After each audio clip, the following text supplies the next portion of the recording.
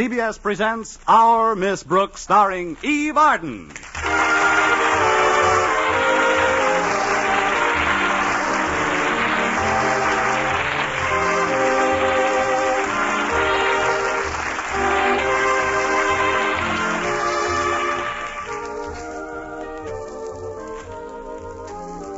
Our Miss Brooks is a school teacher. To be specific, she teaches English at Madison High. Connie Brooks is pretty enthusiastic about her work, too. In fact, in her own words. Although teaching isn't the most profitable career in the world, you must admit the hours are appalling. But there's always my secret heartthrob, Mr. Boynton. He's the biology teacher at school. And a sweeter, more intelligent scientist never brushed off an English teacher to play footsie with a frog. But he'll come around. Even a biology teacher must sooner or later get a little biological. Meanwhile, I can dream, can't I?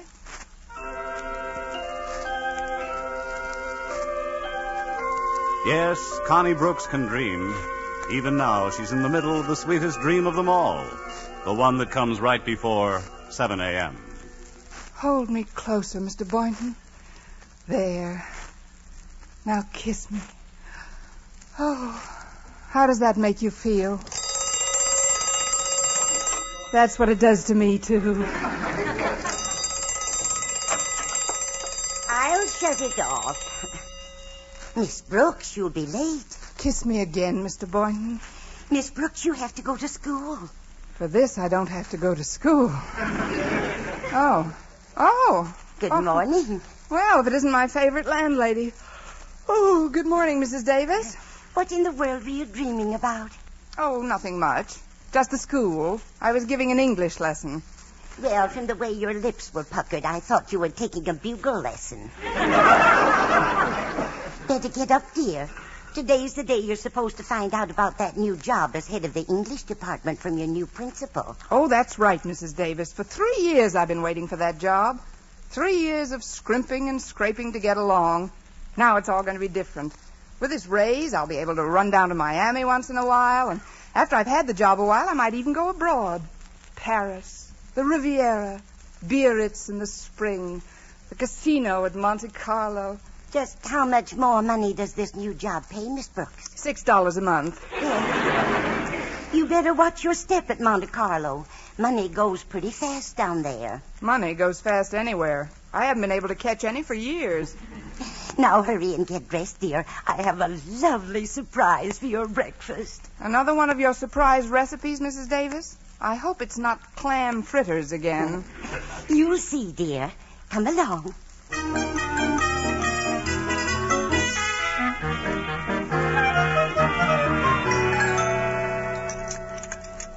Here you are, dear. Here's your surprise. Armenian pancakes. They've been setting for 5 days. What else could they do? I mean in goat's milk. It takes 5 days for it to get good and sour. Sour goat's milk? Here, try a bite off this fork. Don't pay any attention to the smell. Oh, please, Mrs. Davis, no. Well, just one bite. Tell the truth now. Aren't they delicious? I don't want to hurt your feelings, Mrs. Davis, but if I were the goat responsible for this concoction, I would hang myself by my own beard. If you don't mind, I'll have to pass up the pancakes. But, Miss Brooks, it's a crime to throw out these pancakes. What's the crime? Carrying concealed weapons? You've got to have some breakfast. Could I squeeze you a persimmon or two? No, thanks. I'll grab a kumquat on my way to work. Hey, it's funny Walter Denton isn't here yet. He knows I wanted to get to school a little early this morning and meet the new principal. Rather convenient to have one of your pupils drive you around. Yes, my Chevy's still in the shop. I had a little accident Saturday. I ran into a parked car. Oh, that's too bad. I hope you reported it to the police. I didn't have to. They were sitting in the car. Oh, that's good. I'll get it. Hello, Miss Brooks. Come in, Walter. Well, Walter Denton, how you've shot up since I saw you last. You saw me yesterday, Mrs. Davis. My, how time flies. Come on, Walter. I've got to get down early. The new principal takes over today. What's his name, dear? Mr. Conklin, Osgood Conklin. Osgood Conklin? Why, I've known him for years. We went to school together. Really, Mrs. Davis? What kind of a man is he, anyway? Well, the other children used to call him Stoneface because he never laughed. Oh, fine. Well, I shouldn't say never. I did hand him a laugh one time when we were out ice skating. He was practically in hysterics. What happened? I broke my leg. He sounds about as friendly as a subpoena.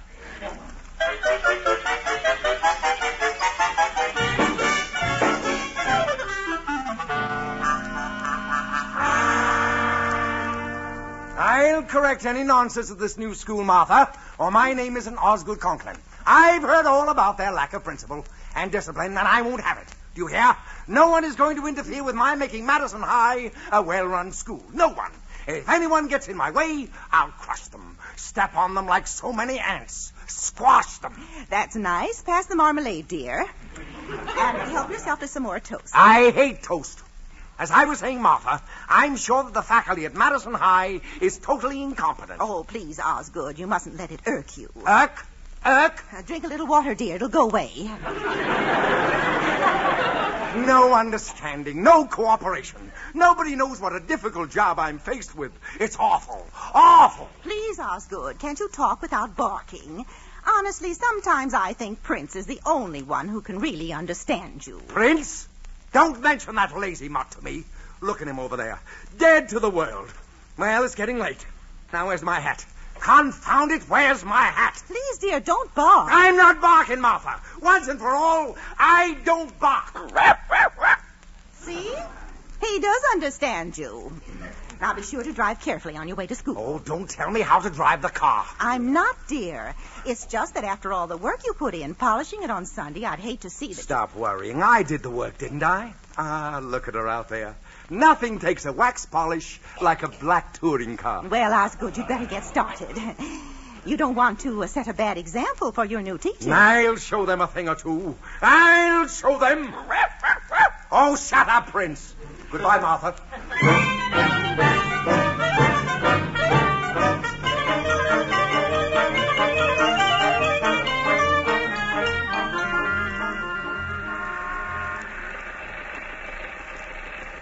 Before we get to school, Miss Brooks, there's something I'd like to talk to you about. It's a girl. Naturally.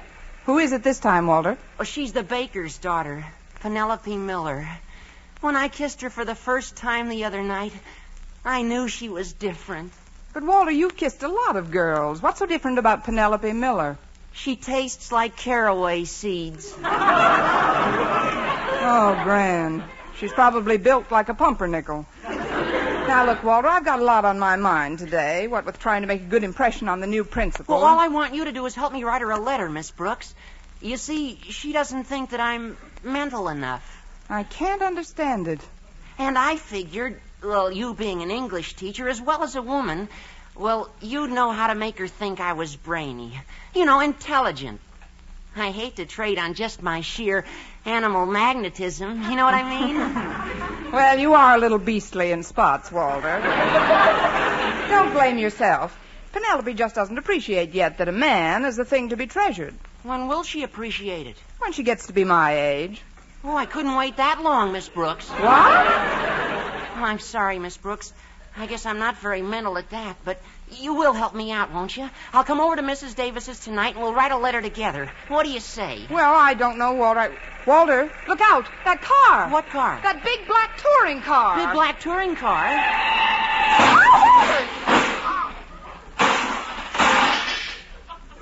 It's not quite as big as it was. You young idiot. Why don't you watch where you... My fenders, my shining fenders lying in the gutter. Walter, put the man's fenders back on. Oh, gee, mister, I didn't You mean didn't mean. Why didn't you look where you were going? Well, gosh, it takes two to make an accident. A brilliant observation. But it just happens that I was only going 15 miles an hour. You should have been going 30. We'd have missed you by a block. Now, see here, you red-haired joyrider. It was probably your fault. My fault? Why don't you learn how to drive that hopped-up hearse of yours? Hopped-up hearse. Now, listen here, young woman. I've tried to control my temper. But if you want to play rough, I can get plenty rough. Walter, I've got to run along. I'll leave you to straighten out Barking Boy. Barking Boy? That's the second time today I've been accused of barking. Young woman, I'll have you know I do not bark. Who's your friend? Go home, Prince.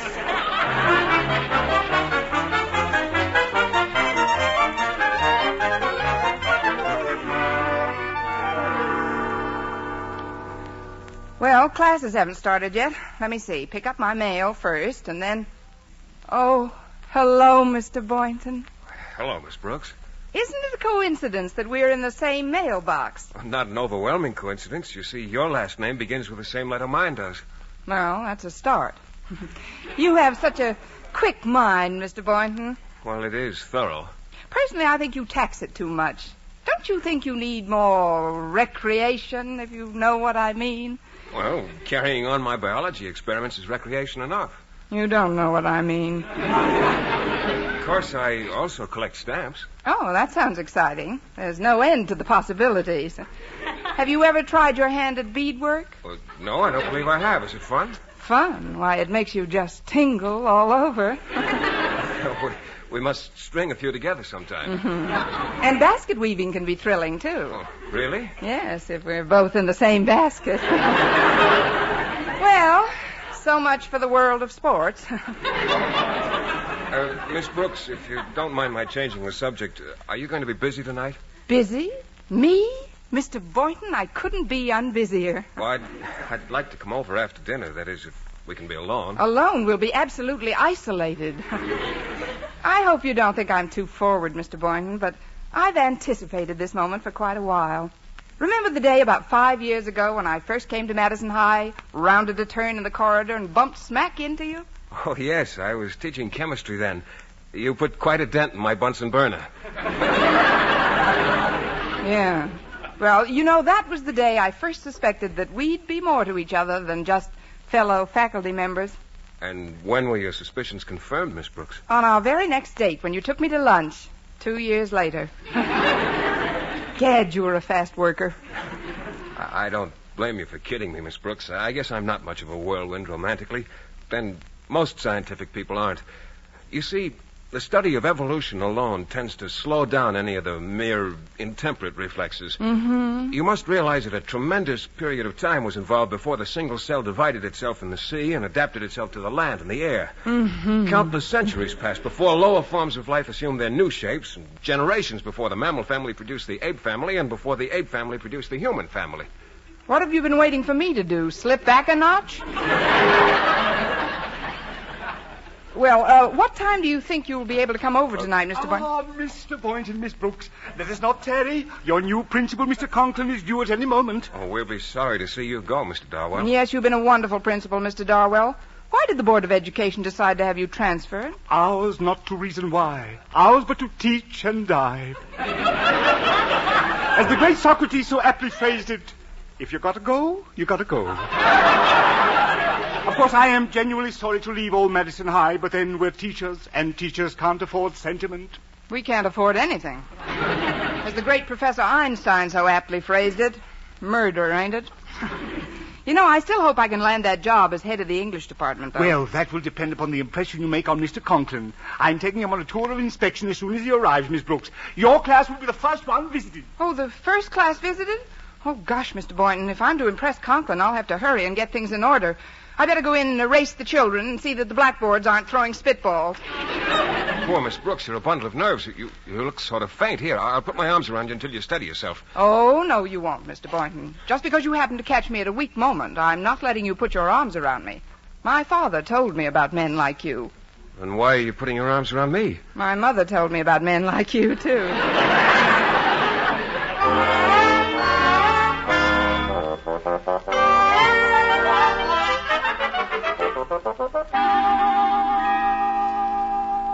All right now, class. Please let me have your attention. As many of you know, our new principal, Mr. Osgood Conklin, takes over his duties today. So, if he should drop in here at any time, there's no reason for any of us to be nervous, self-conscious, or head of the English department. I mean, we'll just go on in our normal manner. Now, to take up where we left off yesterday... Pardon me, Miss Brooks, but Mr. Conklin and I just happened to be passing by. Oh, why, come right in, Mr. Darwell. This way, Mr. Conklin. Thank you.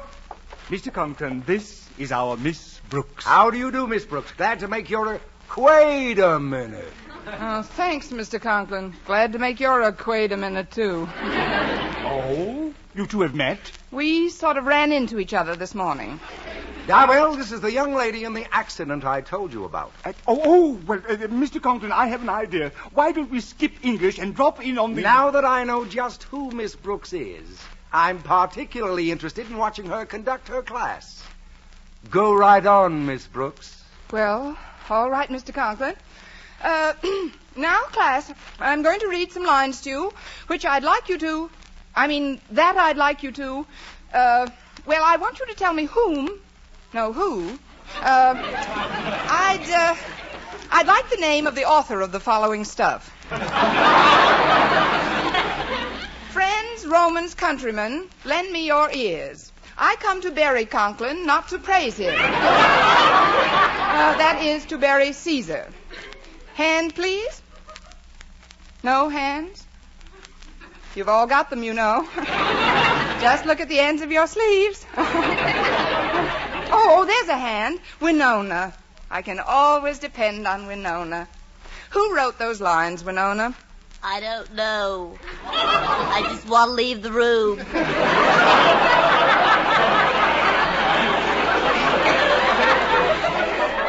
Never mind the blindfold, Captain. Just give me a cigarette.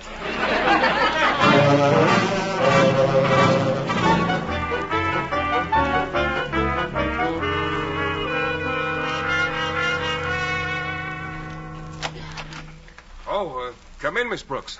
How is everything? Well, frankly, Mr. Boynton, I'm a little tired. I just lost 2 out of 3 falls to Mr. Conklin. Oh, you've met the new principal, eh? What's he like? He looks like he was weaned on a vinegar popsicle. Mr. Boynton, I just dropped by to see what time you're coming over tonight. Tonight? Yes, one of my students is stopping by for a few minutes. I promised to write an intellectual letter for him to a girlfriend he's trying to impress, Penelope Miller. Penelope Miller? Yes, she tastes like caraway seeds. If you could just let me know what time you're coming over. Well, I'm not sure about tonight at all right now. I'm quite worried about Violet. Violet? Yes, the white mouse I use in some of my experiments. Steady, Violet, dear. Steady, dear. I'm just going to hold you for a minute. Mr. Boynton, if you could You know, I don't like the feel of her stomach. Mr. Boynton... It's lumpy. Well, Mr. Boynton, you told me this morning... Well, frankly, Miss Brooks, at that time I didn't know about Violet's condition. You understand I have to... I know. You have to sit up with a lumpy mouse. Well, she's terribly peaked lately. I don't know what it is.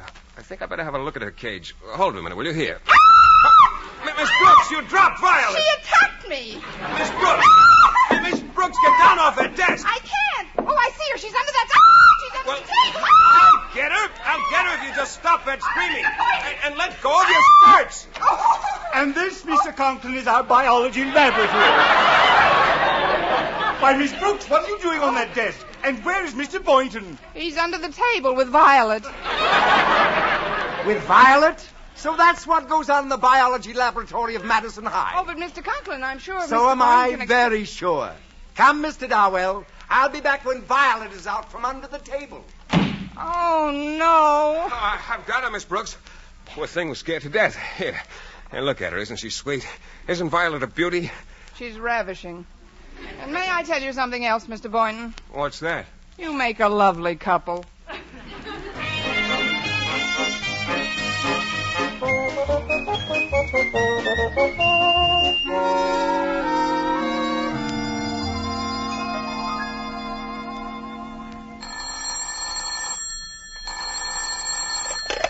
Hello, principal's office. Osgood Conklin speaking. Who's calling, please? Mrs. Davis. Margaret Davis? Oh, yes, the girl I used to go ice skating with. How's your leg? What's that? You want me to come over to dinner? Well, I'm afraid You say there's a teacher living with you that you want me to meet. Miss Brooks. Well, I'd like... Miss Brooks! Now, look here, Margaret. I've already met that redhead... Mr. Conklin. Hold the phone, Margaret. Yes? I'm Matilda Denton of the school board. I have reason to suspect that my boy Walter, a pupil at this institution, has fallen into the clutches of one of your female teachers. What? Yes. He told me that he had a date with a woman tonight at her home. Uh-huh. And here, this note fell out of his pocket when he came home from school. Let me read that, please. At last, I've got what I want. Red hair and a tough, sturdy body. Red hair? Good heavens! Well, Mr. Conklin, have you any idea who this nefarious woman might be? Yes, I have, Mrs. Denton. Pardon me. Hello, are you still there, Mrs. Davis? No, I haven't been to a Turkish bath. Now, listen. I have reconsidered. I shall be delighted to dine this evening with you and, Miss Brooks. Mr. Conklin, I'll give you just 24 hours to find out who my boy is traipsing around with. Listen, Mrs. Denton. Listen, Mrs. Davis. You'll get to the bottom of this matter quickly, or there'll be a new principal here at Madison High. Try it, both of you. Don't you bark at me. I'm not barking. Let's go home.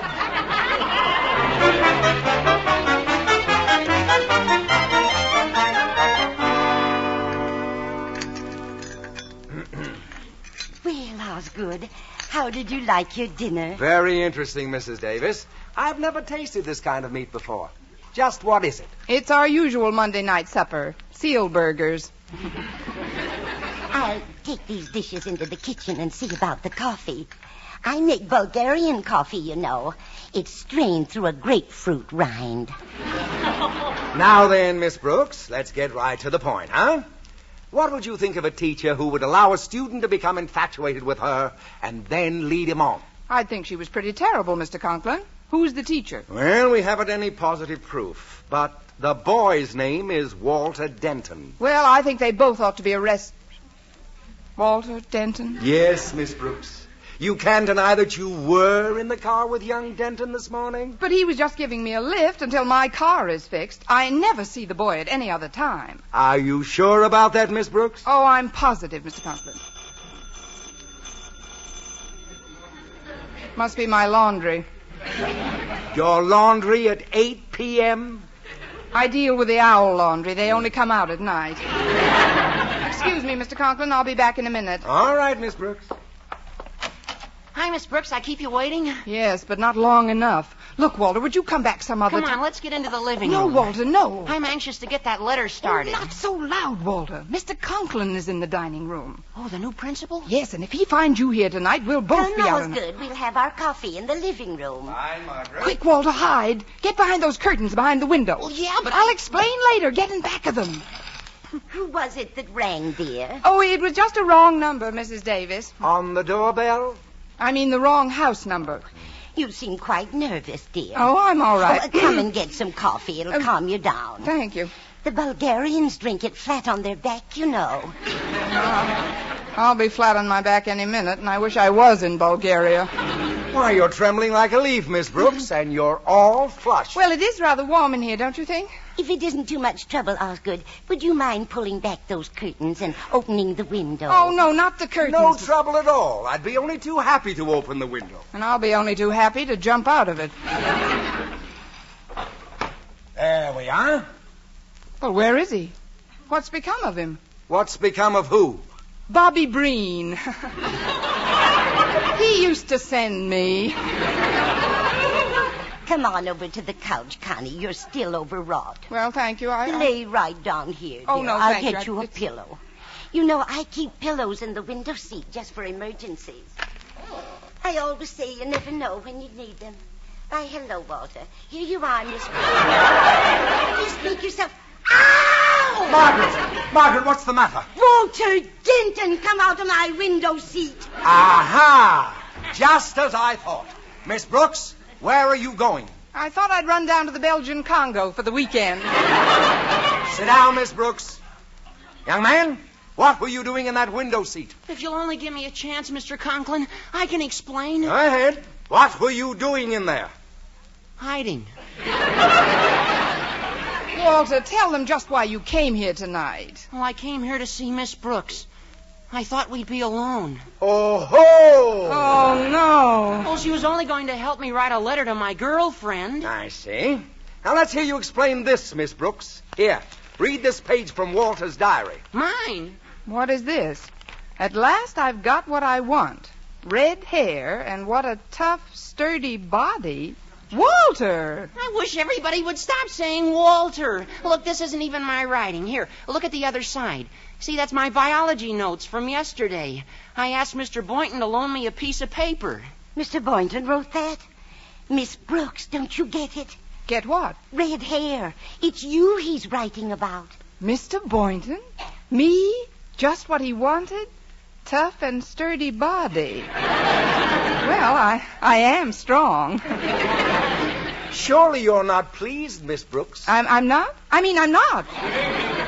Oh, Door's open. Mr. Boynton. I thought you said we were going to be alone, Miss Brooks. You too. What's happening around here? Haven't you heard? I've been made queen for a day. Boynton, I'd like to know whether you wrote this or not. Let me see it, sir. Yes, I wrote it. It was supposed to go into my diary. What's wrong with it anyway? She is strong, and I did work hard to get her. Oh, Mr. Boynton, please, not in front of everybody. It took 23 generations of crossbreeding to get a red-backed mouse like that. Red-backed mouse? Mouse? Amazing.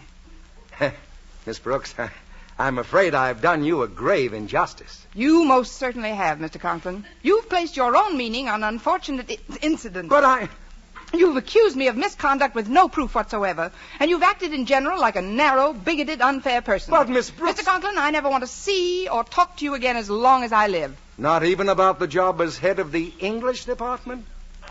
Mr. Conklin, I've done you a grave injustice. Let's sit down on the love seat and talk this thing over, yes. Huh? Well, we'll take it up first thing in the morning, Miss Brooks. I've got to be getting home now. Come on, Walter. We'll take the bus together. Oh, we don't have to take the bus, Mr. Conklin. I've got my car outside.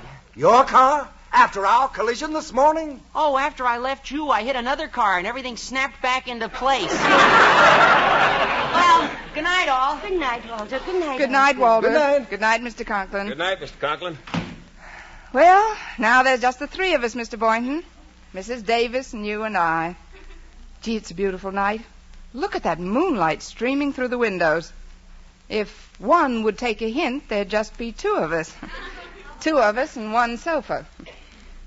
I said if one would take a hint, there'd just be two of us.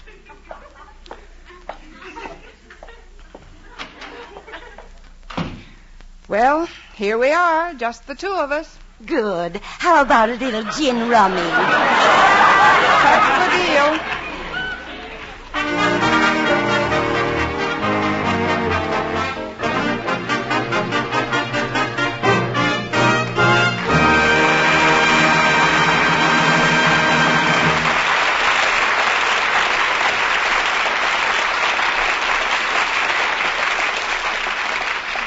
Well, I blitzed Mrs. Davis 3 across, but I'd rather have lost to Mr. Boynton.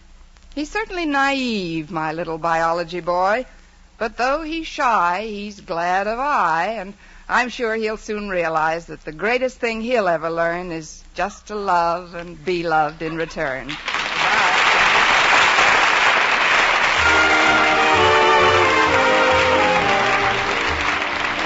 How often have you picked up a newspaper and read about an automobile accident? Chances are you think of accidents like that as always happening to someone else.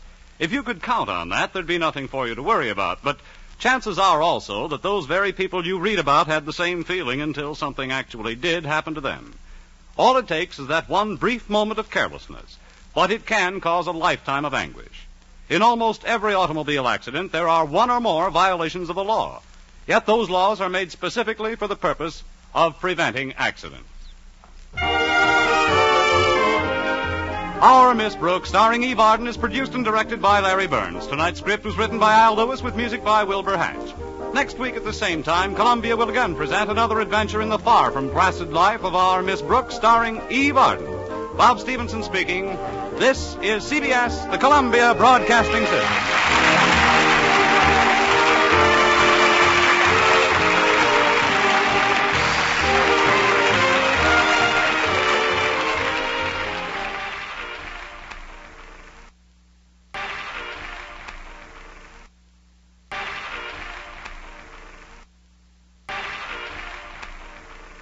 Palmolive Soap, Your Beauty Hope, and Luster Cream Shampoo for soft, glamorous dream girl hair bring you Our Miss Brooks, starring Eve Arden.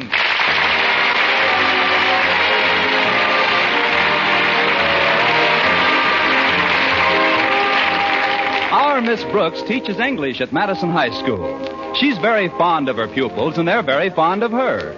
She's also very fond of biology teacher Philip Boynton, and he's very fond of his frogs and guinea pigs. Well, this absorption in his laboratory is largely due to Mr. Boynton's natural shyness. Well, that is to say that he's shy in the world of reality. But in the dreams of our Miss Brooks, Philip Boynton is every bit as ardent and attentive as any woman could desire. Let's listen. Oh, my darling Constance. You're so lovely, so desirable. I feel I could fly on the wings of our love. Won't you join me, Constance, on a flight to paradise? Contact. I must pause for a moment, my darling. You know why? For station identification? I want to look at you again before I kiss you. And if you notice anything strange in my eyes, dearest, it's stardust. Well, sweep it under your lids and let's get going. Oh, isn't it wonderful, Connie? Just you and I alone in our dream house. Yes, it is, Philip. And if anyone comes calling, we'll refuse to answer the doorbell. Sorry, wrong number. Okay, alarm clock. Oh, you win. Quiet. If I could have slept a few more minutes, that dream might have gotten the Academy Award. Come in. Good morning, Connie. Good morning, Mrs. Davis. I've brought you a little breakfast tray. Hope you like the surprise recipe on it. Another surprise recipe? I'm still trying to get used to the last one. Rye crisp boiled in breadcrumbs. Oh, this isn't anything like that, Connie. This is a famous Alaskan dish. Want to know what it consists of? No, what? It's very simple. You just take a pound of frozen whale meat, thaw it out, roll into patties, and fry in deep seal fat. Oh. What do you call this Eskimo's delight? Blubber burger. Blubber burger? Yes. Of course, not everyone can enjoy them at first eating. How do you stand on the whale meat, Connie? I really don't know, Mrs. Davis. I've never stood on any.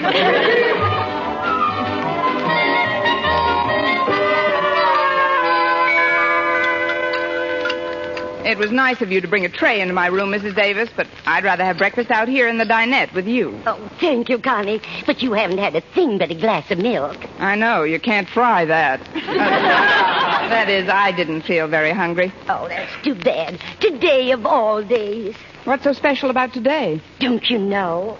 Let's see. Oh, certainly. Yesterday was payday, so today must be rent day. What do I owe you, Mrs. Davis? I'm not worried about the rent, Connie, although I could use a small loan. How much? Well, $5 would do nicely. It's for a donation I promised the Ailing Newsboys Fund. All right, Mrs. Davis, I can let you have $5. You sure you won't miss it? No, I won't miss it. The people I owe the payment on my car might miss it, but I'll take care of that later. I've had my eye on a bag in Justin's department store, and I've decided to throw caution to the winds and buy it this afternoon. The one you told me about? Green alligator skin? That's the one. Of course, I'll have to postpone a lot of my time payments. The car, my coat, the watch I bought for Mr. Boynton, but it's worth it. Wait till you see that bag, Mrs. Davis. But what about your creditors? What'll you tell them? I'll write them all polite letters. Letters? What'll you say? Oh, I'll think of something. I'm an English teacher, ain't I? I mean, aren't I? Am I not? You certainly must have your heart set on that bag. Oh, I have. Do you think Mr. Boynton will like it? He likes frogs and lizards and things. Then this alligator bag ought to be right up his alley. Lucky alligator bag to be up an alley with Mr. Boynton. Oh, that must be Walter Denton. He's giving me a lift to school. I'll be there in a minute, Walter. Is your car in the repair shop again, Connie? Yes, the garage says they just have to get one more part for the car before I can drive it again. What part is that? A motor. Only if I'm... Hello, Walter. Come in. Thanks, Miss Brooks. I just came in to tell you to be sure and bring a coat with you this morning. It's colder than a school teacher's heart out. I mean, some school teachers' hearts, Miss Brooks. You're a warm one. Thanks, Walter. You can butter me up on the way to school. I'll go get a coat. I'll just be a few minutes. Did someone let that cat in again? It's me, Mrs. Davis. Oh, Walter, I'm glad you came in. We've got to make arrangements for the surprise party. Does she know it's her birthday? No, just like last year, she's forgotten about it completely. Swell, then the party will go over that much bigger. Did you find out what she wants? Yes, I did, Walter. It's a green bag in Justin's, but she's threatened to buy it for herself. Golly, that's no good. I know. So I've thought up this scheme. If we all borrow some money from her, she won't be able to buy it. Then we can give it to her for a present. I'll call the CONKLINS and tell them to be sure and borrow something from Miss Brooks when she gets to school. Good. She's so soft-hearted she'll never turn anybody down, as long as there's a hard luck story with it. I'll put the bite on her and... I'll borrow something on our way to school. Here she comes. I'll go back into the kitchen. I don't want her to think we've been conspiring. Okay, Mrs. Davis. Well, that wasn't such a long wait, was it, Walter? Oh, not at all, Miss Brooks. Gosh, that's a nice coat. Well, when did you buy that? Within the next 18 months. Let's hurry, Walter. I couldn't touch a morsel of Mrs. Davis's breakfast. I'd like to get a bite on our way. Don't worry, you will.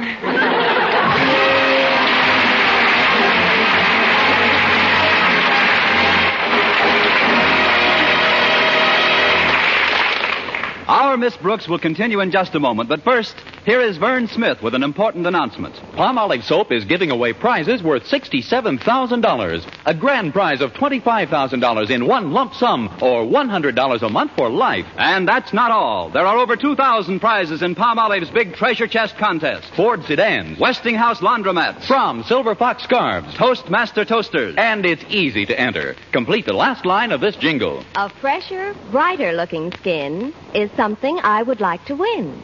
I'll get Palmolive soap today.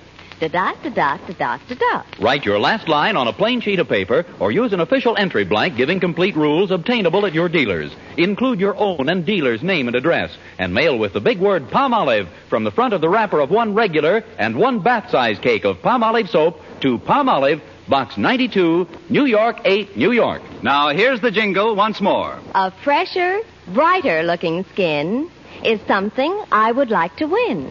I'll get Palmolive soap today.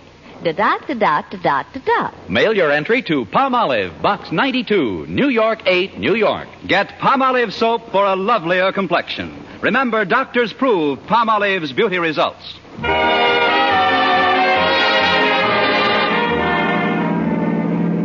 I just had a tune-up job done in the car, Miss Brooks. Runs pretty smooth, doesn't it? Yes, it does, Walter. What kind of a car was this? Is this? A 1938 Hudson. Certainly held together for the past 10 years. So have you, Miss Brooks. Not that I'm comparing you with a car or anything, but, well, you're still so youthful. Nature's treated you extremely well. Why, you haven't even got any crow's feet. Nature probably knows I can't afford shoes for them. I don't like to keep bothering you with my personal problems, Miss Brooks, but could I once more? Could you once more what, Walter? Bother you with a personal problem. It's about a financial matter. What kind of a financial matter? A loan? Are you asking me or telling me? I'm telling you? I'm telling you. I'm broke. Really? How long have you been a school teacher? No, I'm serious. I've just got to get some money somewhere. It isn't like it was for myself. I wouldn't even ask if it was for myself. Who is it for? It's for a friend of mine. He's an iceman, and his horse fell down the other day, and he's laid up in the barn now, and my friend hasn't been able to sell any ice. Oh, that's too bad, Walter. He doesn't know when the horse will be on his feet again, and he's just had a baby. The horse? No, the Iceman. Well, that's a switch. His wife, you see, and they haven't got enough money to buy milk to feed it, let alone the other 7 children in the family, plus oats. Ain't it sad, Miss Brooks? Saddest thing since Camille. How much do you want to borrow, Walter? $5 would help a lot. Okay, here you are. Gosh, thanks. Are you sure you won't miss it? No, I won't miss it, Walter. The people who sold me this coat may miss it, but I'll take care of that later. Thanks again. You don't know what this money will do for these people. And you'll get it back just as soon as my friend's foot heals. Your friend's foot? I thought it was the horse who fell. The horse? Oh, sure. But didn't I tell you? When the horse fell, my friend tried to lift him up and sprained his own ankle. Oh, great. Between his sick horse, sprained ankle, and having a baby, your friend is the busiest iceman I ever knew. Well, we're right near school. Oh, gosh, I got so wound up talking about my poor friend, I forgot to stop and let you get some breakfast. Well, after that story, Walter, I'd feel guilty eating anything but hay. I'll have an early lunch in the cafeteria. Okay, Miss Brooks. Well, here we are. Thanks, Walter. Say, isn't that Harriet Conklin going up the steps? Yeah, that's Harriet. Oh, you better hurry. She's anxious to talk to you. How can you tell from the back of her neck? I'm psychic about some things. Go ahead, Miss Brooks. All right, Walter. See you later. Good morning, Harriet. Oh, good morning, Miss Brooks. I'm so glad we bumped into each other before school starts. I've been very anxious to talk to you. Walter is psychic at that, among other things. What did you want to talk to me about? Well, it's rather embarrassing. Not that you're hard to talk to or anything, but, oh, golly, I just don't know how to say it now that we're face to face. Well, we'd look pretty silly chatting back to back. What seems to be the trouble? Well, it's really not my trouble, Miss Brooks. It's just that I've got to get some financial assistance for a friend in need. What friend, Harriet? Well, it's a little boy I know. He comes from a very poor family, and in order to help his folks, he shines shoes after school. Now, he's got a little dog that helped him get his business started. What did he do, put up the money? No, Miss Brooks. He used to do tricks and attract customers, but just the other day he fell down and hurt his foot. Now the poor little dog can't even get downtown anymore. Well, I can get him a lift downtown if he doesn't mind riding on a lame horse. I don't understand. Well, I don't either, but how much do you want to borrow? Well, right after he was hurt, they took the little dog to a hospital, and the bill there was $8. He must have had a semi-private room. Well, here's the $8, Harriet. Oh, thank you, Miss Brooks.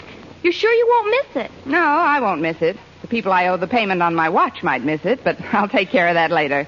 Anyway, I still have enough left to pick up that bag at Justin's this afternoon. Yeah. Oh, I mean, what bag? A green alligator job that I've had my eye on for weeks. Oh. Well, before you go to your room, Daddy would like you to stop in at his office. Uh-oh, what have I done now? Why should you think you've done something, Miss Brooks? Golly, just because Daddy's a principal is no reason for anybody to be afraid of him. No, maybe you're right, Harriet. Good morning. Morning, Daddy. See you later, Miss Brooks. Bye, Harriet. Will you step into my office a moment, Miss Brooks? Certainly, Mr. Conklin. Yeah, at ease. Have a chair. Yes, sir. As you know, I was a major in the last war. Mm-hmm. Spent almost 4 years in charge of the post exchange at Camp Bobrick, Ohio. Stout fella. Yes, although I've been returned to the arms of my loved ones for over 2 years now, I opened my last box of Hershey's in 46. I must confess there are aspects of military life which bear remembering.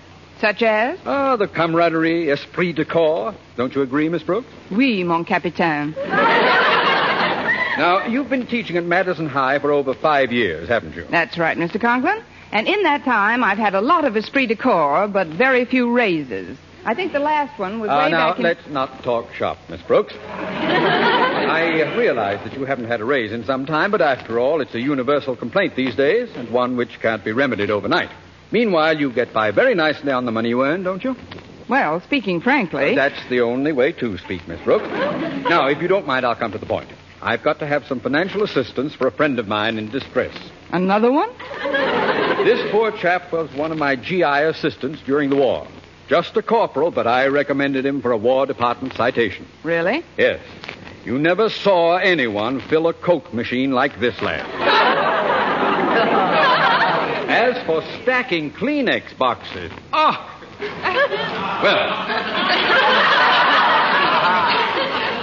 after the war, he got married and started to raise a family.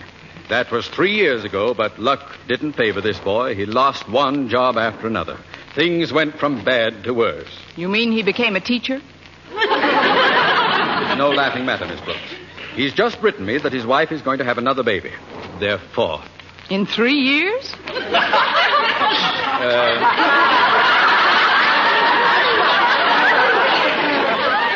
There's a set of twins. In any event, he's desperate. He can't even afford a hospital room for his wife.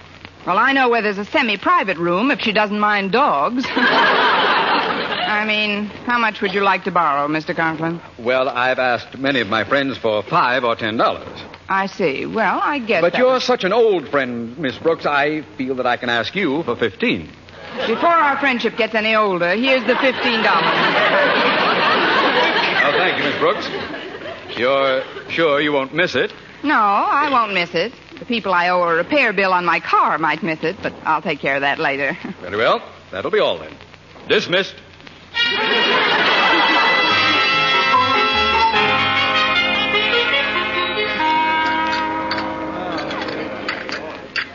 Oh, excuse me, Miss Brooks, but may I sit at this table with you? The school cafeteria is pretty crowded today. Oh, sit down, Mr. Boynton.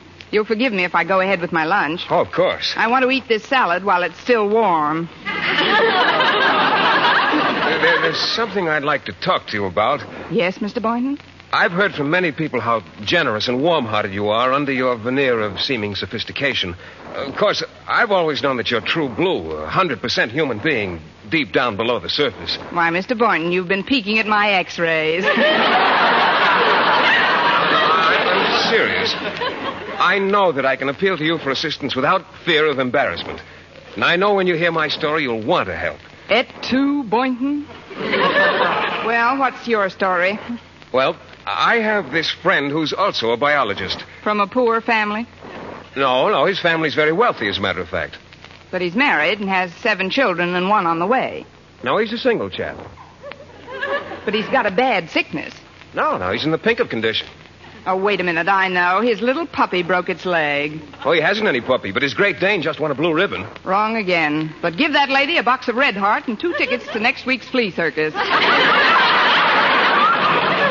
Look, Mr. Boynton, I'll bet your friend's horse is so lame he can't even ride him to work, Well, my friend drives a Cadillac. Look, if you'll just let me finish, I'll be as brief as possible. You see, he's leaving town, and he's got about 30 white mice and frogs that he wants to give me. Oh, so that's it. They're sick. Oh, no, not at all. They're wonderful specimens. But they're orphans. Please, Miss Brooks, what I'm trying to tell you is that I'll need about $20 for the added equipment it'll require to house them. Oh, well, why didn't you say so? Here, Mr. Boynton, here's $18. It's all I have left. Let a couple of the mice double up. Thank you, Miss Brooks. I certainly appreciate this, but are you sure you won't miss it? No, I won't miss it. The people I owe the payments on my car, watch, and coat might miss it, but I'll take care of that later. There's only one thing that's not going to be put off, Mr. Boynton. Oh, what's that? A green alligator bag I've got my deep down underneath little warm heart set on. My first stop after school will be the nearest bank that lends money.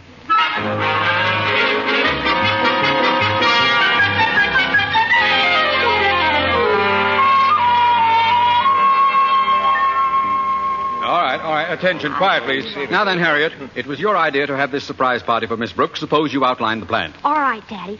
First of all, did we all borrow enough from Miss Brooks to keep her from getting that bag she won? Mrs. Davis and I took $5 each from her. I nailed her for that is...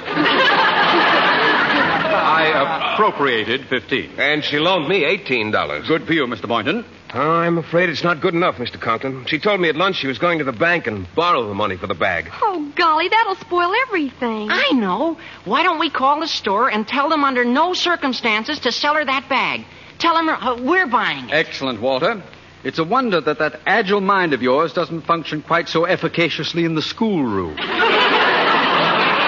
thanks, Mr. Conklin. Then I'll run down to the store, pick up the bag, and take it home. Now, who'll get Miss Brooks and bring her over to our house? Oh, I will. I'll call for her at about 5 o'clock and bring her over to your house at 6. Fine. Now, synchronize watches, everybody.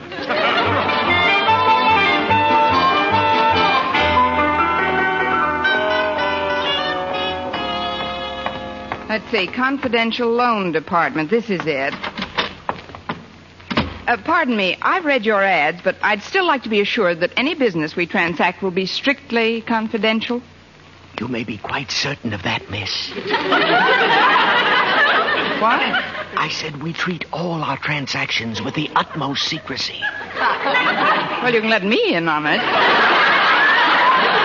I'd like to borrow about $35. Yes, ma'am. What is your occupation, please? I'm a school teacher. How long have you been teaching, and at what school, please? 5 years at Madison High. And how do you sound when you've got laryngitis? Very comical. You write your name and address down, and I'll get you the money. Is that all there is to it? Yes, we don't believe in a lot of red tape. Oh. All you have to do is sign a few papers. First here. Yes. Now here. Right. Now this one. There you are. Now here. Mm-hmm. And here. Again. And this one. Yes. Now we'll start on the second page. Here. Yes. And here. Mm-hmm. And here. Mm-hmm. And here. And here. Here.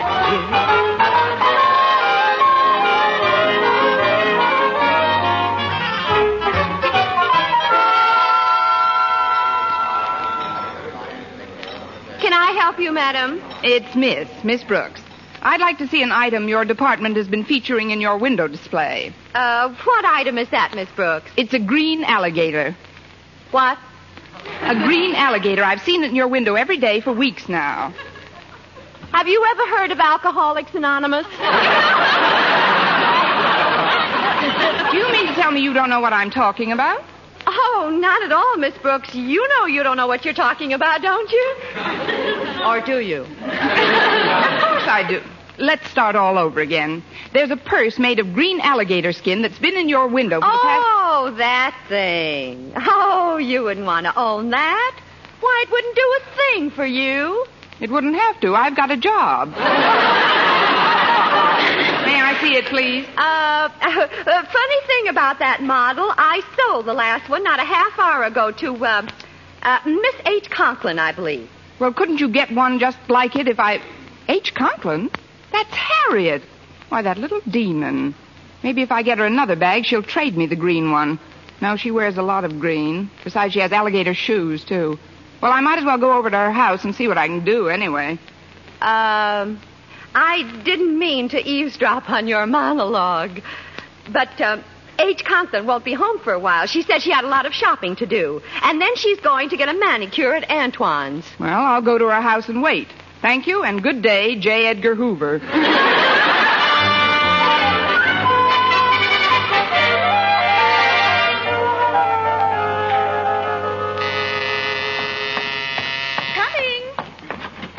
Hello, Mrs. Conklin. Is Harriet at home? Why, no, Miss Brooks. She's out doing some last-minute shopping for the...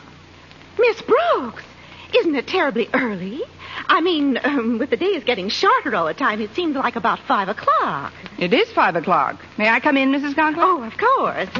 Who's that at the door, Martha? Oh, it's you, Miss Brooks. Hello, Mr. Conklin. Martha, did Harriet get back with all... Miss Brooks! Isn't it a little early? I mean, it only seems like 5 o'clock. 5-1. Sit down here in the living room a minute, Miss Brooks.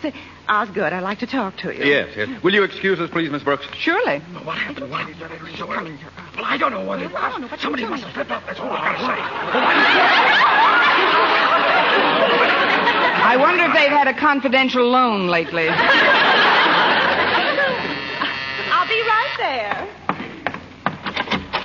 Hello, Walter. Hello, Mrs. Conklin. I got all the stuff. Funny hats, noisemakers, confetti, and streamers. Oh, come on in the living room and we'll start decorating the place. But, Walter, look who's here, Walter. Hi, Miss Brooks. Hi, Walter. Now, we'll take the streamers and we'll start in this corner of the room and we'll... Miss Brooks! When you hear the tone, the time will be 5-2. This one's on me. Oh, hello, Mr. Conklin. I was just over to Mrs. Davis's house, but you... Say no more, Boynton. Come into the living room. Hello, Mr. Boynton. Hi. Oh, hello, Mrs. Conklin. Walter. Hello, Mr. Boynton. Oh, hello, Miss Brooks. As I started to say, Mr. Conklin, I went over to Mrs. Davis's to pick up Miss Brooks, but she... Miss Brooks! I know I'm terribly early, but I wish I knew for what. I'll answer it. Must be Harriet. Hello, dear. Mrs. Davis. Come in, won't you? I got the bag, Mother, and I had it gift wrapped. Oh, it looks just super. I brought the cake, Martha. Well, hello, everybody. Hello, Mrs. Davis. Harriet. Hello, Hello, Miss Brooks. Well, there's nothing else that we can do now but wait. Miss Brooks! If somebody says Miss Brooks once more, I'm going to change my name to Lucy Pumpernickel. Well, I guess the cat's out of the bag now. We might as well tell her. Miss Brooks, this little gathering is in honor of your birthday. My birthday? How do you like that? I forgot it again. Miss Brooks, as a token of our esteem and affection, may we present you with this little gift. Go on, Miss Brooks. Open it. The gift is something you wanted for a long time, Connie. Oh, the green alligator bag. So that's why everybody borrowed money from me today. That's right. We didn't want you to get it for yourself. Well, this is certainly the nicest present anybody ever bought me, with or without my money. Oh, we didn't get this with your money, Miss Brooks. Look inside the purse. Why? Oh, what's this? 5, 10, 20? It's all here. That's right, Miss Brooks. Well, now that we all know it's your birthday, suppose you tell us how old you are.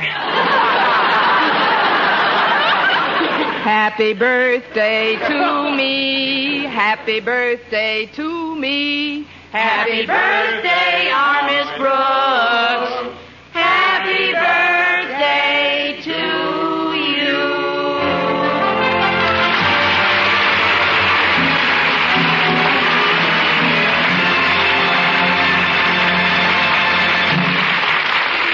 Eve Arden as our Miss Brooks returns in just one moment. But first...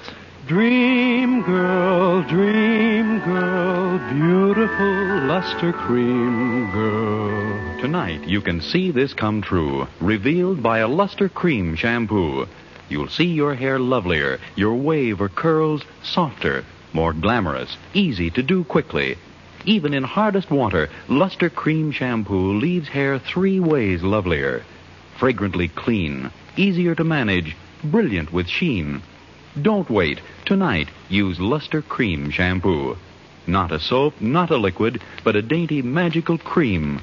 Discover why it's by far the top favorite cream shampoo. Get the big jar, $1. Smaller sizes, either tubes or jars. Tonight, you can be a dream girl, beautiful luster cream girl. You owe your crowning glory to a luster cream shampoo.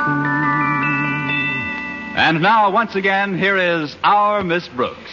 So you see, I won't need the $35 I borrowed from you people yesterday. Here it is. Fine. The interest is practically nothing. Oh, that's nice. May I have a receipt, please? Of course. Just sign here. Yes. And here. Yes. And here. Yes. And here. Yes. And here.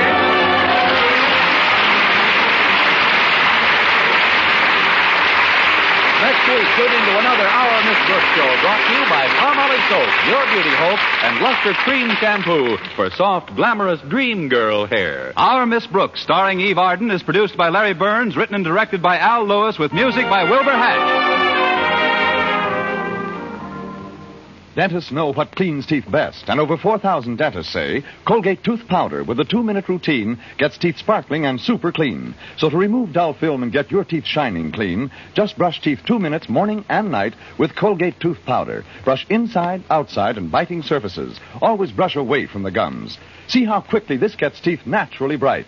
It removes dull film that improper brushing misses. And Colgate tooth powder also sweetens your breath. Try it. Buy Colgate tooth powder today. For mystery liberally sprinkled with laughs, listen to Mr. and Mrs. North. Tune in Tuesday evenings over most of these same stations. And be with us again next week at the same time for another comedy episode of Our Miss Brooks. Bob Lamont speaking for CBS, the Columbia Broadcasting System.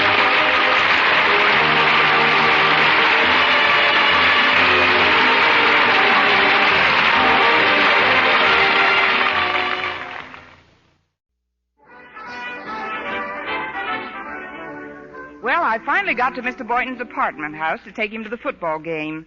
He was standing in front of the door holding a big box with a cellophane top, the kind you put an orchid corsage into. I said, "Mr. Boynton, you shouldn't have bought me flowers." His answer was typical of the man. With a modest smile, he hung his head, blushed, and said, I didn't. "Oh, well then what's in that box?" MacDougal. He's a wee one, isn't he? MacDougall's a bullfrog, Miss Brooks. I took him home from the laboratory yesterday. I don't like the sound of his voice. It's kind of raspy. Maybe he's got a man in his throat. Are you taking him with us to the football game? Oh, I'm afraid I'll have to. You see, his neck's pretty sore, and I put a compress on it. Wouldn't want him to scratch it off. He should have had his tonsils out long ago. Maybe his folks couldn't afford it. Well, get in, Mr. Boynton, and put MacDougall in the back. Oh, I'd rather not, Miss Brooks. Let's keep him up here in front, between us. Goody. I've always wanted to go to a football game with a bullfrog. Well, are you all set, Mr. Boynton? All set, Miss Brooks. Then we're off to Clay City. It's a beautiful day for football, isn't it? Oh, yes, it is. Do you like football, Mr. Boynton? Well, frankly, Miss Brooks, I haven't seen many games. Oh, that's a shame. We teachers should set an example in school spirit for the student body. That's why I'm going today. That's one reason, anyway. I beg your pardon? I said I think we should show more interest in school events. Oh, I agree, Miss Brooks. Who's pitching for us today?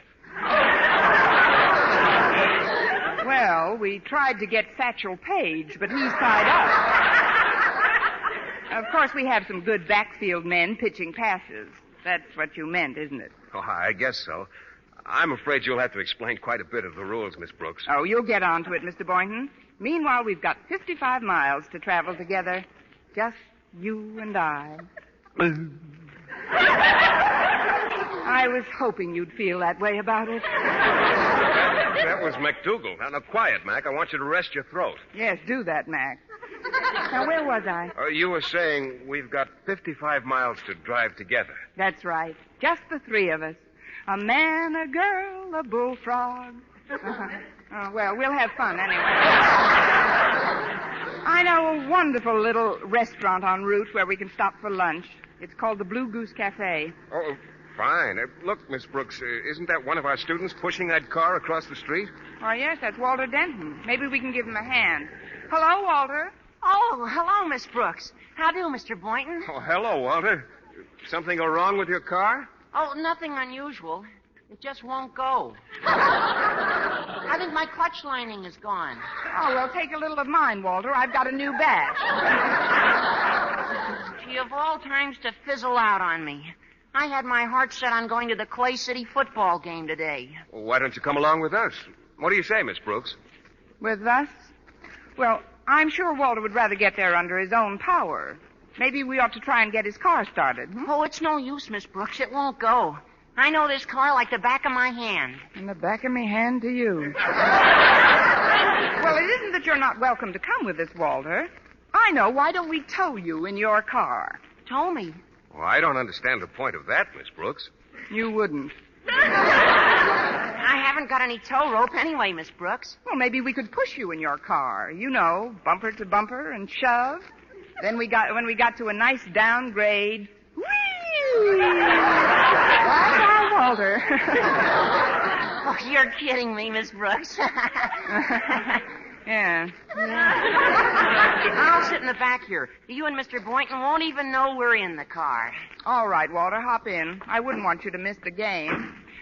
Well, here goes, off to Clay. Did you say we're in the car? Sure, I've got a date with Harriet Conklin. She's a real football bug. Bug? Don't get excited, Mac. It's just an expression. She'll be waiting in front of her house, Miss Brooks. It's just a mile or two out of your way. Naturally. But we'd better hurry if we want to have some lunch before the game. Hang on. Turn right at this corner, Miss Brooks. You'd better slow down for it. Look out for that milk wagon. Boy, that was close. Oh, are you still in the car, Walter?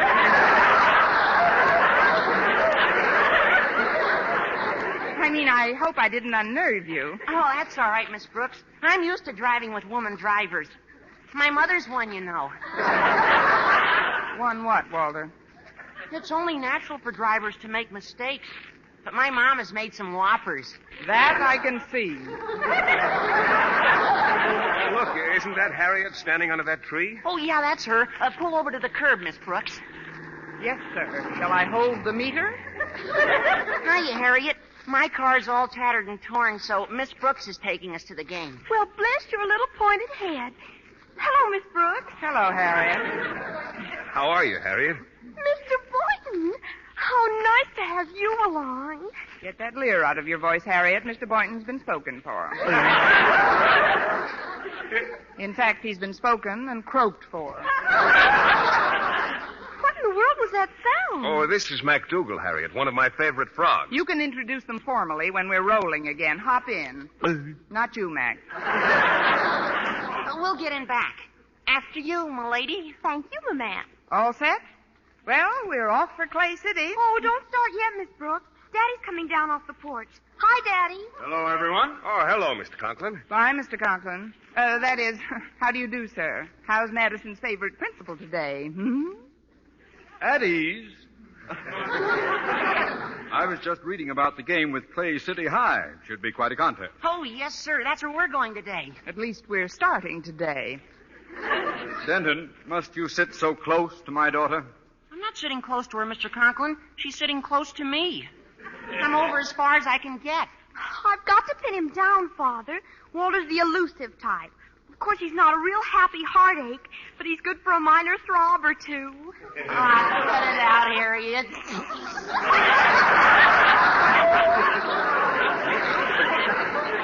Oh, stop those nonsensical noises.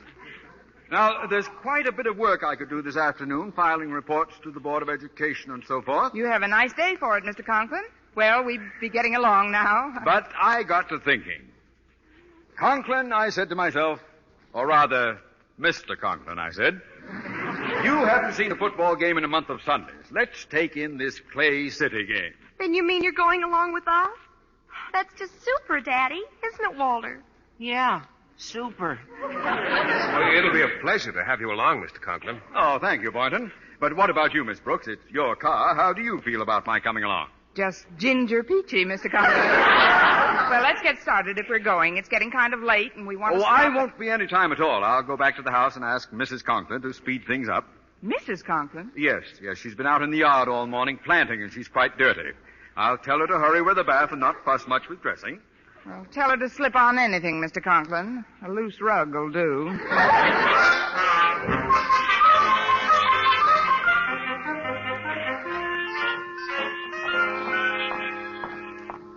Well, here we are. Sorry to keep you waiting. Hello, Miss Brooks, Mr. Boynton. Hello, Mrs. Conklin. How are you, ma'am? Walter's here, too. Hello, Walter. Hi, Mrs. Conklin. Where do you want to sit? Well, I think that you two should be separated. So, Martha, if you'll just sit between Walter and Harriet, I'll sit up front between Miss Brooks and Mr. Boynton. Fine.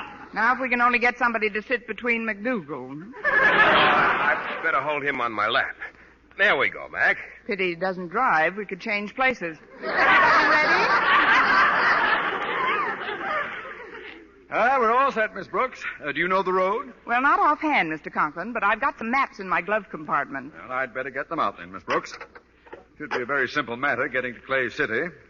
Let's see here. Route 68 into 44, then west. No, it's east, I guess it is, on 106. Well, what are you waiting for, Miss Brooks? For the directions, Mr. Conklin. Oh, I'll give you those as we go along. Just start her up. Well, we're on our way, Harriet. Oh, isn't it fun, Walter? Please, children, you're squeezing me. It should happen to both of us.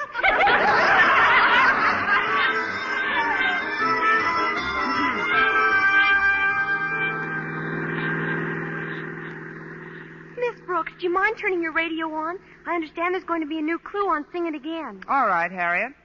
Gee, the prizes are up to $26,000. And here, folks, is your new Sing It Again clue. The phantom voice is no Ziegfeld girl, but a Ziegfeld guy gave her a whirl. Thank you. The $26,000 will come in handy. Who do you think the phantom voice is, Miss Brooks? Well, if I knew the answer to that, Harriet, I'd be able to walk right up to your father and say... Yes, Miss Brooks? Hello, Mr. Conklin. We've been going quite a while on Route 68. Shouldn't we have switched over to 44 by now? Are you questioning my directions, Miss Brooks? Well, no, Mr. Conklin, but... I was a major in the last war, you know. And as such, spent considerable time in command of a transport group at Camp Bobrick, Ohio. I'm sure we're on the right road. And the caissons go rolling along. Oh, you have quite a voice, Mr. Conklin. Oh, thank you, Boynton. I did a bit of singing round the barracks now and then. Yum tum tum tum tum tum tum tum tum. Oh, that's very cute, Mr. Conklin. Oh, that was Mac, wasn't it? He must be hungry, Mr. Boynton. I know I am. Shall we stop for some lunch at the Blue Goose? Well, where's the Blue Goose, Miss Brooks? Well, I haven't been there since I was a girl, but... Gosh, Miss Brooks, do you think it's still standing? Now, just a minute, Walter. How old do you think I am, anyway? Oh, I'd say you're about... Of course it's still standing. There's only one place to go if you want a delicious luncheon. That's the Pink Flamingo. Oh, where's that, Osgood? You never mentioned it in front of me before. Well, the last time I went there, I was with a bunch of the boys. Are you sure you can find this Blue Goose, Miss Brooks? Yes, I think so, Mr. Conklin. Let's see, where are we now? Well, there's a signboard over there, Route 118. Funny, that isn't on this map at all. You'd better bear left at this fork, Miss Brooks. Very well, Mr. Conklin, but I don't think we're on the right road. This hill ahead of us is pretty steep. I hope the motor doesn't heat up too much. This radiator's just been patched temporarily. Well, up we go. Over hill, over down, and the caissons go. What was that? The caisson stopped rolling. At least this one did. I'll get out and look at the motor. Keep your seat, Mr. Boynton. As head of a transport battalion, I had considerable to do with motors during my hero's duty. Now, let's see. Well, nothing wrong with the tappets. Radiator's still in one piece. Hand me a hammer, somebody. There are some tools under this seat, I think. Oh, here, let's get out. Here we are. Here's a hammer, Mr. Conklin. Oh, thank you. Now we'll just tap this water pipe here. Oh, be careful, Mr. Conklin. Please, Miss Brooks. I know motors backwards. One more good tap should do it. That did it, all right. Well, let's get out and push, folks. We're off to the nearest garage.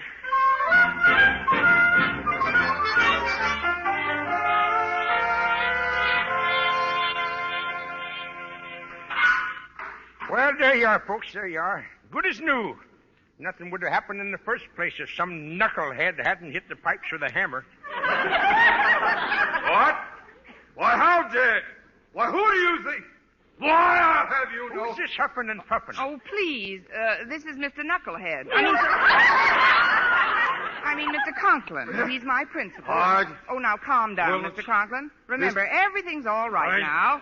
We're off to Clay City.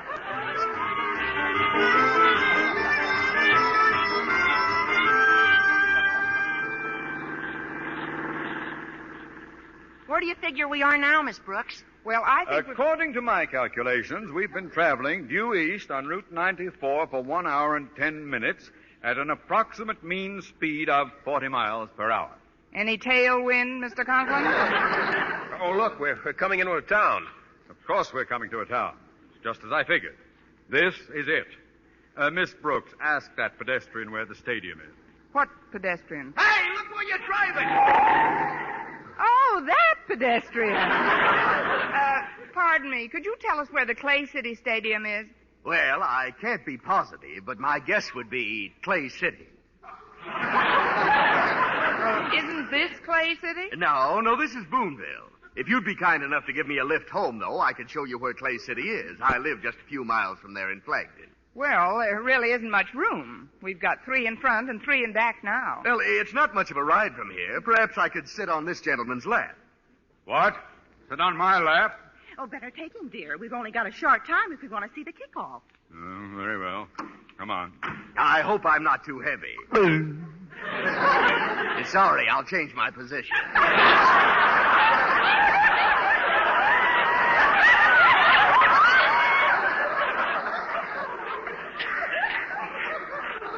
Start the car, Miss Brooks.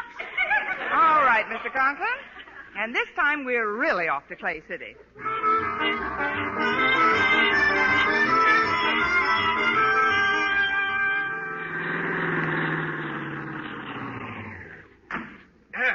Thanks a lot for the lift. You're welcome. Now, how do we get to Clay City from here? Oh, that's 29 miles back down the road. We passed through it on the way. What? Why, you... It's so long. You... 29 miles back? Why, that... We could have been... He said that it was only... Daddy, remember your blood pressure. Does yours get awful red, don't they? Now, see here, everybody. We've got to organize this expedition. There's been no unity of command, that's the trouble. Everybody's talking at once. Oh. Shut that toad up, Boynton. He's not a toad, Mr. Conklin. McDougal's a frog. A giant bullfrog with tonsils. Quiet, Miss Brooks. Now turn this car around and go that way, and don't stop going that way until I tell you to. Off to Clay City.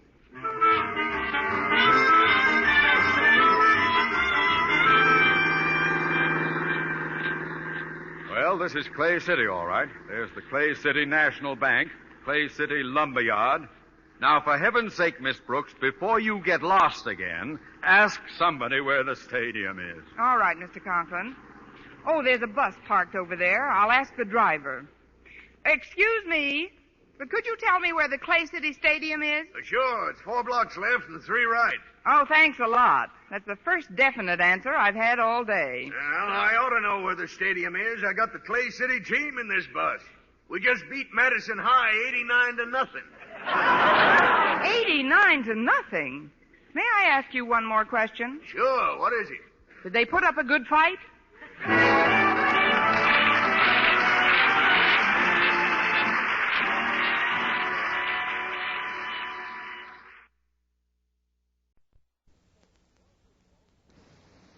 Palmolive Soap, your beauty hope, and Luster Cream Shampoo for soft, glamorous dream girl hair bring you Our Miss Brooks, starring Eve Arden.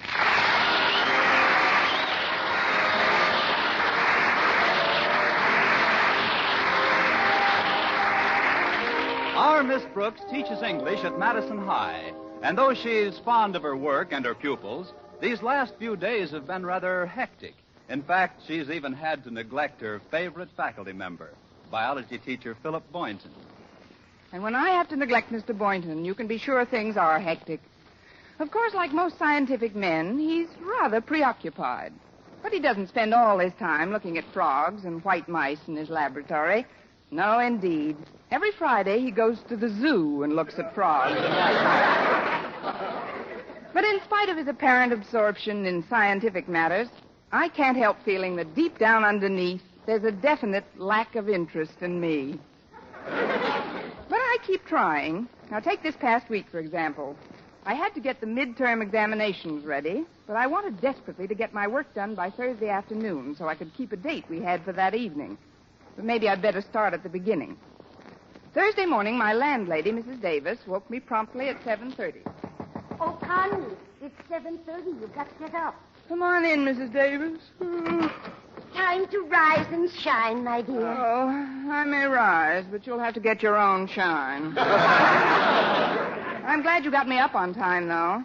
Maybe I can make up a few questions before my first class. I don't think you should do anything before you finish your work at school. You've been going at this midterm examination too hard, Connie. I don't like to scare you, but I'm worried about your health. Oh, it's sweet of you to take such an interest in me, Mrs. Davis, but work doesn't bother me. I'm healthy as a horse.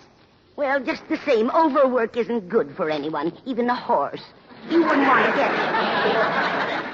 to get gray around the mane, would you? Oh. Heaven forfend. But I figured I'll be all right if I keep my fetlock shampooed regularly. Luster cream shampooed, that is. You've got to build yourself up, Connie. Here, I brought you some juice to drink before breakfast. Taste it and tell me what you think it's made of. I should know better, but here goes. Oh, that's stronger than usual. What's in it, Connie? Well, I would say you took a raw potato, 1 hard-boiled egg, some rye crisp, a cup of kidney beans, and some spinach, and threw them into the mixmaster. You're slipping, dear. You forgot the hominy grits. Well, I think I'll skip the juice this morning, Mrs. Davis. I've got to hurry. Walter Denton's picking me up in his car. Oh, is yours in the shop again? Oh, definitely. But the repair job this time won't cost me as much as the fine I had to pay. $20 for parking. $20? Where in the world did you park? The lobby of the Stevens Hotel. But how did you ever get in there? Just like anybody else, through the revolving door.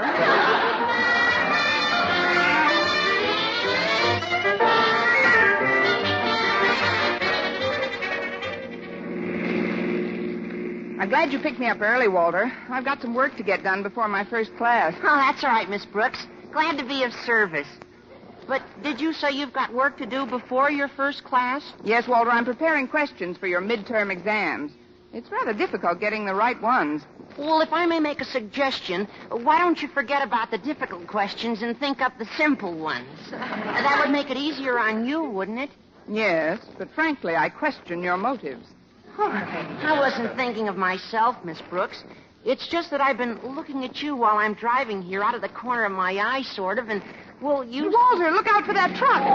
Oh! Sorry. Guess I looked out of the wrong corner. Anyway, I've noticed that you've changed a little. Changed, Walter? Yeah. I remember when you first got to Madison High, Miss Brooks. You were so vibrant. You were actually pulsating with life and energy, and, oh, gosh, you always seem to be sort of shimmering. And that's not all. I come in 6 delicious flavors. I'm not kidding, Miss Brooks. You've got to watch your step. How long do you think the bloom of youth will cling to your cheeks? It's all according to how you put it on, Walter. I hope you don't think I'm being too personal, Miss Brooks, but as I look at you, I can't help thinking of something. What's that? Did you ever drive out in the country and come to an old deserted pasture? Well... And did you ever see at the end of the pasture one lonely old horse with sad brown eyes staring over the fence rail? I knew I should have shampooed those fetlocks. I'm not comparing you to a horse, Miss Brooks. I know, Walter. I'm not fast enough. No, it's just the look the horse gets in his eye when he's all worn out. As if to say, I've done my work, and now I'm old. Just an old, tired, beat-up, lonely horse with nothing to show for my years of faithful service. It's his own fault. When he was young, he probably made a man's neck out of himself.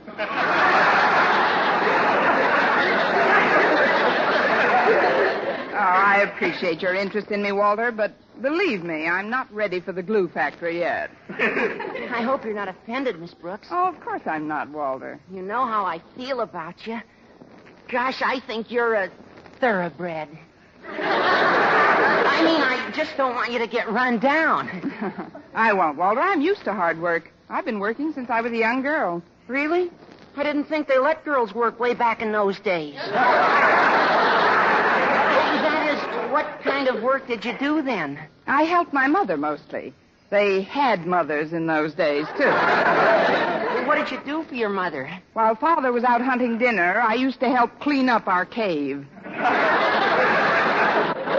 You sound a little sore, Miss Brooks. Oh, don't be silly, Walter. Why should I be sore? Well, the way I word things sometimes, it's a little unfortunate. Like the stuff about the horse and all. I know you meant it for my own good. Forget it, Walter. I have. Well, here we are. I'll find a place to park, Miss Brooks. You go ahead. Thanks, Walter. Oh, before you go... Yes, Miss Brooks?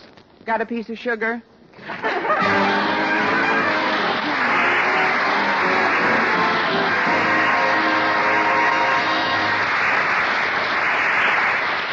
Our Miss Brooks, starring Eve Arden, will continue in just a moment. But first, here is Vern Smith with an important announcement. Palmolive Soap is giving away prizes worth $67,000. A grand prize of $25,000 in one lump sum or $100 a month for life. And that's not all. There are over 2,000 prizes in Palmolive's big treasure chest contest. Ford sedans, Westinghouse laundromats, Fromm Silver Fox scarves, Toastmaster toasters, and it's easy to enter. Complete the last line of this jingle. A fresher, brighter-looking skin is something I would like to win. I'll get Palmolive soap today. Da-da-da-da-da-da-da-da. Write your last line on a plain sheet of paper or use an official entry blank giving complete rules obtainable at your dealers. Include your own and dealer's name and address and mail with the big word Palmolive from the front of the wrapper of one regular and one bath-size cake of Palmolive soap to Palmolive, Box 92, New York 8, New York. Now here's the jingle once more. A fresher, brighter-looking skin is something I would like to win. I'll get Palmolive soap today. Da-da-da-da-da-da-da-da. Mail your entry to Palmolive, Box 92, New York 8, New York. But hurry. Contest closes November 20th. Enter this week. Get Palmolive soap for a lovelier complexion. Remember, doctors prove Palmolive's beauty results.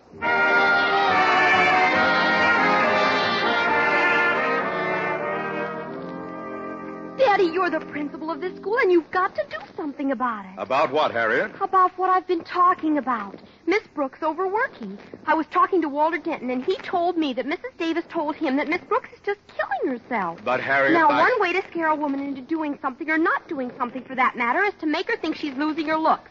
And another way is to get her interested in doing something other than the thing you want her to stop doing. It's as simple as that. That isn't simple enough. What are you talking about, Harriet? Look, we've got to try and get Miss Brooks interested in something outside of schoolwork. Now, I'll talk to Mr. Boynton first. Then as soon as I find Miss Brooks, I'll send her in here to talk to you. Agreed? Absolutely not. Good. I knew you'd see it my way.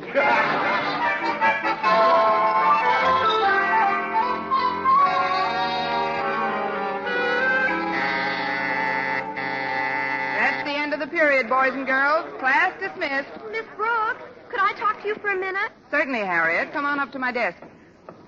Miss Brooks, as one woman to another, I'd like the privilege of being frank with you. Go ahead, Harriet. Well, you're working too hard, Miss Brooks, and it's beginning to show. Where? I don't mean you're falling apart physically or anything. It's just your attitude. Since these midterm exams have to be written, you're almost constantly preoccupied. You don't seem to have your old sparkle and crackle. Oh, great. Now I'm a bowl of cereal. I know conditions in school are pretty awful nowadays, and, well, you've got a big load to pull. Here we go again. Idiot, Miss Brooks. There's a look you get sometimes, like a... Oh, don't say it, Harriet. Oh, I wouldn't hurt your feelings for the world, Miss Brooks. There's nothing really radically wrong with you. It's just that you're taking this exam too seriously. Why, I noticed you yesterday in the cafeteria with Mr. Boynton. You just seemed to nibble at your food. Oh, that's just to make Mr. Boynton feel at home. He's very fond of rabbits, you know. You should forget about work when you're at lunch. Today I want you to relax. Sit down at that table and really tie the feed bag on. I'll cut those fetlocks off. That's what I'll do. Oh, by the way, Miss Brooks, Daddy would like to see you in his office. Mr. Conklin? What does he want to see me about, Harriet? Oh, I'm sure I don't know. Maybe as principal of this school, he feels it's his duty to keep his teachers happy. Of course, you've got to know how to handle Daddy. What do you mean, Harriet? Just take the bit in your teeth and don't let him drive you too hard. Okay.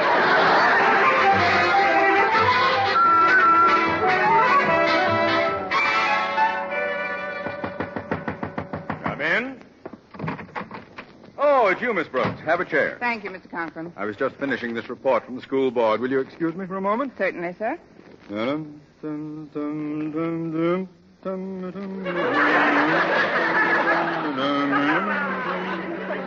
Oh, she is so.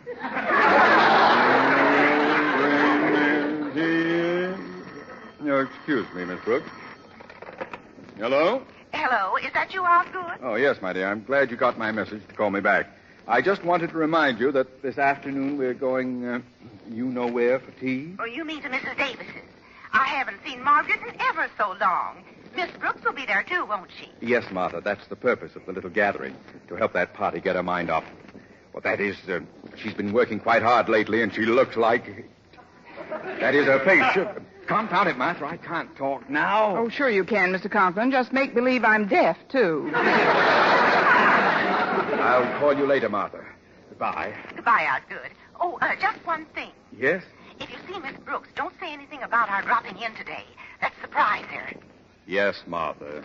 Goodbye. That was my wife. She sends her regards, Miss Brooks. Oh, thank you, Mr. Conklin. No doubt you're wondering why I sent for you. Well, I'll be brief. During the war, my outfit had the most consistently high morale of any unit in Camp Bobrick, Ohio. Now, what has all this to do with you, you ask? A reasonable question. What has all this to do with you? I really don't know, Mr. Conklin. Of course you don't. Now, take the time we ran out of ping-pong balls. It was nobody's fault. As supply officer in charge of the post exchange, I had discharged my duties faithfully. But still, there it was. No ping-pong balls. There were murmurings from the men. Muttering and discontent swept through the recreation hall. But I refused to be thrown into a panic. Do you know what I did, Miss Brooks? I made those men use their heads. Weren't they a little big for me? I mean, how, Mr. Conklin? By finding another hobby. And that's what I called you here to tell you, Miss Brooks. You've got to find a hobby. Oh, but I have a hobby, Mr. Conklin. Oh, what is it? Collecting a biology teacher. Mr. Boynton and I go to the zoo every Friday. I'm afraid that isn't enough of a change for you, Miss Brooks. No, what you've got to do is learn how to relax. Have a good time. Oh, but Mr. Conklin... Don't interrupt. You've got to concentrate on some outside interest, Miss Brooks. Fun. That's what you've got to have. Fun and gaiety. You've just got to enjoy life more. Be merry. Laugh. Laugh! I don't know just what sort of form your hobby should take, but you've got to get one. You've got to, Miss Brooks. Please, Mr. Conklin, remember your blood pressure. I'll get one. I'll have a ginger peachy time. I'll go to Arthur Murray's. I'll do something. You wait and see. Good. Good. That's all I want, Miss Brooks, for my teachers to be happy. That's all I want, Miss Brooks, for my teachers to be happy. Contented and happy. Not nervous. I don't want a school full of nervous wrecks. You hear me? No nerves. No long faces. No long faces, brother. Do we? Huh? Do we? Before I go, Mr. Conklin, may I make a suggestion? What is it? Did you ever think of getting a hobby?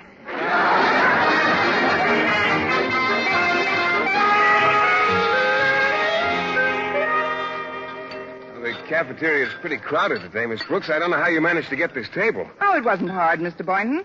I just told the two students who were sitting here I'd flunk them if they didn't leave. Oh, you wouldn't do that, Miss Brooks. No, not actually. I'll get our lunch, Miss Brooks. Just tell me what you want. Oh, I'll go along. It's fun to shove the little tray along the little railing. Gives me a feeling of power. No, I'd rather you sit here and take it easy. I've noticed how hard you've been working, Miss Brooks, and now that I see you, there's something in your eyes lately that, well, I can't be specific, but they just seem to say... All these years of faithful service, and what have I got to show for it? Exactly. I know you've got to get your exam questions set, but the race isn't always to the swift. You've been whipping yourself terribly. Oh, fine. Now I'm my own jockey. I just want you to know, Miss Brooks, that if there's anything troubling you, anything at all, I'd be happy to have you cry on my shoulder. I'd rather laugh up your sleeve. Laugh on your shoulder. Oh, look, Mr. Boynton, it's nice of you to be so concerned, but there's nothing wrong with me. You're right. There isn't a thing wrong with you that a good hobby won't cure. Yes, I know. And I've thought of a wonderful hobby. What's that, Miss Brooks? It's called short ribs of beef and boiled potato. Would you get me some? Why, certainly. You hold our places here, and I'll be right back. Okay, Mr. Boynton. Well, let's see now. Where's that book of questions in English Lit? Maybe I can get a little work done while I'm waiting. Hi, Miss Brooks. Eat lunch yet? No, Walter, but Mr. Boynton's getting me some. Oh, then I won't sit down. Good. Have you seen Harriet Conklin? No, not since this morning, Walter. She seems to have noticed my disintegration, too. Really? Mine has been the swiftest decline since the fall of the Roman Empire. Tell me something, Miss Brooks. Did you ever collect stamps? No, I never did. Then you're in for a treat. See you later with my album. We'll put in a few hundred new specimens I just got. A few hundred? Oh, look, Walter, I'm allergic to mucilage. You better stop at the delicatessen and pick up a spare tongue. Well, so long, Miss Brooks. I'll see you after school. So long, Walter. Oh, what's the use? I'll just have to lock myself in a room if I want to work. Hello, Miss Brooks. Have a nice chat with Daddy? Yes, Harriet, a nice apoplectic tete-a-tete.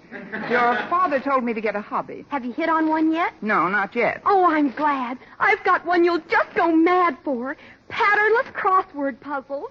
I'll bring a big super special one over this afternoon. See you then, Miss Brooks. Goodbye, Harriet. And goodbye to my date with Mr. Boynton tonight. Oh, did someone mention my name? Oh, hello, Mr. Boynton. Say, those short ribs look good. Yes, they do. I hope you like to eat them the way I do. Plenty of horseradish. Don't mention it. Well, let's begin. Here's your dish, and here's your knife and fork. Oh, thank you. That was good. What's for dessert? Brooks, you didn't bolt your lunch down already. I'm afraid I did, Mr. Boynton. I've got to get some work done before my afternoon classes. Well, this is terrible, Miss Brooks. You're all keyed up. Look, do you play chess? Not if I can help it, Mr. Boynton. Well, I'm not very good at it, but it's wonderful relaxation. I'd be happy to teach you if you... Yes, well, some other time, Mr. Boynton. Now, if you'll just hand me my check. Oh, that's all right, Miss Brooks. I'll pay your check for you. Oh, thanks, Mr. Boynton. You can give me the money later on.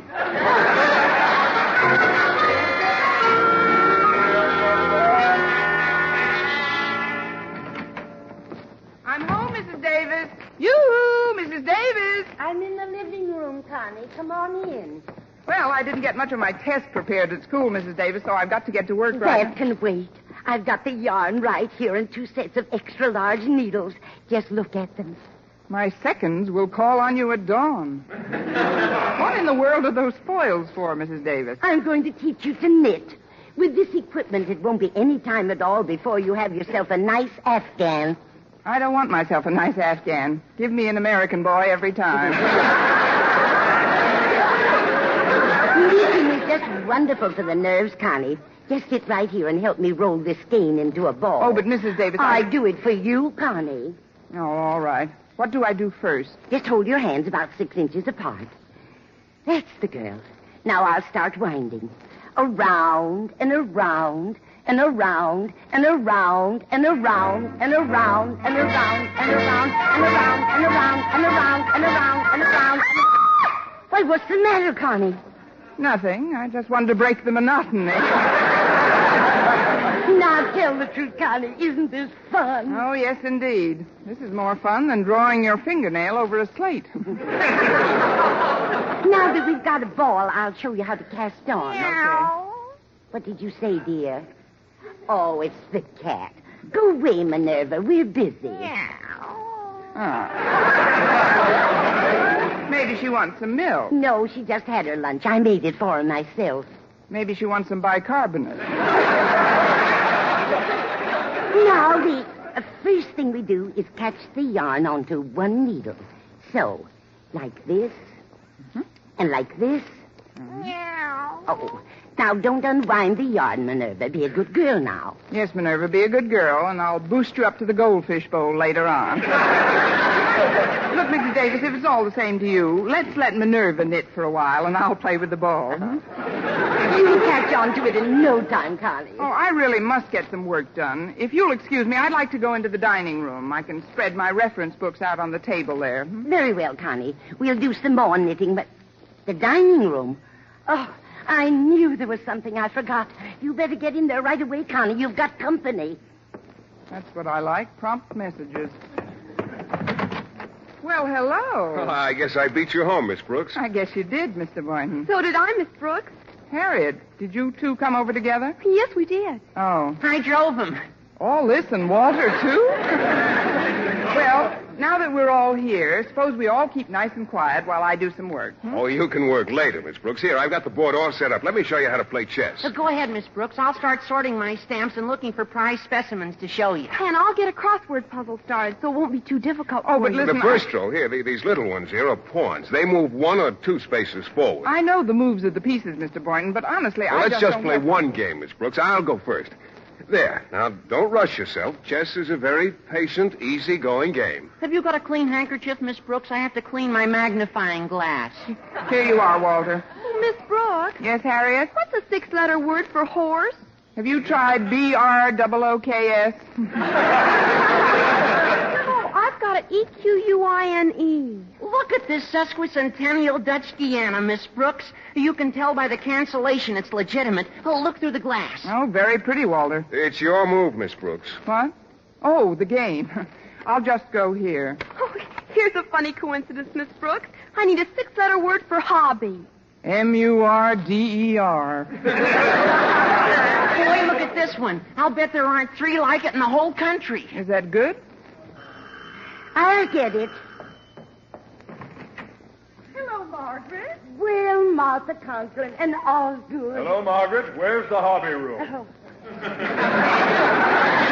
the dining room here, Osgood? Come along, folks. Here we are. Miss Brooks, guess who's here? Dr. Gallup looking for a new hobby. Mr. and Mrs. Conklin. Well, let's not waste any time. We'll get right down to our hobbies. I brought over a bag of toys to be fixed for Christmas. I do this work every year. And I help Mrs. Conklin with my portable carpentry set. May I set my vise up over here? Oh, yes, Mr. Conklin, of course. I'll get some of these toys out on the table, if I may. There we are. That's not a legal move, Miss Brooks. Well, I was just... Oh, the chess game. I'm sorry, Mr. Boynton. I'll take it back. I'll move my knight instead. There. This will do you a world of good, Miss Brooks. Give her a broken toy to fix up, Martha. Think you'd like to stuff a few dolls, Miss Brooks? I just love to stuff a few dolls, Mr. Conklin. Before you do that, Miss Brooks, take this glass and look at this early Cameroon. What's the 4-letter word for purgatory? Harriet. Well, that's got 7 letters. Oh, you mean Harriet. The knight can only go 2 squares vertical and 1 diagonal. Oh, look at this cute little mechanical man. He can walk and everything. I'll just wind him up. Give me some of those pull toys to plane down, Martha. Here you are, dear. Are you having fun, Miss Brooks? Oh, loads, Mrs. Conklin, but would you call the little mechanical man back? He's biting my knitting needles. His electric drill's a beauty. I think it was a wonderful idea, Daddy, our having a hobby afternoon together. Oh, so do I, Osgood. It's so entertaining. Sure takes your mind off things. I'd better saw some of this down here. What do you mean, Mr. Boynton? The knight can only move 2 squares vertical. Oh, here's an awfully cute little wagon. It'll be as good as new when we fix the bell. There. Martha, could you show me that new drop stitch you mentioned last week on the phone? Oh, that wasn't a drop stitch, Margaret. That was a cable, I believe. These loose nails will never do. Never do. Motor seems to be broken on this. You can tell by the shape of the printing that this is a genuine. 9-letter word for Billy Goat. This horn is fine now. A little more planing and drilling should do it.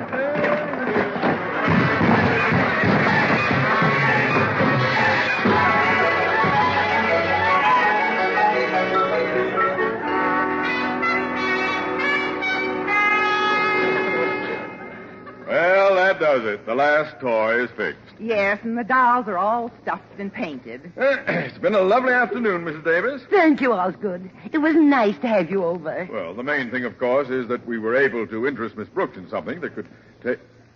Miss Brooks? Miss Brooks? She isn't here. Oh, that's funny. Where could she be? I'll answer it. Hello? Hello, Mrs. Davis. This is Miss Brooks. Connie, where in the world are you? I've discovered a wonderful hobby, Mrs. Davis. What is it, Connie? Making up examination questions in the balcony of the Bijou.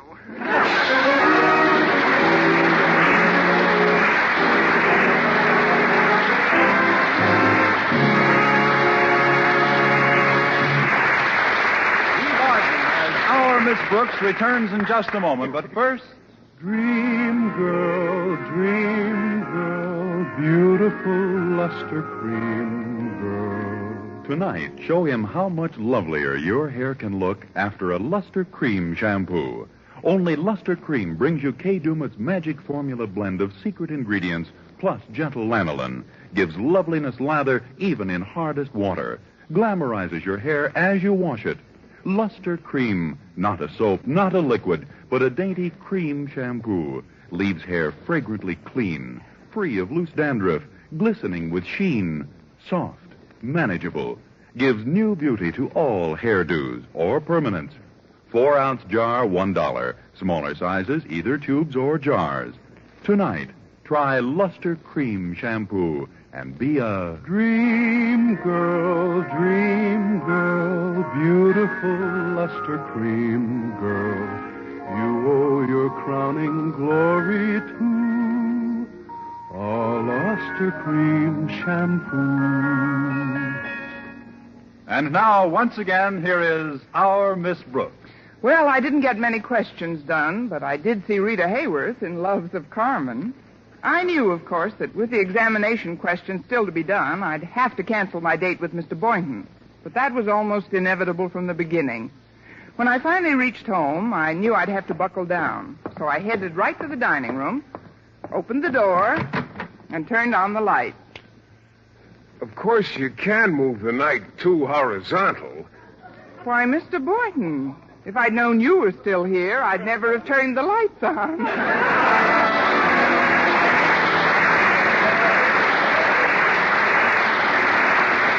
Next week, tune in to another Our Miss Brooks show brought to you by Palmolive Soap, Your Beauty Hope, and Luster Cream Shampoo for soft, glamorous dream girl hair.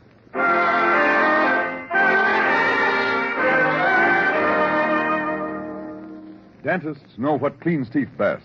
And over 4,000 dentists say Colgate tooth powder with a 2-minute routine gets teeth sparkling and super clean. So to remove dull film and get your teeth shining clean, just brush teeth 2 minutes morning and night with Colgate tooth powder. Brush inside, outside, and biting surfaces. Always brush away from the gums. See how quickly this gets teeth naturally bright. It removes dull film that improper brushing misses. And Colgate tooth powder also sweetens your breath. Try it. Buy Colgate tooth powder today.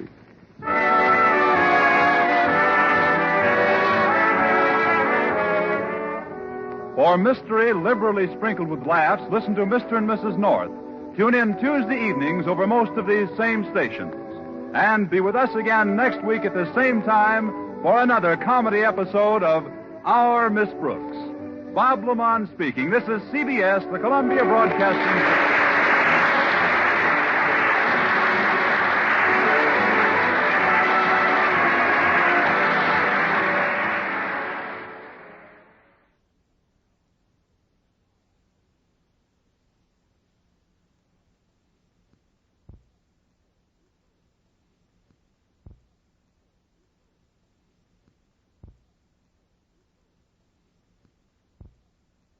Ladies and gentlemen, the start of the program, Our Miss Brooks, brought to you, usually at this time, sponsored by the Colgate Palmolive Peat Company, is being delayed momentarily due to technical difficulties beyond our control. In the meantime, we offer you Organ Melodies by Dick Orant.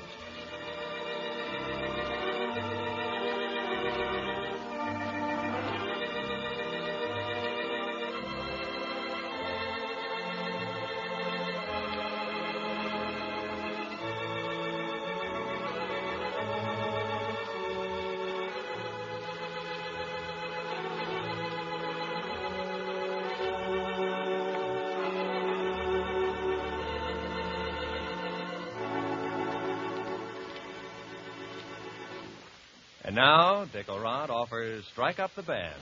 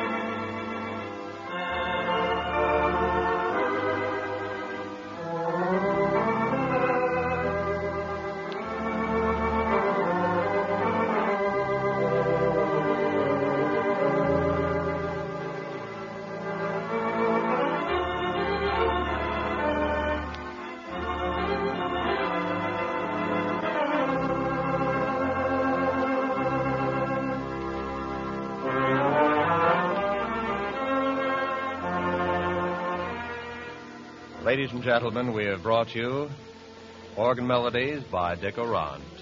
We've delayed the start of our Miss Brooks program, brought to you by the Colgate-Palmolive Peat Company.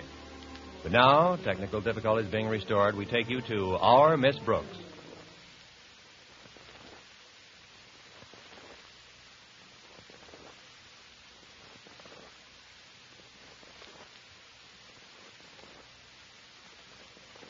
Yes, Mrs. Davis, something pretty important's come up that I've got to discuss with Mr. Boynton. I'm meeting him at the zoo right now. Tell you all about it when I come back. Goodbye. Oh, Connie, you left a couple of letters on your dresser. Huh. She must be in a hurry. She didn't even open her mail, except this one. Dear Miss Brooks, as principal of Sunnydale Finishing School...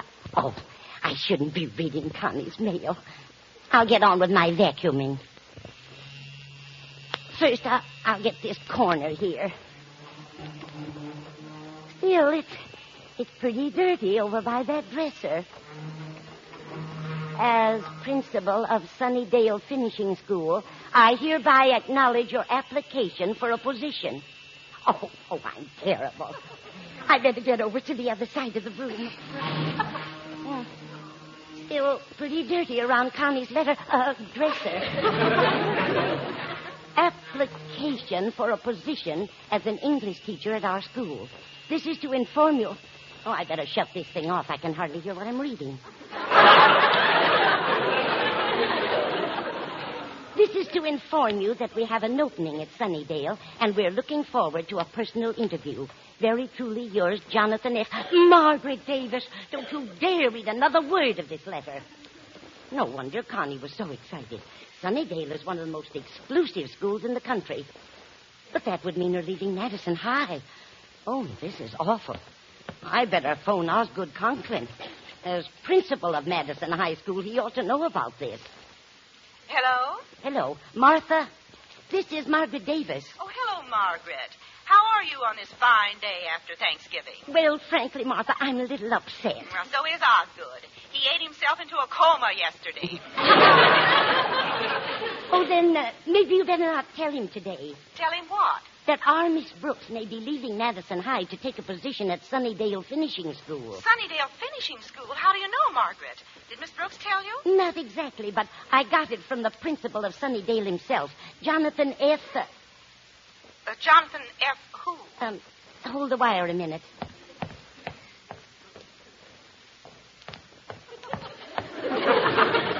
Byers. Jonathan F. Byers. Is he there now? Yes, right on Miss Brooks' dresser. Martha, look. You've got to promise me you'll never breathe a word of this to Miss Brooks or anyone else. Oh, I promise, Margaret. Well, just by accident, I just happened to read a letter that was lying on Miss Brooks' dresser. By accident, Margaret? Yes, I just happened to have my glasses on. But what are we going to do, Martha? We can't let Miss Brooks leave Madison. No, we certainly can't. Tell you what, Margaret. I'll talk this over with my daughter, Harriet, and call you back later. All right. And remember, you promised not to mention a word about my reading Miss Brooks' mail. Oh, of course, my dear. Goodbye. Goodbye. Oh, I hope they'll be able to think of some way to keep her here. Oh, hello, Minerva. I'll get you some milk in a minute, dear. Now, Minerva. Better stop licking your paw. You know what it does to you. Soon tight.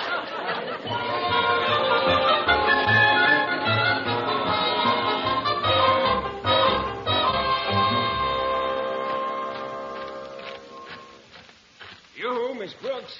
Here I am, over here by these birds. Oh, of course, Mr. Boynton. I thought you were a little tall for a pelican. It was nice of you to meet me. How'd you get over here so quickly? It was simple. I dressed on the way over.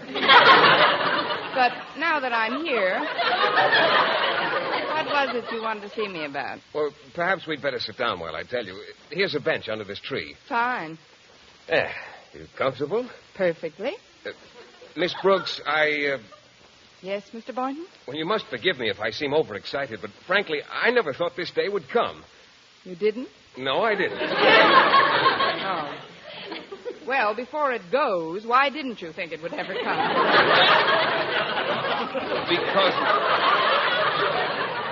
because of the things that have happened in the past, or rather because of the things that haven't happened in the past. Those are the ones that bother me, too. You realize, of course, I'm referring to the migratory habits of the Arctic grackle. Oh, I realized that a long time ago. I just didn't want to let on. This is the first time a grackle has ever been south of the Canadian border. Maybe he was waiting till after the election. I knew that something was afoot when I looked out of my window this morning and saw a black and blue bullfinch. What happened to him? Get caught in a badminton game?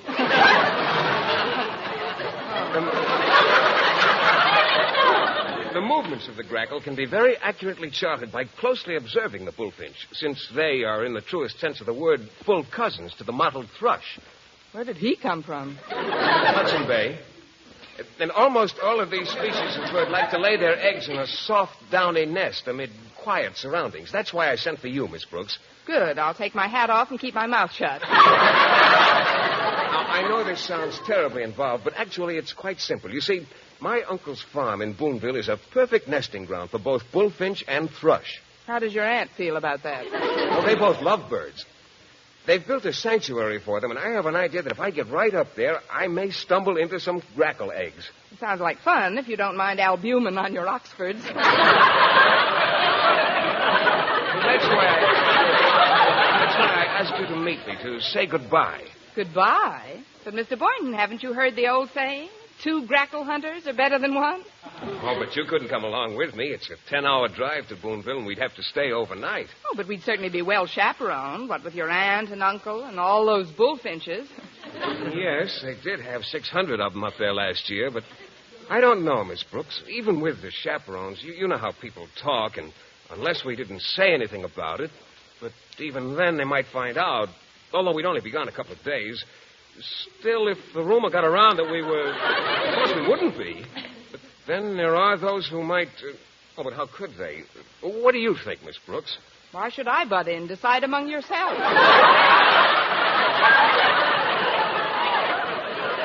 Well, it is kind of a long trip to make alone. Maybe you're right, Miss Brooks. Why, with the two of us traveling together, time will fly. We can chat together, eat together, yes, and Mr. pay for the gas together. I still insist that no one should hear about it, though. For the sake of both our reputations, absolute secrecy is essential. Not a word of this must cross our lips. Can I depend on you not to divulge our plans to a living soul? On your honor, Miss Brooks? Get out your penknife and let's exchange blood.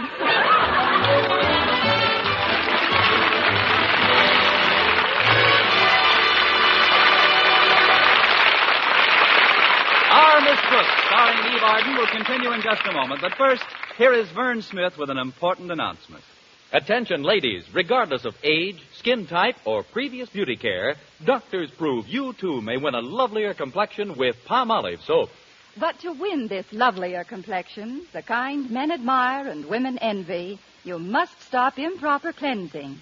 Instead, use Palmolive soap alone, the way doctors advise. Remember, 36 doctors, leading skin specialists, advised 1,285 women, many with complexion problems, to use Palmolive this way.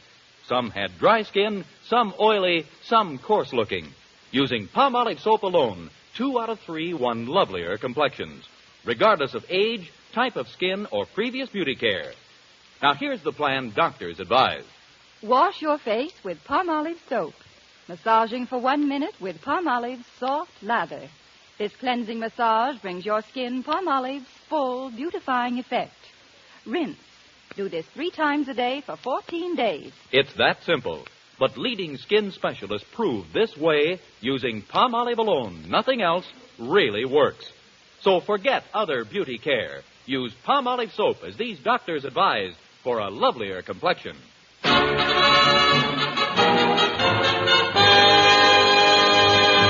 Last night on the CBS Sing It Again program, you were promised an additional clue to the Phantom voice and the $24,000 prize. Here it is. The Phantom is a famous ghost who galloped far from post to post.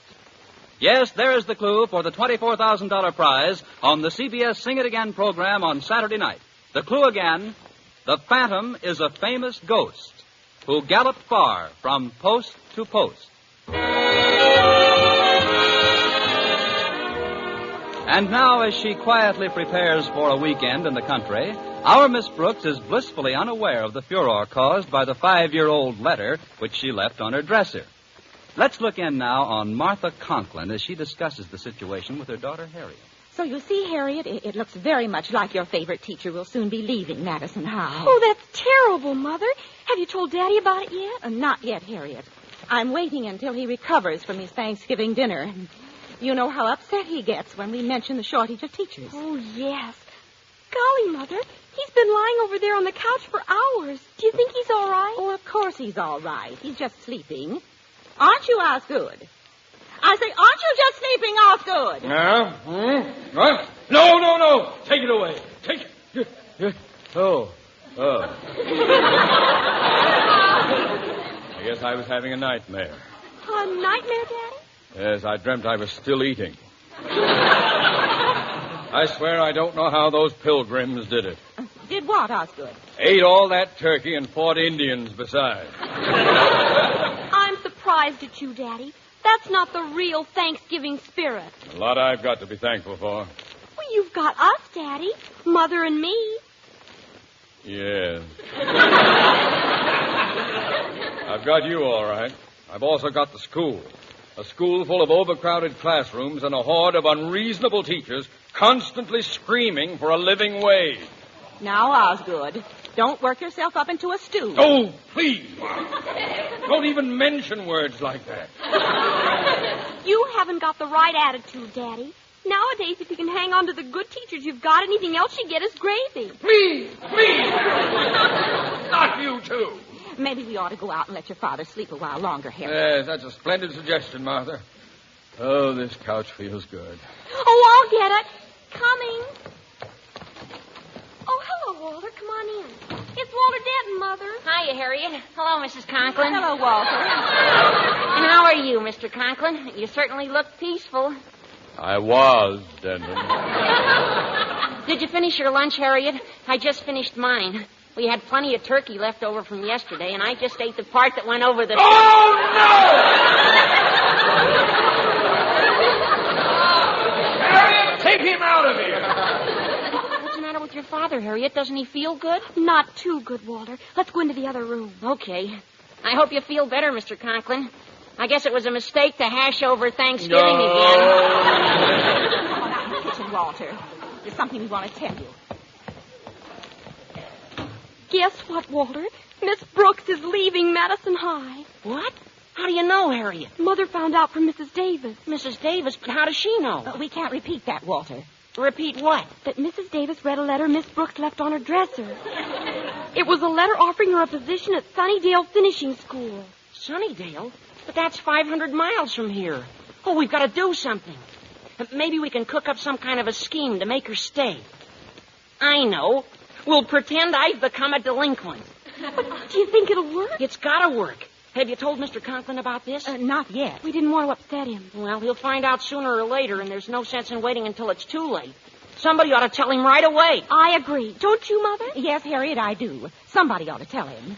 Walter, don't look at me. If I go in there now, he'll bite my head off. Don't be silly, Walter. Mr. Conklin won't eat anything for 2 more days.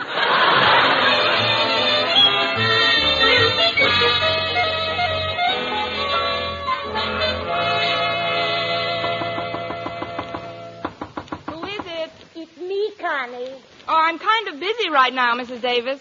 She would come around just when I'm packing. Well, come on in.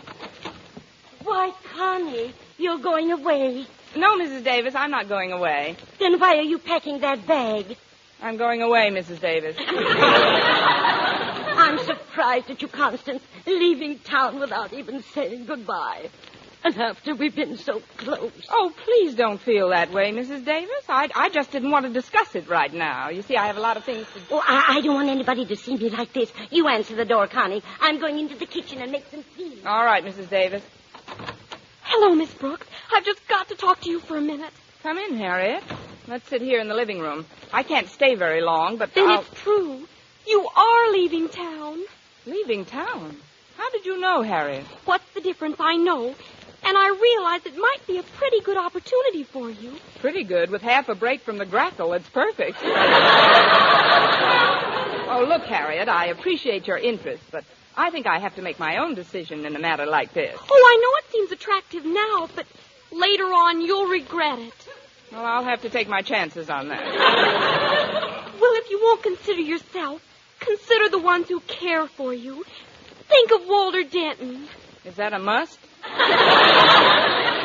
He's going to pieces. His parents, me, nobody can do anything with him. You've got to straighten him out, Miss Brooks. What in the world are you talking about, Harriet? It's the career he's decided upon. Walter's been reading a big book lately about the Treasury Department and counterfeiters and... Oh, that's nothing to be alarmed about. Every boy his age wants to be a T-man or a G-man or some kind of a letter man. But he doesn't want to be a T-man. He wants to be a counterfeiter. A counterfeiter? Oh, I'll get it. Hello, Walter. Come in. Hiya, Miss Brooks. I'm glad I nailed you before you took it on the lamb. Let's ankle into the living room. Oh, hello, Harriet. How's my little Confederate-to-be, huh? See, Miss Brooks, see how funny he acts? What is all this nonsense, Walter? What do you mean nonsense? I'm making money hand over fist. The only trouble is scratching the green goods ain't enough. It ain't? Nah. You gotta get a good queer shover to help you pass the boodle. Queer shover? Sure. A paper hanger. You know, snide pitcher. You can have the best cognacer in the world make your slush, but if you ain't got a top bill poster to push the flash, you might as well slough the screwy and scramble for the McCoy. Follow me? Yes, but if I could find my way back alone, I'd leave now. You've got to do something, Miss Brooks. Walter wasn't cut out for a life of crime. Oh, now listen, you two. I don't know what's behind all this, but this is... Oh, it's simple. When you get to where you're going, I'll send you a few stacks of hot to shove. I don't want to shove no hot. I mean... I wish somebody would tell me what's coming. It's a good thing I never built a better mousetrap. Good afternoon, Miss Brooks. Why, it's Mr. Mousetrap. I mean, Mr. Conklin. Come on in. Who is that, Connie? It's Mr. Conklin. Oh, hello, Osgood. I was just making some tea, but you know what they say. A watch pot never boils. Hello, Margaret. Now then, Miss Brooks, I'll be brief. I know that you're leaving town. You two? Somebody must be reading my mail. On second thought, I'd better go back and watch that pot. Miss Brooks, I think I can say without fear of contradiction that I know how to run a school as well as any principal in the country. Well, I guess you do, Mr. Conklin. That's why I'm here, to ask you to reconsider this proposition you've had. Proposition? Yes. I can offer you anything he can.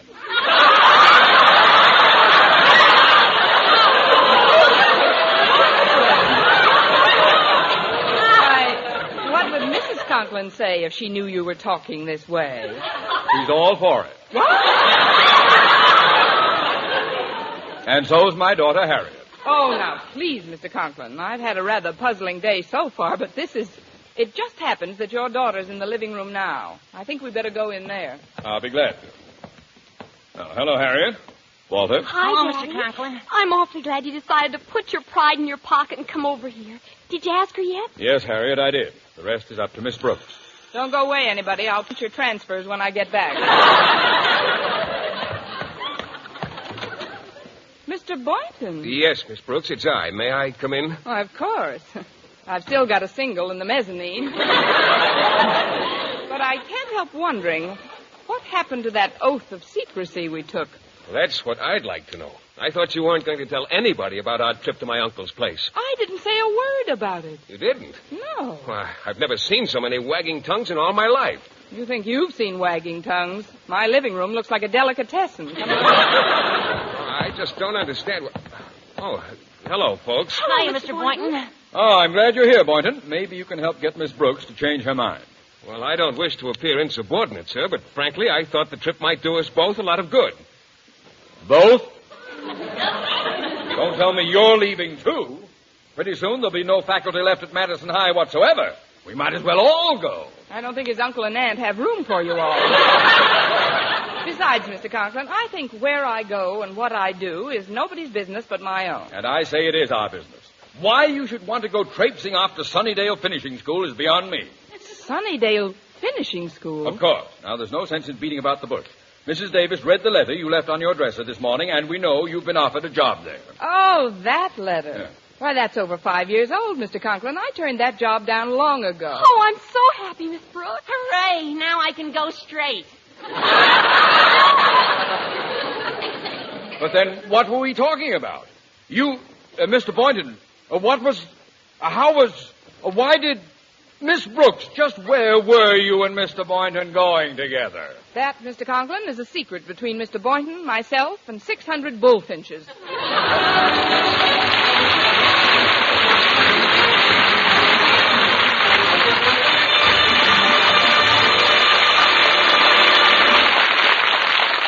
Eve Arden as our Miss Brooks returns in just a moment, but first... Dream girl, beautiful luster cream girl. Tonight, show him how much lovelier your hair can look after a Luster Cream shampoo. Only Luster Cream brings you Kay Dumit's magic formula blend of secret ingredients plus gentle lanolin. Gives loveliness lather even in hardest water. Glamorizes your hair as you wash it. Luster Cream. Not a soap, not a liquid, but a dainty cream shampoo. Leaves hair fragrantly clean, free of loose dandruff, glistening with sheen. Soft, manageable. Gives new beauty to all hairdos or permanents. 4-ounce jar, $1. Smaller sizes, either tubes or jars. Tonight, try Luster Cream shampoo and be a Dream girl, beautiful luster cream girl. You owe your crowning glory to a luster cream shampoo. And now, once again, here is our Miss Brooks. Well, after everyone found out about our plans, Mr. Boynton naturally called off the expedition. But things weren't a total loss, because Saturday afternoon he took me back to the zoo, and we sat by the aviary once again. You know, Miss Brooks, even though our trip didn't work out, I was very gratified to learn of your interest in birds and wildlife in general. Yes, I'm a great bird for wildlife.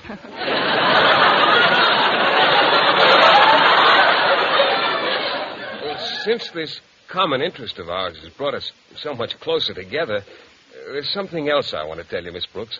Something I think you ought to know. What's that, Mr. Boynton? There's a pelican here who holds 18 pounds of fish in his beak. What's he waiting for, the price to go up?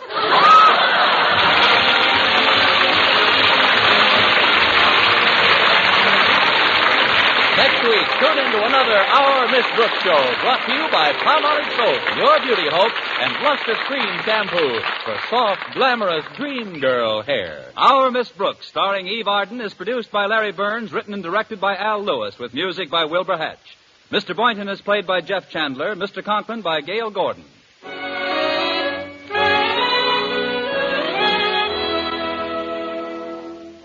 Dentists know what cleans teeth best. And over 4,000 dentists say Colgate Tooth Powder with a 2-minute routine gets teeth sparkling and super clean. So to remove dull film and get your teeth shining clean, just brush teeth 2 minutes, morning and night, with Colgate Tooth Powder.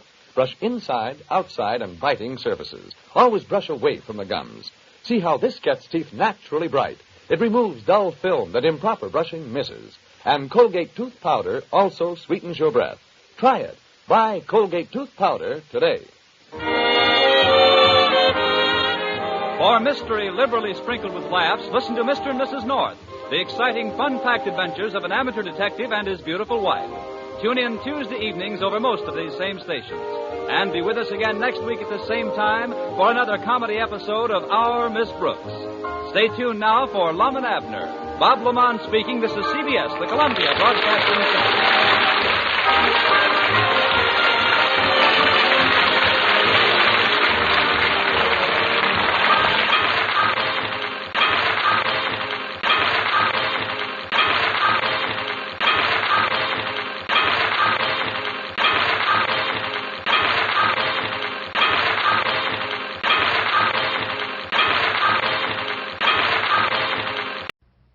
Palmolive Soap, Your Beauty Hope, and Luster Cream Shampoo for soft, glamorous dream girl hair bring you Our Miss Brooks, starring Eve Arden.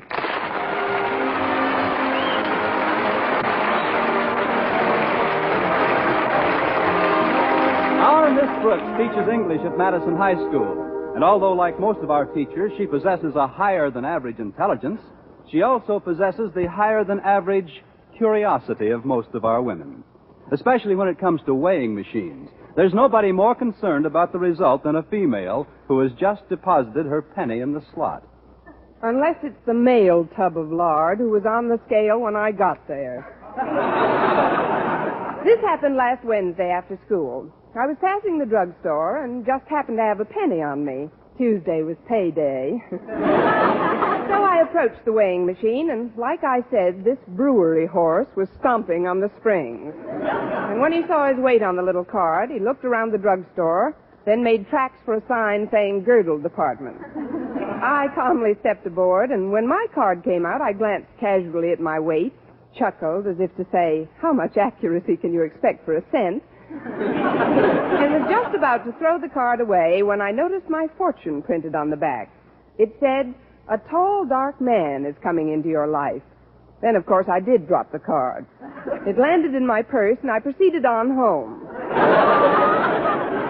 By the next morning, I'd forgotten about it completely. As usual, I'd left word for Mrs. Davis, my landlady, to wake me at 7:30. Connie. Oh, Connie. What is it? Better hurry, Connie. You've only got 20 minutes. 20 minutes? What time is it? 7:10, and you've only got 20 minutes to sleep. Oh, fine. Well, come on in, Mrs. Davis. Did you have a good night, Connie? I said, did you have a good night? Good night, Mrs. Davis. You better get up now, Connie. Here, I've brought you some fruit juice. Go on, Connie. Take a sip. Oh, what kind of juice is this? It's a combination. Pineapple, papaya, and passion fruit. It's a genuine Hawaiian recipe. What do you stir it with, a ukulele? After you drink it, we'll have a nice... Why, Connie, what's that little white card? What little white card? This one here on your night table. Let's see. It says, a tall, dark man is coming into your life. Now, who do you suppose that could be? Well, it's not Sonny Tufts. He's a blonde. Maybe they mean Mr. Philip Boynton. The bashful biologist? No, Mrs. Davis. So far, he's managed to remain in the suburbs of my life. Well, of course, I don't believe in fortunes on cards and crystal gazing and palm reading and all that nonsense. There is, however, a logical and scientific way to arrive at certain conclusions about one's personal destiny. What's that, Mrs. Davis? Tea leaves. Now, you hurry and get dressed, and I'll brew the tea. After breakfast, I'll give you a reading. All right, Mrs. Davis. Oh, just a minute. What is it, Connie? Before I get out of bed, you better take that tall, dark man off my night table.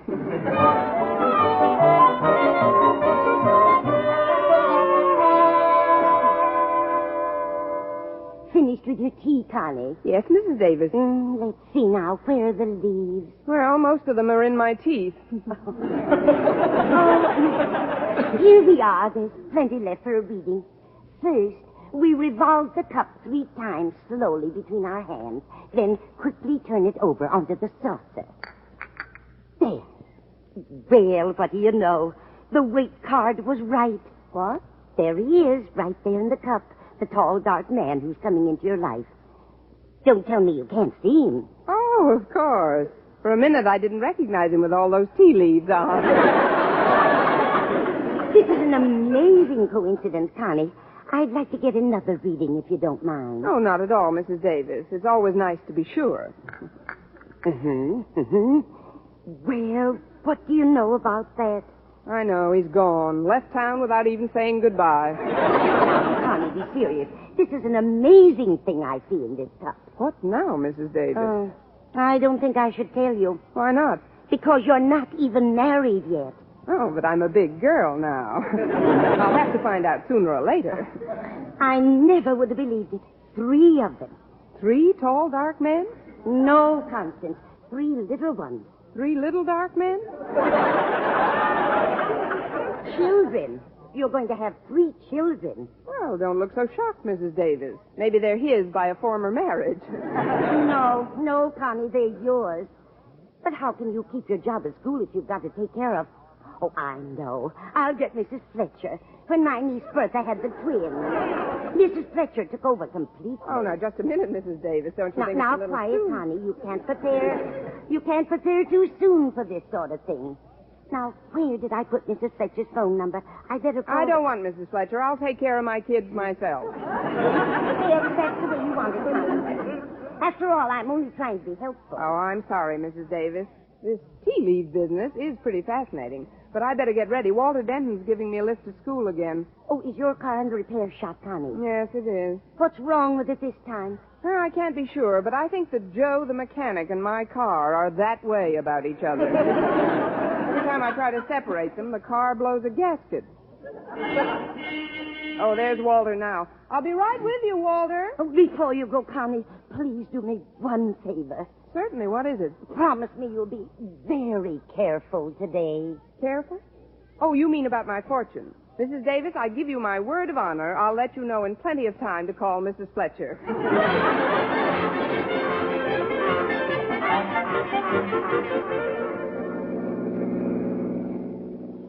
Walter, it's very nice of you to keep driving me to school like this. Oh, that's all right, Miss Brooks. I don't like to take advantage of the fact that because your car is incapacitated and I can jump into the breach now and then, transportation-wise, that is, you can't very well refuse gracefully, but I'm telling you can before I even ask you. That's square enough, isn't it? Square as thing since Clyde McCoy. But being an English teacher, I practically understand you, Walter. Just what kind of advice do you need this morning? Oh, it's a girl. What's a girl? Harriet Conklin. Why, Walter Denton, you've been wearing your glasses again. What about Harriet? Well, I'm afraid it's a pretty long story. That's all right. I have a pretty long ear. Well, as you know, Miss Brooks, Harriet Conklin is the daughter of Mr. Conklin. Granted. Who, in turn, is married to Harriet's mother, Mrs. Conklin. It all started the night before last. See, I told you it was a long story. Only the way you tell it. Go ahead. Well, the night before last, I had a date with Harriet to go to the movies. But when I got to her house to pick her up, she acted like I had bubonic plague or something. Did you? I mean, what did she do? Well, she said that she couldn't be bothered with me anymore because a tall, dark man was coming into her life. Her, too? Must be an epidemic. Where did she find out about this tall, dark man? Well, that's where Mother comes in. Maybe there's a shorter way to listen to this story. Her mother and Harriet had taken out the Ouija board that afternoon. That's when they found out about this tall guy. Well, after all, Walter, you can't compete with a non-existent rival. That's just the trouble. He's not non-existent. He's not? No, he materialized yesterday. Oh, now, Walter, please. No, it's true, Miss Brooks. Harriet told me all about him when I called yesterday evening, although I wasn't going to after the way she treated me the evening before. But when I did, she told me that this tall, dark French teacher had checked in at their house to give her father his papers before he began teaching French at school today.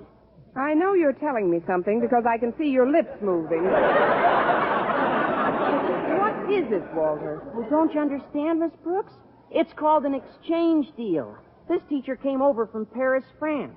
What did we send them? 2 outfielders and a shortstop? Oh, I don't know about that, but I do know that Harriet sounded like this French teacher was a combination of Maurice Chevrolet and... I know. Maurice Chevrolet and Charles Buick.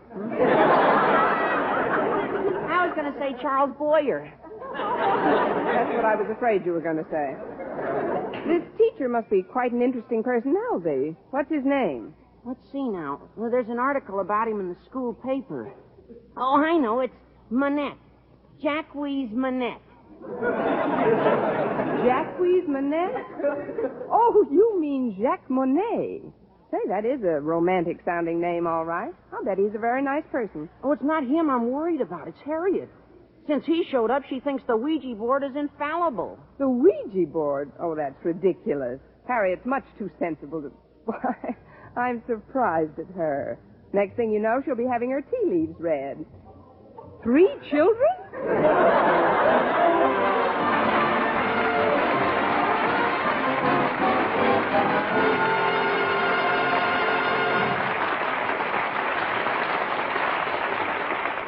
Our Miss Brooks, starring Eve Arden, will continue in just a moment. But first, here is Vern Smith with an important announcement. Doctors, leading skin specialists, prove Palmolive soap using nothing but Palmolive can bring lovelier complexions. regardless of age, skin type, or previous beauty care. Less oily skin for Helen Bixon, Minneapolis. Fresher, brighter color for Clara Franklin, San Francisco.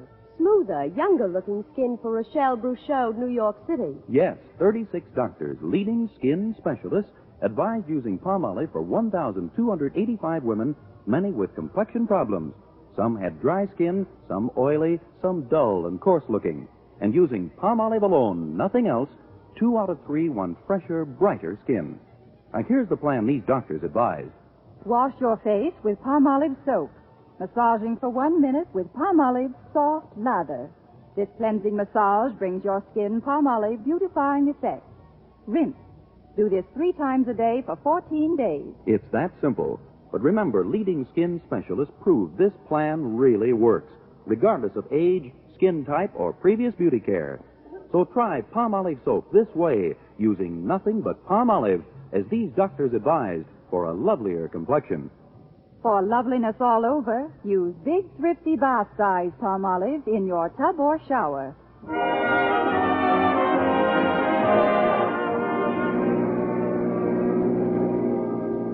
Well, here we are, Miss Brooks. Thanks, Walter, and don't worry too much about losing Harriet's affections. I'm sure the French teacher's just a passing phase in her life. Say, there's Harriet on the steps. I'll go find a place to park. See you later, Miss Brooks. All right, Walter. Hello there, Harriet. What? Oh, hello, Miss Brooks. You'll have to forgive me if I seem to be in a reverie. I've heard about your Ouija board. I don't care what anybody says, Miss Brooks. There must be something to it. Imagine the very next day, he came along. It's the first time I've ever seen capital letters in conversation. He must be quite attractive. Attractive isn't the word, Miss Brooks. No? What is the word? Heavenly. Super heavenly. Stratospherically heavenly. Oh, please, Harriet. I'll come up a little if you'll come down a little. Oh, wait till you see him, Miss Brooks. He's... Adjust safety belts. Mm-hmm. Look, Harriet, I think it's all very natural for a schoolgirl to have crushes. I had them myself. You, Miss Brooks? Yes, me, Miss Brooks. I wasn't born an English teacher, you know. I also think it's perfectly normal for a girl your age to think like a schoolgirl in other ways. But I do say this, and I mean it sincerely, Harriet. You don't have to act like a schoolgirl. Pardonnez-moi, but you are the principal's daughter, Harriet, no? Mais oui, Monsieur Monet, mais oui. Oh, this is Miss Brooks. Miss Brooks, je suis enchanté. That is, I've heard so much about you. But it is, how do you say, understatement. You're so youthful, so lovely. Why, you're like a pupil, not a teacher.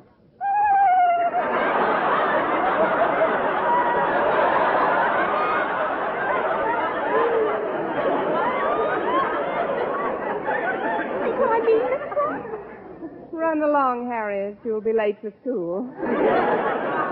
But we're at school. Oh? When did that get here? Something is wrong. Wrong? Oh, I should say not, Monsieur Monet. It's just that, well, we don't meet such distinguished visitors every day, and, well, they must have given at least 3 outfielders and 2 shortstops for him. Pardon? Oh, it's just a figure of speech. Oh, and a lovely figure you have, too. Oh, this is a doll. Shall we go into the school, Monsieur Monet? Oui, yes. I have to stop at Monsieur CONKLINS' office. You show me where it is, huh? No? I show you where is it. Yes. And I hope Mr. Boynton sees us together. I'll direct Monsieur Monet to Daddy's office, Miss Brooks. Oh, you won't have time, Harriet. You have to freshen up before your class. Freshen up? But I just stepped out of the shower. Then give yourself a rub down. You'll catch cold. This way, monsieur.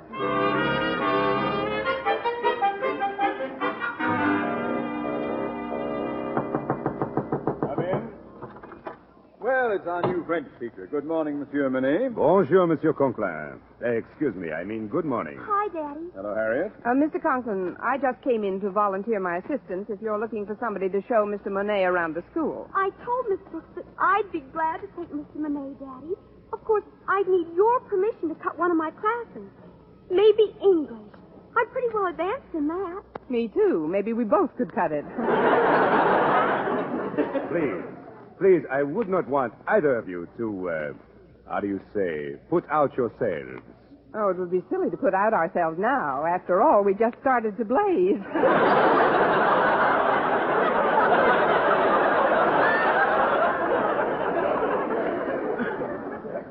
I'm sure I'll be able to show Mr. Monet the rope. But, Daddy, you're too busy. Oh, much too busy, Daddy. I mean,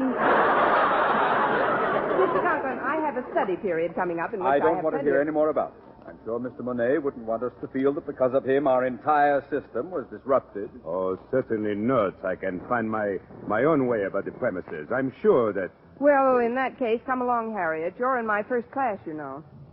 Oh, one moment, Miss Brooks. Would you do me the great honor of perhaps having lunch with me? With pleasure. Oh, but I did have a date with Mr. Boynton. I think I'll keep that date, too. Maybe it'll open his eyes a little. I'll see you in the cafeteria, Mr. Monet. But I thought Mr. Monet was going to have lunch with us. Didn't you tell me you were going to invite him to the house, Daddy? Invite him? Well, I suppose so.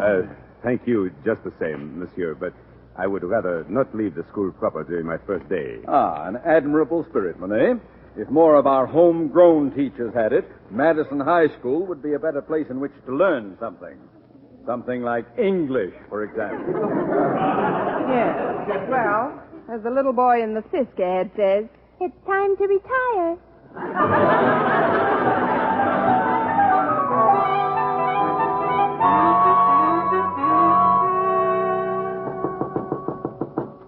Come in. Hello, Mr. Boynton. Oh, it's you, Miss Brooks. How are you today? Fine, thanks. I'm glad I caught you before your class got in. I wanted to ask you about lunch. Oh, I'll be happy to join you. Thanks very much. Oh. Well, I had other plans, but how can I resist an invitation like that? By the way, Mr. Boynton, do you speak any foreign language? Just American. Why, Mr. Boynton, you're getting quite a sense of humor. Must catch it from your frogs. Really, though, do you speak French, for instance? No, I don't. Then you wouldn't know what a French person would be saying to me if he said it in French, would you? No, I wouldn't. Good. This may be a very interesting lunch for all of us. All of us? Yes, you see, there's a new teacher in school. Oh, you mean Jacques Monet? You've met him? Oh, yes. I had to deliver some papers to Mr. Conklin's home yesterday, and he was there. Oh, he's a prince of a chap. We had quite a time together. Be nice to see him again at lunch. Oh, it will. Oh, yes. As a matter of fact, you'll have to apologize to him for me. I'm afraid I'll be a little late. Oh, you will? That's too bad, Mr. Boynton. Why will you be late? Well, it's McDougal here. You know, my bullfrog. He's got me worried, Miss Brooks. It's his throat. He can't seem to croak above a whisper. Oh, that's too bad. Poor McDougal. Hi, Mac. He must have gargled. Did sound pretty good, but... No, I'll still have to stay close to him to see how the medication I'm giving him catches on. I'll get to lunch as soon as I can, though. Ah, good old Jacques Monet. He's a real man's man. You've been wrong before, Brother Boynton, but never like this.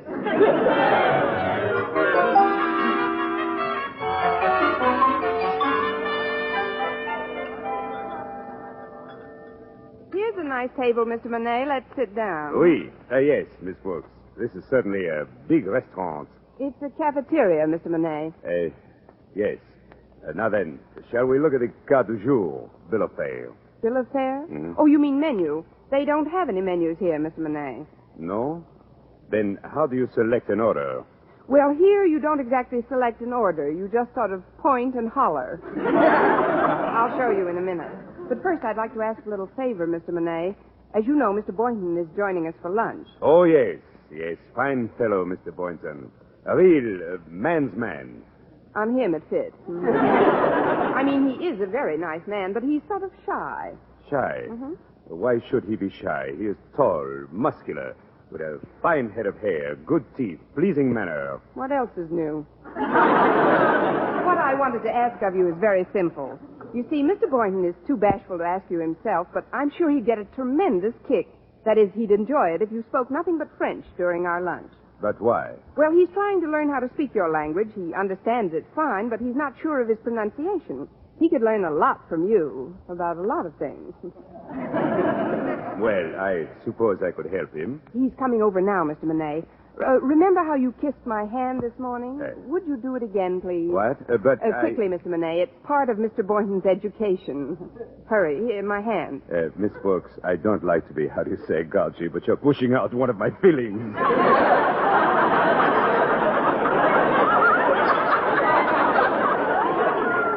There you are. What's the trouble, Mr. Monet? Got something caught in your teeth? Just an old cuticle of mine. Sit down, Mr. Boynton. Comment ça va aujourd'hui, monsieur? Yeah. How do you like our cafeteria? C'est bon. Mr. Monet says it's lovely, but not half as lovely as I am. Why, Mr. Monet, how flattering. Let's see now. What do we eat today? Well, how about the roast beef? That's what I'm going to have. Me, too. How about you, Mr. Monet? Tell him in French. Je désire un petit marmite, ou vichyssoise, une salade et une tranche de roast beef, des haricots verts, des crêpes Suzette et une demi-tasse. Oh, Mr. Monet, you and your compliments.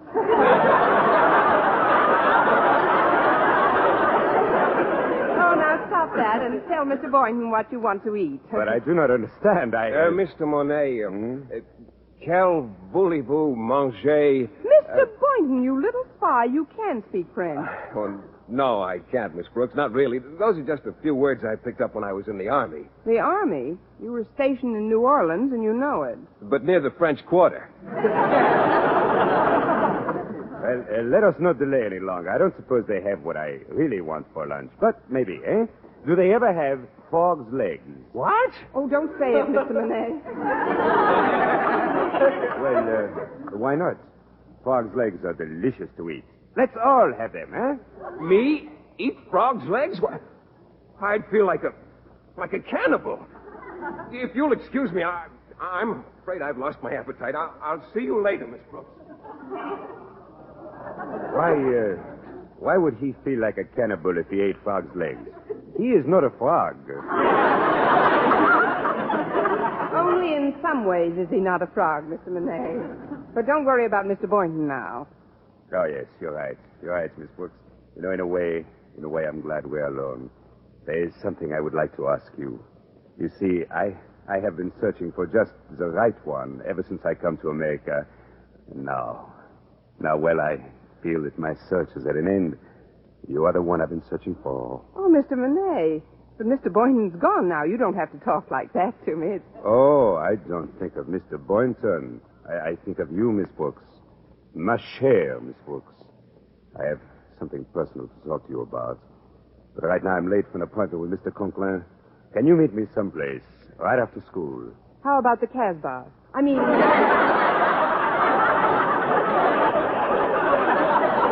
the park. Fine. Of course, I have several papers to mark, and besides, I have to formulate my plans for tomorrow's class, and there are some other routine affairs I must take care of. Oh, I realize this. How long will it all take? Well, school doesn't let out until 3, and it's a 20-minute walk to the park. Would 3:10 be all right?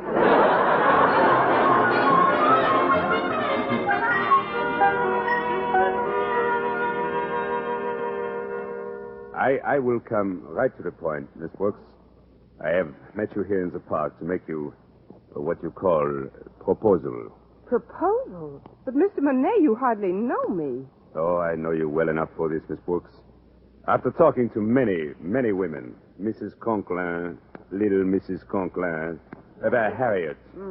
I mean, I know you are the ideal woman for me. Oh, this is very flattering, Mr. Monet, but marriage is a serious step.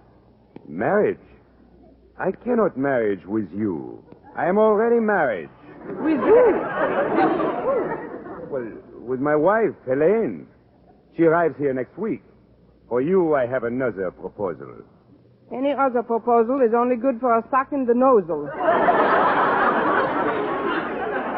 No, you do not understand. I want you to accept a position as tutor for my 3 children.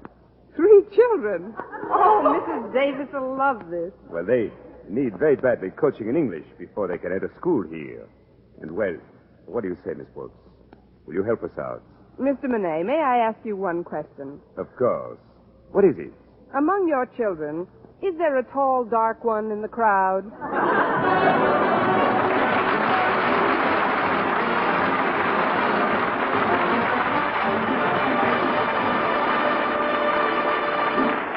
Eve Arden as our Miss Brooks returns in just a moment. But first... Dream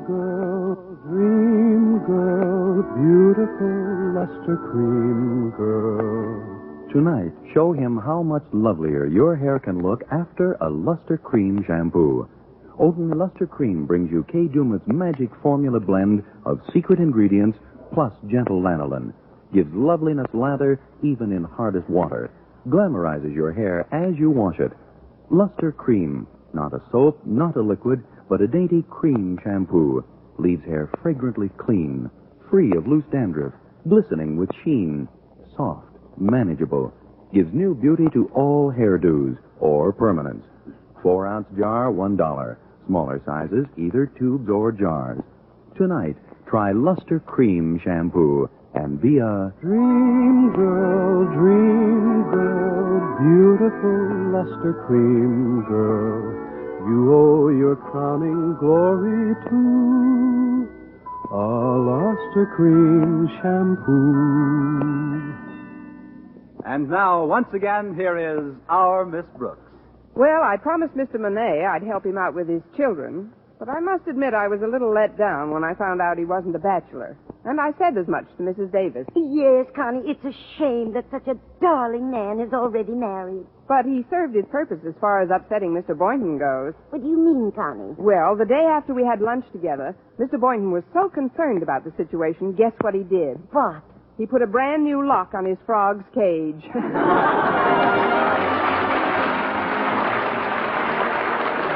Next week, tune in to another Our Miss Brooks show brought to you by Palmolive Soap, Your Beauty Hope, and Luster Cream Shampoo for soft, glamorous dream girl hair. Our Miss Brooks, starring Eve Arden, is produced by Larry Burns, written and directed by Al Lewis, with music by Wilbur Hatch. Mr. Boynton is played by Jeff Chandler, Mr. Conklin by Gail Gordon. Others in tonight's cast were Jane Morgan, Dick Crenna, Gloria McMillan, and Gerald Moore.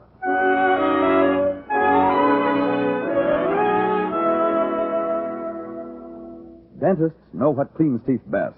And over 4,000 dentists say Colgate tooth powder with a 2-minute routine gets teeth sparkling and super clean. So to remove dull film and get your teeth shining clean, just brush teeth 2 minutes morning and night with Colgate tooth powder. Brush inside, outside, and biting surfaces. Always brush away from the gums. See how this gets teeth naturally bright. It removes dull film that improper brushing misses. And Colgate tooth powder also sweetens your breath. Try it. Buy Colgate tooth powder today. For mystery liberally sprinkled with laughs, listen to Mr. and Mrs. North, the exciting, fun-packed adventures of an amateur detective and his beautiful wife. Tune in Tuesday evenings over most of these same stations. And be with us again next week at the same time for another comedy episode of Our Miss Brooks. Do you want to be free to work where you choose, start your own business, own your own home, invest your money as you see fit? Then the American way of life is best for you. We have the highest standard of living. Since 1910, we have practically doubled our annual income, yet our working time has been cut by about 18 hours a week. Let's start to realize how fortunate we are. Let's work a little harder on our jobs and at being better citizens. Let's remember that the better we produce, the better we live. Stay tuned now for Lum and Abner. Bob Lamont speaking. This is CBS, the Columbia Broadcasting System.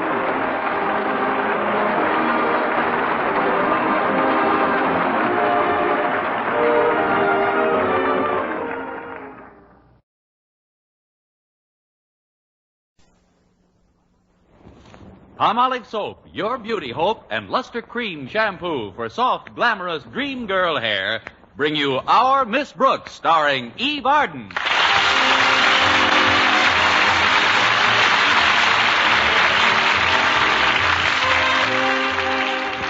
Like many of her colleagues in the teaching profession, our Miss Brooks, Madison High School's English teacher, watched the year 1948 come to an end with mixed emotions.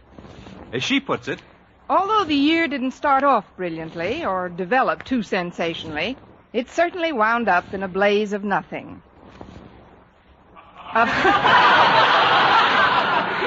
course, I did enjoy my 2 weeks vacation. In fact, I spent most of the money I was going to borrow in the next 3 months. The afternoon of New Year's Eve, Friday, December 31st, for those that still can't remember, I was chatting with my landlady, Mrs. Davis. Well, Connie, I guess you've got big plans for this evening. Frankly, I haven't got any plans at all, Mrs. Davis. Of course, I do have a date with the bashful biologist. Mr. Boynton, what are you going to do, Connie? Probably the same thing we did last year. Pool our money and go to Hip Sings for dinner. Fine way to spend New Year's Eve. 2 Americans go to a Chinese restaurant, Dutch. What are you going to do, Mrs. Davis? Oh, I'm going to visit my sister Angela. She's so absent-minded, poor thing. She'll probably be surprised to see me, although it was only last week that she invited me over. What time do you think you'll be leaving, Mrs. Davis? Leaving? For where? For your sisters. For my sister's what? For your sister's house. Oh, I'm glad you reminded me, Connie. I've been making up my New Year's resolutions, and that's the first thing on the list. I've resolved to correct Angela's absent-mindedness. Angela's absent-mindedness. What else is on the list? What list? Maybe I'd better talk to Minerva the cat for a while. We were talking about New Year's resolutions, Mrs. Davis. Oh, yes, I'm sorry I wasn't paying attention, Connie. Tell me the rest of your resolutions. Well, first of all, I was resolved not to... What resolution? We were speaking of yours, Mrs. Davis. And before you say my what, I'd like to ask you again the question I asked when we were both younger. Namely, when are you going over to your sister's house? Maybe you better not go out tonight, Connie. You sound very strange. It's just the way you're listening. Or are you, Mrs. Davis? Of course I'm Mrs. Davis. Now, you lie down and let me fix you some hot tea. I don't want any hot tea. I just want an answer. Meow. Thanks, Minerva. Now, about this evening, Mrs. Davis... Hello, Minerva. Want some milk, dear?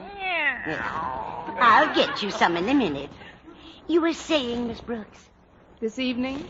Your sister's house? Yes, I'm going over there tonight. I know, Mrs. Davis. Right away, Minerva. What time, Mrs. Davis? It's, 3:45 now, but I'm always fast. Get away from those curtains, Minerva. I'll fetch your saucer right away. Keep an eye on her, will you, Angela? I'll be glad to, Connie. Come on, just hop into my lap, Mrs. Davis. There's a good dog. This is getting contagious. Oh, coming. Excuse me, Minerva. Why, it's Monsieur Monet. Come in. Merci, mademoiselle. Thank you. It's nice you remember me. Remember you? Why, Monsieur Monet, you're Madison High's favorite French teacher. For that, Miss Brooks, permit me to kiss your hand.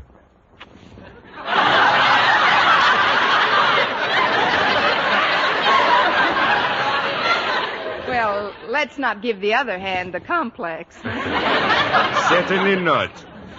Shall we go into the living room? I trust that I'm not arrived at, how you say, inopportunity time. What? Oh, no, this is very opportunity time. Won't you sit down, Monsieur Monet? Oh, thank you, Miss Brooks. But now that I'm teaching in America, I would appreciate it if you would call me in America. All right. What's your number? No. I mean, call me Mr. Monet instead of Monsieur. Oh, certainly. Here you are, Kitty. Here's a nice saucer of... Oh, I didn't know anyone had come in. This is Mr. Monet, Mrs. Davis, our new French teacher at Madison. Oh, how do you do, Mr. Monet? How do you do, Mrs. Davis? I kiss your hand, madame. I'll hold your saucer, madame. A lovely lady with a lovely hand. Stick out your paw, Minerva. You're next. If Mr. Monet came over to see you, Connie, I'm sure he doesn't want to talk to Minerva. I'll just take her into the kitchen. Come along, dear. There's a good kitty. Come drink your milk out here. So nice to have met you, Mr. Monet. Likewise, I'm sure. She's very nice, your Mrs. Davis. But why she run away so fast? In the words of some of my pupils, why she took some powder and put it on the lamb? Took some powder? Oh, you mean she took a powder or took it on the lamb? Mais oui, she flew out of here like a bat out of Mr. Monet.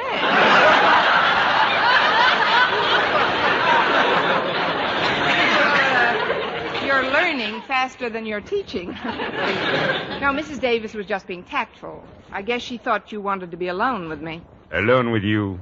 But why, Miss Brooks? I'm a married man. Oh, I know, but Mrs. Davis doesn't know about your wife, Mr. Monet. Oh, Miss Brooks, I don't know what plans you have made for New Year's Eve, but my wife, Elaine, and I would be very flattery if you would join us. Well, thanks, Mr. Monet. I'm flattery that you should ask me. But as far as I know, Mr. Boynton is taking me out tonight. Oh, then you both must come. You see, this is not an ordinary party, Miss Brooks, although we're all going to wear evening clothes and try to have the best possible time. Elaine and I, we realize that among school teachers, there are very few, how do you call it, malted millionaires?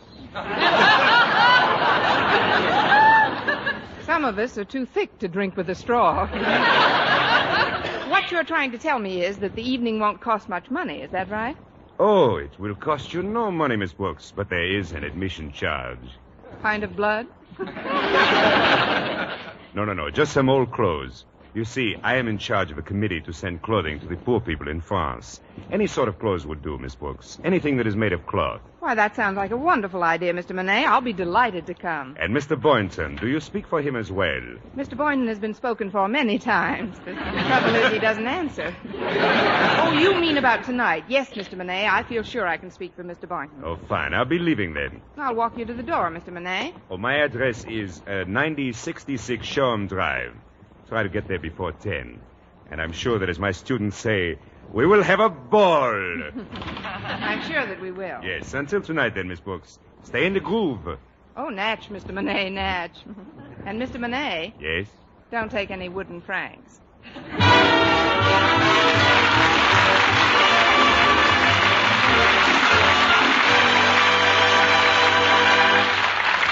Our Miss Brooks, starring Eve Arden, will return in just a moment. But first, here is Vern Smith. Ladies, regardless of age, skin type, or previous beauty care, doctors prove you too may win a lovelier complexion with Palmolive soap. But to win this lovelier complexion, the kind men admire and women envy, you must stop improper cleansing. Instead, use Palmolive soap the way doctors advised. Remember, 36 doctors, leading skin specialists, advised 1,285 women, many with complexion problems, to use Palmolive this way. Some have dry skin, some oily, some coarse-looking. Using Palmolive soap alone, 2 out of 3 won lovelier complexions. Now, here's what the doctors advised. Wash your face with Palmolive soap. Massaging for 1 minute with Palmolive's soft lather. This cleansing massage brings your skin Palmolive's full beautifying effect. Rinse. Do this 3 times a day for 14 days. It's that simple. But doctors have proved this way, using nothing but Palmolive, really works. So forget other beauty care. Use Palmolive soap alone for a lovelier complexion. For loveliness all over, use big, thrifty bath-size Palmolive in your tub or shower.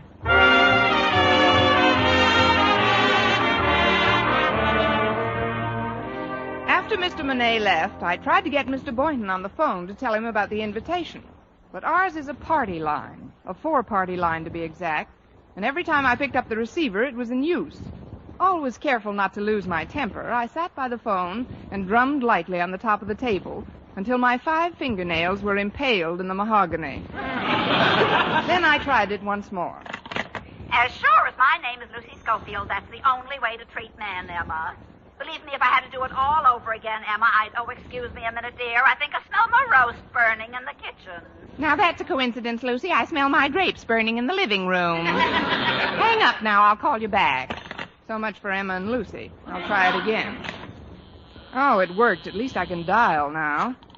I hope Lucy doesn't think Emma was kidding her. Happy New Year, Daisy. Is Fred there? This isn't Daisy, and Fred isn't here. Will you please get off the line? What do you mean, get off the line? Just what I said. Get off this line. Oh, Mrs. Telephone Company, huh? Look, this happens to be a party line, and I happen to be the party using it at the moment. Oh, well, that's different. If you want me to come to a party, I'll be glad to talk to you.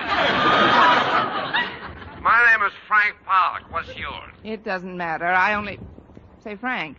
Frank, are you still there? Sure, I'm still there. That was mighty nice of you to call me, Daisy. What do I think of the way I treated you? The shameful, horrible way I treated you. Don't cry, Frank. I had it coming. No. Now, will you please hang up? Your bottle is falling out of the chandelier. Well, thanks, Daisy. You're a great girl. And tell Fred to give me a buzz when he gets in. Bye now. He's getting an early start. When a body meets a body, he's had too much ride. Mm-hmm. Hello? Hello, Mr. Boynton. This is Miss Brooks. I assume we still have a date for tonight. Tonight? Oh, this is Friday, isn't it? Yes, December 31st. 31st, eh? Yes, you know, the day we celebrate the appearance of the first enchilada north of Laredo, Texas. I know it's New Year's Eve, Miss Brooks. What are we going to do to kill a few hours together? We'll think of something, you mad, impetuous boy. As a matter of fact, that's why I called. Mr. Monet and his wife are having a little impromptu party at their house, and they've invited us. What kind of party? Well, you have to have some old clothes, and then you should... Hello? Is that you, Emma? I didn't quite understand you before. No, this is not Emma. This is your friendly, cooperative party line neighbor. Oh, the magpie. Miss Brooks, who are you talking to? I'm talking to Nonstop Nellie, the human dial tone. Now, will you please stop this filibuster and get off the line? Well, the phone company will hear about this. Are you there, Miss Brooks? Yes, Mr. Boynton. As I started to tell you, although it's a formal party, we're supposed to have some piece of apparel that we can... Happy New Year. Oh, not again. Who's that? Well, it's about time you got home, Fred. That is not Fred. Oh, it isn't, huh? No, it isn't. As Fred's oldest and closest friend, I demand to know who it is. Now, see here, old man. I'm not your old man. I don't even know where your old man is. I don't even know where my old man is. New Year's Eve, and I don't even know where my old man is. Oh, look, Mr. Boynton. We'd better hang up now. You can't, Daisy. You can't hang up. Not without you tell me where my old man is. Daisy. Listen, Mr. Nobody Boynton. wants to tell me where All my you have old to man do is. is bring People some are old cruel. clothes That's what with the you. trouble- What's that? They I don't can hardly help hear you, Miss People Brooks. tell me where their So old put man on your is. tux, bring But some I old thought you'd be clothes, different, and pick Daisy. me up in a couple Even of though I hours. gave you a pretty hot deal, this Fred come along and straight me out. I'll see you Who later. introduced you to Fred? Tell me that.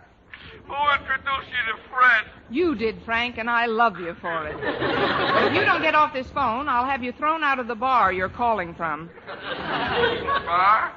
Oh, is that where I'm calling from?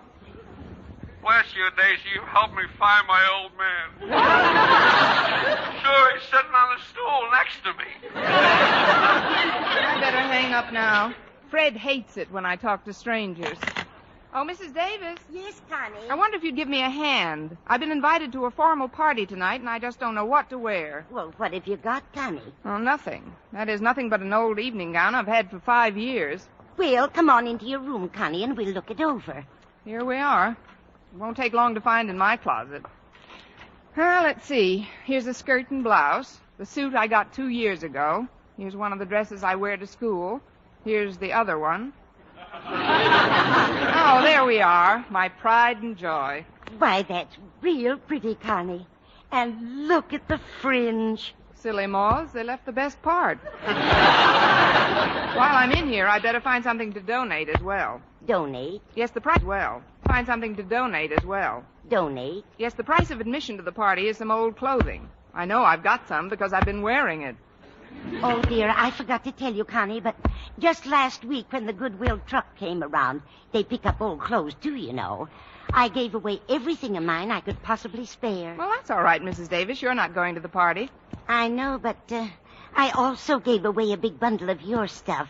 You had it lying in the closet, and Mrs. Davis, that was for the cleaners. I had some of my newest clothes in that bundle. 1945 stuff. I'm sorry, dear. Maybe you can borrow some old clothes to give. Well, I guess I'll have to. I know. I'll go over to the CONKLINS. He's got one suit I know could use an ocean voyage.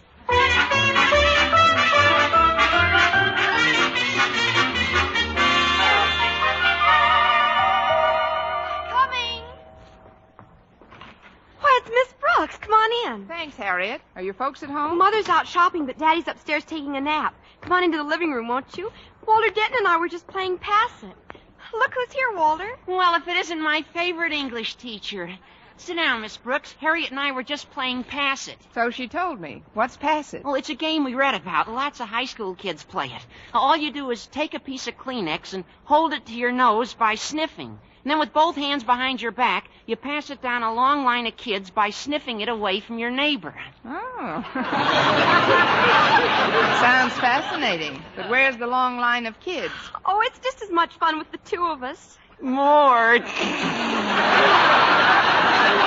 Yeah, saves wear and tear on the Kleenex, too. Harriet and I go steady. That's why I'm here. But what brings you to the dread sanctum sanctorum of your school principal during a holiday?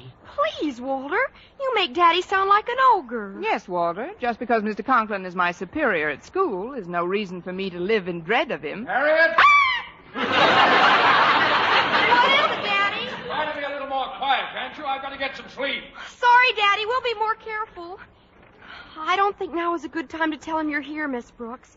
You see, he's going to a big party tonight and wants to get some rest. Well, then maybe you kids can help me out. I've just got to get some old clothes somewhere right away. Why, Miss Brooks? The ones you've got on look fine.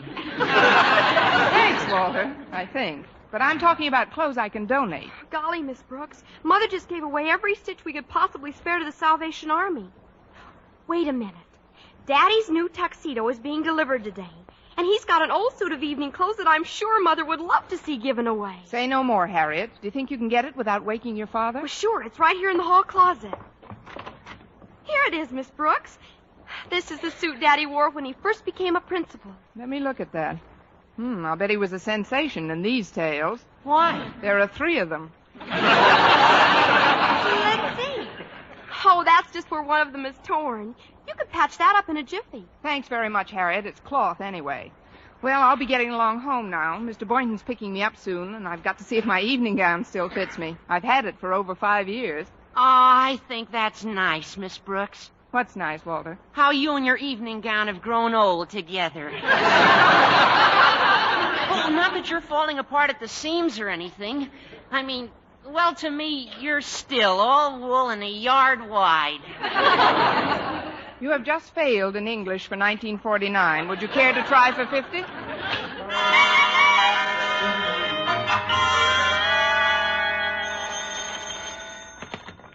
Hello. Hello, Mr. Conklin? Yes, who's this? This is Kane from Kane's Classy Cut Clothes with 4 Ks. Oh, yes. Where's my tuxedo, Kane? You promised it to me by 5 o'clock, and it's 10 of now. Oh, that's what I'm calling about, Mr. Conklin. I can't get the suit to you by 5 o'clock. You can't? Well, then when will it get here? Next Tuesday. Next Tuesday? But I've got a very important party to attend tonight. Now, please, Mr. Conklin, don't yell at me. What? Yell at the lapel makers union. They went out on strike yesterday. But isn't there something you can do? Somebody who can fix this? Calm yourself, Mr. Conklin. Even if I gave the suit to another shop to be finished, it wouldn't do any good. The buttonhole boys went out in sympathy. But how could you... Well, why do you... When did this... How were you able... Mr. Conklin. Take it easy. My blood pressure is just as high as yours. So let's be good to ourselves and exercise some control. Control? But how can I... What will I... Even if I have... Now, there's no use in both of us aggravating. Goodbye, Mr. Conklin. Happy New Year. Harriet! Yes, Daddy, we're here in the living room. Harriet, I've had a great disappointment. My tuxedo... Oh, hello, Denton. Hi, Mr. playing pass it. Want to sniff this Kleenex off my nose onto your nose? I can think of nothing more loathsome to do. Harriet, you know where your mother put my old suit of evening clothes? Your old suit, Daddy? Yes. I've got to wear it tonight. Oh, but that old evening suit isn't any good, Mr. Conklin. It would make you look like a head waiter in a cabaret. A head waiter in a... That happens to be one of the finest dress Please, suits. Daddy. I gave it to Miss Brooks just a little while ago. She and Mr. Boynton are going to a party where you have to bring some old clothes to get in. What? That does it! Not only do my teachers openly flaunt my wishes about fraternizing, but they take my evening clothes along with them. Children, do you know what I'm going to do? No, we don't. But I know one thing. If I was Miss Brooks, I'd hop in bed and pull the covers up over my head.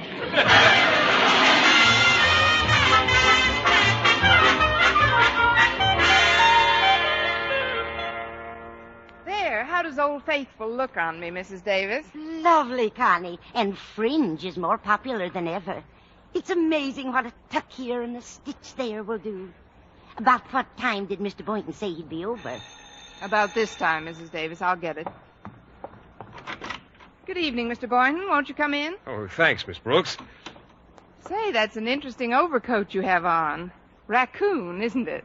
Yes. It's a relic of my college days. Do you mind if I hang it up here? It's pretty warm. Go right ahead, Mr. Boynton. Then come on into the living room. All right. Oh, there, that's better. Well, Miss Brooks, you certainly look lovely tonight. Thanks, Mr. Boynton. You look... Mr. Boynton, I told you we were invited to a New Year's Eve party, didn't I? Well, yes, you did. Do you always go to a formal party in white flannels with a blazer and a beanie? Formal, but you said you had to have some old clothes to get in. Some odd piece of wearing apparel is what you told me. Oh, great. I hope your sneakers are vulcanized. I don't understand, Miss Brooks. Just what kind of a party is this? It's a formal party, Mr. Boynton, but the price of admission is some old clothes to be shipped abroad. Oh, well, I don't know. I don't usually go to parties on New Year's Eve. You don't? Well, how do you like to spend the evening, Mr. Boynton? Well, I usually have an early dinner, then catch the first show at the movies and hit the sack about 10:30. What does your doctor say about such carrying on? Look, Mr. Boynton, I've already accepted for both of us, and... Wait a minute. I've got a dress suit that might fit you. Then we can bring the stuff you've got on as our admission. Just go into my room, Mr. Boynton, and take off those clothes. Oh, Miss Brooks, what in the You'll world... find a suit of evening clothes right on the bed. Please slip them on. Mrs. Davis? Yes, Connie? Have you finished sewing Mr. Conklin's tail together? Just finishing now, Connie. Here it is, as good as new. It would make any head waiter proud. Oh, hello, Mr. Boynton. My, what a nice beanie. 3 propellers. I wish you'd tell me what this is all about, Mrs. Davis. Well, you're going to an ideal source for information. Just take this suit and put it on, Mr. Boynton, please. Well, all right, Miss Brooks, but this is all highly irregular. Now, Mrs. Davis, let's go into your room. I want you to fix my hair in the back. I'm wearing it up, you know, and it's not quite high enough. My goodness, Connie, how high do you want it? High enough so that I'll have to stand on a chair to pull it down.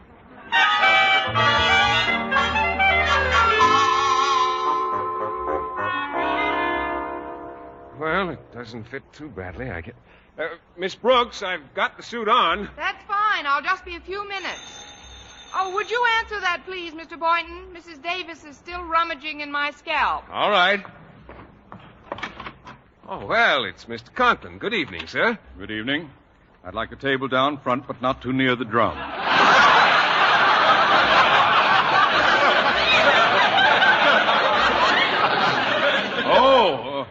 Oh, it's you, Boynton. Yes, sir. Won't you come in? No, I won't come in. Boynton, how did you... When did you... Who gave you... If it what are wasn't you doing? New Year's Eve, I'd swear that Mr. Conklin had come by. Oh, it is you, Mr. Conklin. Miss Brooks, I demand the return of my evening clothes at once. Your evening clothes? I cannot tell a lie, Mr. Boynton. Take it off. Take it off? Take it off! Well, don't just stand there, Mr. Conklin. Applaud a little.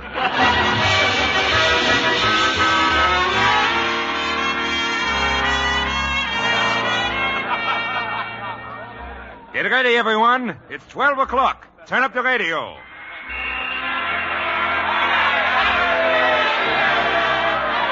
Well, Well, Miss Brooks, nice party, no? Oh, very nice, Mr. Monet. Ah, but it's midnight now.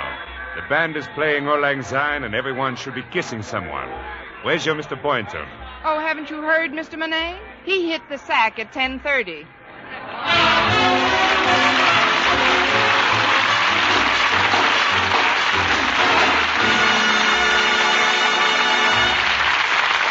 Eve Arden as our Miss Brooks returns in just a moment. But first... Dream girl, beautiful luster cream girl. Tonight, show him how much lovelier your hair can look after a Luster Cream shampoo. Only Luster Cream brings you Kay Daumit's magic formula blend of secret ingredients plus gentle lanolin. Gives loveliness lather even in hardest water. Glamorizes your hair as you wash it. Luster Cream, not a soap, not a liquid, but a dainty cream shampoo. Leaves hair fragrantly clean, free of loose dandruff, glistening with sheen, soft, manageable. Gives new beauty to all hairdos or permanents. 4-ounce jar, $1. Smaller sizes, either tubes or jars. Tonight, try Luster Cream shampoo and be a Dream girl, beautiful luster cream girl. You owe your crowning glory to a luster cream shampoo. And now, once again, here is our Miss Brooks. Well, Mr. Boynton didn't show me such an exciting New Year's Eve, but we had another date the next day, today. After spending the afternoon at the zoo, we came back to my house. Do you mind if I turn on the radio, Mr. Boynton? Oh, not at all, Miss Brooks, but I'm afraid I can't stay to listen to it. Why not? Well, actually, I didn't get into bed on New Year's Eve until 10 minutes of 11. I've got to catch up on my sleep. And so, as Philip Boynton faded slowly into the west, I bade him farewell in true Zulu fashion by saying Tunga Lunga Bimba Lakta, which means, how can you leave now? Jack Benny has switched over to CBS.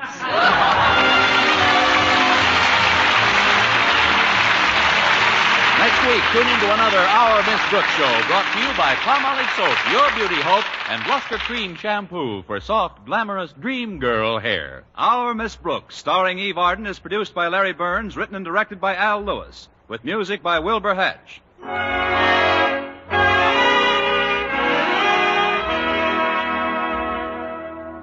Men, do you shave with a lather or brushless shave cream? Palmolive shaving cream comes both ways, and whichever way you prefer to shave, you'll find that using either Palmolive brushless or Palmolive lather shaving cream can bring you more comfortable, actually smoother shaves. Here's the proof. 2,548 men tried the new Palmolive way to shave described on the tube. And no matter how they had shaved before, 3 out of every 4 got more comfortable, actually smoother shaves. Get Palmolive brushless or Palmolive lather shaving cream today.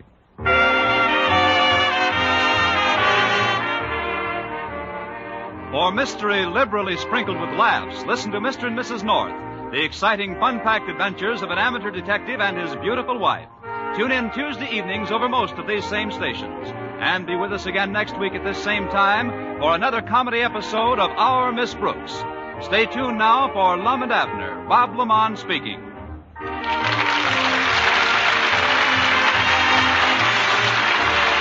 This is CBS, the Columbia Broadcasting System.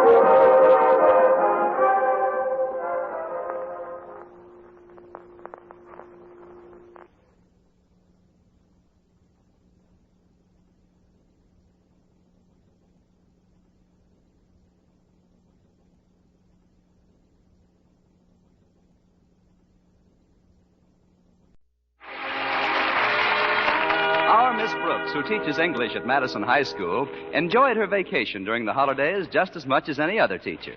But as it drew to a close, she had a peculiar reaction. Although I felt that my vacation had done me a lot of good, now that it was over, I was keyed up and enthusiastic, simply raring to go.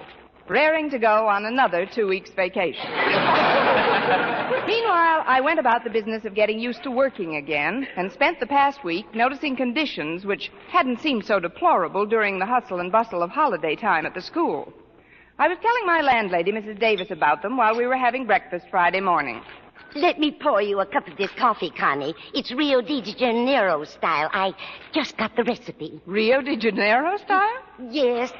I mashed up a few Brazil nuts and mixed them with the coffee ground.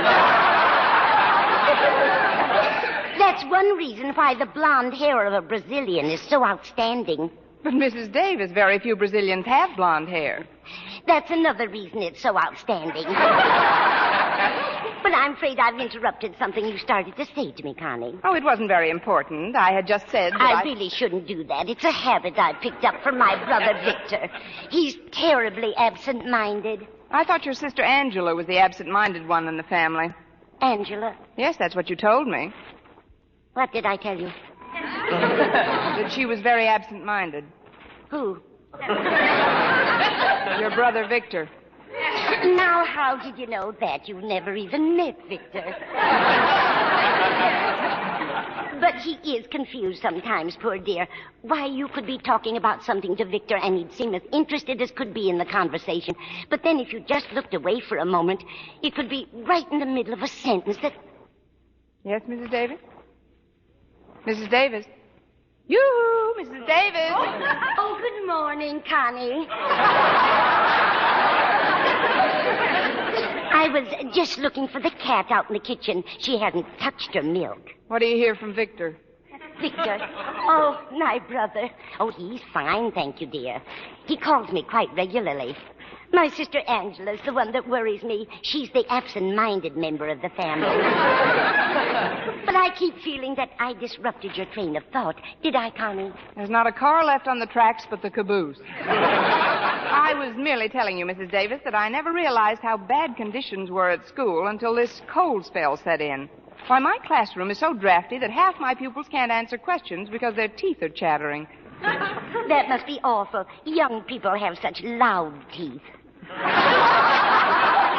Yes, sometimes my room sounds like a dice game on a tin roof. Have you talked to the principal about it? Not yet, but I'm going to today. He's just got to get the Board of Education to allot us a bigger budget for coal. Well, I wish you luck, dear. Is Walter Denton picking you up this morning? Yes, Mrs. Davis. Oh, good. Connie, I'd like to apologize again for interrupting you before.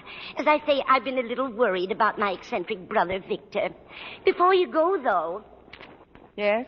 Goodbye, Connie. Goodbye, Mrs. Davis. And by the way, Mrs. Davis... Yes, Connie. Yes, Connie, Why, she's gone. Poor thing. She's been under a terrible strain lately.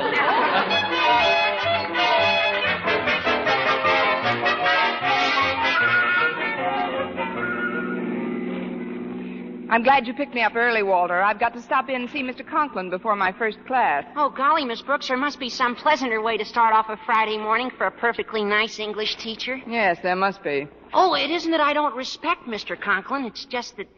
Oh, there's something about you, Miss Brooks, that... Well, before the hallowed walls of our beloved Madison High heaves into view, I want you to know that... Just a minute, Walter. Would you mind taking that sentence again a little slower? I merely exclaimed, before the hallowed walls of our beloved Madison High heaves into view. That's what I thought you exclaimed. Anything wrong, Miss Brooks? Well, frankly, Walter, I'd hesitate to correct that sentence without stopping at teacher's college for a refresher course. But what do you mean by heaves into view? Well, every so often you read about a ship that hove into view, don't you? Yes. Well, hove must be the past tense, mustn't it? Heave, haved, hove, isn't it? Oh, of course not, Walter. Heave, heaved, haved, heave, haved. What do you want me to know before Madison High heaves into view? that you command as much respect as Mr. Conklin, plus the admiration of the entire student body, and that your personal warmth and charm is only exceeded by your excellence in your chosen field of instruction. Ain't it the truth? I don't want to seem unduly inquisitive, Walter, but to what do I owe this verbal plaque? Nothing. It's just a natural reaction. Completely spontaneous and unrehearsed. And what did you get from our sponsor when you were selected as a contestant? A pen and pencil set that's guaranteed... Oh, no, that's not fair. No, I'm being completely sincere and have no ulterior motive whatsoever. Then thank you, Walter. No, that's okay. Miss Brooks? Yes? Would you do me a favor? If I say no, you'll take back the plaque. Well, what is it? Well, it's a basketball team. As you know, I'm the new manager, so it's up to me to see Mr. Conklin about getting some things that we need immediately. And? And it's up to you to see Mr. Conklin for me, because I'm rarely up to seeing Mr. Conklin. What I mean is that we've just got to get some more trunks. Where are you going? No, we're not going anywhere. No, we need stuff for the guys to put on while they're playing. You see, right now, every time we send in a substitute, he has to take a blanket along with him and change trunks with the fella he's replacing. About 10 pairs should do fine. 10 pairs? Why don't you just get a larger blanket? Oh, no, this is serious, Miss Brooks. Oh, another thing you've got to talk to Mr. Conklin about for me is the temperature in the gym. It's so cold in there, a good humor man has to referee the game. Of course, I'm exaggerating, Miss Brooks. I know, Walter, but, A, just what do you want me to ask Mr. Conklin? And B, why should it be me instead of you? Well, A, to requisition $100 worth of equipment for the basketball team from the school board, and B, because you're older and carry more weight. And C, if we were driving in my car, you'd be walking by now. Oh, you don't understand, Miss Brooks. I'm not trying to shirk my duties, but... Well, this is a legitimate beef. Let me put it this way. In the stockyards, when they want the sheep to run a certain way, they don't send a little lamb out to guide them. They send an old goat.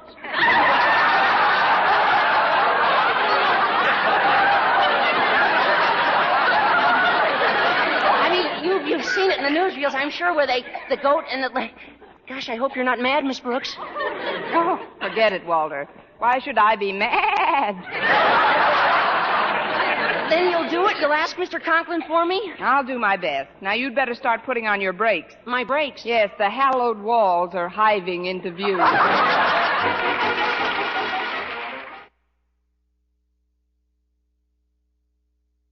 Ladies, regardless of age, skin type, or previous beauty care, doctors prove you, too, may win a lovelier complexion with Palmolive soap. But to win this lovelier complexion, the kind men admire and women envy, you must stop improper cleansing.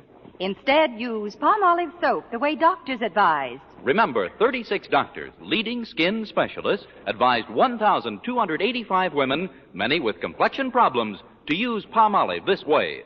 Some had dry skin, some oily, some coarse-looking. Using Palmolive soap alone, 2 out of 3 won lovelier complexions. Now, here's what the doctors advised. Wash your face with Palmolive soap. Massaging for 1 minute with Palmolive's soft lather. This cleansing massage brings your skin Palmolive's full beautifying effect. Rinse. Do this 3 times a day for 14 days. It's that simple. But doctors have proved this way, using nothing but Palmolive, really works. So forget other beauty care. Use Palmolive soap alone for a lovelier complexion. For loveliness all over, use big, thrifty bath-size Palmolive in your tub or shower. Well, here we are at school, Miss Brooks. If you will kindly disembark, I'll find a place to park and then return for a joust with the forces of education. If I was a gambler, Walter, I'd bet on you to place. Oh, there's Harriet Conklin. I think I'll ask her what kind of a mood her father's in. Okay, Miss Brooks. I'll see you later. Just a minute, Harriet. I'd like to talk to you. Oh, hello, Miss Brooks. I'm glad we ran into each other. Same here. Harriet, did you have breakfast with your father this morning? Well, yes, I did. How was he? His temper, I mean. Pretty good, Miss Brooks. Until Mother showed him some of the bills that had come in. Then what did he do? Nothing unusual. He just slammed down his paper, bit through his coffee cup, and left. It could have been worse. Sure, he could have bitten your mother. That's one of the reasons I'm glad we ran into each other. Miss Brooks, did I ever tell you what an unending source of inspiration you are? Oh, I must end somewhere. I mean it, Miss Brooks. You're more than just an excellent instructor of English. You're... I'm the patsy who's going to face your father with one of your problems. All this and psychic, too. How did you know I wanted you to talk to Daddy for me, Miss Brooks? Well, why should you be an exception, Harriet? What's your complaint? The domestic science room. It's like a deep freeze. That room, too? It's so cold that most of us wear gloves all during the class. Makes it very awkward, Miss Brooks, especially when we're trying to use the sewing machine. Sounds pretty bad. Bad? It's terrible. Yesterday, Bessie Snyder sewed 5 of her fingers together. Oh, what's so terrible about that? Gives you an extra ladle for the cooking class. It broke the sewing machine, and we need $200 for a new one. Oh, but Harriet... Miss Brooks, it's up to you to make conditions in this school livable. For you mean? I'd better be armed with plenty of facts before I face your father, though. I think I'll make a survey of the rest of the rooms. Starting with Mr. Boynton's biology laboratory? Now who's psychic? Yes, Harriet, I think I'll interview the shy master of the microbes. I've been in there, Miss Brooks. It's even colder than the other rooms. I hope you can do something about it. I should be able to, with the experience I've had. Well, what do you mean, Miss Brooks? I've been trying to thaw Mr. Boynton out for years.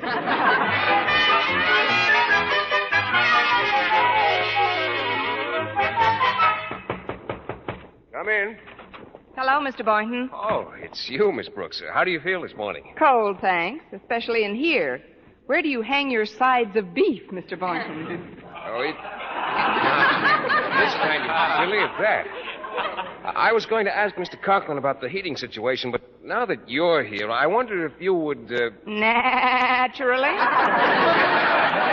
You better slip this coat on. Even your voice is shivery. No, this outfit I'm wearing is fairly warm. I've got 4 sweaters on, you know. Really? Where? Let's not get racy, Mr. Boynton. Sorry, Miss Brooks. I didn't mean anything personal. You never do.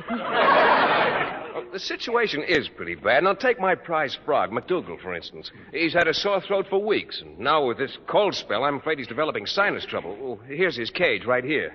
Hello, Mac. How do you feel? Gesundheit. Have a Kleenex, Mac. You're welcome. It's no wonder he's sick. Look at the tank he's in. No provisions for heating or water at all. Or this morning, his breakfast was frozen 2 inches from his nose. By the time he did eat, he had indigestion. That's really awful, Mr. Boynton. This equipment is pretty obsolete. What's this bowl here? Oh, these must be some new fish. What's the name of these pretty blue ones, Mr. Boynton? Goldfish. They're just cold. They could slap their fins together. Oh, look at these cute little guinea pigs. Now, they're what I call sensible animals. Look how they huddle together for warmth in their cage. You know, Mr. Boynton, you and I could keep kind of warm that way, too. Oh, no, we couldn't, Miss Brooks. We could never fit into a cage that size. Well, no, but it would be fun trying to. Look, Mr. Boynton, about what do you estimate it would cost for new equipment for this lab? Oh, a couple of $100, roughly. $150 if you smooth it out. That's a sort of a joke, Miss Brooks. First I said roughly, and then $150 if you smooth it out. Oh. That's a Lulu. I know another one, but I wish you'd stop me if you've heard it. It's about this group of people. I've heard it. You have? The one about the group of people who are all discussing something in a very animated manner, and suddenly they stop, and this one fellow says, "Is anybody eating a lifesaver?" And somebody else says, "Why?" And the first chap says, "Because there's a hole in the conversation." Is that the one you've heard? No, I heard a different one. Tell yours. Well, it's about... I just did tell it, Miss Brooks. Oh, so you did, Mr. Boynton, and a little beauty it was, too. But I better get ready for my first class now. I'll see Mr. Conklin at the beginning of lunch period. Well, it's awfully nice of you to do this, Miss Brooks. Will you have lunch with me afterwards? Oh, I'd love to, Mr. Boynton. And, Miss Brooks, Please don't even bring your purse with you. It only embarrasses me when you try to pay your own check in the cafeteria. All right, Mr. Boynton. I'll leave my bag in my desk. Fine. When I see you to your room, I can pick up what you owe me. That's a good one, too. What am I laughing at? He's not kidding.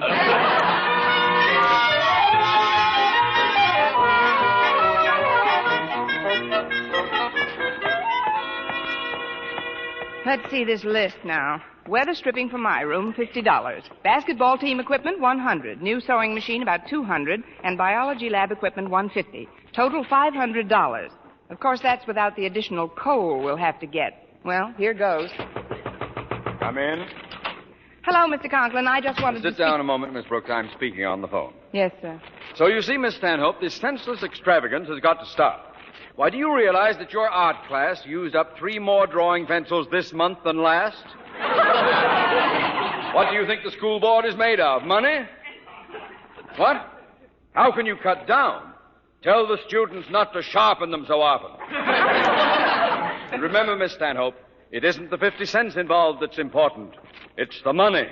Get on the ball and let's start cutting down expenses around here. Good day. Now, what do you want? Happy New Year, Mr. Conklin. I just happened to be passing your office, and I thought I'd stop in and say hello. Hello. Now, if you'll excuse me, I was just going to lunch. But, Mr. Conklin, you don't want to go up to that drafty cafeteria. What do you mean, drafty? Oh, it is. It's almost as bad as the schoolrooms. What? And the gym and the biology laboratory and the domestic science room in which your own daughter Harriet is at this very moment shivering and shaking while she sews her gloved fingers together on the sewing machine which Bessie Snyder broke. There, I said it, and I'm glad. If you're angling for another vacation, Miss Brooks, the answer is no. Now compose yourself and talk like a rational human being. Well, it's like this, Mr. Conklin. If we could get a larger appropriation from the school... A larger appropriation? Miss Brooks, let me tell you what I was planning when you so fortuitously entered my office. I was planning on a general revision of expenses, an economy wave the likes of which this school has never seen. For example, you will in the future direct your pupils to use half as much chalk. You mean no more capital letters? Exactly. And this building, it's kept like a hothouse. I intend to cut way down on the supply of coal we're wasting. Wasting? But... Don't butt me, young woman. Oh, I can't help it. I'm the goat that was picked for the job. That is, it's not a question of a lot of money, Mr. Conklin. And the temperature of the school is very important. It certainly is. And I find it extremely comfortable for the most part. But why are you wearing your overcoat? It's just a silly quirk of mine, Mr. Conklin. I'm trying to break up an ice jam in my arteries. Oh, nonsense. And take off those gloves. And I wish you'd stop smoking while you're talking to me. I'm not smoking. I'm just breathing. Well, cut it out. That's the trouble with people nowadays. They're all mollycoddle, softies. Why, when I think of our forefathers at Valley Forge, dragging cannons through the snow with their feet wrapped in rags, it's enough to make my blood boil. Well, it wouldn't boil in my room. Look, Mr. Conklin, if you don't care about people, think of the poor little animals in Mr. Boynton's laboratory. What's wrong with them? The white mice can't run around on the treadmill without snowshoes. McDougal doesn't know whether to croak, sneeze, or hiccup. So he does all 3, and it's pretty depressing.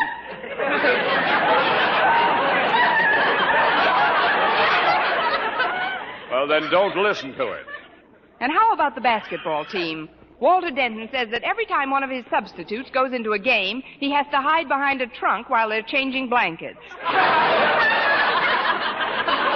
And just think, $100 would remedy the entire situation. $100? Plus $200 for a new sewing machine, $50 for weather stripping my room, and $150 for warmer tanks and better equipment in the biology lab. $500 is all you have to requisition from the board, plus some added money for coal. And if you'll sharpen the sword, I'll fall on it on my way out. Miss Brooks, I'm going to try to control myself. I'm going to walk over to that window and look out of it. A moment later, I'm going to turn around, and you will have gone quietly out of the door.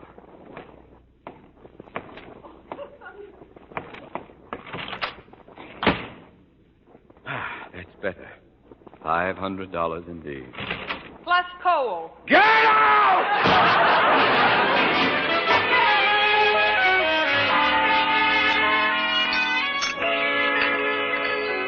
Well, here I am, Miss Brooks. The cafeteria was pretty crowded today. Young Denton here invited us to share his table. Sure, sit down, Miss Brooks. Want me to get you a tray? Thanks, Walter, but I haven't time to eat right now. I've just left Mr. CONKLINS' office, and he's flatly refused to requisition a penny from the school board. But the temperature, my animals, McDougal's toes are frostbitten now. And how about my basketball team? We got a very important home game on tomorrow night, and that gym is just icy. Oh, we got to do something, Miss Brooks. We just got to get some more coal into this building. Well, maybe we could start an airlift. No, I guess not. Wait a minute. The only way to make Mr. Conklin see the necessity of improving the coal situation is to pretend we're all coming down with colds. You mean go into his office sneezing and coughing and all? Exactly. He won't dare face a school board investigation if he thinks an epidemic is starting. Besides, I happen to know he's quite a hypochondriac when it comes to contagious germs. But if we really don't have colds, it'd be lying to say we have, wouldn't it? It's a white lie for the common good, Mr. Boynton. Oh, but you know what happens to me when I tell a falsehood. I have a psychosomatic symptom that causes me to hiccup. Well, we'll have to take that chance. Think of McDougal, Mr. Boynton, and those blue goldfish swimming around depending on you to do something. I'll do it, Miss Brooks. I'll be darned if I don't. Oh, I beg your pardon. Oh, forget it, Mr. Boynton. In a crisis like this, even I resort to profanity. Oh, fudge.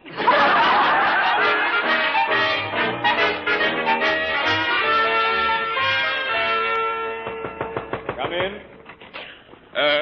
Mr. Conklin, I got a bad cold. What? It's in by Joe's and Ed, mostly. Turn around, Boynton. Don't you know those germs travel?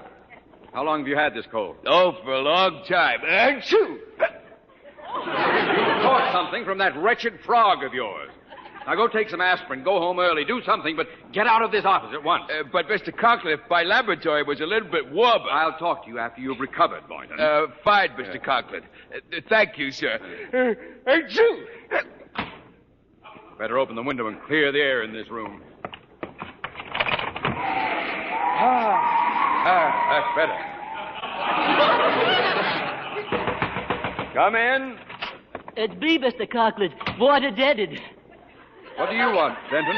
As manager of the basketball team, I'd like to request a warmer gym. A what? A warmer gym to play in. It's freezing in there. I got a cold. You too? Well, cover your face when you sneeze. We got a very important game to play tomorrow, and we need some heat badly. Heat. Well, if you've got such a bad cold, Denton, you'd better not come round to the game tomorrow. What? I'll be there, and I'll appoint another manager. But I'm not that sick, Mr. Conklin. Gosh, I feel great. I think I know what you mean, Denton. This is all a scheme to get me to ask the board for more money. And I think I know who put you up to it, too. She did not. Oh, that is... Come in, Miss Brooks. How did you know it was me, Mr. Conklin? I heard you rehearsing your sneeze. Gee, you look great, Miss Brooks. Never saw you looking better. Thank you, Walter. You couldn't possibly have a cold or anything the way you look. Know what I mean? Keep talking, Denton. I don't mind. Why, what's the matter with you, Walter? I've a terrible cold in my chest and my head. It's from my room, Mr. Conklin. Mr. Conklin, if that is the stream, you sure do a funny imitation of a person with a cold, Miss Brooks. What do you mean, imitation? Sure. Everybody knows you're just fooling. Among my own pupils. A stool pigeon. I knew this was all a plot, Miss Brooks, and I'm ashamed of you. Why, just because there's a little fresh air circulating through the school. Good fresh air. You throw a fit. Our forefathers should see you now. Those men at Valley Forge dragging the cannon through the snow with rags tied around their feet. Why, when I think of those... The door was open, so I just came on in, Daddy. What is it, Harriet? I talked to Mother on the phone a little while ago, and her back's bothering her a bit. She'd like the heating pad. What heating pad? The one you've got under the cushion you're sitting on. Here's the plug back here. Now, if you'll just get up a minute. There we are. I'll take it home to Mother right away. Where in the world did that thing come from? From Valley Forge, of course. The boys... The boys must have got some hot rags for their feet.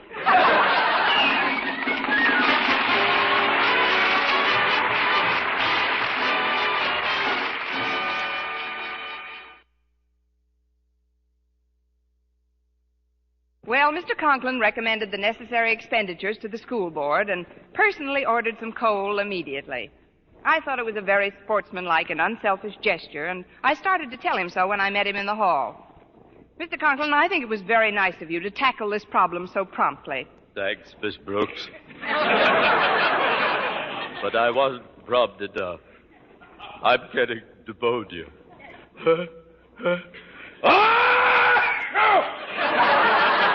Oh, what's the difference, Mr. Conklin? As long as you've got your health.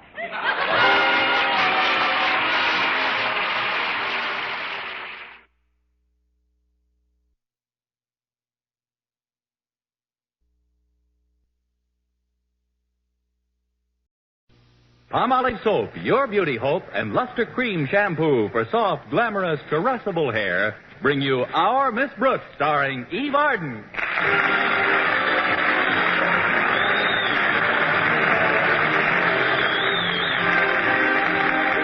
Our Miss Brooks, who teaches English at Madison High School, has always hoped that someday she would head her department.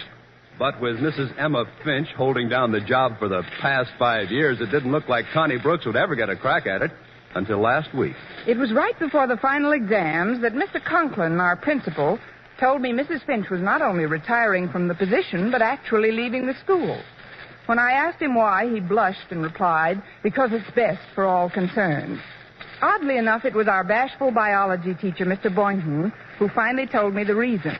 We were alone in his laboratory at the time, and he said, Miss Brooks, Mrs. Finch is going to have a B.A.B.Y.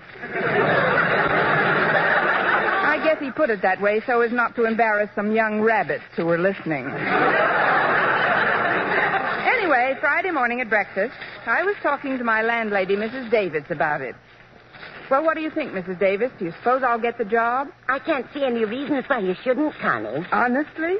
But can you see any reasons why I should, Mrs. Davis? No, I can't see any of those either. It's up to Mr. Conklin to recommend the new department head to the Board of Education, isn't it? Yes, it is. Well, how do you stand with him? How do you mean, Mrs. Davis? Have you been, courteous, cooperative, obedient, and, respectful? No. And maybe I better forget the whole thing. Of course, it's not entirely up to Mr. Conklin's opinion of me personally. My work's got something to do with it, hasn't it? Frankly, Connie, your work should have everything to do with it. That's what I say. Maybe I better forget the whole thing. Are there any other English teachers at Madison who have been there as long as you have? Let's see. Yes, Miss Enright's been there about the same length of time, and she's been quite friendly with the Conklins, too. Of course, I have Mr. Conklin's daughter, Harriet, in my class, and we're great friends. Then that wouldn't influence Mr. Conklin any. Although Harriet's a pretty good pupil, thank goodness, and her marks have all been exceptionally high. That might count for something with the old. I wonder if he'll make his decision right away. He might leave the position open for a while. I wish I knew. But then there's no sense in brooding about it. I'm either to be head of the department or I'm not to be.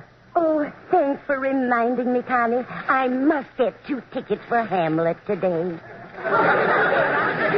I promised my sister Angela I'd take her to see it. Of course, even if I forgot about it, she'd probably never even mention it. She's so absent-minded, poor thing. The older she gets, the more forgetful she is. How old is she now, Mrs. Davis? Who? Your sister. Which one? Angela, the absent-minded one. Oh, she's in the low 70s. That's pretty good golf for an old lady. Oh, Angela's not half as bad as my brother Victor.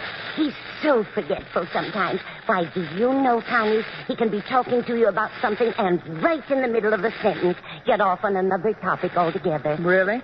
Yes, it's quite disconcerting, but I guess it's just something that scrambled, boiled, or fried, Connie. Well, I suppose you just have to... What?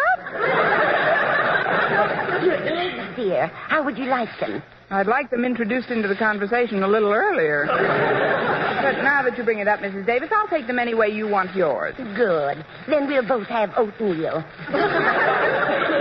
That's the only way to eat eggs. Whatever you do, don't miss snake pit. Where's the coffee, Mrs. Davis? It's right here, Connie. I'll pour you some. Thanks. You know, it isn't just the extra salary that makes me so anxious to head the English department. It's the additional income. How much of a raise will you get, Connie? Oh, I'm not certain of the exact amount, Mrs. Davis, but it's well over $9 a month. Just think, I won't have to put newspapers in my shoes when the soles wear out. Now I can use magazine paper. You mentioned a Miss Enright before, Connie. Is that the rather snooty teacher you told me about? That's her, Mrs. Davis. And if she gets that job as head of the English department, she'll be impossible. For she walks around the school now as if she's inspecting the stockyards. The way she talks to people. Why, darling, you look positively chic. I mean, just too terribly soigné. It's sickening. Oh, then don't eat any more oatmeal, dear. Just finish your coffee. You've been derailed again, Mrs. Davis. Let me help you back on the track. I'm talking about Miss Enright, a rival English teacher. She's got me worried. Oh, don't worry about her, Connie. I'm sure her baby will be a fine, healthy specimen. She isn't the one who's going to have the baby, Mrs. Davis. Well, that's a shame. I think the mother should always take care of her own baby, no matter what. It's Mrs. Finch who's having the baby. Who? Mrs. Finch. Oh, well, that's a very nice name for a baby. Now, if you'll excuse me, Connie, I'd better clean up the dishes. All right, Mrs. Davis, you clean up the dishes, and I'll clean up the conversation by myself. I'd help you in the kitchen, but I've got to get ready to go to school. Walter Denton's picking me up any minute. Oh, Walter's such a nice boy. It's a pity he's not a more brilliant student. But I think I know what his trouble is, Connie. Lack of concentration. Concentration? Yes. If he would just concentrate on one subject at a time. You see, he's the kind of a boy who... Well, he's the type that... Connie? Yes? What were we talking about?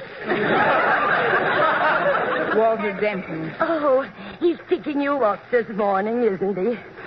What happened to your car, Connie? You just got it out of the repair shop. I know, Mrs. Davis, but I took it out the night of the big freeze. And? It froze. I did try to warm it up a little. I poured some boiling water into the radiator, but then the engine made the strangest sound. What kind of a sound, Connie? Well, I may be wrong, Mrs. Davis, but I'd swear it said, "Why don't you get yourself a bicycle?"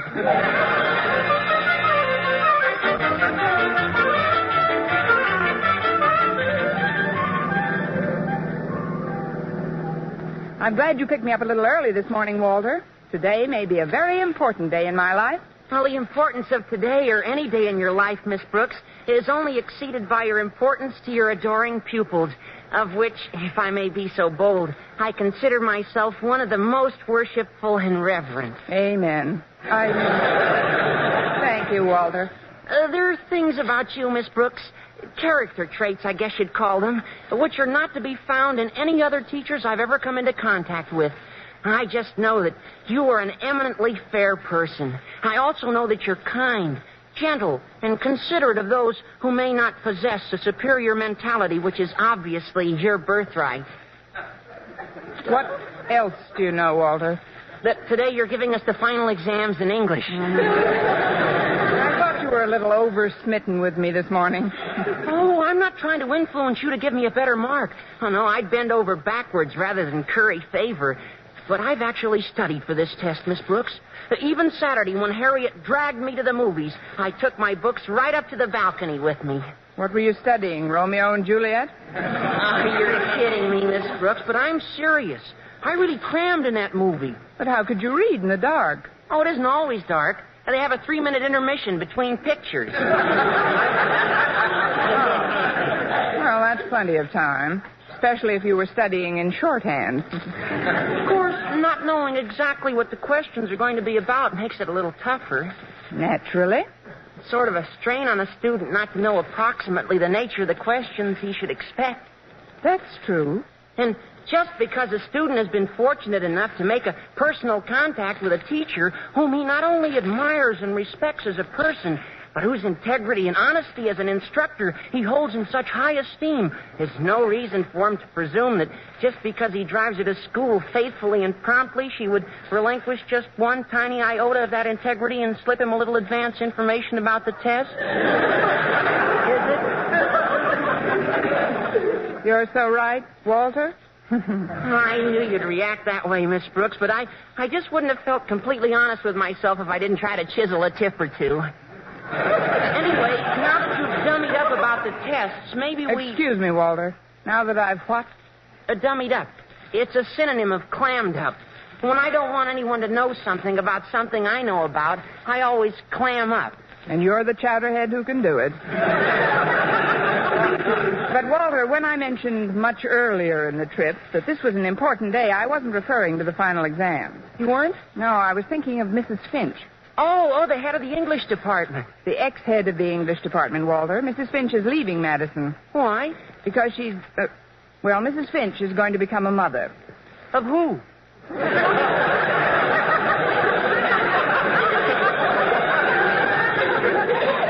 Now, that's a fair question. Of her son or daughter, as the case may be. I didn't know Mrs. Finch had any son or daughter. Walter, you're not related to Mrs. Davis, are you? Oh, no. No, of course not. She's just absent-minded. Look, Walter, what concerns me at the moment is whether or not I have a chance to replace Mrs. Finch as head of the department. A chance? Why, you're a standout, Miss Brooks. You've been teaching at Madison long enough to be the principal. I mean, Mr. Conklin should certainly choose you over anybody else. How about Miss Enright? Oh, gee, I forgot about her. Now, she's even older than you are, isn't she? Oh, in point of service, that is. Oh, I'm glad you tagged that on, Walter. Nobody could be older than me in years. Not this morning, anyway. Now, don't you worry about it, Miss Brooks. So why don't you see Mr. Conklin when we get to school and have a little chat with him? You know, turn on the charm, sort of. You mean butter him up? Is butter him up? Yes, and don't sound so innocent, Walter. After the job you did on me this morning, you should get a prize from the Dairymen's Association.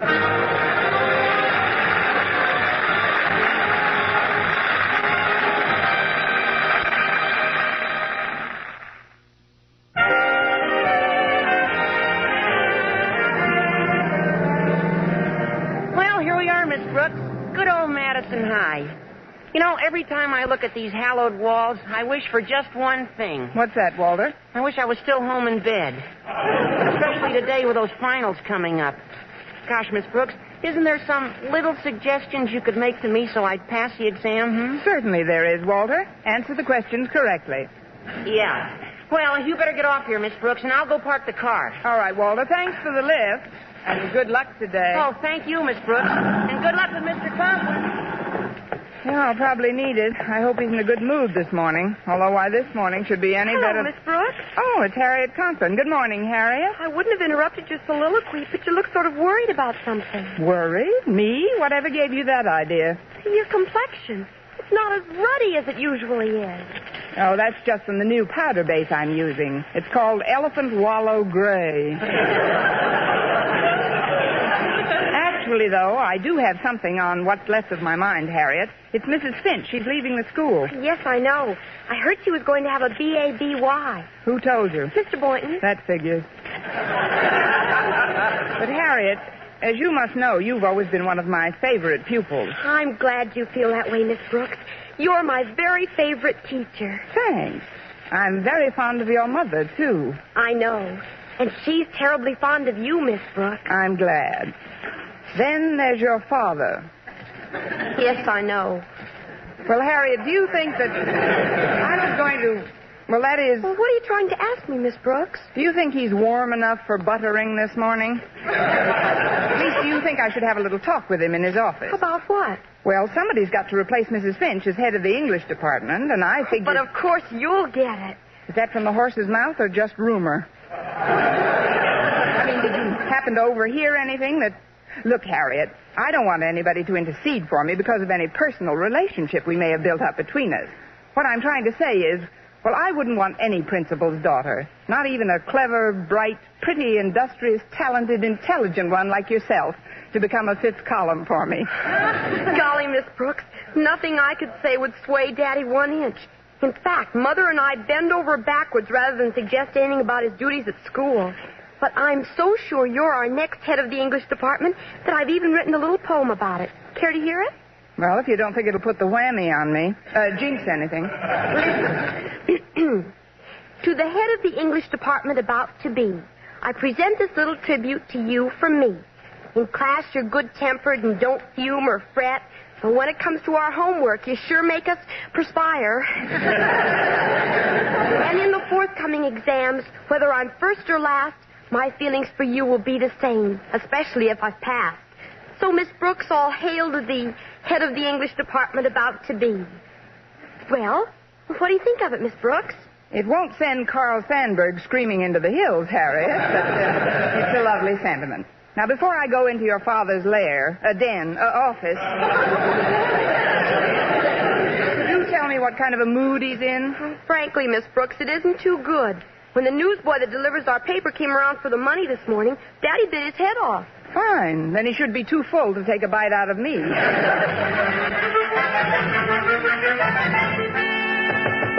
Come in. Good morning, Mr. Conklin. Oh, it's you, Miss Brooks. And how are you this bright, cheery, radiant day? I'm cold, damp, and depressed. Now, what can I do for you that won't take longer than a few minutes? Oh, it isn't what you can do for me, Mr. Conklin. It's what can I do for you. Oh, I know. I'll sharpen some pencils for you. Here's one. Miss Brooks, I don't want you to sharpen Oh, anything. but this one is so blunty. It'll just take a minute. There. Isn't that a lovely point? But I don't... Give me your thumb a minute. Ow! See what I mean? Now, I'll just do a few more of them, and you'll have enough for the week. Confound it, Miss Brooks. I don't want any more of my pencil sharpening. Oh, it's really no trouble at all, Mr. Conklin.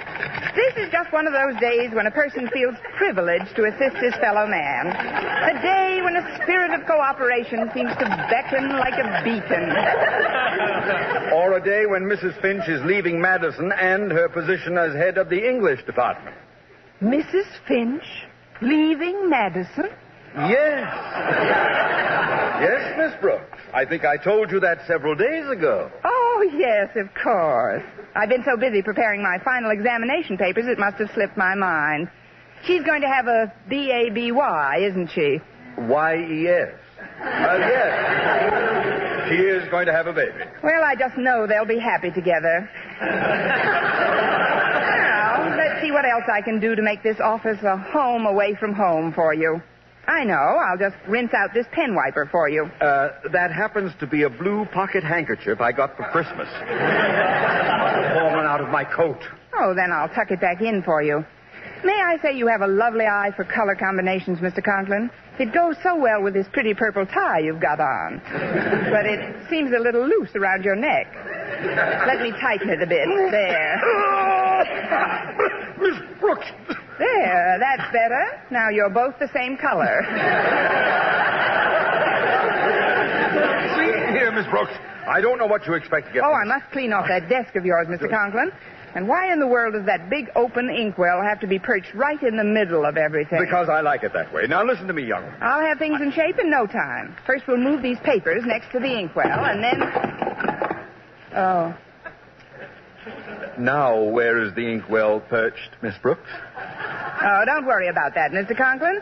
Ink is good for the rug. Where's that ashes? Well, anyway, I'll go get a mop and... Sit down, Miss Brooks. Sit down? Yes, yes. As you know, I spent considerable time in the Army as a major. Yes, I know, Mr. Conklin. And it always gave me a great feeling of security to know that somebody like you... Quiet! Yes, sir, sorry. At ease. Now then, Miss Brooks, from my Army experience, it's obvious to me that you are bucking for something. Bucking, Mr. Conklin? It's a colloquialism, Miss Brooks. It means that in order to gain some end of your own, you are acting like an eager beaver. Want some pencil sharpened? No! To tell you the truth, Mr. Conklin, I just wanted to butter you up. Now what? Come in. Good morning, Mr. Conklin. Well, it's Miss Enright. Oh, and Miss Brooks is here, too. How nice. Darling, you look positively chic. I mean, just too terribly soigné. Thanks, loads. But what are you doing in school so early, darling? You're usually tearing into your room like a mad thing minutes after the bell is rung. You must have telescopic vision to see me from the bus you're just catching at that time. What can I do for you, Miss Enright? Oh, it isn't what you can do for me, Mr. Conklin. It's what can I do for you? Oh, I know. I'll sharpen some pencils for you, Mr. Conklin. Thanks, just the same, Miss Enright. Or maybe I could straighten out your desk. Oh, heavens, what happened to this inkwell? I already straightened out his desk. Well, don't worry about it, Mr. Conklin. I'm sure you can pick up another rug like that for $500 or $600. Oh, before I forget, I'd like you to have these woolen socks. I knitted them myself. But, Miss Enright, It was a labor of love, Mr. Conklin. I worked on these socks just every available moment I wasn't faithfully discharging my duties as an English teacher. They're merely a slight expression of my gratitude for having been granted the privilege of working for such a warm, kindly, and considerate boss as yourself. This kid melts it before she spreads it on.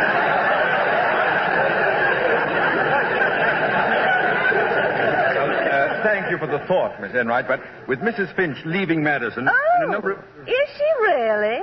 Well, this is a big surprise. It must be. You look even more surprised than you did when we heard about it last Tuesday. That will do, Miss Brooks.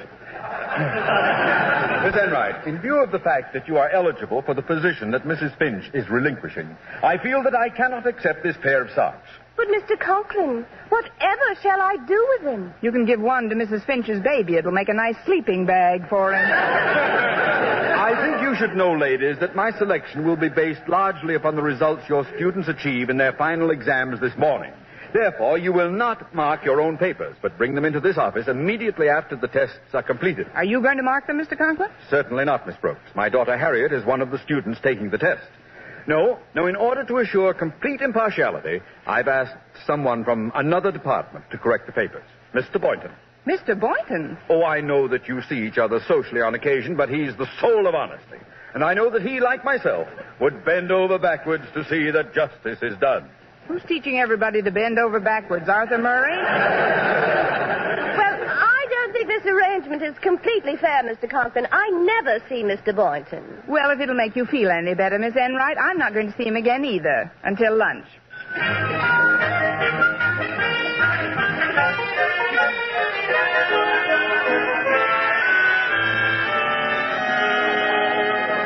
If you'll just tell me what you want, Miss Brooks, I'll take your tray. Oh, I'm too nervous to eat anything right now, Mr. Boynton. I'll wait until I find out the result of this morning's exam. The one you're marking, Mr. Boynton. Oh.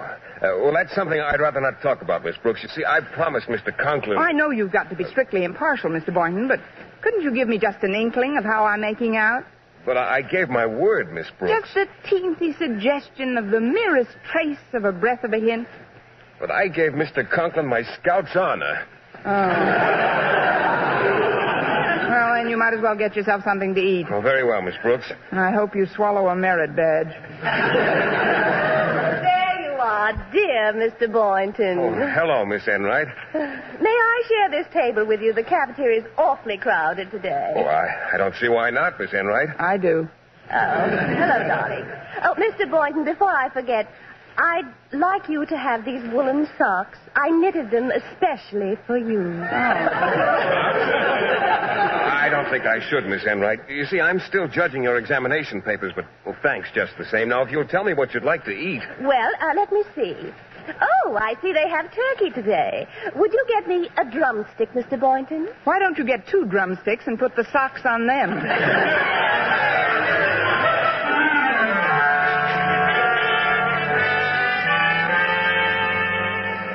Miss Brooks, Miss Enright, I've summoned you to my office to tell you that Mr. Boynton has finished grading the examination papers and has reported to me that both of your classes have done equally well. Therefore, it will have to be my decision after all. And that decision is, dear Mr. Conklin? I have decided. Yes, dear Mr. Conklin.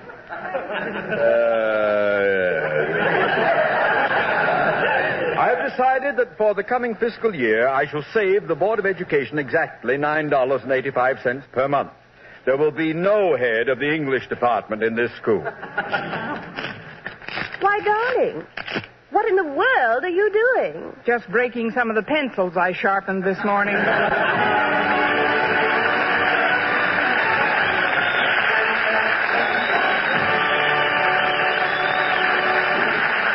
I was a little depressed about not getting the job as head of the English department, but I perked up the following night when Mr. Boynton came by and took me to the movies. As we got to the theater, he stepped up to the box office. 2 tickets, please. Here, Mr. Boynton, let me buy my own ticket. Why, Miss Brooks, I wouldn't think of it. Well, that's very nice. You can pay me for yours when we get inside. Thank you, and good night, Diamond Jim Boynton.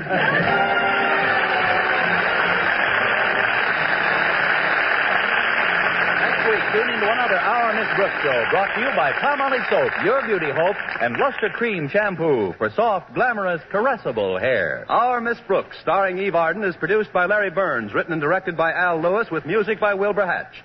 Mr. Boynton is played by Jeff Chandler, Mr. Conklin by Gail Gordon. Others in tonight's cast were Jane Morgan, Dick Crenna, Gloria McMillan, and Mary Jane Croft. For mystery liberally sprinkled with laughs, listen to Mr. and Mrs. North, the exciting, fun-packed adventures of an amateur detective and his beautiful wife. Tune in Tuesday evenings over most of these same stations. And be with us again next week at the same time for another comedy episode of Our Miss Brooks. Bob Lamont speaking. This is CBS, the Columbia Broadcasting System.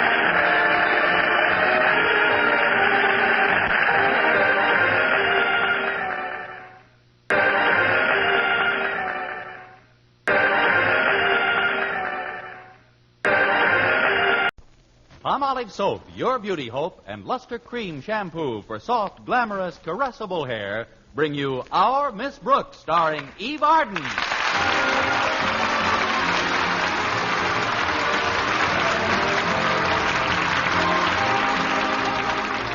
Our Miss Brooks teaches English at Madison High School. And what with the overcrowded classrooms and a rather rigorous schedule, has had a pretty busy time during the past semester.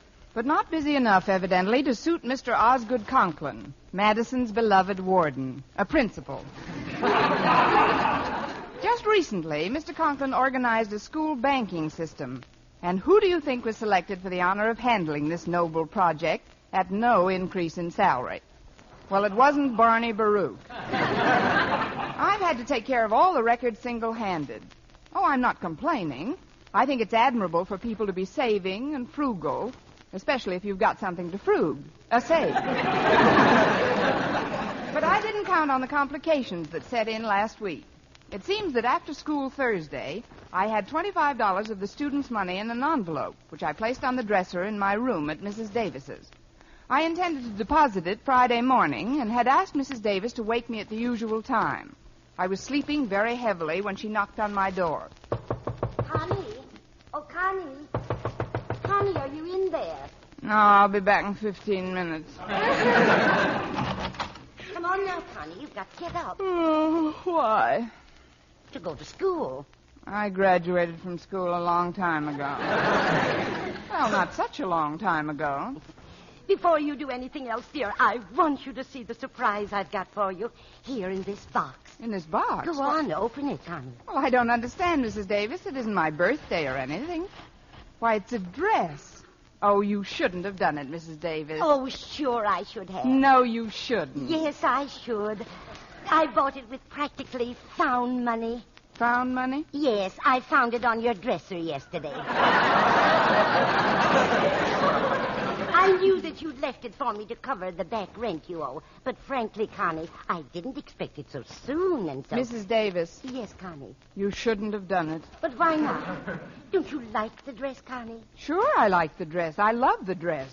But will the district attorney care for it? What district attorney? Well, don't you see, Mrs. Davis, that wasn't my money. I was going to deposit that for the students. And today also happens to be the day Mr. Conklin inspects my bank records. That is a coincidence, isn't it? Yeah, the happiest coincidence since Frankenstein met the Wolfman.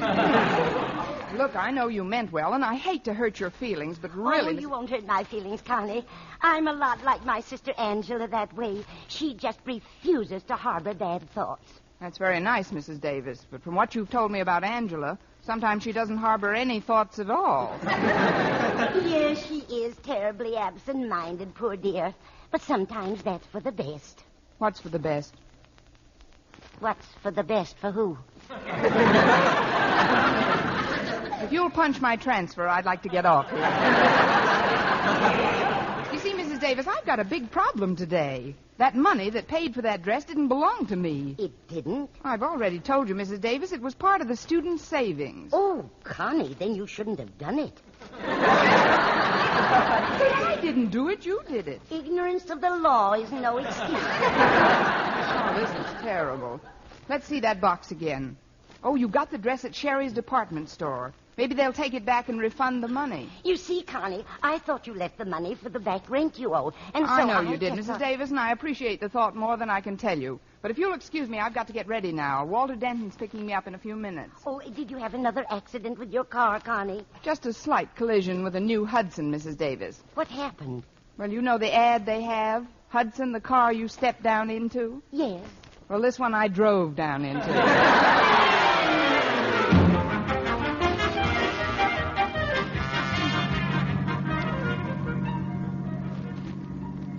Do you know how to get to Sherry's department store, Walter? I've got to stop there for a minute. Oh, sure, Miss Brooks. I'll get you there in no time.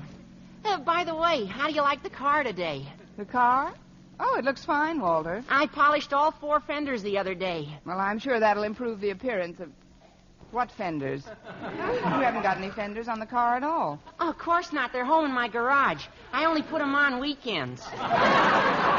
Weekends? Oh, sure. Even people don't dress up every day in the week. I see. No sense in hitting a sloppy pedestrian with a natty car. Exactly. You know, human beings are a lot like cars if they only stop to think about it. Take yourself, for instance. The way you look this morning.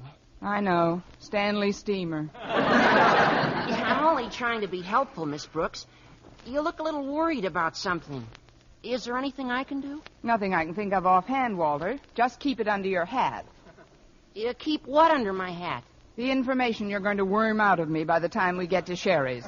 Oh. Well, what is the information? It's about the school banking system. Oh, that.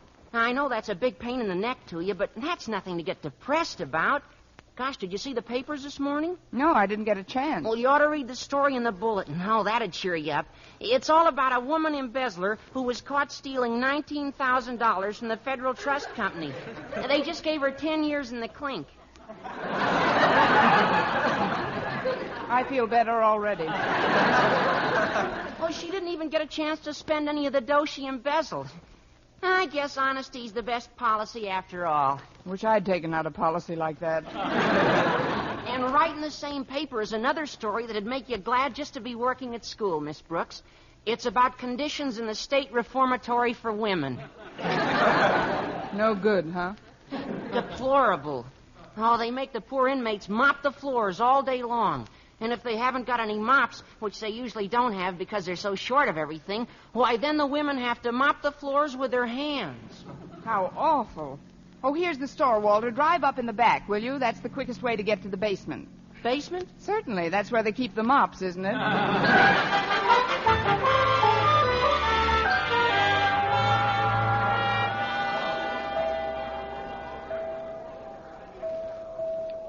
Let's see now. Adjustment office. This must be it.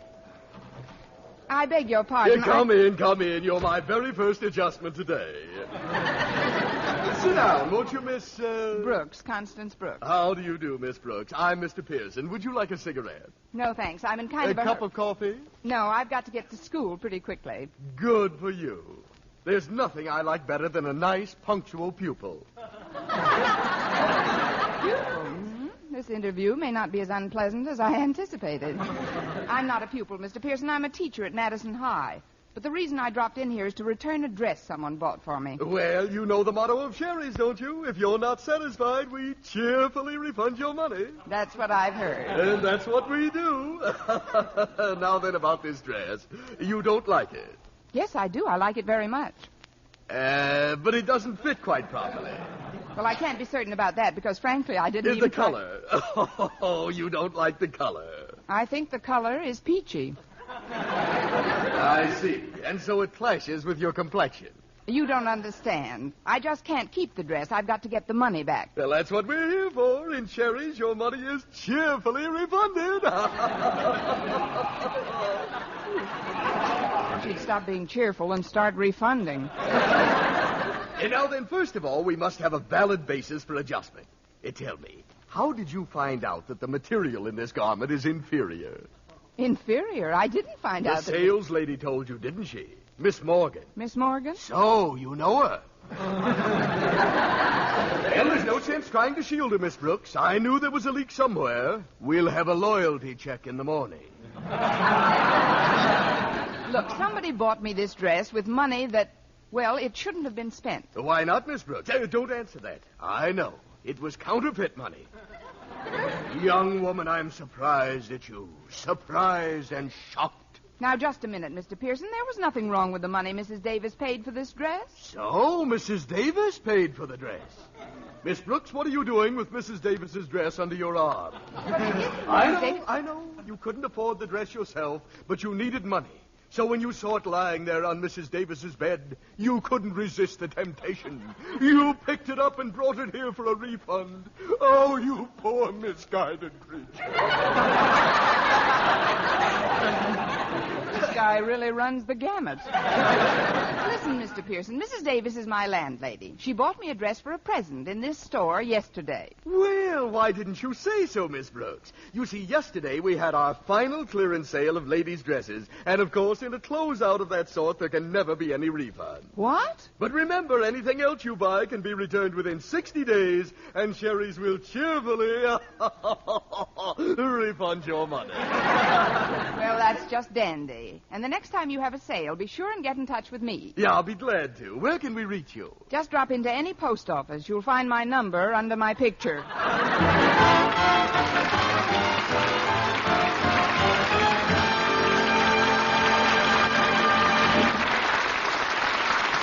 Our Miss Brooks, starring Eve Arden, will continue in just a moment. But first, here is Vern Smith.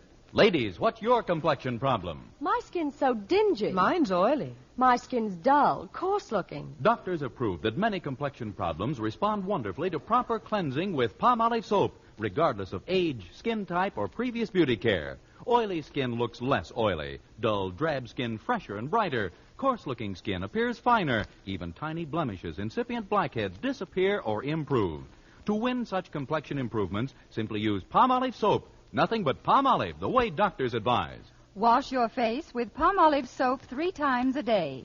Massage with Palmolive's wonderful beauty lather for 60 seconds each time to get its full beautifying effect. Then rinse. Look for improvements in your complexion within 14 days. For remember, 36 doctors, leading skin specialists, advise this way for 1,285 women with all types of skin. Young, old, dry, oily, normal, and proved it could bring lovelier complexions to 2 out of 3. So forget all other beauty care. Use Palmolive soap the way these doctors advised for a fresher, brighter complexion. For loveliness all over, use big, thrifty bath-size Palmolive in your tub or shower.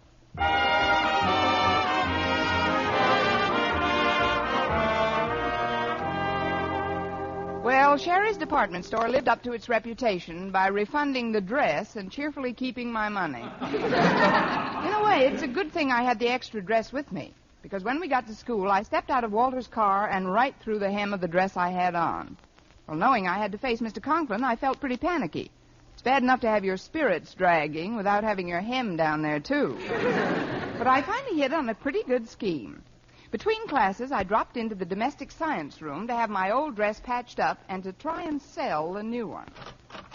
Excuse me, Miss Atterbury, but I wonder if you could help me out. Oh, it's Miss Brooks. Well, come in, dear. What can I do for you? Well, I tore the hem of this dress I've got on, and I'd like to get it fixed up. Well, I'll do whatever I can. Some of these sewing machines are in pretty bad shape. There's one old singer here that hasn't worked for weeks. That's too bad. Maybe you could teach him to dance. Or sew the seam by hand. Let's see that hem now. Pretty bad rip. Take quite a while to fix it. Well, then maybe I'd better slip on this other dress till you're done. I'll just step behind this screen here and take this one off. Oh, there. You got it? Yes, I'll start stitching it up right away. Good. I'll certainly appreciate it, Miss Atterbury. Well, I've got this one on. How do you like it? Why, it's lovely, Miss Brooks. I wish I had one like it. You have, Miss Atterbury. I've decided this dress is not my type, so you're welcome to it for $25. Only $25? That's a steal, Miss Brooks. Let's use another word, shall we?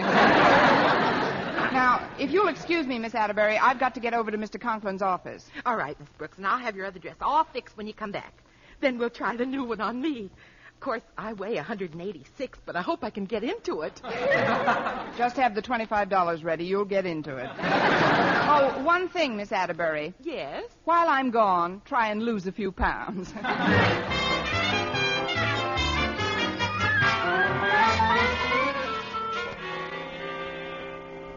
Now, see here, Harriet. Just because you're my daughter doesn't give you the privilege of taking time off from your study period. As principal of this school, I must... But, Daddy, it'll only take a minute. I just want your permission to withdraw $3 from my school savings account. I've just got to have a new sweater. Harriet, it distresses me to hear you talk this way. Why, do you realize that it's invariably a craving for unnecessary finery that is the basis for most of the crimes committed by women? But, Daddy... Just this morning, there was a story in the paper about a woman being held as an embezzler. And do you know what her alibi was? She needed clothes.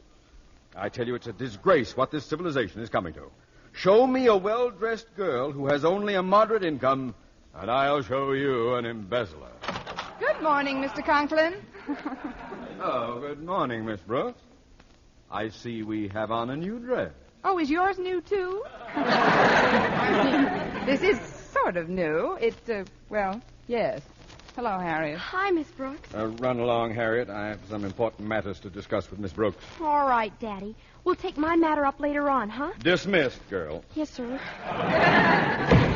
Now then, Miss Brooks, have you brought all the student banking records with you? Well, not exactly all of them, Mr. Conklin. Then how many? None of them.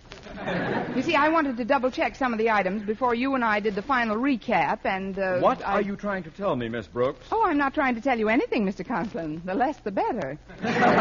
You see, there's one more deposit I've got to make today before the records tally. Very well, Miss Brooks. I'll wait until lunch period. We'll have a long lunch period, Mr. Conklin. It may take me quite a while. To do what, Miss Brooks? To start a pyramid club. See you later, Mr.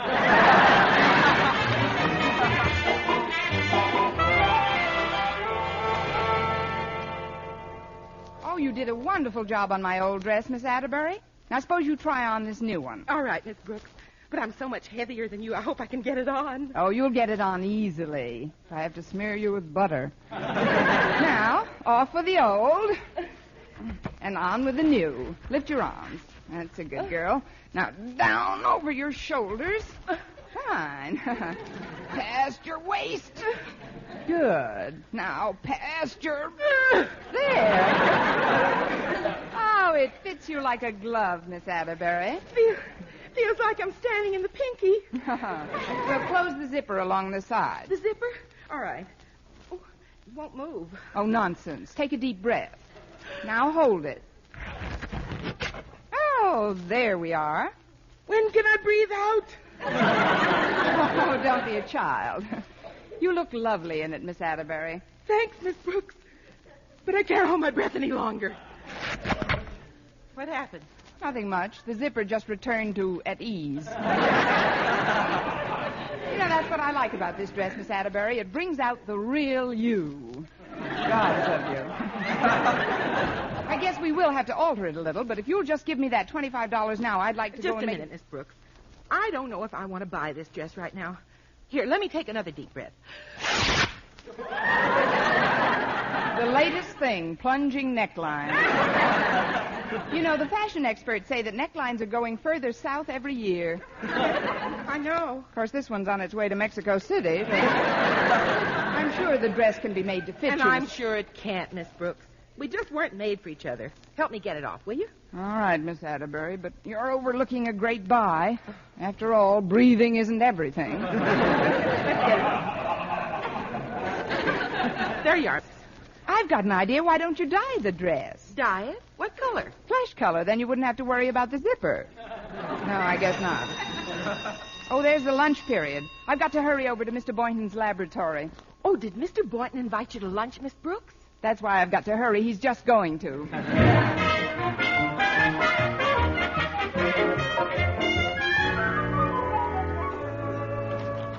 Oh, hello, Mr. Boynton. I'm glad I caught you before you went to lunch. Hello, Miss Brooks. I'm not going to the cafeteria today. I brought a couple of sandwiches to eat right here.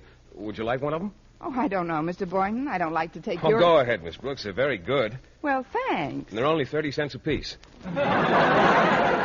Here's 15. I'll just eat the bottom half. You know, I really should be in Mr. Conklin's office right now with the school banking records, but frankly, I'm a little shy. Well, that's one of the reasons I like you, Miss Brooks. I don't mean bashful shy. I mean come to the station house shy. I don't understand, Miss Brooks. Is there something wrong? Nothing serious, Mr. Boynton. Do you think you could ever love an embezzler? I never have. What's this all about, Miss Brooks? Oh, well, let's forget it. Let's live for today. Eat, drink, and be merry, for tomorrow we die. Here's another 15 cents. Give me the top of that sandwich. Are you sure everything's all right, Miss Brooks? Oh, let's not talk about it, Mr. Boynton. Tell me, why are you eating in the lab? Cutting down on expenses? Well, sort of. I've been a little short all month. You too? Well, I'll be solvent again this afternoon. Mr. Conklin's buying a sport jacket of mine. It's one that was sent to me for Christmas, and he just insists on my selling it to him. Says he wants to wear it to the faculty masquerade ball next month. Masquerade ball? What kind of a jacket is it? Well, it's green suede. Mr. Conklin's going as Robin Hood. Oh, he's a natural. What's he giving you for it? About $25. Gee, I'm glad I dropped in today. It's good to see you, Mr. Boynton. Well, thanks, Miss Brooks. What are you going to wear to the masquerade, Mr. Boynton? Well, I don't know. I haven't made up my mind yet. You only think you haven't made up your mind yet. Mr. Boynton, I happen to have in this box the ideal costume for you. Oh, but Miss Brooks, Let me unwrap it for you. Now, tell the truth, Mr. Boynton. Who always wins the grand prize at fancy dress affairs? Men who dress as women. Men who dress as women. You're so right, Mr. Boynton. Now, take your jacket off. But I don't Now, want that's to... a good boy. Just slip this dress on for size. Oh, but Miss Brooks, I'll never be able to get into it. If Miss Atterbury could get into it, you can get into it. Now, come on, right over your head. Just straighten it out. There. Oh, I feel ridiculous, Miss Brooks. Why, it looks lovely on you, Mr. Boynton. And I'm going to let you have it very reasonably. But it's so tight. Well, naturally it's tight now, but that's easily corrected. It'll fit you perfectly when you've got the proper foundation garment on. Foundation garment? Oh, excuse me, Walter and I were just... Oh, hi, Miss Brooks. Hello, Harriet, Walter. We were... Who's your friend? What a bill! Walter, please. It's Mr. Boynton. Mr. Boynton? I'm just trying on a masquerade costume. Oh, I see. Well, the reason we were looking for you, Miss Brooks, was to tell you that Daddy wants to go over those school savings records right away. I know he does, Harriet, but I haven't been able to make a certain deposit yet. However, as soon as I sell this dress to Mr. Boynton... Oh, I'm afraid I can't buy this, Miss Brooks. It's just not my type of costume. Oh, but Mr. Boynton... Well, wait a minute, Miss Brooks. If Mr. Boynton doesn't want the dress, maybe my mother will buy it. I know she's been saving up for one. Really, Harriet? Do you think she'd like it? Why, I think so. Would you mind modeling it for me, Mr. Boynton? Modeling it? You know, walk up and down with your hand on your hip. I had to do that once when I first joined a fraternity. No, but this is absurd. Please, Mr. Boynton, just a few steps. Well... A pretty girl is like a melody that haunts me. There you are, Miss Brooks. Oh, hello, Mr. Conklin. Hi, Mr. Conklin. Hello, Mr. Conklin. Hello, Miss Boynton. Now then, Miss Brooks, I have been expecting... Mr. Boynton! I was just trying it on for size, Mr. Conklin, but... I know this is a biology laboratory, but what kind of an experiment is this? Just the masquerade, Mr. Conklin. I don't want to hear any more about it. I presume you still haven't prepared the school savings record yet? No, I haven't, Mr. Conklin. I'll be tied up for the rest of the day, but bring them to my home immediately after school. And they'd better balance. Let's see now, where were we? Oh, yes. She will leave you and then come back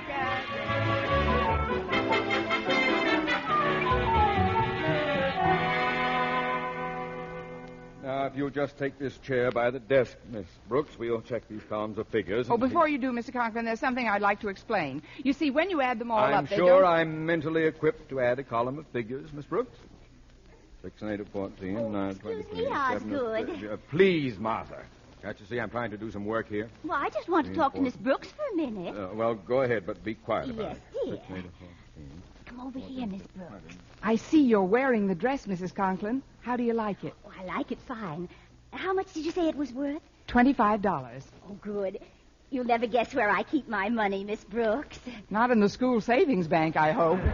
No, it's in the sugar bowl.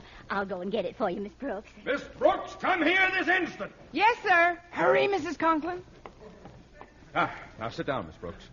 I've added these figures very carefully. 3 times. And I still get the same total. I know. There's $25 missing. You knew? That's what I was trying to explain, Mr. Conklin. You see, that was the money I didn't deposit. But why not? Well, it was used for something else. Something else? But that was a sacred trust, Miss Brooks. How could you do such a thing? Why, that's an awful... Pardon me, Osgood. But I've got to talk to you. There's $25 missing from the sugar bowl. Right?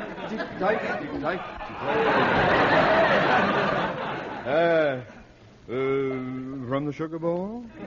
Only you and I knew that money was there, Osgood. Well, you see, dear, my check isn't due for 2 weeks, and I want that money, Osgood. I want it now. But she wants the dough, Osgood, and she wants it now. See? What? Oh, well, I mean, not just anyone can play in the sugar bowl. You've got to be invited by the Southern Conference. Of course, this year the Rose Bowl. I'll get it. Oh, come in, Mr. Boynton. Oh, hello, Mrs. Conklin. Oh, good afternoon, Miss Brooks. Hello, Mr. Boynton. Well, here's that jacket, Mr. Conklin. I must say it's a good buy for only $25. Jacket? I meant to call you about that, Boynton. I've decided against buying anything for myself. I want to surprise Mrs. Conklin with a little gift. A new dress. Surprise! How much is this dress, my dear? $25. I just happen to have that amount on me. Here you are, my dear. Thanks. Here you are, my dear. Thanks. Here you are, my dear. Thanks. The books are now balanced. Oh, just a minute, Mr. Conklin. Let me have 50 cents of that money. Here you are, Mrs. Conklin. But, Miss Brooks, what's the 50 cents for? Get yourself a mousetrap for the sugar bowl.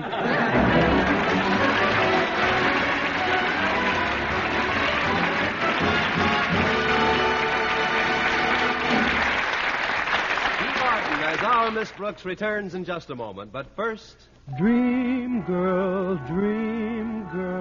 beautiful luster cream girl. Tonight, show him how much lovelier your hair can look after a Luster Cream shampoo. Only Luster Cream brings you Kay Daumit's magic formula blend of secret ingredients plus gentle lanolin. Gives loveliness lather even in hardest water. Glamorizes your hair as you wash it. Luster Cream. Not a soap, not a liquid, but a dainty cream shampoo. Leaves hair fragrantly clean, free of loose dandruff, glistening with sheen. Soft, manageable. Gives new beauty to all hairdos or permanents. 4-ounce jar, $1. Smaller sizes, either tubes or jars. Tonight, try Luster Cream shampoo and be a... Dream girl, beautiful luster cream girl. You owe your crowning glory to a luster cream shampoo. And now, once again, here is our Miss Brooks. Well, after the records were straightened out Friday afternoon, Mr. Conklin gave me the money and told me to be sure and deposit it the following morning. This time I didn't leave it on my dresser. I put the $25 in an old pair of galoshes in the hall closet. I slept until almost 10 o'clock Saturday morning and was just getting out of bed when Mrs. Davis came in. Oh, I'm so glad you're up, Connie. I thought that was the cutest thing. You thought what was the cutest thing, Mrs. Davis? How you tried to give me some advance rent by slipping it into the galoshes you borrowed last night. Oh, no. You didn't take that money and buy me another dress. Of course not, Connie. I bought you a lovely leather briefcase to keep the students' savings in. Well, there's only one way out. Get me a needle and thread. A needle and thread? What are you going to do? What can I do? I'll sew some sleeves on it and sell it to Mrs. Conklin.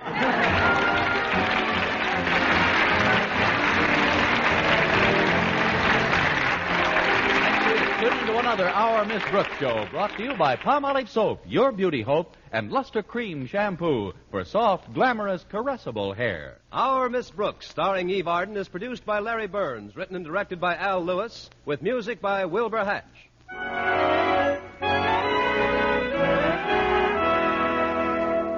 Men, do you shave with a lather or brushless shave cream?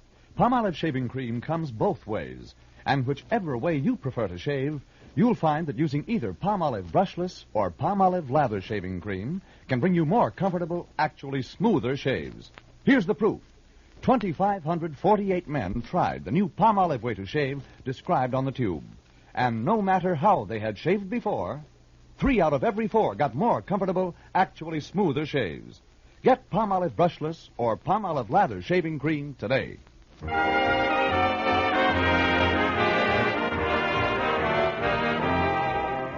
For mystery liberally sprinkled with laughs, listen to Mr. and Mrs. North, the exciting, fun-packed adventures of an amateur detective and his beautiful wife.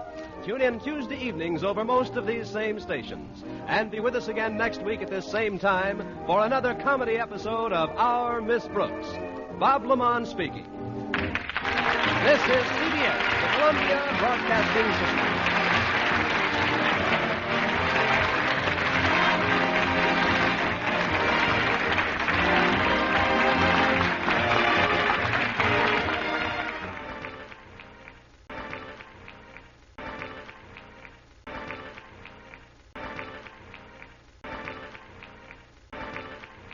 Palmolive Soap, Your Beauty Hope, and Luster Cream Shampoo for soft, glamorous, caressable hair bring you Our Miss Brooks, starring Eve Arden.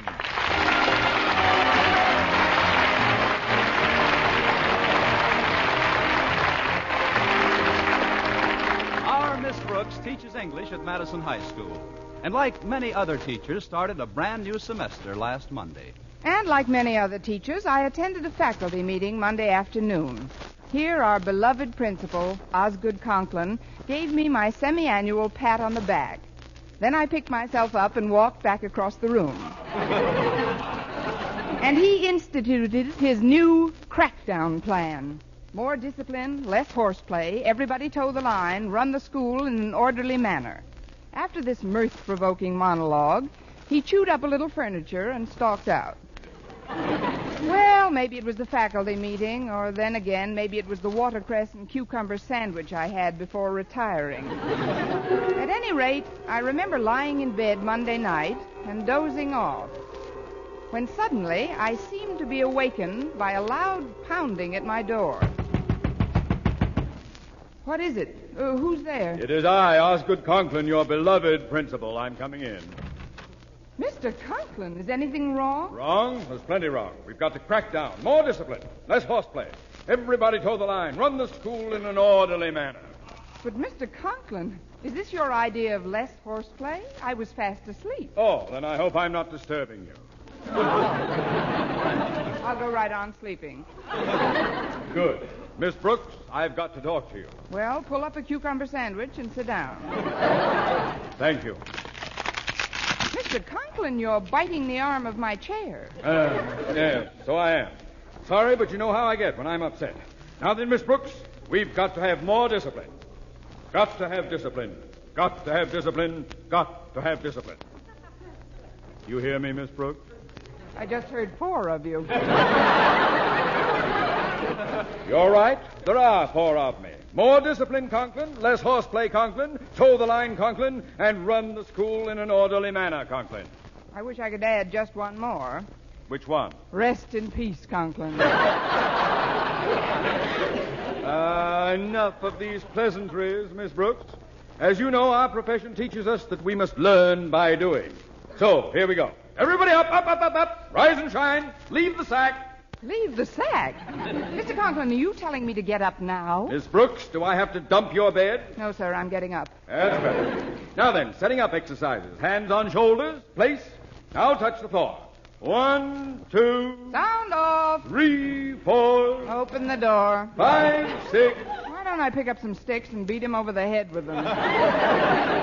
You're nervous, Miss Brooks. Overwrought. You should get more rest. Oh, now we're on the same side. I'll get back in bed, and you just fade into the woodwork. Not so fast, young woman. First, we must practice our daily hair treatment. Hands on head. Place. Now then, rub. 1, 2, 3, 4. 1, 2, 3, 4. How is that, Mr. Conklin? Am I doing it right? Oh, it feels great, Miss Brooks. I should have 8 new hairs by Monday. Keep it up. 1, 2, 3, 4. 1, 2, 3, 4.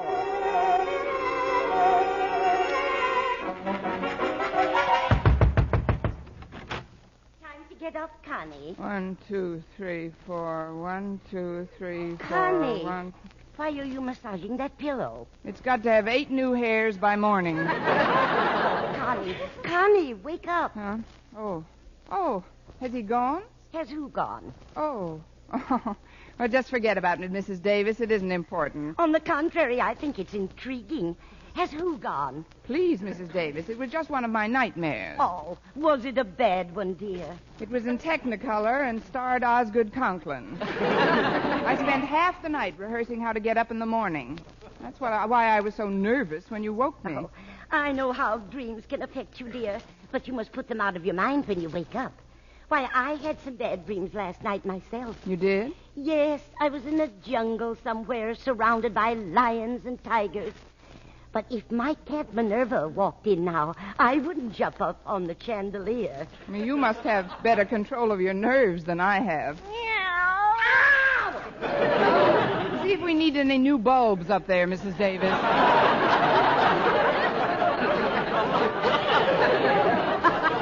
Minerva, where in the world did you come from?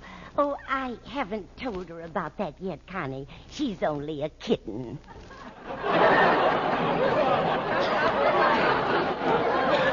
Well, you'd better have a little talk with her.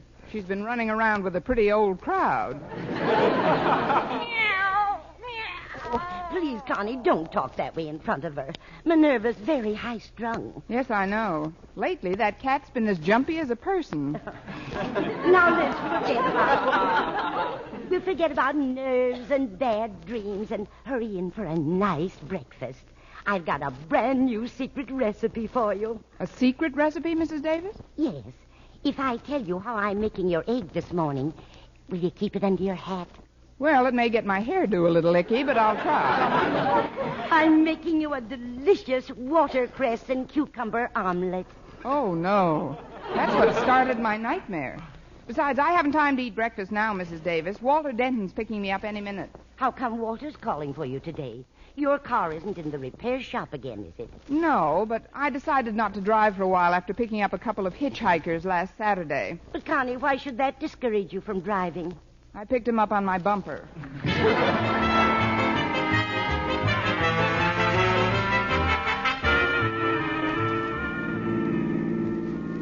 Would you lean over toward my side of the car a little more, please, Miss Brooks? Why, Walter Denton, what have you in mind? Oh, it's nothing personal. I just want to get a good look at you in my rear view mirror. Yup, it's just as I thought. You look harassed. Harassed and bedeviled. Yeah, but lovely.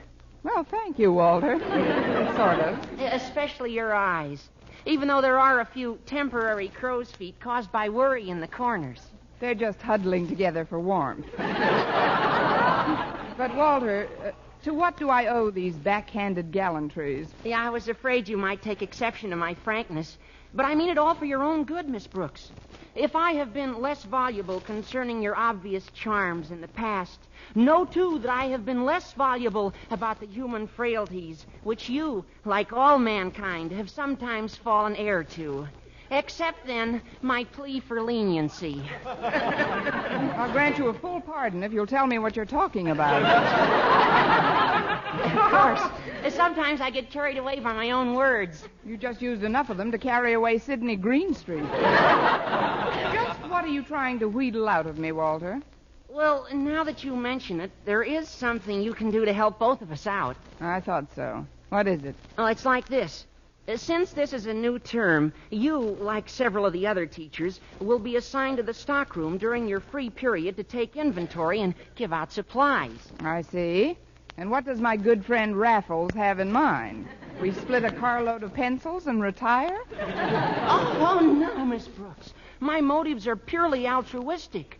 I merely want to assist an already overburdened teacher whose heart and spirit are big and willing, but whose mind and body may not long stand the strain put upon it by the forthcoming scholastic hassle. Walter, if Olivia de Havilland gets the Academy Award, you was robbed. Now come clean. What's your cut in the projected Madison High School stockroom swindle? Cut? Oh, Miss Brooks, I'm surprised at you. Surprised and chagrined. Oh, when I think of your sense of integrity, your honesty... Please, Walter, if you polish this apple anymore, it'll be too slippery to pick up. Now, come to the point, Walter. Well, whoever helps out in the stockroom gets first choice of the textbooks, right? Right. And you want to help me so you can get yourself the brand new books, nice and clean, right? Wrong. I want the old ones with the answers already penciled in. Now, why did I let that slip out? Oh, but you can see it my way, can't you? Sometimes in the impenetrable forest of education, the path is easier seen if someone has cleared the underbrush. Yes, but you're asking for a free ride on the bulldozer. Don't you think it would be better if you relied on your own work, Walter? After all, with an old book, you could be copying somebody else's mistakes. Anybody's mistakes are better than mine. Well, if you put it that way, Walter. Gee, thanks, Miss Brooks. Well, here we are. Thanks for the lift, Walter. I'll run along in now. Oops. Ooh. Oh, gosh, Miss Brooks, didn't you see that mud puddle? Of course I did. I just thought it might be fun to go wading. Can I help you scrape off the mud? Well, I haven't time now. If I can just sneak by Mr. Conklin's office, I'll clean up when I get to my room. But suppose you can't sneak by his office. That, Walter, I refuse to contemplate. Believe me, if Mr. Conklin sees me tripping through the hall on these 2 lumps of mud, my name will be Shoes. Our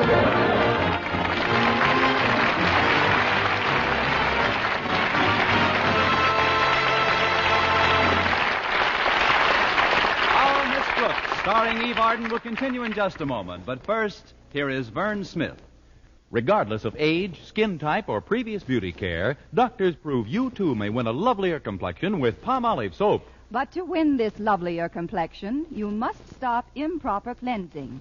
Instead, use Palmolive the way doctors advise. 36 doctors, leading skin specialists, advised using Palmolive soap this way for 1,285 women with all types of skin. Young, old, dry, oily, normal. And using Palmolive soap alone, nothing but Palmolive. 2 out of 3 won lovelier complexions. Oily skin looked less oily. Dull, drab skin wonderfully brighter. Coarse-looking skin appeared finer. Even tiny blemishes, incipient blackheads, disappeared or improved. Now here's what the doctors advised. Wash your face with Palmolive soap 3 times a day. Massage with Palmolive's wonderful beauty lather for 60 seconds each time to get its full beautifying effect. Then rinse. Look for improvement in your complexion within 14 days. For doctors prove this way, using Palmolive alone really works. So forget all other beauty care. Get Palmolive soap and start today to win a lovelier complexion. For loveliness all over, use big, thrifty bath-size Palmolive in your tub or shower.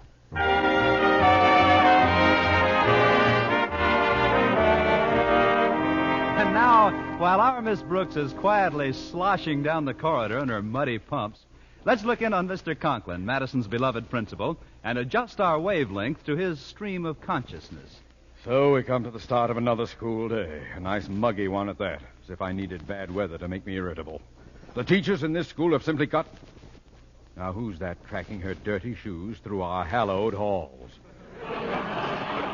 Think she's going to sneak past my office, does she? Well, we'll just wait till she's even with the door. And then... Hold! Who goes there?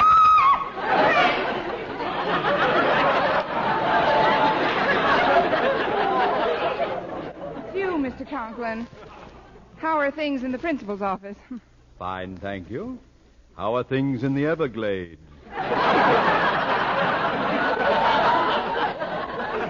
Just take those shoes off and step in here for a moment, Miss Brooks. I want to talk to you. Yes, sir.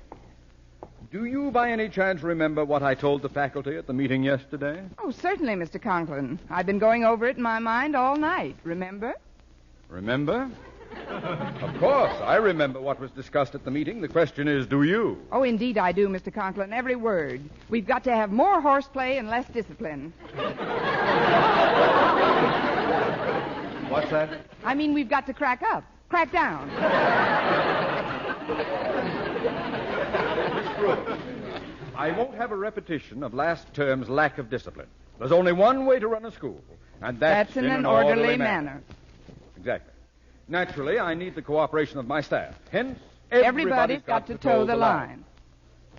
Yes. There's no reason why things shouldn't go off like clockwork. 1, 2... Sound off! Oh, I'm sorry, Mr. Conklin. It's just that I spent a rather restless night. In fact, we both did. That is, I'm still a bit upset. Well, there's nothing like concentrating on one's work to settle one's nerves. When is your first free period? Right after lunch. I figured I'd get a good rest then. I think not, Miss Brooks. I penciled you in for the stockroom at that time. Oh. Well, they have a lot of erasers in there. Maybe we could rub me out. No, I guess not. We are extremely short of supplies, Miss Brooks, so I want you to check every requisition very carefully before handing them out. And if for any reason you have to leave the stockroom, you know what to do? Raise my hand?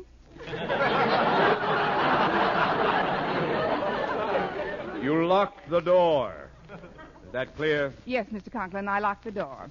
Well, I'll be running along now. One moment, Miss Brooks. Haven't you forgotten something? Oh, yes. Rub 2, 3, 4. Rub Miss 2. Brooks, get your fingers out of my head.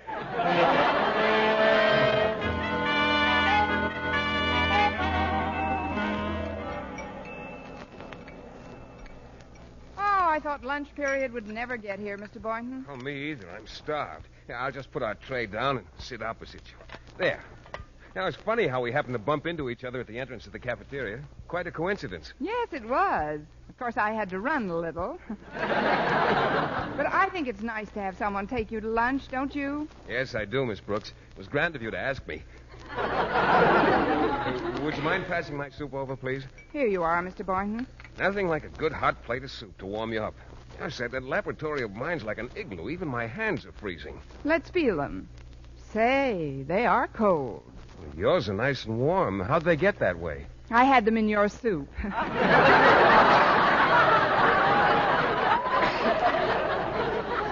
know, it's a shame we don't have a better heating system in this school. Especially in the biology lab with all those little mice and rabbits and students. You're right, Miss Brooks.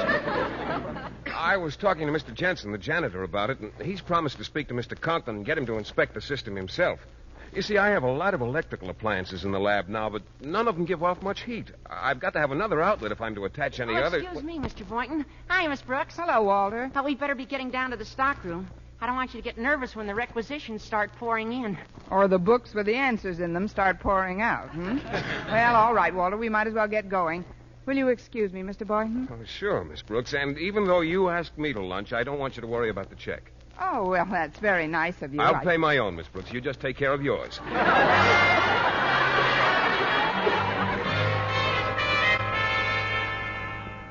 Well, the worst part of the supply rush is over, Miss Brooks. And now we can sort of take inventory of the surplus stuff that we can use. That is, you can use for your class. Like what, Walter? Oh, paper, pencils, staplers. They bring 40 to 50 cents on the outside. And I really need one for my schoolwork. And then there are inkwells, paper clips. This stockroom is only 2 doors from your room, Miss Brooks. Why don't I get an armful of stuff and stash it away under your desk right now? Walter, I am an English teacher, not a fence. There's no such thing as surplus in the school system. Everything has to be requisitioned. And... Wait a minute, what's this? That's an electric heater, Miss Brooks. An electric heater, Why, that's just what Mr. Boynton needs for his lab.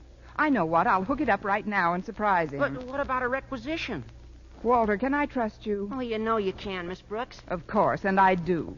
So if you'll keep quiet about this heater, I'll get you a requisition for a brand new stapler. Gee, that's swell of you, Miss Brooks. Now I can take this one out of the lining of my jacket.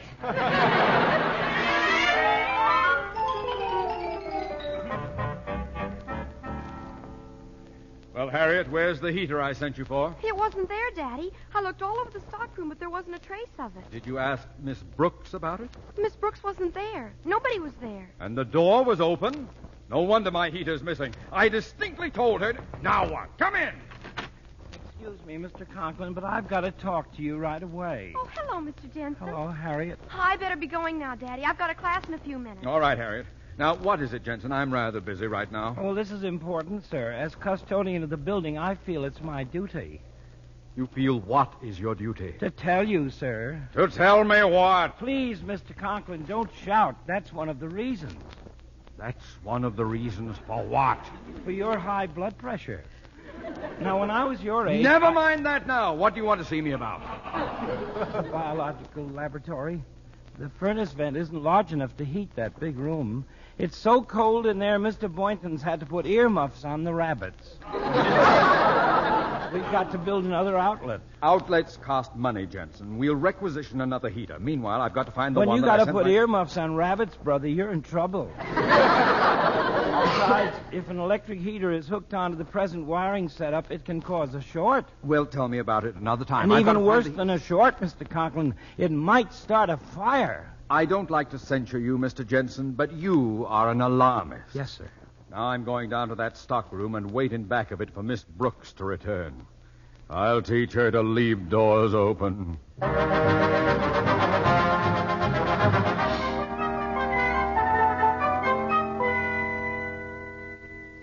I'm glad we set up the heater in here before Mr. Boynton came back, Walter. Yeah, he'll sure be surprised, I bet.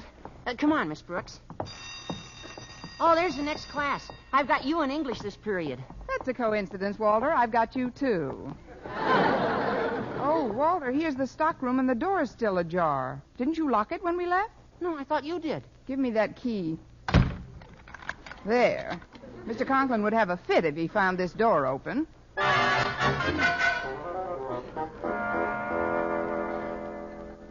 All right, class. Your next question is as follows. In The Mill on the Floss, George Eliot writes about a gentleman who is often compared with a gentleman in Silas Marner.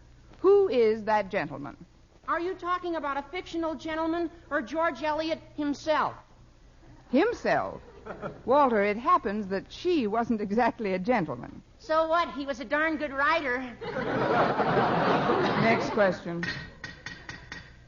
Goodness, that heating system is really noisy. Quiet the voice. It's coming out of the vent here. What? Quiet a minute. Let me listen. Hello there! Can you hear me? Sure. What time's the break set for?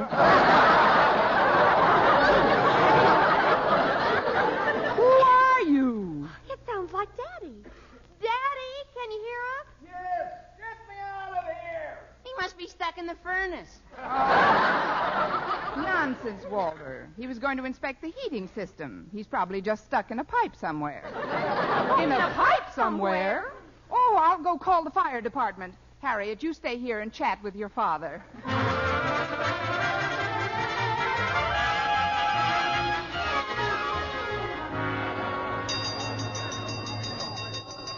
Why, Mr. Boynton, what made you ring the gong for a fire drill? Well, I heard you calling the fire department, and I thought... Oh, but that's not for a fire. Mr. Conklin's stuck in a pipe somewhere, and I just called the department to get him out. Well, most of the kids are out in the street by now. I better go keep them in line. A little extra preparedness won't hurt any. Stuck in a pipe? Oh, I'd better get back to my own room now. Uh-oh, here come the firemen. Well, here we are. Where's the fire? Right this way, Chief. Here, come on, men. There isn't any fire, really. You see, it's just that somebody's caught in a pipe. Caught in a pipe? For this, I left a hand with 100 aces and a double pinochle in it? Oh, please do something. My daddy's stuck somewhere. You've got to get him out. Well, where is he? Well, he was coming in over this vent here very clearly. All right, let's get at this thing with our picks, men. Oh, my. Walter! Walter! Walter, there's enough confusion around here as it is. Okay. Go tell Mr. Boynton to send all the children home immediately. Okay, Miss Brooks. Keep going, man. We've got to get him out of that pipe. I wonder where most of them are. Oh, what's that? That seems to be coming from the stockroom. Hey, it is in here. Well, let's see now. Did Miss Brooks give me back the key? Oh, yeah. Here it is. Walter Denton, can I lay this crime at your door? No, sir. 2 doors down. I'll see you later. I got orders to go home with the others.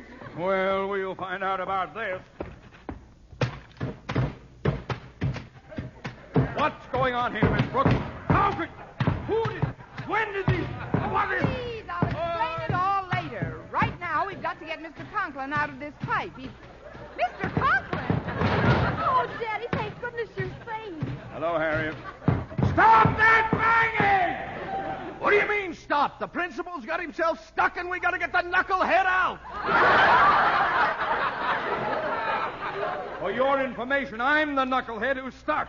I'm the principal of this school. Mr. Conklin, how did you get out of the pipe? I was never in the pipe. But we heard you. You yelled, "Get me out of here." Yeah, what's the idea of yelling, "Get me out of here," if you're not stuck in here? I was locked in the stockroom. Obviously, this heater vent connects with the vent in there, and as any idiot could figure out... Well, how does any idiot get himself locked in a stockroom?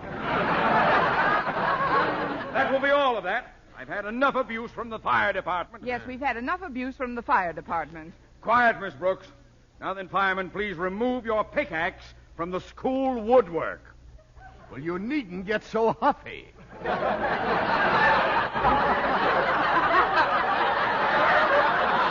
After all, it only makes a little hole. Here, I'll take it out.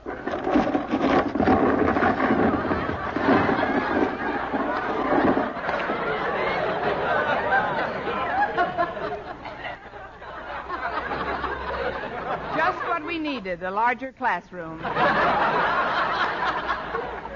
Now then, Miss Brooks, I want some explanations, and I want them fast. Yes, sir. Who locked me in the storeroom? Where are all the students? Who called the fire department? Yeah, that's what I'd like to know. Don't you realize that these false alarms cost the city money? Now we got to pack all our stuff up. What are all you firemen standing around for? Why don't you do something? Relax, Mr. Boynton. Mr. Conklin's out now. There's nothing left to do. Nothing left to do, but my lab is on fire. What? That's more like it! Come on, man!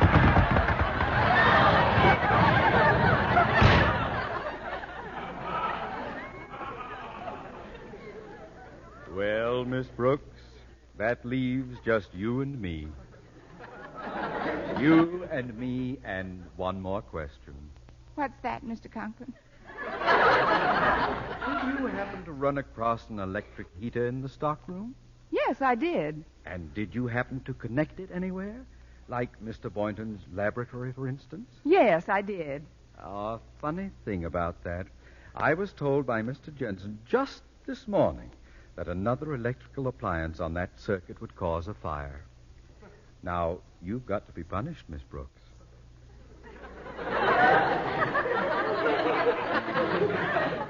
You hear me? You've got to be punished!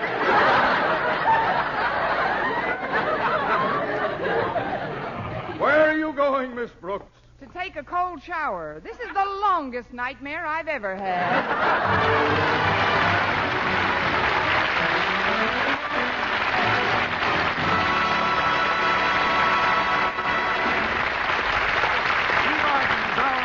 Returns in just a moment, but first... Dream girl, beautiful luster cream girl. Tonight, show him how much lovelier your hair can look after a Luster Cream shampoo. Only Luster Cream brings you Kay Daumit's magic formula blend of secret ingredients plus gentle lanolin. Gives loveliness lather even in hardest water. Glamorizes your hair as you wash it. Luster Cream. Not a soap, not a liquid, but a dainty cream shampoo. Leaves hair fragrantly clean, free of loose dandruff, glistening with sheen. Soft, manageable. Gives new beauty to all hairdos or permanents. 4-ounce jar, $1. Smaller sizes, either tubes or jars. Tonight, try Luster Cream Shampoo and be a Dream girl, beautiful luster cream girl. You owe your crowning glory to a luster cream shampoo. And now, once again, here is our Miss Brooks. Well, it wasn't much of a fire, and as soon as they put it out, one of the firemen got a hook and ladder, climbed up, and brought Mr. Conklin's blood pressure down. When he was slightly more rational, he called me into his office again. Miss Brooks, since Mr. Boynton failed to remind me about the electric hazard in the biology laboratory, I have decided that he is almost as guilty as you are. Oh, but Mr. Conklin, he Silence. didn't have it. You, Miss Brooks, will stay after school and help Mr. Boynton clean up the debris those firemen left behind. I don't care if it keeps you both here all evening. Mr. Conklin, is that my punishment for starting the fire? Exactly. Got a match? Getting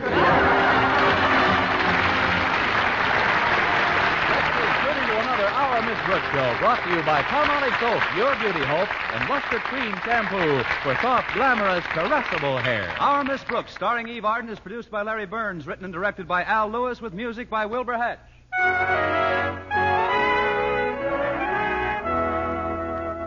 Men, here is actual factual proof of more comfortable, actually smoother shaves by using Palmolive Lather Shaving Cream. 1,251 men tried the Palmolive Lather way to shave described on the tube, and no matter how they shaved before, 3 out of 4 got more comfortable, actually smoother shaves. Try Palmolive Lather Shaving Cream. See if you don't get more comfortable, actually smoother shaves the Palmolive Lather Shaving Cream way. Listen to Our Miss Brooks next week over CBS, the Columbia Broadcasting System.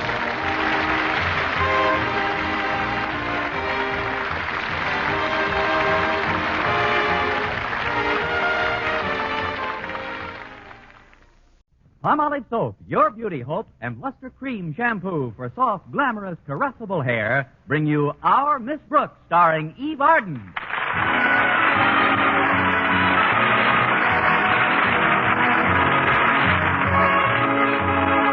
Our Miss Brooks, who teaches English at Madison High School, is as fond of sports as most of us, but somehow basketball was never one of her favorites. It isn't that I don't like basketball. I just hate it. This aversion started when I was refereeing a game in Teachers College, and in the excitement I swallowed the whistle.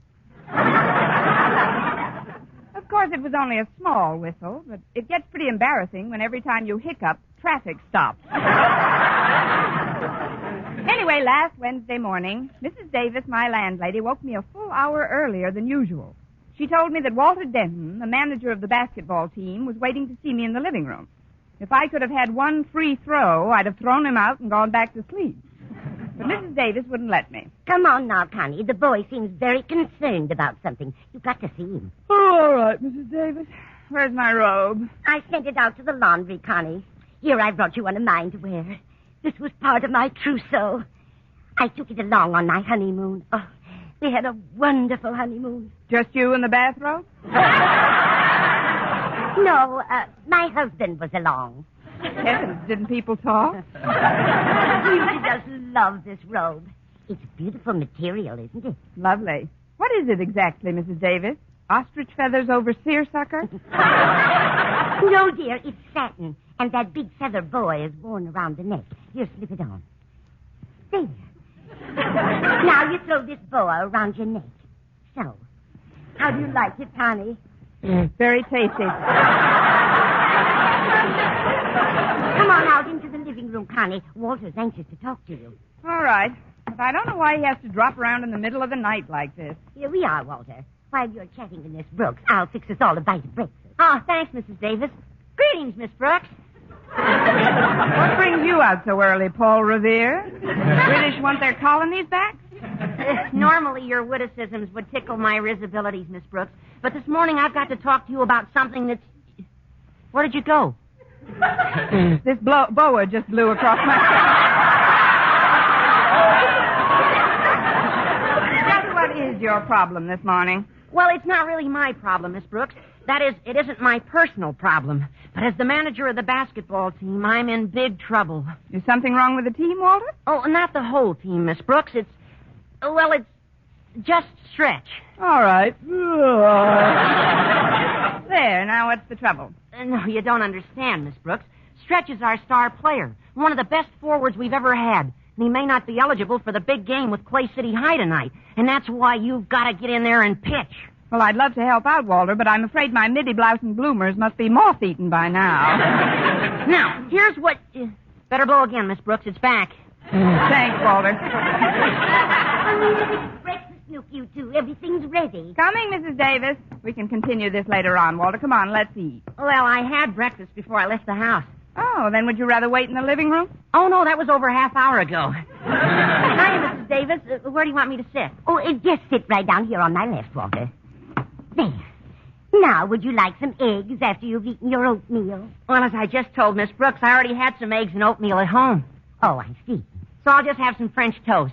You must come over for dinner some night after you've had dinner. I'll make you some in a jiffy. Just drink your juice meantime. Hey, this orange juice tastes rather peculiar. Now, that's because you're drinking it through that boa. Better blow again. Thanks. Now, to get back to my dilemma, Miss Brooks. Couldn't we dilemma after breakfast, Walter? I'm sorry to bother you like this, but I'm afraid it's imperative.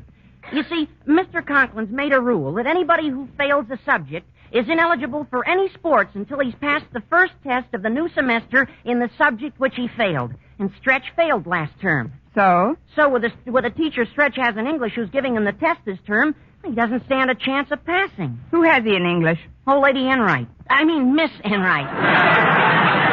Well, I'm sure Miss Enright's a very capable teacher. Well, here we are, some nice French toast. I made it from a famous Turkish recipe. A Turkish recipe? Yes. The Turks are famous for their French toast, you know. They are? Of course they are, Walter. You should taste their Chinese kumquats. Can I help you, Walter? I don't want to stuff myself, Mrs. Davis. Those 3 pieces on the end will be plenty. Now about Miss Enright. You know, I don't think it's fair for her to give Stretch a test. I heard she was jilted by a basketball player years ago. Walter, you shouldn't talk that way about Miss Enright. Just because someone doesn't reciprocate the affection of someone who's fond of them doesn't make the person who's fond of someone a monster. And I got that sentence from an old Turkish recipe. Say, Miss Brooks, speaking of someone not reciprocating someone's affection, have you heard from Mr. Boynton lately? Ouch, get those punches up, Walter. Let's forget about Mr. Boynton for now. Just what is it you want me to do? Well, I was talking this over with Harriet Conklin, and we decided to get Stretch transferred out of Miss Enright's class. Of course, this means somebody's got to work on Harriet's old man. Look, Walter, Harriet's father happens to be our principal. You will kindly refer to him as Mr. Conklin. Oh, I'm sorry, Miss Brooks.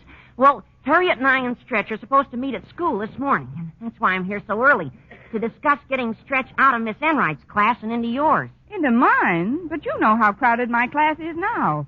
Every time I enter my room, it looks like payoff night at a pyramid club. Oh, come on, Miss Brooks. We got to hurry down to school and meet Harriet. Now, there must be a way to get Stretch into your class so you can give him the test, while I, as manager of the team, sit across the aisle from him and give him moral support. Are you sure that's all you'd give him? Oh, I just want Stretch to feel at home. He's not very good in English, and, well, with me there, maybe he'd get more confidence. Confidence based on the mere proximity to one which in the same subject has always flourished so startlingly. If anybody sits near Stretch, it better be Harriet. She at least speaks English. But she's so honest in tests. I mean, she has the most peculiar way of holding her left hand when she's writing down answers. Now, all you can see is her elbow. Oh, not that I ever tried to copy from her. Oh, no, of course not. It was just a coincidence that after the final exams last term, your neck was so far out of joint you looked like a Balinese dancer. No, Walter, as much as I'd like to help you kids, I can't. And the less I see of Mr. Conklin for a while, the better. But why, Miss Brooks? Because Mr. Conklin holds me responsible for what happened last week, remember? The fire in Mr. Boynton's laboratory, which started when the circuit was overloaded after I plugged in an electric heater that belonged to Mr. Conklin. Well, what is that? And then the firemen had to tear down the wall when they thought Mr. Conklin was stuck in the heater vent, which he wasn't because he was locked in the stockroom when I slammed the door on him by accident. And whose fault was that? Yours. That's what I like, a nice orderly mind. Come on.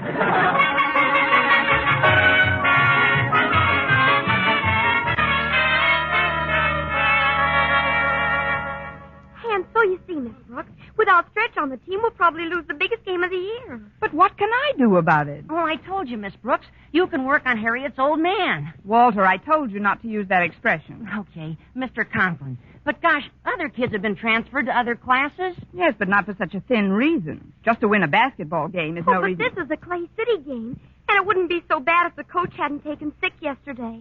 The coach is sick, too? Desperately. This is the saddest thing since humoresque.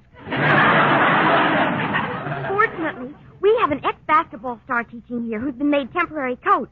But it would just break his heart if he lost his first game. Who is this coach, Harriet? Mr. Boynton. Mr. Boynton? Are you sure? Positive. Well, don't stand there, girl. We've got to go to work on your old man.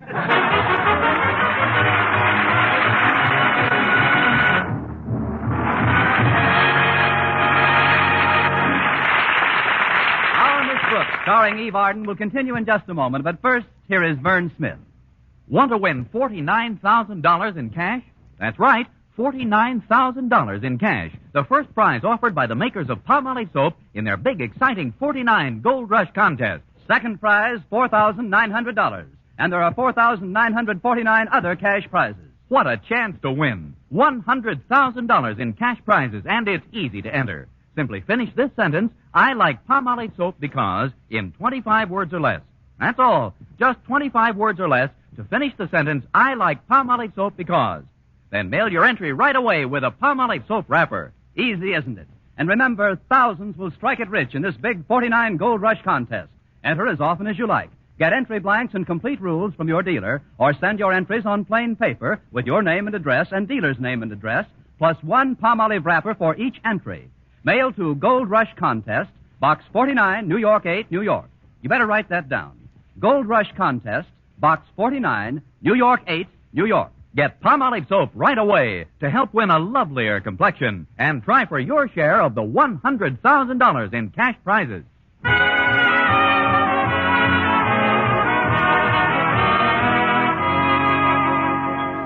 Well, I realized that some ancient gossip about Miss Enright's prejudice against basketball players would never cause Mr. Conklin to give Stretch a transfer.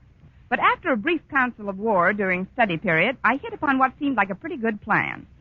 I would tell Mr. Conklin that the boy was unhappy in his class because his fellow students were picking on him, as I told Walter and Harriet.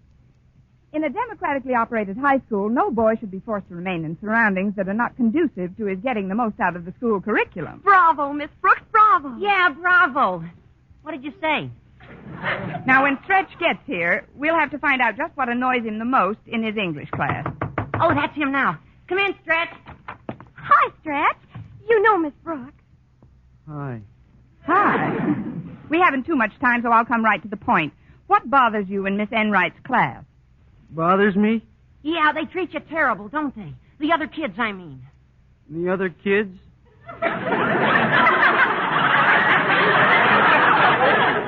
They pick on you and call you names, don't they?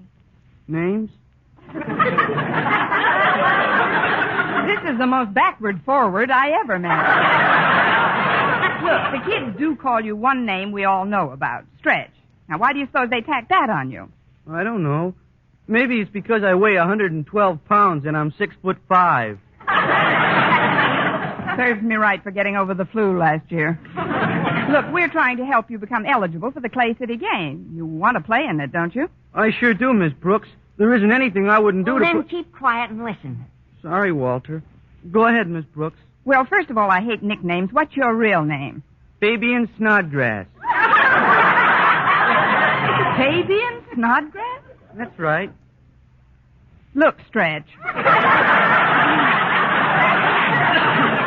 We really want to help you. The kids here feel that if I give you the exam, you'll stand a better chance of passing. Not that there's going to be any funny business, you understand. Oh, I understand perfectly, Miss Brooks. Walter wouldn't want any part of anything that wasn't strictly on the up and up. You said it, Stretch. You just listen to old Walter and you'll be all right. I always do, don't I, Walter? You're our manager and you always know what's best for all of us. Yes, sir. Yes, sir. And if you don't listen, Walter won't tell you about the rabbits anymore. But let's get back to your scholastic achievements, or lack of them. What subjects did you pass last term? All of them, but English. Just barely, but I passed them. And I can't understand why I didn't pass English. I always done my homework very good. Very well. Very well. Stretch, isn't it true that you couldn't always do your work properly because of the other pupils harassing you? I ain't never worked near as hard at any subject as I done in English. Hardly. But, it wasn't all your own fault that you failed. There were other students in the class, all kinds of students, doing all kinds of things. Yeah, they were a swell bunch of kids, all right. But you know something, Miss Brooks? It wasn't the grammar that done it. No? Then what did done it? Done did it. How's everything?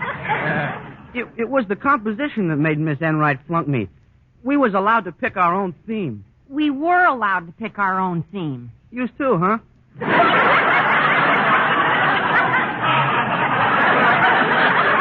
Like I said, we could write about anything we wanted. So I got my idea off on the radio. It's not very bright of me to ask, but what kind of a radio idea did you write about? I wrote in 25 words or less, I hate English because.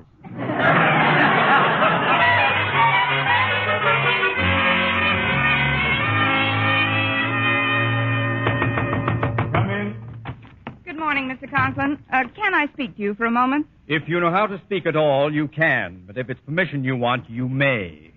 Sorry, Mr. Conklin. I haven't taken English since I was a girl. But I'd like to request a transfer for one of the students here. He's in Miss Enright's class at the present time. But, Miss Brooks, the new term has already started. You know we can't issue any transfers at this late date. Oh, but this case is extraordinary, Mr. Conklin. A boy's life is being made miserable by his classmates. What boy? Fabian Snodgrass. They call him all sorts of names. Anything worse than Fabian Snodgrass?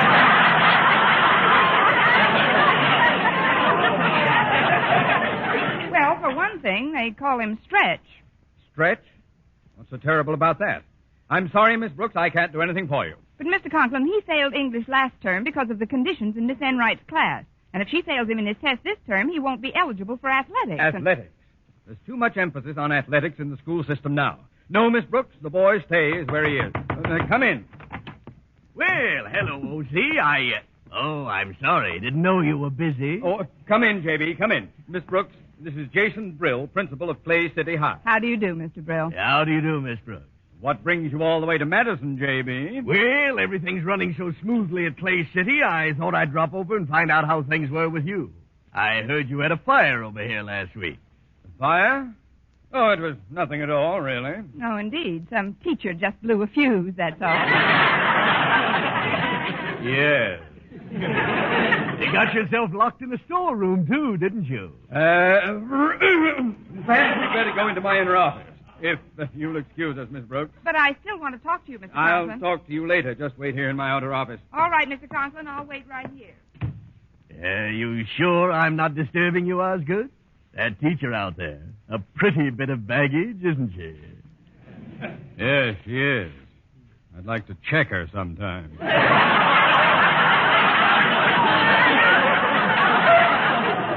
Well, Osgood, we haven't seen each other since the big Clay City Madison High football game. We gave you a good drubbing in that one, 79-0, wasn't it? It was not. It was 78-0. But we had a good excuse for losing that one. Yes, I know. Your team showed up.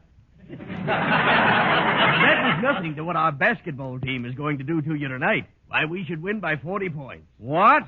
Why, we'll wipe up the gym with you. You care to make a little wager on that, Osgood? I'm not a betting man, and you know it. Oh, come on, Osgood. Just to make things interesting, how about a nice new hat to the winner?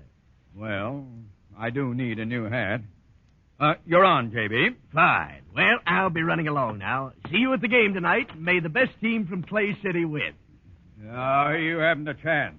Oh, you're still here, Miss Brooks. Yes, Mr. Conklin. Well, goodbye, Miss Brooks. Goodbye, Mr. Brill. Oh, and Osgood. Yes? If you want to, you can check her with me sometime.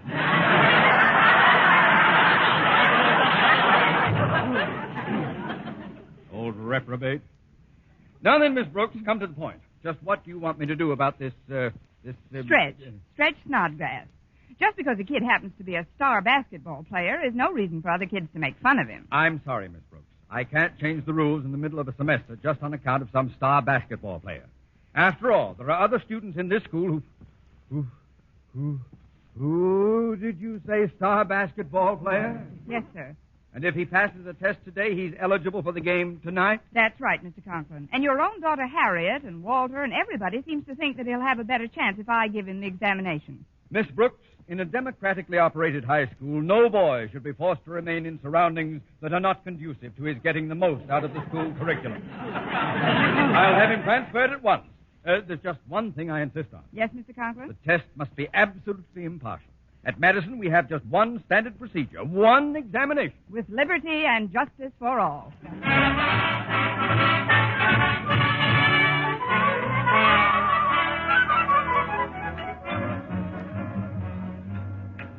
Come on, Walter. There's Mr. Boynton. Okay, Harriet. Pardon us, Mr. Boynton, but the cafeteria's pretty packed today. Oh, yes, I know. Why don't you sit at this table with me? Now, that's what I call taking the bait. Thanks, Mr. Boynton.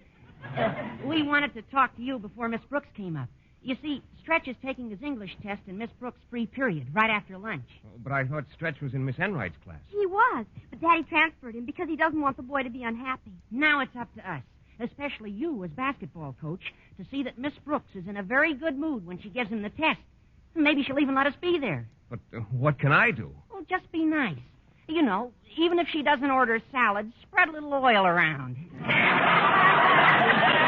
I'm always courteous to Miss Brooks. Well, then be more than courteous. Be civil. Well, what my attitude toward Miss Brooks has to do with... She's coming over now. Be terribly nice. Remember, this is the biggest game you'll ever coach. Hello, Mr. Boynton. Well, how do you do, Miss Brooks? How are you, Harriet? Walter? Oh, we're fine, Miss Brooks. Oh, won't you join us? Oh, sit right here by Mr. Boynton. I'll move the chairs closer together. There. Thank you. Now then, what looks good today? You do, Miss Brooks. You look simply lovely. Well, that's high praise coming from you, Walter. It should have come from you, Mr. Boynton. Miss Brooks, if you'll just tell me what you want, I'll go get your tray filled up. I really haven't given it much thought. Well, neither have I. That's one nice thing about having a perfect figure. You can eat anything. Oh, I don't think my figure's so perfect.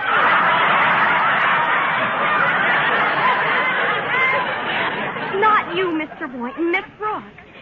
Here, let me wipe off the table in front of you. No, pass me those glasses of water, will you, Walter? Yeah. Thank you. Here's one for you, Miss Brooks. Oh, here, Miss Brooks. Take my knives and forks, too. I'm not hungry just yet. I am. I'm starved. I'd eat some roast beef today if it wasn't so expensive. Expensive? What's that got to do with anything? Mr. Boynton's treating you.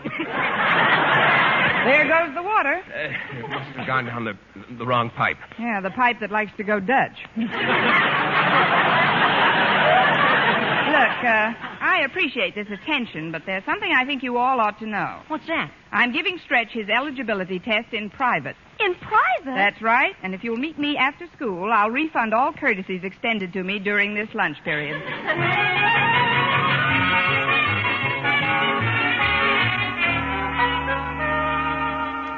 Now, Stretch, you say you've completed the written portion of the examination? Yes, ma'am.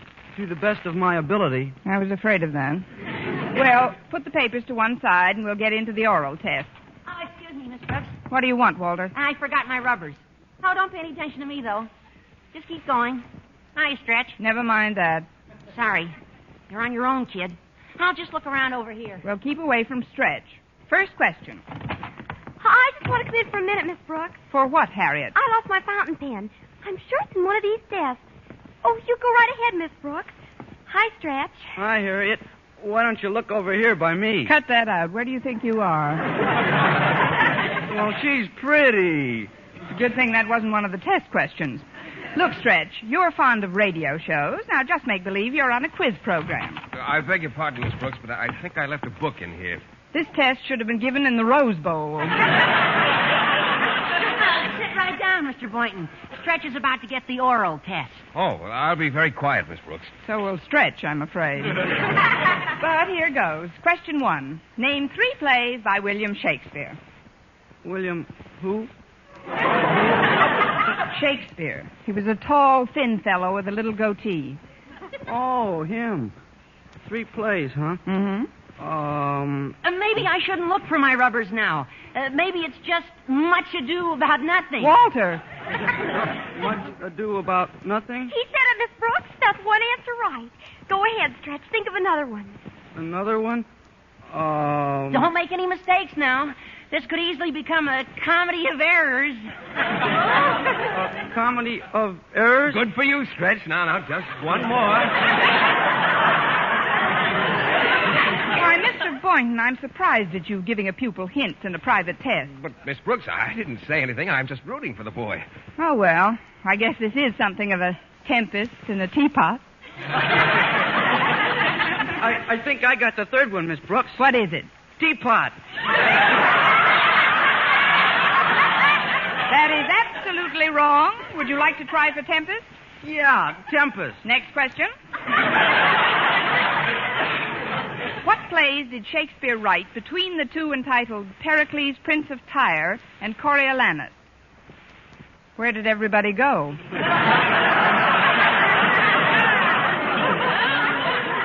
Would you repeat the question, please? Certainly. What plays did Shakespeare write between the two entitled Pericles, Prince of Tyre, and Coriolanus? Well, don't stand there. Think, boy, think!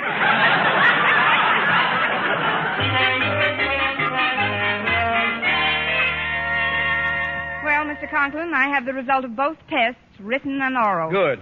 Just put everything on my desk here. I'm not even going to check these papers, Miss Brooks. I'm that sure of your integrity. Thank you, Mr. Conklin, but as you know, we weren't alone for Never the mind test. that, Miss Brooks. The examination was based on the 100% system? That's right, but every once in a while somebody Please, Miss Brooks. It's all done with. Passing is 65%, is that correct? Yes, sir. Fine. Now, what was the boy's mark? 39. Miss Brooks, I would like you to jot down my latest ruling on eligibility for athletic activities. Proceed, Mr. Conklin. No student who has previously failed a subject will be eligible for any athletic team if he fails the first 2 tests in any term. Mr. Conklin, may I say that I have never seen such touching concern for the hopes and ambitions of Madison students. Well, thank you, Miss Brooks. I remember when I was a boy Oh, and one hard... more thing, Mr. Conklin. Yes? When you get your new hat, wear it in good health.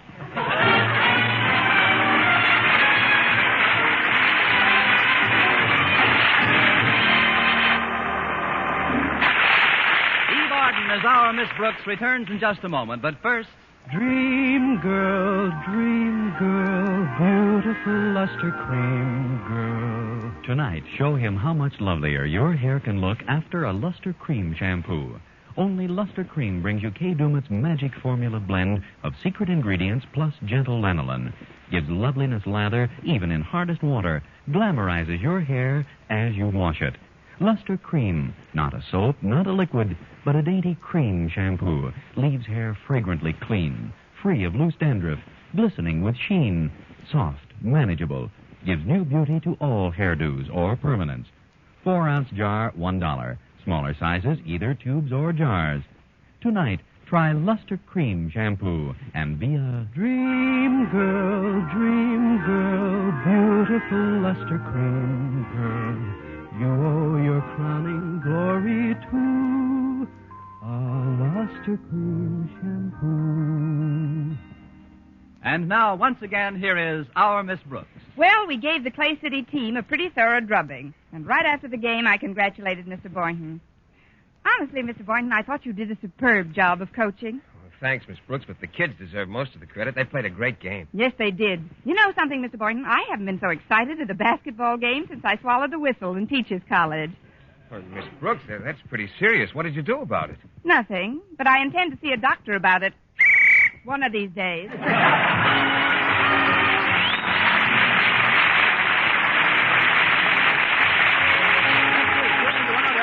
Brooks Show, brought to you by Palmolive Soap, Your Beauty Hope, and Luster Cream Shampoo for soft, glamorous, caressable hair. Our Miss Brooks, starring Eve Arden, is produced by Larry Burns, written and directed by Al Lewis, with music by Wilbur Hatch.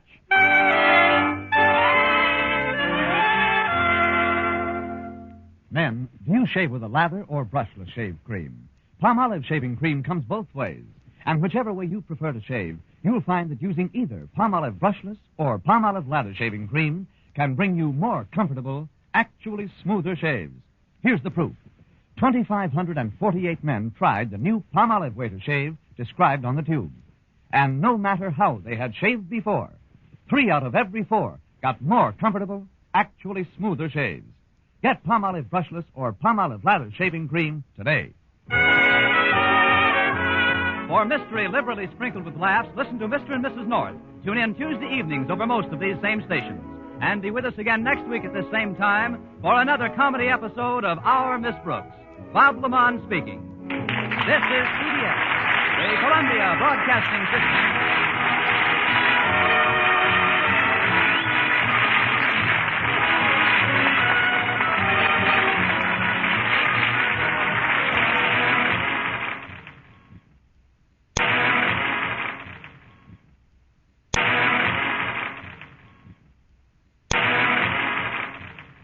Palmolive Soap, your beauty hope, and Luster Cream Shampoo for soft, glamorous, caressable hair bring you Our Miss Brooks, starring Eve Arden.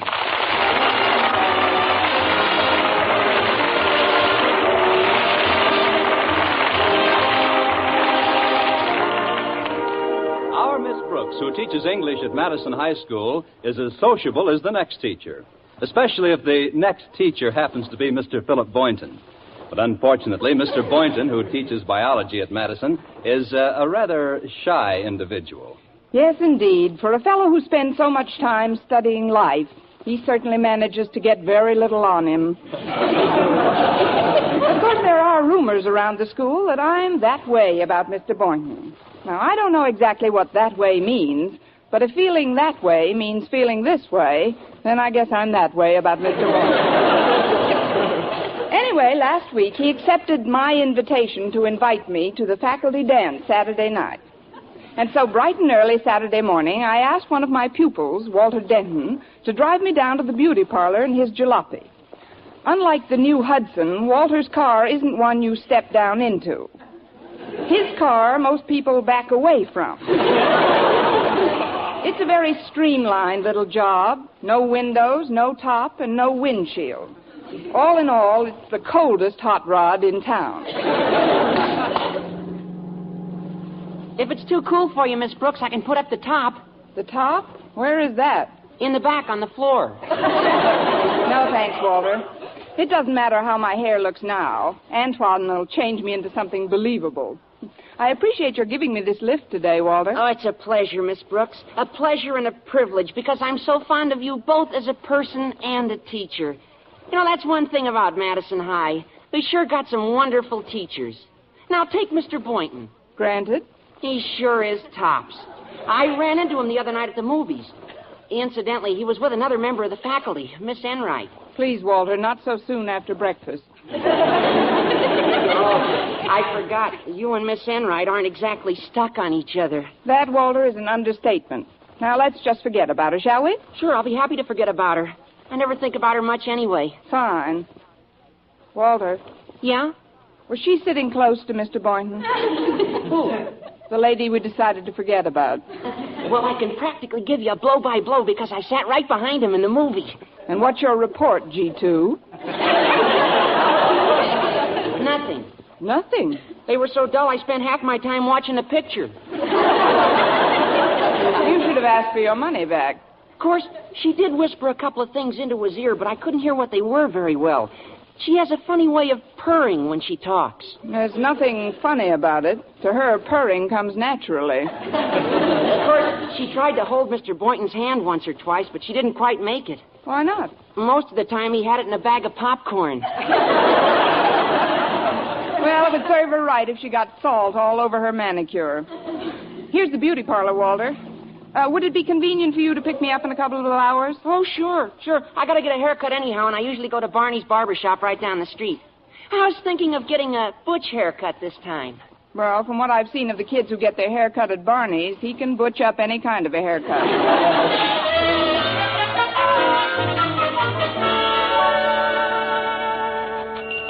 Hello, Antoine. Well, if it isn't Miss Brooks. A long time no see, like the man says. What man? Oh, there you go. You're not in my shop 2 minutes and you're pulling my leg. But I don't care. I'm delighted to see you at any time. You're such a challenge to a beautician. Challenge? you come into my shop so infrequently, I have to start from scratch each time. Of course, you do have a load of natural beauty. Thanks, loads. But then so does a rose bush. And even it, with all its natural loveliness, must be properly and frequently cared for in order to retain that beauty. Its soil must be irrigated, its roots watered, its leafy branches gently sprinkled. Well, don't stand there. Turn the hose on me. Before I assign you to a booth, tell me, Miss Brooks, what prompted you to come in this morning? Oh, it's very simple, Antoine. There's a faculty dance at Madison High tonight, and I thought it would be nice to look like a human being. All the big jobs they bring to Antoine. Well, no matter. It's a feeble artist, indeed, who cannot rise above his subject. I shall make you my masterpiece. All I ask in return is that you promise to visit Antoine's once a week. Aren't you forgetting something? I'm a school teacher. You know, it isn't an accident that we of the faculty have a faculty for always looking like the faculty. Beauty parlors are a luxury we can rarely afford. Well, apparently that doesn't apply to all teachers. One of my best customers is a teacher. In fact, she has an appointment here in a few minutes. A Miss Enright. Do you know her? Yes, we both teach English at Madison. Oh, then you and Miss Enright have something in common. I suppose you could call him that, yes. Oh, she's a wonderful person. Very active in the Parent-Teachers Association and in all sorts of civic functions. What do you think of her? She's fine. Good teacher. Confidentially, I don't like her either. And even though I should be grateful for the new customers I get through her connections, I can't help feeling that she's very overbearing. That's my honest opinion, and when it comes to people, I believe that honesty is the best policy. Well, here I am, Antoine. Miss Enright, how wonderful to see you. Your policy just lapsed. Why, Miss Brooks, what are you doing in a beauty parlor? Oh, I just thought I'd let Antoine do a little lily gilding. I haven't started yet. I'm going to make Miss Brooks look like a thing of beauty. Is there time? It's Saturday, you know. We have to be back at school by Monday. Oh, I'll make it. Antoine's going to put more men on the job. Well, if you'll excuse me for a moment, I'll arrange booth 3 for you, Miss Enright. Oh, do that, Antoine. Miss Brooks, now that we're alone, there's something I think you should know. That you were at the movies with Mr. Boynton last night? Well, how did you... Were you there, too? No, just my emissary. I must admit, Miss Brooks, I thought you'd be a little more upset about it. Upset? Me? Because Mr. Boynton chooses to go out with another English teacher? Of course I'm not upset. In fact, I had quite a laugh over it. A laugh? I thought I'd split my infinitive. You see, I happen to know that Mr. Boynton once heard the expression, let's live a little. Yes? So that's what he does. He lives as little as possible. No, I'm not worried about what Mr. Boynton does when he's not with me. Look, Miss Brooks, I like to do things in an open and above-board manner. I'm going to lay my cards on the table. Good. Take them out of your sleeve and deal. What's the first card? Just this. I know you've booked Mr. Boynton for the faculty dance tonight, but remember, there's always tomorrow, and I don't give up easily. Well, good for you, Salty Nails. Don't underestimate me, my dear. The next time Mr. Boynton and I walk down a middle aisle, it may not be in a theater. Be sure to invite me to the wedding. And Miss Enright, if you ever become a mother, remember, I'd love one of the kittens.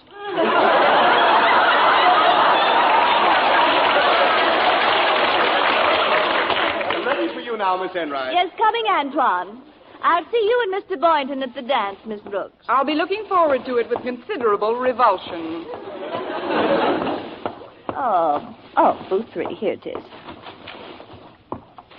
is. Sit right down here, Miss Enright. Antoine, before you do anything for me, I want you to take care of Miss Brooks. But your appointment... I'll wait.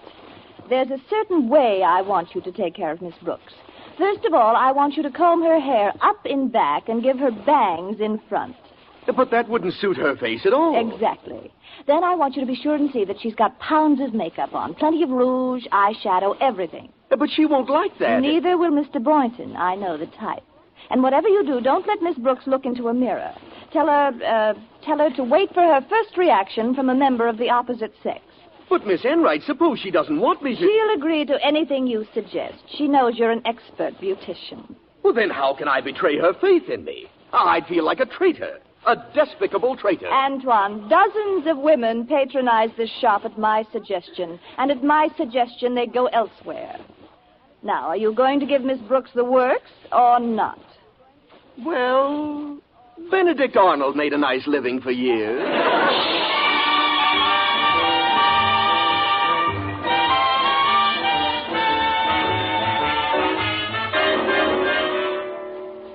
There we are, all finished. Remember now, no mirrors, Miss Brooks. All right, Antoine, if you say so. I'll leave it up to the public.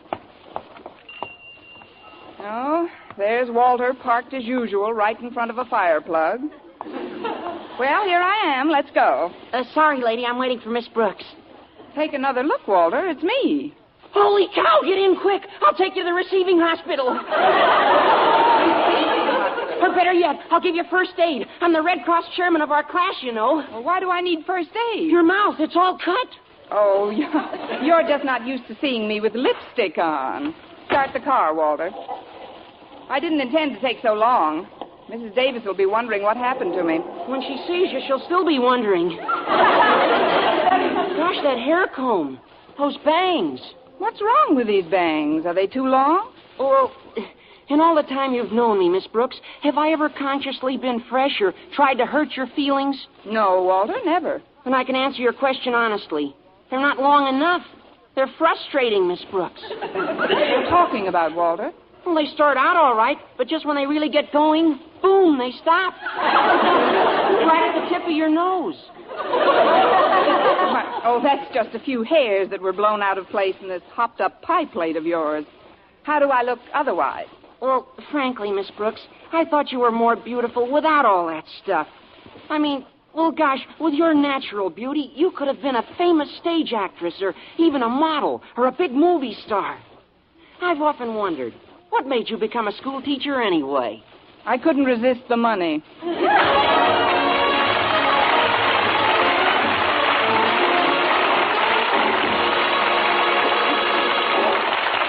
Our Miss Brooks, starring Eve Arden, will continue in just a moment. But first, here is Vern Smith. Regardless of age, skin type, or previous beauty care, doctors prove you, too, may win a lovelier complexion with Palmolive soap. But to win this lovelier complexion, you must stop improper cleansing. Instead, use Palmolive the way doctors advise. 36 doctors, leading skin specialists, advised using Palmolive soap this way for 1,285 women with all types of skin. Young, old, dry, oily, normal. And using Palmolive soap alone, 2 out of 3 won lovelier complexions. Oily skin looked less oily. Dull, drab skin wonderfully brighter. Coarse-looking skin appeared finer. Here's what the doctors advised. Wash your face with Palmolive soap 3 times a day. Massage with Palmolive's wonderful beauty lather for 60 seconds each time to get Palmolive's full beautifying effect. Then rinse.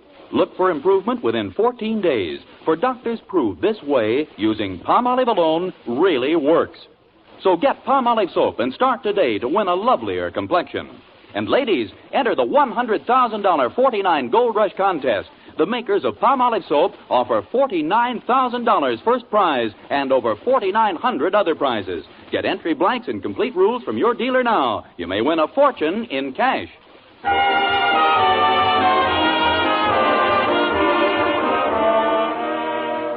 Well, Walter took me home from Antoine's, and as my new bangs and I entered the front door, my landlady, Mrs. Davis, came out of the living room.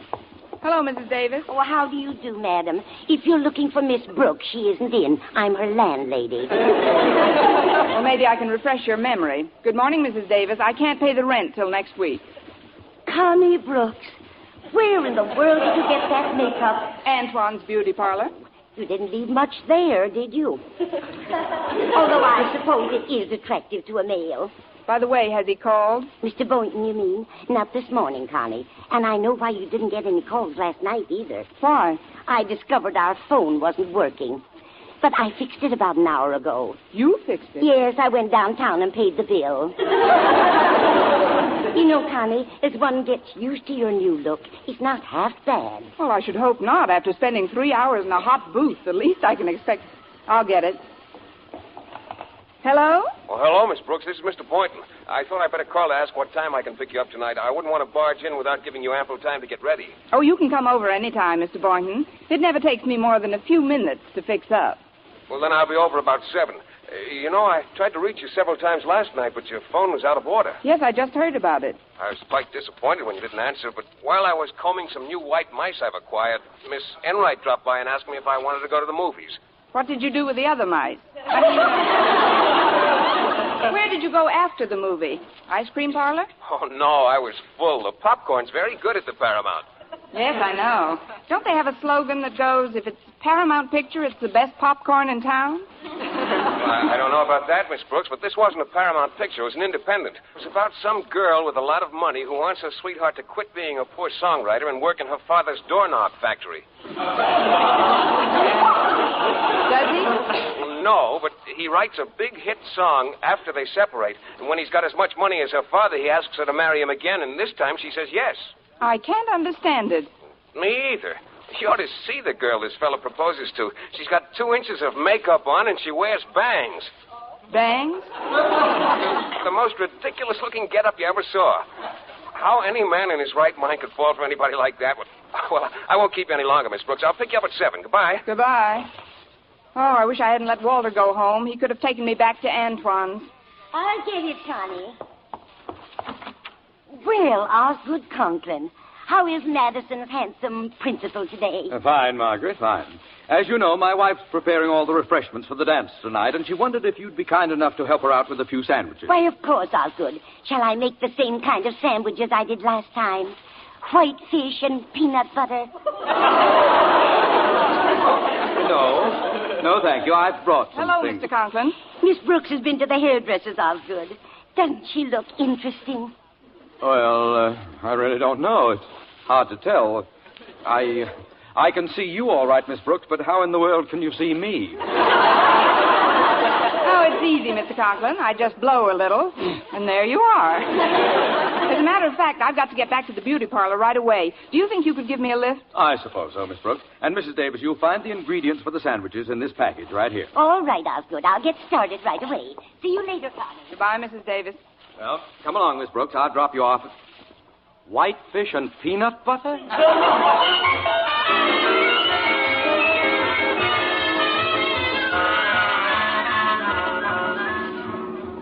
As I recall, Mr. Conklin, the beauty parlor's only a couple of blocks past your house, so I won't be taking you too far out of your way. That's perfectly all right, Miss Brooks.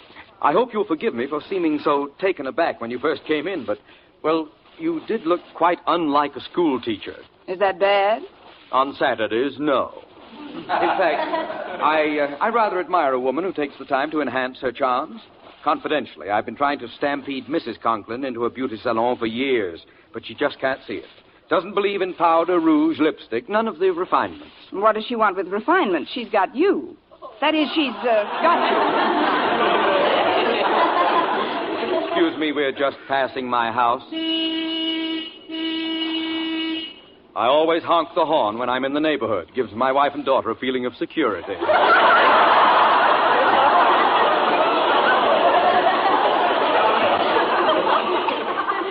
But as you just said, Miss Brooks, she's got me. That's the trouble. She doesn't have to patronize beauty shops to hold on to me, and she knows it. Of course, if she had some reason to be jealous of me, Jealous. Miss Brooks, do you think that if Martha were jealous... Oh, pardon me, Mr. Conklin, but if you'll just pull up here, this is Antoine's. Where? It's that little building with the dimple in the door. Thanks for the lift, Mr. Conklin. You're welcome, Miss Brooks. And we can pursue the topic of my wife's peccadillos at the dance tonight. Oh, definitely. I'm one of the best peccadillo dancers in town.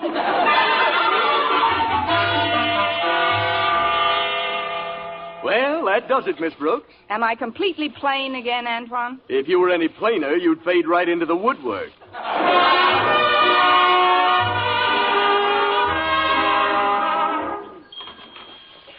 Yoo-hoo! I'm home, Mrs. Davis. She should be back any... Oh, wait a minute. She just came in.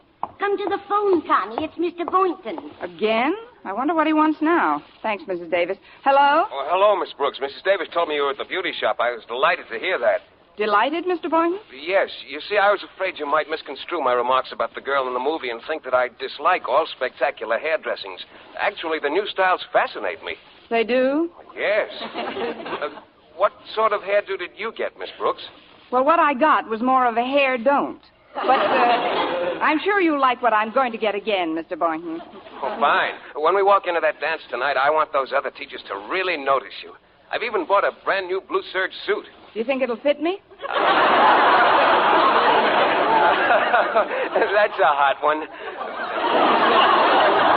I'll see you at 7. Goodbye, Miss Brooks. Goodbye, Mr. Boynton. Well, back to the beauty parlor.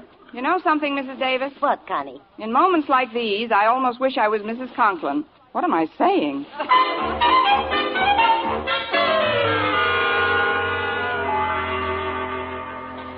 I'll have to be going down to the gym now, Martha. I want to see if it's fixed up properly for the dance tonight. Very well, dear. Oh, don't forget the keys to your car. They're on the table in the hall.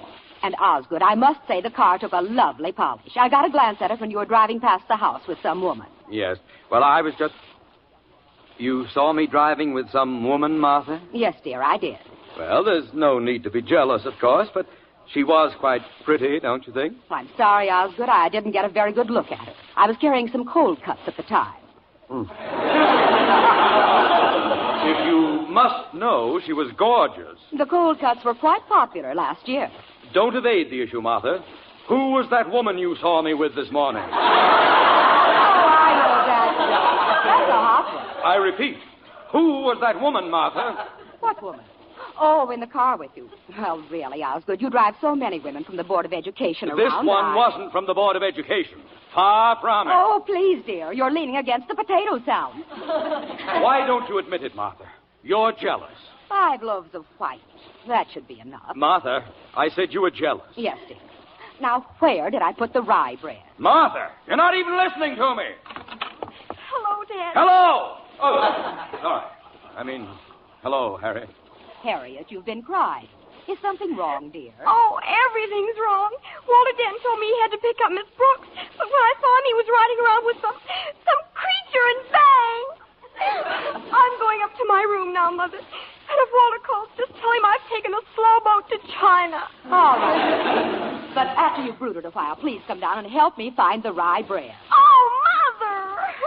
Now, there's a girl who will make some man a fine wife. Insanely jealous. Oh, here's the rye bread. I do hope I win the door prize this year. Don't think I'm past noticing pulchritude, Martha. I'm still just a boy at heart. You know why I gave that other woman a lift in my car? Because she'd just come from the beauty shop. You hear me, Martha? I was bedazzled. If it hadn't been for all the powder and that store-bought hair... That man of mine wouldn't have gone nowhere. Nowhere. Oh, what's the use?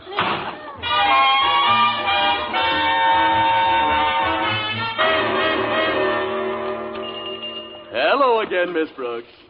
Tilly, prepare booth number 4. And now then, Miss Brooks, you said on the phone you wanted something fascinating, so I've decided to give you the famous Antoine Marcel. Is it really exciting, Antoine? Exciting? This is the very same coiffure I copied hair by hair from Gorgeous George. Fine. Just give it to me, and then I'll wrestle you for the bill.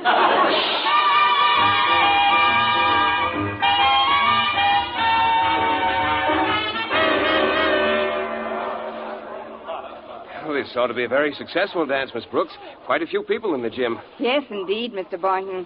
And at the sound of the next voice, there will be 1 people too many. Oh, there you are. Good evening, Mr. Boynton. Good evening, Miss Enright.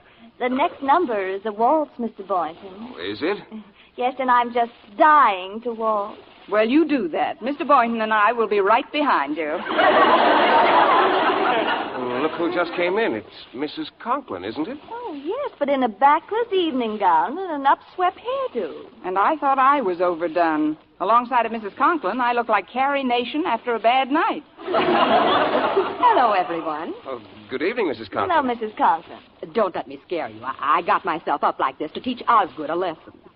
I wonder what he'll say when he sees me. Well, you won't have to wait long to find out. He's coming over now. Hello, folks. Oh, I see. We have a newcomer in our midst, and a very charming one at that. Osgood Conklin at your service, Miss... It's Mrs.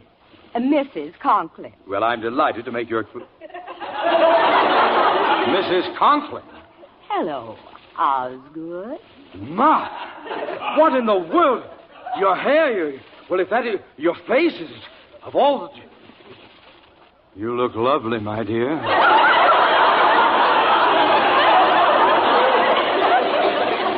I'm going to have every dance with you tonight.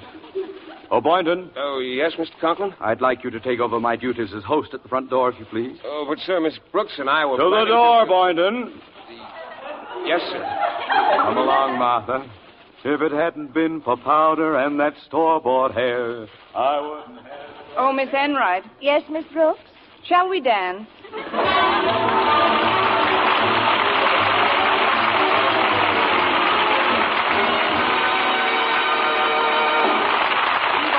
Our Miss Brooks returns in just a moment, but first... Dream girl, beautiful luster cream girl. Tonight, show him how much lovelier your hair can look after a Luster Cream shampoo. Only Luster Cream brings you Kay Daumit's magic formula blend of secret ingredients plus gentle lanolin. Gives loveliness lather even in hardest water. Glamorizes your hair as you wash it. Luster Cream. Not a soap, not a liquid, but a dainty cream shampoo.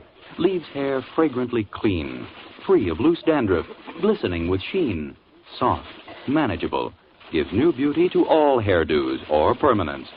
4-ounce jar, $1. Smaller sizes, either tubes or jars. Tonight, try Luster Cream shampoo and be a Dream girl, beautiful luster cream girl. You owe your crowning glory to a luster cream shampoo. And now, once again, here is our Miss Brooks. Well, Mr. Boynton got away from the door just in time to ask me for the last half of the last dance. You look lovely tonight, Miss Brooks. But I feel I put you to a lot of trouble today. Oh, it was nothing. Of course, I did lose about 5 pounds, but it was mostly around the scalp. Attention, please. Ladies and gentlemen of the faculty, it is my pleasure at this time to announce the winner of the door prize. She is none other than our Miss Brooks. Congratulations, Miss Brooks. Thank you, Mr. Conklin. Now, I know you're all anxious to find out what the door prize is. Well, I have here a ticket, Miss Brooks, entitling you to 1 free treatment at Antoine's Beauty Parlor. Mr. Conklin, would you tell me one thing? What's that, Miss Brooks? Is this for putting on or taking off?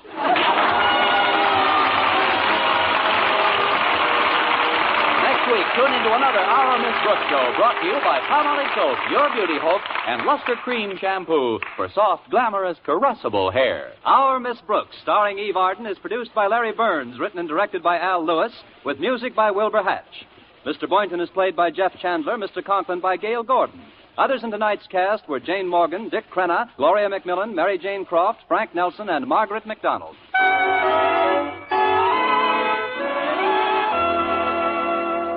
Men, here is actual factual proof of more comfortable, actually smoother shaves by using Palmolive Lather Shaving Cream.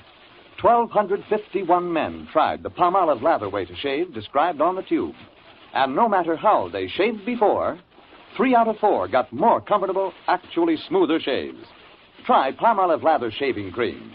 See if you don't get more comfortable, actually smoother shaves the Palmolive Lather Shaving Cream way.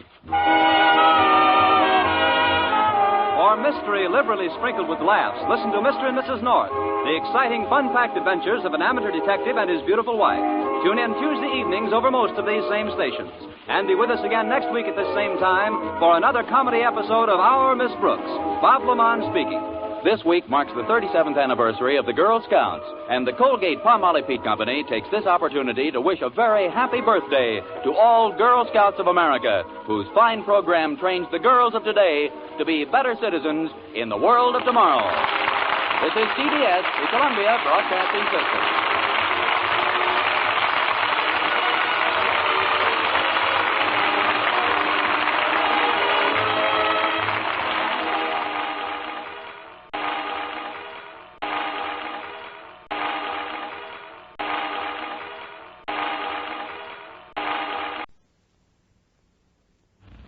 Palmolive Soap, Your Beauty Hope, and Luster Cream Shampoo for soft, glamorous, caressable hair bring you Our Miss Brooks, starring Eve Arden.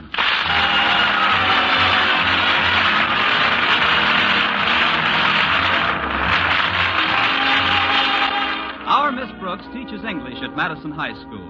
And like most other teachers, she tries to stay on the best of terms with her principal, Mr. Osgood Conklin. This isn't always easy. You see, Mr. Conklin has high blood pressure, and it's wise to take him with a grain of salt. Of course, it's wiser not to take him at all. Anyway, on Thursday, he gave me a little honorary assignment to take care of on my own time, which consisted of a report he had to submit to the school board. I was to rephrase, punctuate, and proofread the 25 pages by morning. And sure enough, I got it all done by morning. In fact, when Mrs. Davis, my landlady, awakened me, I had been sleeping like a baby for over 20 minutes. All upset, dear. What's the trouble? Nightmare? No, daymare. I was up all night with some extra work Mr. Conklin gave me. Oh. Well, I guess you can use the extra money that goes with it. Money? What money? Surely there must be some compensation for working away from the school. Oh, there is, Mrs. Davis. The satisfaction of a job well done, the thrill of helping my colleagues in their time of need, and the gratification that comes with the knowledge that I've assisted my superior officer on the battlefield of life. And you know something else, Mrs. Davis? What, Connie? The next time I work at home, it'll cost him a fin. Well, remember this, dear. Money won't buy back your health and good looks once they've gone. If I were you, I'd flatly refuse to do any extra work at all. Oh, but I can't do that. Mr. Conklin's my principal. That doesn't give him the license to make a beast of burden out of you. Why, for 2 cents, I'd advise you to quit. And if I had 2 cents, I'd take your advice. No, Mrs. Davis, even a beast of burden has to earn oat money. Well, hurry with your shower, Connie. I've got a nice breakfast all planned for you. Oh, I won't have time for breakfast today, Mrs. Davis. Walter Denton's taking me to school in his car so I can get this report to Mr. Conklin. What's the matter with your car, Connie? I had a little trouble with the steering wheel. What kind of trouble? It came off.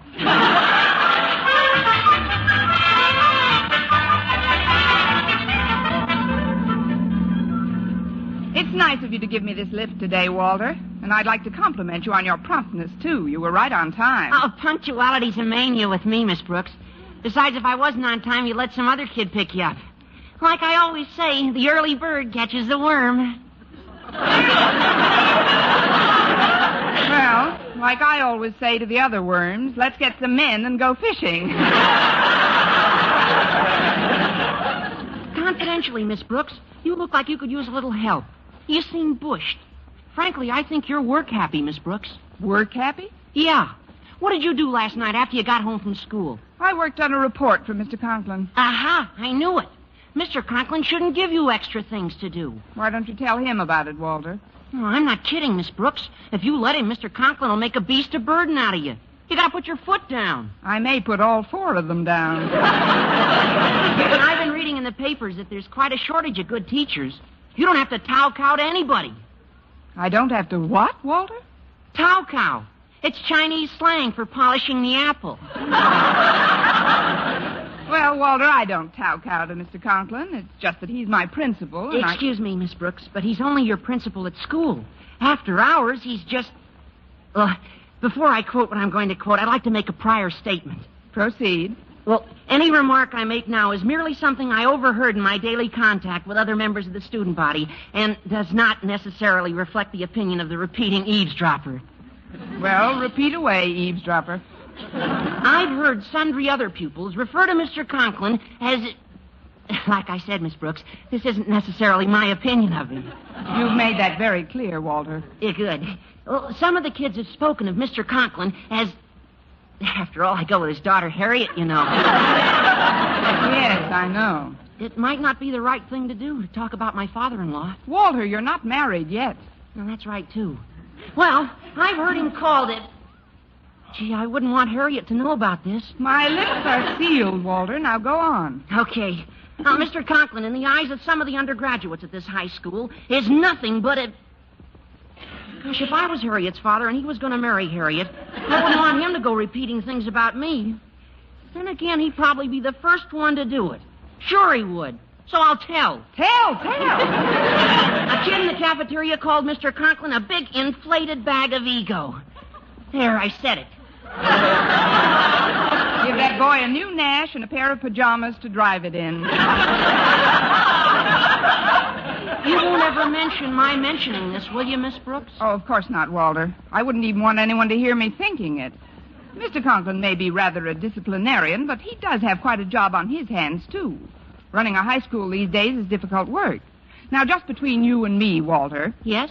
How would you go about deflating a big bag of ego? Well, the first thing I'd do is not let him think I was afraid of my job. I'd walk in with whatever work I'd done for him last night, throw it on his desk, and say, "There you are. That's the last work I do outside of my regular school duties. Take it or leave it, Buster." Well, that sounds like sterling advice, Walter, but there's just one more thing I'd like to ask you. What's that, Miss Brooks? If Buster decides to leave it... Yeah? Where's the nearest local of the Beasts of Burden Union?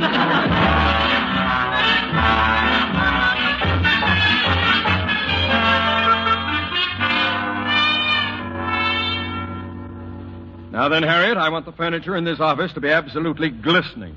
But, Daddy, it's as neat as a pin now. Harriet Conklin, when your father and principal asks you to polish something, grab a dust rag, girl. Why, Daddy?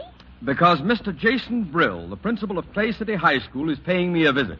You know how sarcastic and critical he can be. But why is he coming to Madison? Well, I'm not positive, Harriet, but I think the old pirate is here to raid one of my teachers.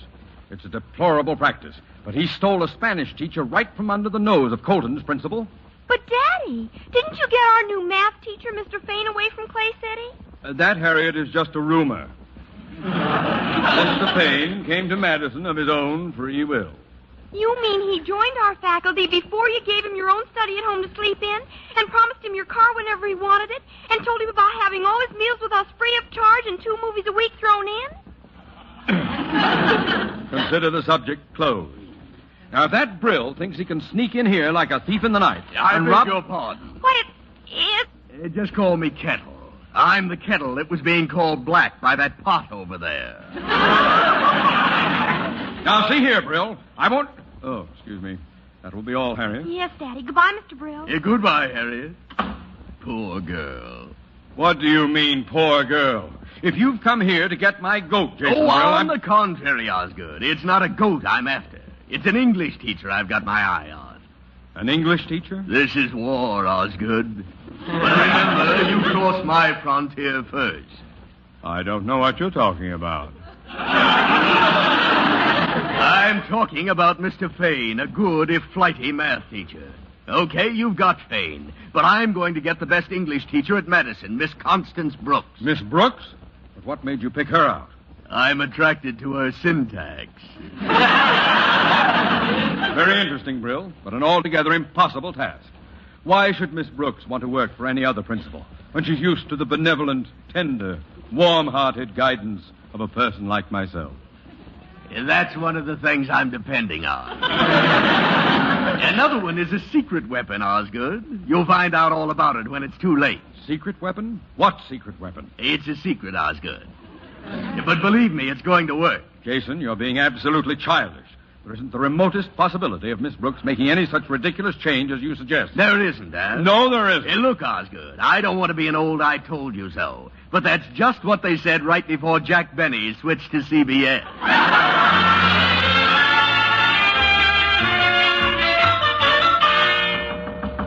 Come in.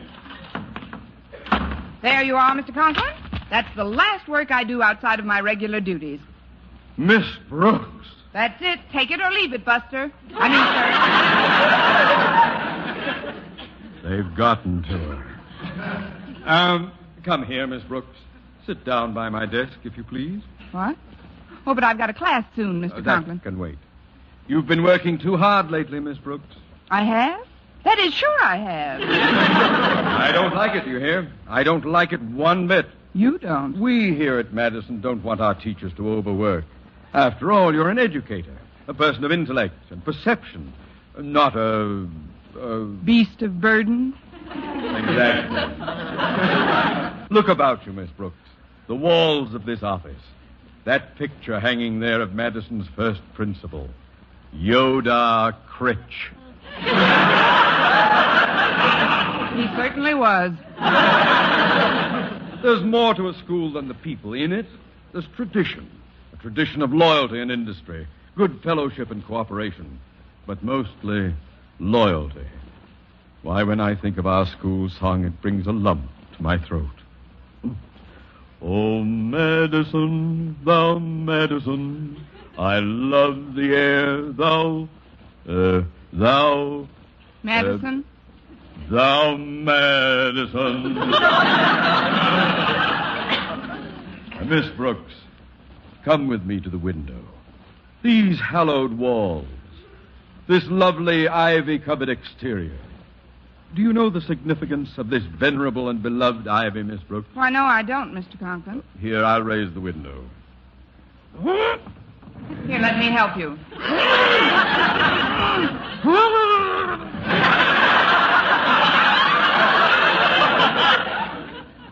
It's caught in that scummy ivy.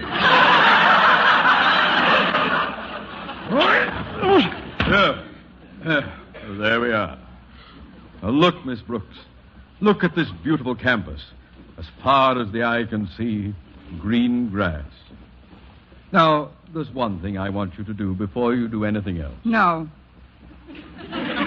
What? No, I won't do it. Won't do what? I absolutely refuse to mow that lawn.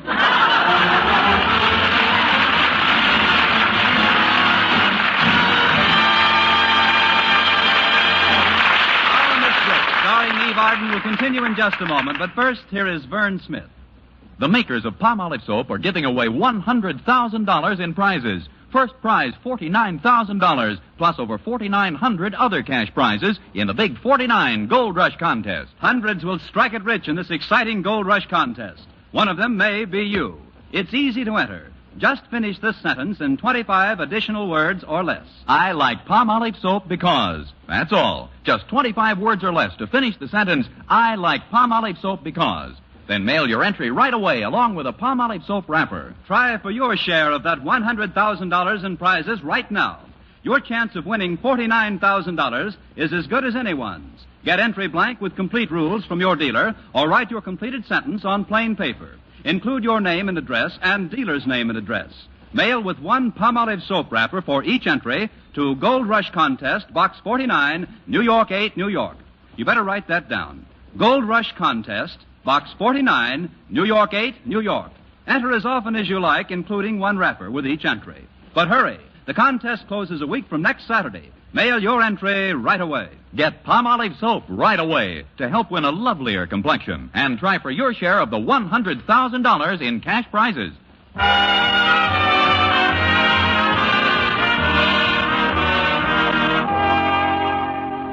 Well, Mr. Conklin not only canceled all extracurricular work for me, but as we stood by the window looking across the campus, he actually bent over backwards to be courteous and sweet.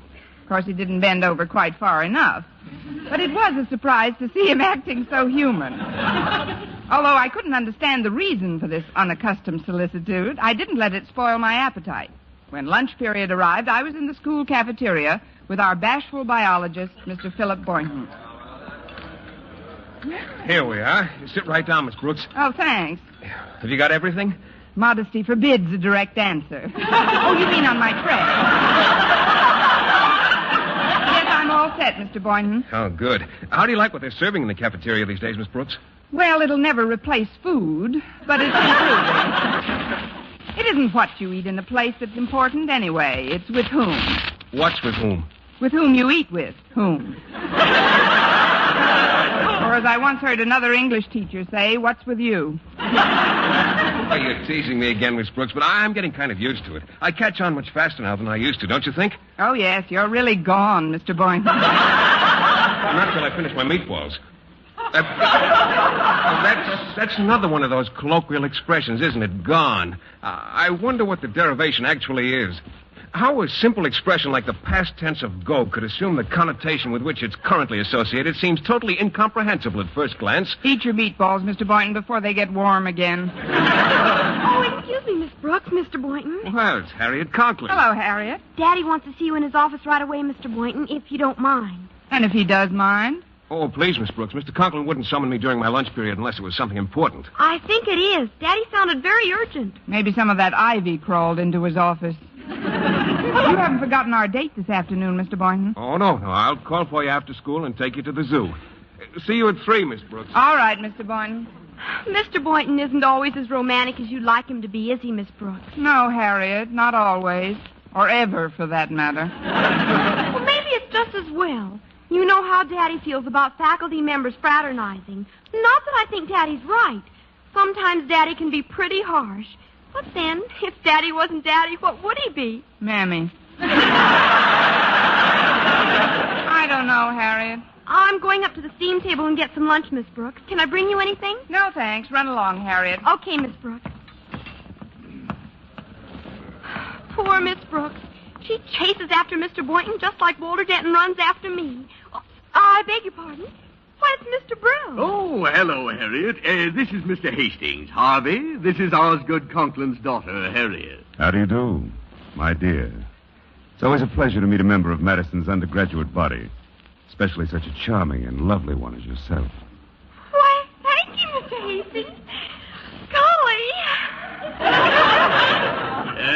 Mr. Hastings and I were just talking, Harriet. We'll excuse you if you want to get to the steam table.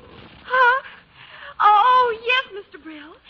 Will I see you again, Mr. Hastings? No, I would consider that a very fortuitous circumstance indeed, Harriet. You would? Golly, I'll hurry with my tray and come back in a minute. You'd better not walk backwards, Harriet, or you'll...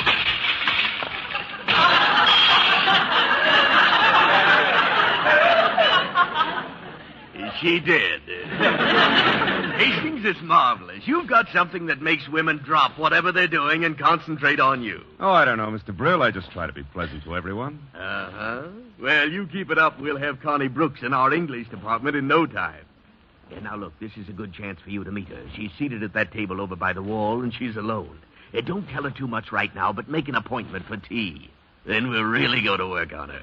Well, if you say so, Mr. Brill, but it does seem like a kind of dirty trick with teachers so hard to get nowadays. I think... Secret weapons don't think. They act. Now, there's Miss Brooks, Hastings. Sick her. Yes, sir. And when I bring her back and place her at your feet, I expect a whole case of strong heart.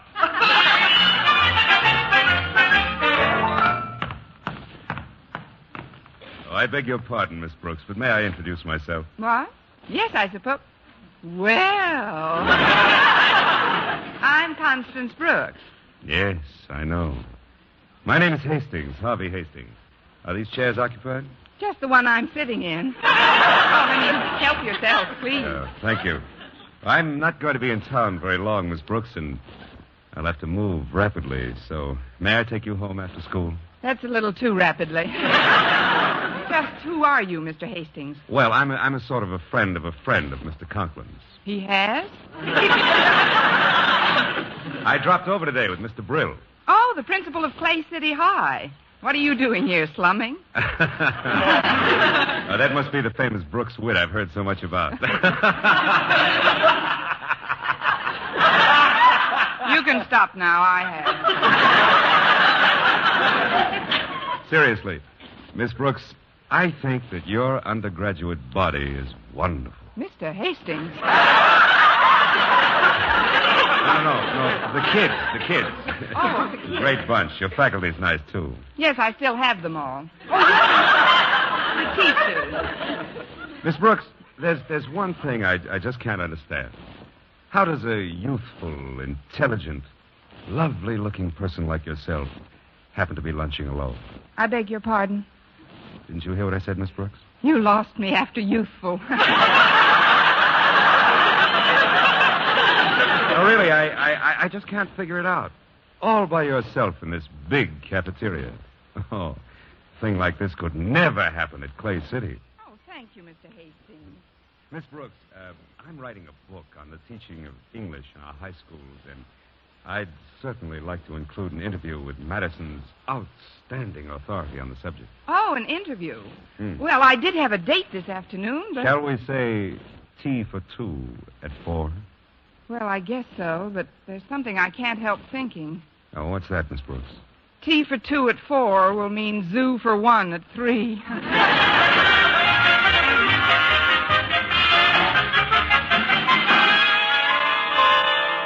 And that's why I've summoned you to my office, Mr. Boynton. Jason Brill and his secret weapon must be stopped. You've got to make Miss Brooks stay on at Madison.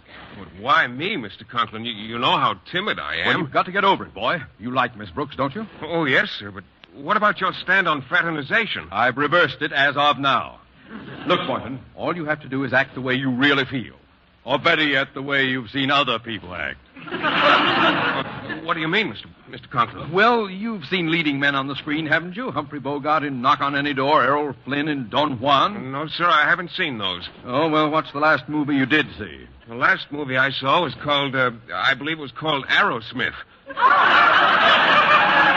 I don't go to movies much, Mr. Conklin. You see, I'm more of a radio fan. I listen to those mystery programs a lot. Mystery programs, eh? Well, that's just as good. According to my wife and daughter, those private detective fellows are as attractive as any of the movie stars. Now, why don't you act like one of them when Miss Brooks comes around? Me? Act like a private eye? Certainly. From what I hear, most of them merely sit behind a desk until some beautiful girl comes in. Then they open the drawer, take a big drink, and then they say, "Come on, babe, we're going on a caper." Whatever that is. Well, I won't take no for an answer, Boynton. You've got to do it. Well, Mr. Conklin... It's for Madison, boy. Tell me that you'll try, Boynton. That's all I ask. All right, Mr. Conklin. I'll try.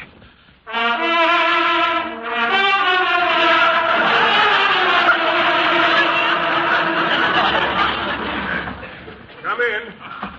Oh, it's me, Mr. Boynton. I'm glad I caught you before you left school for the day. I won't be able to go to the zoo with you this afternoon. Mr. Boynton, did you hear what I said? What are you doing at that desk?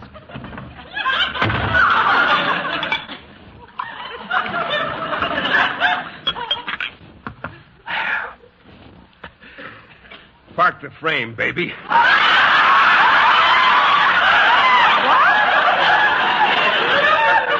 it. Right there. Now, what's the caper, sweetheart? The caper? Now, look, I know the opposition's trying to put the heist on certain persons, but we've got a few angles, too. Angles? They can't get away with it, see? Now, we've got them covered like a bubble dancer in Boston, see? And that comes right from Mr. Big, see? Thank you, Edward G. Robinson.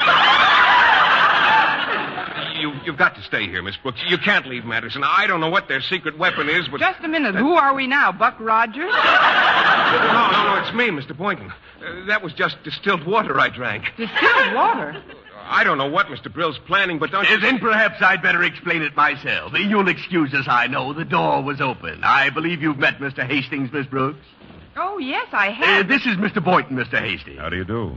Hello. We've got to get back to Clay City a little earlier than I'd planned, Miss Brooks, so I'm afraid your interview will have to be postponed. However, I'm sure that we can take up just where we left off when we are all together in Clay City, huh? Clay City? Yes. As you know, a good teacher is always in demand, Miss Brooks. Oh, Brill, you teacher snatcher. What has he told you, Miss Brooks? Don't listen to him. Don't listen to anybody. Well, that isn't hard. Nobody's saying anything. What is all this anyway? Well, Mr. Hastings here is head of the English department at Clay City, Miss Brooks. Aha! Then he's your secret weapon, huh? Well, if you want to put it that way, actually, I'm a very simple man. Yes, you are, in a jet-propelled sort of way. Now, see here, Brill. I won't have... You can't do it. I'll have you... Oh, stop puffing, Osgood. You've come to a station. What do you say, Miss Brooks? Would you like to transfer to Clay City? Transfer? Well, come to think of it, I have been overworking lately. I might consider a transfer at that. Oh, you can't, Miss Brooks. Oh, why can't she? Have you got some extra chores she can do without pay? How about it, Mr. Conklin? Any more extra work? No, Miss Brooks, none at all. It's very pleasant at Clay City, Miss Brooks. Say you'll come. Say you won't. Which is it, Miss Brooks? Well, it's quite a problem. But now I'd like to ask a question, Mr. Brill. If I were a biology teacher, would you want me to come to Clay City? A biology teacher? Well, frankly, no. There's no opening for a biology teacher. That's all I wanted to know. Good day, gentlemen. I'm remaining at Madison. Well, we tried. Come on, Hastings. Goodbye, Miss Brooks. Ah, good for you, Miss Brooks. Old Madison, thou Madison, as old as Thomas Addison. Oh, hallowed halls, Oh, basketball, how short the day, how short the pay. when we've gray hair at Madison, we'll still be there at Madison. Hello, Clay City.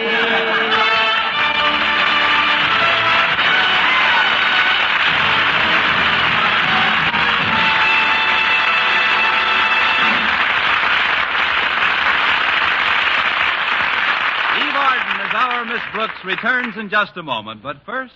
Dream girl, beautiful luster cream girl. Tonight, show him how much lovelier your hair can look after a Luster Cream shampoo.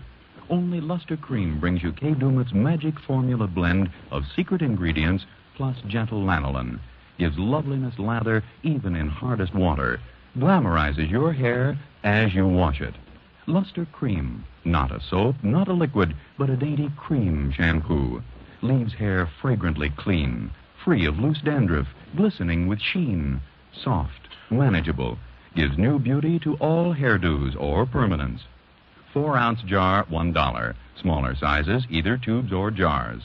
Tonight, try Luster Cream shampoo and be a...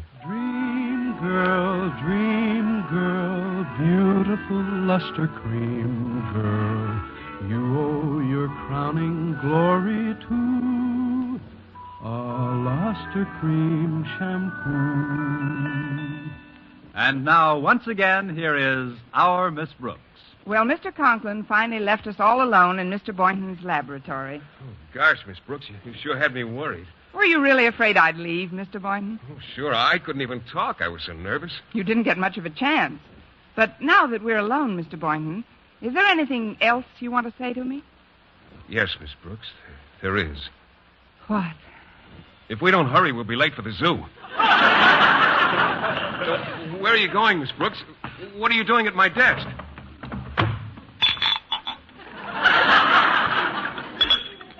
Park the frame, baby. You're in for the caper of your life. Next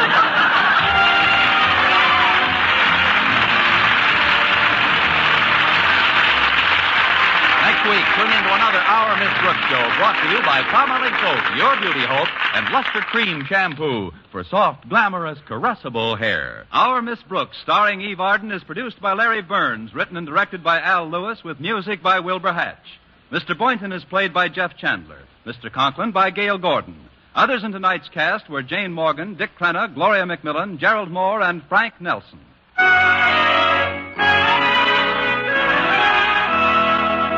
Men, do you shave with a lather or brushless shave cream? Palmolive shaving cream comes both ways, and whichever way you prefer to shave, you'll find that using either Palmolive brushless or Palmolive lather shaving cream can bring you more comfortable, actually smoother shaves. Here's the proof. 2,548 men tried the new Palmolive way to shave described on the tube. And no matter how they had shaved before, 3 out of every 4 got more comfortable, actually smoother shaves. Get Palmolive brushless or Palmolive lather shaving cream today. For mystery liberally sprinkled with laughs, listen to Mr. and Mrs. North, the exciting, fun-packed adventures of an amateur detective and his beautiful wife. Tune in Tuesday evenings over most of these same stations. And be with us again next week at this same time for another comedy episode of Our Miss Brooks. Bob Lamont speaking. Stay tuned now for Life with Luigi, which follows immediately over most of these same stations. This is CBS, where 99 million people gather every week. The Columbia Broadcasting System.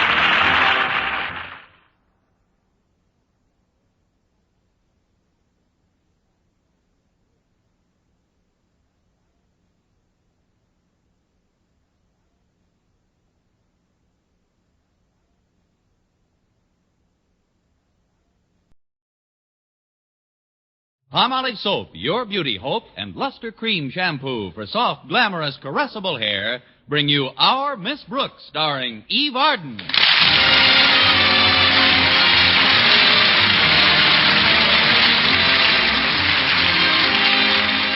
most teachers, the first few school days after the Easter week vacation posed a problem in readjustment to routine. But our Miss Brooks, who teaches English at Madison High School, didn't let the idiosyncrasies of her pupils dampen her spirits one bit. No, indeed. In fact, last Friday, after my final class, I just smiled, bowed to the students, and went quietly out of my mind. But I'm a little ahead of my story. It all started when the undergraduate body declared last week to be Let's Dress Up Week. Contained in this malevolent Mardi Gras were such jolly daily fiestas as Clashing Colors Day, in which anyone caught wearing an outfit that matched was severely punished by his or her fellow students, and Dye One Leg of Your Trousers Blue Day, which is self-explanatory. By Thursday, which was Girls Wear Slacks and Boys Wear One Shoe Only Day, Mr. Conklin, our beloved principal, was fit to be tied. At a general assembly that afternoon, he sternly demanded that all these shenanigans cease. Accordingly, I had my landlady, Mrs. Davis, wake me a little earlier than usual on Friday morning. But I still don't understand why you had me get you up at this unearthly hour, Connie. Why, it's only 7:15, and you're all finished with your shower and everything. Oh, not everything, Mrs. Davis. I've still got to find a pair of stockings that haven't got a run in them. Let's see if there's a pair hiding in this drawer. You see, Mrs. Davis, Mr. Conklin's in a rampage over the way the kids at school are dressing. He says it's up to us teachers to put a stop to it. How about these stockings, Connie? They have no runs in them. Let's see. Say, they are in good shape at that. Too bad they're gloves. Gloves?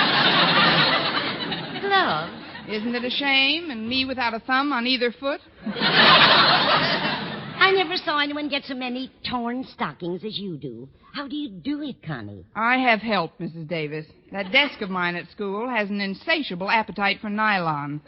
I begged Mr. Conklin to requisition a new desk, but he says the school has more vital needs than the new desk for my room. Like what, for instance? Like a new desk for his room. Oh, here's a pair of stockings I can wear. The runs are all in the back. Good. Now I'll make you some breakfast and... Oh, that reminds me. I forgot to tell you something while you were in the bathroom, Connie. What's that, Mrs. Davis? Oh, it's terrible how absent-minded I'm becoming. Why, I'm getting to be as bad as my sister Angela. She can't remember a thing, poor dear. I know, Mrs. Davis, but what was it you forgot to tell me? It was about a phone call, Connie. I guess these little lapses of memory just run in my family, although Mother wasn't so bad. I'm glad. Now, about this phone call, Mrs. Davis. What phone call? The one I received while I was in the bathroom. What a strange place to receive a phone call. I didn't receive it, Mrs. Davis. Oh, that's too bad. Well, I'll start breakfast now. Oh, Connie. Yes, Mrs. Davis? Walter Denton phoned while you were in the bathroom. He said he's going to be unavoidably detained, but he's sending Stretch Snodgrass to drive you to school. Stretch Snodgrass? Yes. Why? I didn't know he could drive. He's a wonderful athlete, of course, but driving a car requires a certain amount of brain power. In some states, that is. He isn't a very bright student, I know, but Stretch is a nice boy, Connie. He really looks up to Walter Denton, doesn't he? Scholastically, that shouldn't cause him any eye strain. Oh, stay there, Mrs. Davis. I'll answer it. Well, it's Harriet Conklin. Come in, Harriet. Thanks, Miss Brooks. I'll just take a minute to tell you what I want. It's that black dress with the green trim you had to wear on Easter Sunday when you splattered eggs on your new Easter dress. The one you said you were so sick of, remember? How could I forget? But what do you want with it, Harriet? Well, I need it for domestic science class. We've got to remodel something, and I wondered if you'd mind my borrowing it. I guess it's okay, Harriet. It's right here in this chair in the hall. Well, that's convenient. What's it doing there? I was going to send it to a cleaning establishment I know that loses things pretty regularly. Here, take it. Oh, thanks a lot, Miss Brooks. Believe me, the next time you see it, you won't recognize it. If that's a promise, you're welcome, Harriet. Bye. Goodbye. Well, that's funny. She was wearing slacks, and her father is distinctly anti-girls wearing slacks to school. Are you talking to me, Connie? Why not? I just wondered why Harriet Conklin's wearing slacks today. Coming. That must be Stretch. Greetings, Miss Brooks. I have a robe. Is it Stretch? It ain't Laurence Olivier. Come in, Stretch. Thanks, Miss Brooks. Walter's, Unavoidably detained. You're going to drive me to school. That's right, Miss Brooks. Stretch, before we do anything else, I'd like to know why you're wearing that yellow and green bandana wrapped around your forehead. You know how Mr. Conklin feels about these crazy costumes. This isn't any costume, Miss Brooks. It's just to cover up a bad cut on my head. I don't want the other guys to see the bandage on it, or they'll think I'm a sissy if that's why I didn't win. Didn't win what? The hamburger eating contest we had yesterday after school. That's how come I got a cut head. Let's take it nice and slowly now. You say you got a cut head in a hamburger eating contest? That's right. I ate 19 of them. I ate 19 of them. Gosh, you wasn't even in the contest. I mean, you ate 19 of them. I guess winning that contest was pretty important to you. Oh, I didn't win. I came in 5th. Congratulations. But about the cut on your... Like I said, I was just getting ready to eat my 20th hamburger when I began to see little circles in front of my eyes. Probably onion rings. Then everything got kind of dark, and I slowly toppled off my stool onto my head. And you know something? Those other guys in the contest kept right on eating hamburgers. If it hadn't been for that, I'd have won first prize, sure. Just for the record, Stretch, what was the first prize? A banana split. That did it. I won't be eating any breakfast today, Mrs. Davis. Let's go, Stretch.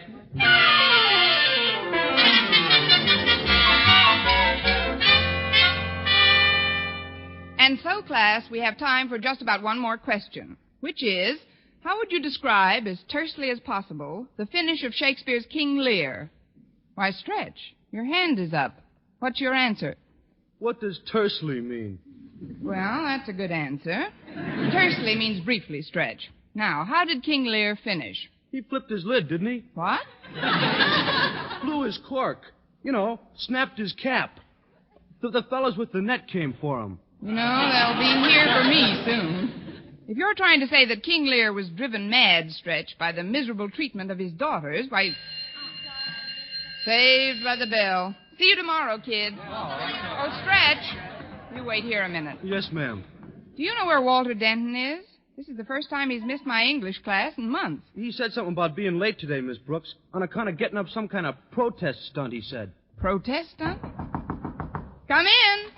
Pardon me, Miss Brooks, but am I terribly late? No, Walter, you're a little early for the next class. I'm sorry, Miss Brooks, but this is vital. Hiya, Stretch. Hi, Walter. Think up something good? A knockout. Miss Brooks, as editor of the Madison Monitor, I cannot but deplore the disciplinary action taken by Mr. Conklin in forbidding the girls at this school to wear slacks, including his own daughter.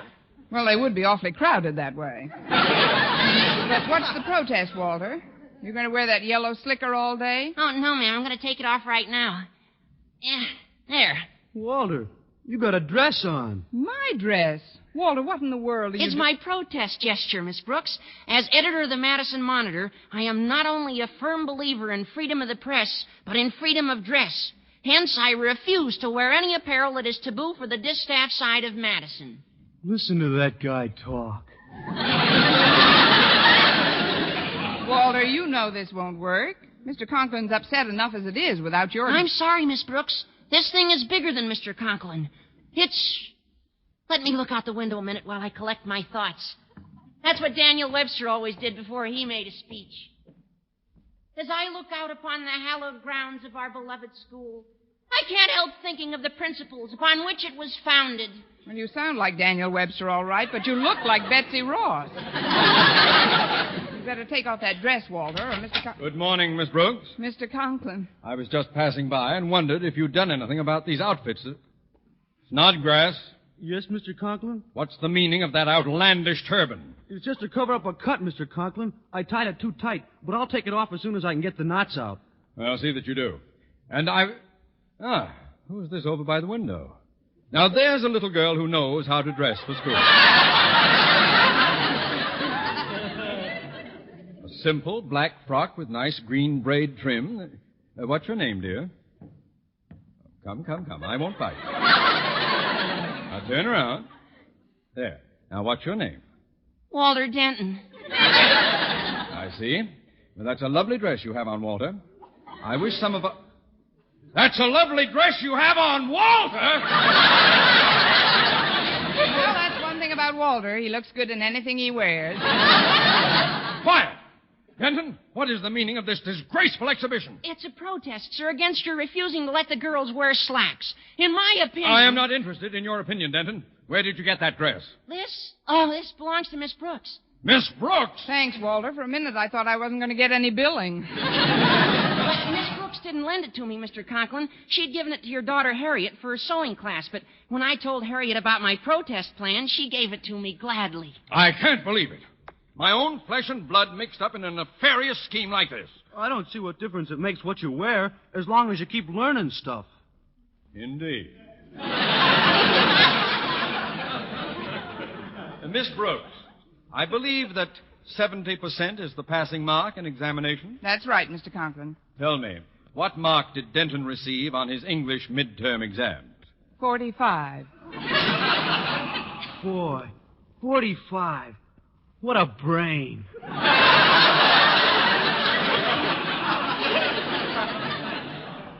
And you, Snodgrass, what was your mark on the midterms? Well, right before I got to the last question, I broke my pencil. What was your mark, Snodgrass? 9.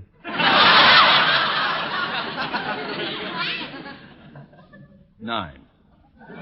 You see, Mr. Conklin, what difference does it make what you wear as long as you keep learning stuff?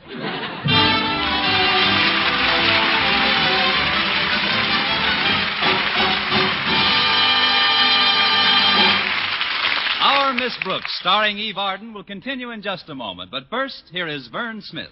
Here's wonderful news, ladies. Wonderful, wonderful news. Now there's something thrillingly new in Palmolive Soap's famous beauty lather. Yes, something thrillingly new. Palmolive's famous beauty lather now brings you new fragrance, new charm, new allure. Millions of women will prefer Beauty Lather Palmolive over all other leading toilet soaps the minute they try it. For Palmolive Soap's famous Beauty Lather now has a new, clean, flower-fresh fragrance for new allure, new charm. So, ladies, forget all other beauty care and use Palmolive Soap the way doctors advised for a lovelier complexion. Just stop improper cleansing and instead wash your face with Palmolive Soap 3 times a day, massaging Palmolive's wonderful beauty lather onto your skin for 60 seconds each time to get its full beautifying effect. Then rinse. That's all. All types of skin, young, older, oily, respond to it quickly. Don't wait another day to try Palmolive's beauty lather. You'll be thrilled by its new fragrance, new charm, new allure. Thrilled again by the fresher, brighter complexion doctors prove may soon be yours. For new loveliness all over, use big bath-size Palmolive in tub or shower.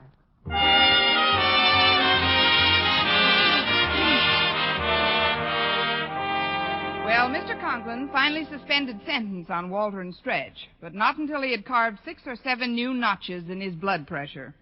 By lunch, I was so dizzy from having been on the ball all morning that after the bell rang, I just sat at my desk with my head in my hands. Excuse me, Miss Brooks. What? Oh, it's Mr. Boynton. I didn't hear you coming, which is very unusual for me. Your door was ajar, so I thought I'd drop in for a minute. Well, do, Mr. Boynton. Come on in. I am in. Oh, you can come in further than that. You won't be tagged out if you take both feet off the threshold. I just wanted to ask you to lunch, Miss Brooks. The cafeteria has meatballs today. You're just incurably romantic, aren't you? I'll be glad to come. That is, if Mr. Conklin isn't up there on an inspection tour. Inspection tour? What do you mean, Miss Brooks? If they know what's good for them, the lamb chops will be wearing trousers instead of those little paper panties. He's really on a clothes kick, Mr. Boynton. Well, you needn't worry about Mr. Conklin any more today, Miss Brooks. I just saw him a minute ago, and he told me he was going over to the Board of Education to see Mr. Stone. Mr. Stone, the president of the board? Maybe Mr. Conklin's been called up on the carpet. No, the Board of Education hasn't got a carpet. Just nice cement floors and an early American whipping post for naughty teachers. I don't know what this is all about, Miss Brooks, but I'm sure you'll feel a lot better after you've had something to eat. I guess so, Mr. Boynton. Excuse us, Miss Brooks. Oh, hiya, Mr. Boynton. Oh, hello, Walter. Stretch. Hi, Mr. Boynton. What can I do for you two that hasn't gotten me into enough trouble already? I just wanted to explain about the dress I borrowed from Harriet that belonged to you. In taking it off, my massive shoulders kind of shredded it. See? Oh, great. Well, it's no good to me now. Just hang it neatly in the nearest wastebasket. We thought maybe you'd want to go to lunch with us, Miss Brooks. Today is meatball day. Don't tell me you're going to dress up like meatballs now. No, Miss Brooks. We're just going to eat. You want to come? Oh, thanks just the same, Walter, but I promised to have lunch with Mr. Boynton. I'll just close up this desk, and we're off for lunch. That's what I say. Just mail me a meatball special delivery. Is it a bad rip, Miss Brooks? Oh, no. Very good. All the way.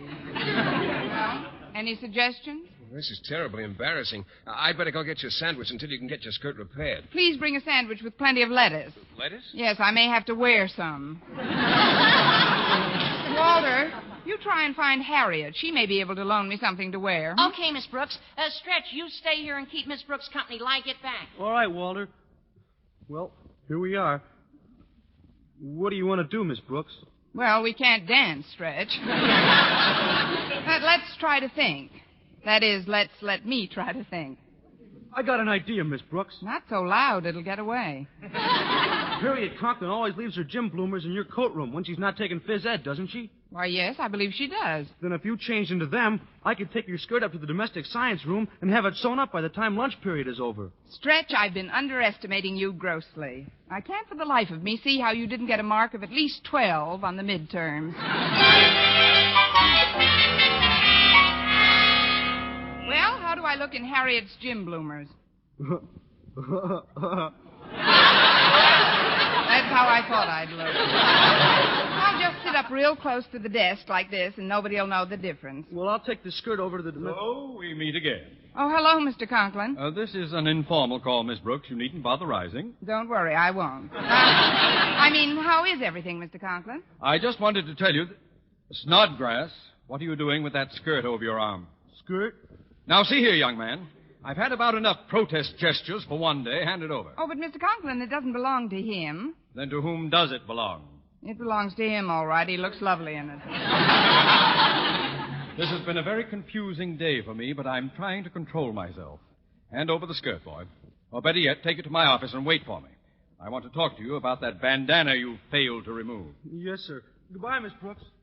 I stopped in to tell you, Miss Brooks, that I've just received a call from the president of the Board of Education canceling my appointment over there. You did? I did. Instead, Mr. Stone is coming here. He is? He is. He's going to personally inspect both the student body and the faculty. The faculty? The faculty. There seems to be an echo in here. It must be the deep inkwells. I cannot impress upon you too vehemently, therefore, the necessity for the ultimate in neatness and simplicity of apparel. Do I make myself clear? You make yourself clear, Mr. Conklin. Good. Good. Now cut that out! I don't like to threaten people, Miss Brooks, but you've got to toe the mark. Oh, please don't bang on my desk, Mr. Conklin. You'll get a fistful of splinters. Oh, I'm sorry. I mustn't lose control. But you've got... Oh, excuse me, I knocked your pen off the desk. Oh, don't bend down. I'll get it for you, Mr. Conklin. Don't bother. No bother at all. I'll just kneel down here and I'll get... Good heaven! Something wrong? This floor is filthy. Look at the knees of my trousers. Dust and chalk marks. Oh, I'm sorry, Mr. Conklin. Let me see if I can reach that There's pen. an easier way, Miss Brooks. The desk is on casters. We'll just roll it out of the way. But, Mr. Conklin, you... Here it is. Now I'll... Miss Brooks. What are you doing in those bloomers? Well, it's like this, Mr. Conklin. On Decoration Day, the drama class is putting on a play. Poppycock. No, sir. Snow White and the Seven Dwarfs. And I've been asked to play the part of the prince, and dress rehearsal is right after school. More poppycock. Yes, sir. The truth is, I ripped my skirt on this splintery old desk and just put these on till I could get something else. My goodness, Mr. Conklin, it could happen to anyone. Then why doesn't it? No, Miss Brooks, these things only happen to you. Only to you! You hear me? Only... I'm going over to my office now and wait for Mr. Stone. And you'd better get something to put on besides those black laundry bags.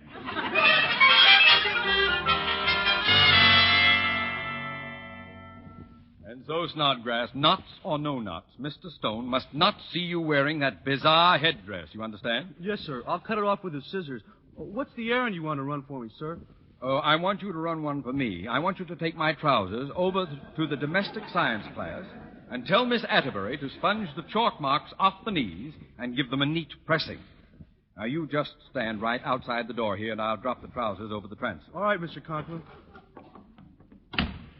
Are you directly under the transom? Yes, sir. Good. I'll just be a minute. Hiya, Stretch. Hello, Harriet.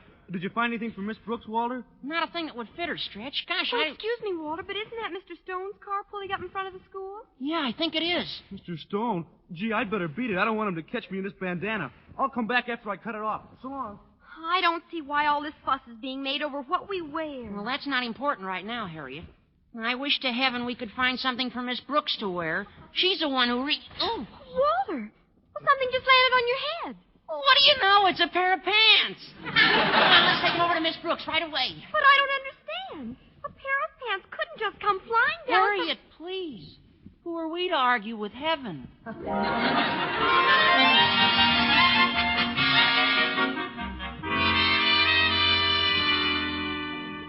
Well, they're a little dusty, but they're better than the bloomers. You look like an ad for trims in those slacks, Miss Brooks. Real slim. Of course, you don't fill them out all over, but... Well, why don't you take a couple of geography books and put them in... Never mind. I only have to wear them until I can get my torn skirt out of Mr. Conklin's office and have it fixed. Right now, though, he's still too angry. Well, I cut the bandana off. Now I can... Say, what are you doing in Mr. Conklin's pants, Miss Brooks? Mr. Conklin's pants? Yeah. I was going to get them pressed for him, but Mr. Stone came by and Walter, this is awful. You took Daddy's trousers, and now he must be marooned in his office in his shorts. Gee, I'm sorry, Harriet, but I didn't know they were his. Oh, well, calm down, kids. We'll get everything straightened out. I beg your pardon, but is this Miss Brooks' room? Mr. Stone. Well, yes, sir. I'm Miss Brooks. We've met several times. In fact, I spent my Easter vacation working at the Board of Education. Miss Brooks, do you always dress this way at school? Oh, no, sir. I dress this way all the time. That is, these even aren't my trousers. They're not hers, Mr. Stone. They belong to Mr. Conklin. Mr. Conklin? But how does he feel about you wearing his trousers? Chilly. Right now, he must be pretty annoyed, Mr. Right Stone, but now, you're coming across the hall to his office, Miss Brooks. Oh, but Mr. Stone, Mr. Conklin doesn't expect us. Somebody ought to go on ahead. I'll go, Miss Brooks. You children will sit down in this room and be still. Now then, Miss Brooks, after you. You certainly are. I'm coming, Mr. Stone. Here's the door to his office. Now go on in. I'd better knock first. No, don't come in. Just a minute. Wait, please. Don't stand there, Miss Brooks. Go on in. Pardon me, Mr. Conklin, but I was forced to see you How right dare away. you come bursting into my office like this? And in my trousers. Where did you? How did you? How dare you? Just a moment, Osgood. Oh, Mr. Stone. You should not berate Miss Brooks for what she's wearing, Osgood. After all, you've got a badly torn skirt on, Osgood. If I were you, a badly torn skirt on, Osgood? What is the meaning of this? I can explain everything, Mr. Stone. You can? I mean, of course you can. I know you can, Miss Brooks. Go ahead. Explain it. You see, Mr. Stone, each year on Decoration Day, the Drama Club gives a play. This year it's called It Also Happens to You. Isn't that right, Mr. Conklin? Anything. I mean, yes. Yes. It also happens to me. What about this play? Well, faculty and students both take part, and Mr. Conklin's going to act in one of the very important scenes. A scene called Poppycock on Parade. Yes, that's it. It's a beautiful scene. It's a lovely scene, yes. What has this torn skirt... Rehearsal. There's a rehearsal right after school in full costume. I was just getting ready. That's right, Mr. Stone. Mr. Conklin plays the part of a lonely native girl on Poppycock Island. It's one of the Hawaiian group. One of the smaller ones. What is all this? If you're pulling my leg, Osgood, I'll... Oh, I don't think Mr. Stone is convinced you're a thespian, Mr. Conklin. Perhaps you'd better do the little dance you do in the show.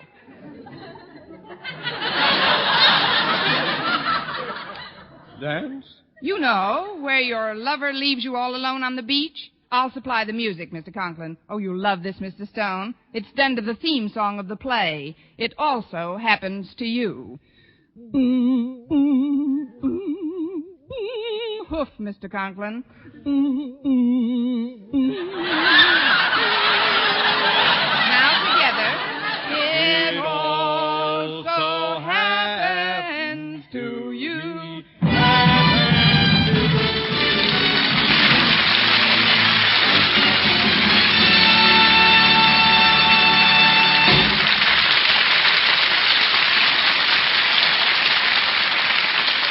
Arden as our Miss Brooks returns in just a moment. But first... Dream girl, beautiful luster cream girl. Tonight, show him how much lovelier your hair can look after a Luster Cream shampoo. Only Luster Cream brings you Kay Daumit's magic formula blend of secret ingredients plus gentle lanolin. Gives loveliness lather even in hardest water. Glamorizes your hair as you wash it. Luster Cream, not a soap, not a liquid, but a dainty cream shampoo. Leaves hair fragrantly clean, free of loose dandruff, glistening with sheen, soft, manageable. Gives new beauty to all hairdos or permanents. 4-ounce jar, $1. Smaller sizes, either tubes or jars. Tonight, try Luster Cream Shampoo and be a Dream girl, beautiful luster cream girl. You owe your crowning glory to a luster cream shampoo. And now, once again, here is our Miss Brooks. Well, Mr. Conklin was so grateful to me for getting him out of his embarrassing situation that he canceled all punishments and the entire matter was dropped. That night, I was sitting in the living room with Mrs. Davis when the phone rang. And of all people, it was Mr. Stone. About that play the drama club is putting on, Miss Brooks. Will you be kind enough to hold a dozen seats for me? I'm bringing the entire Board of Education. The entire Board of Education? Yes. I want them to see Osgood Conklin do that dance in that costume. I'll be looking forward to seeing you too, Miss Brooks. Where will you be after the show? Mr. Stone, if Mr. Conklin does that dance in that costume, I'll be swimming like mad for Poppycock Island.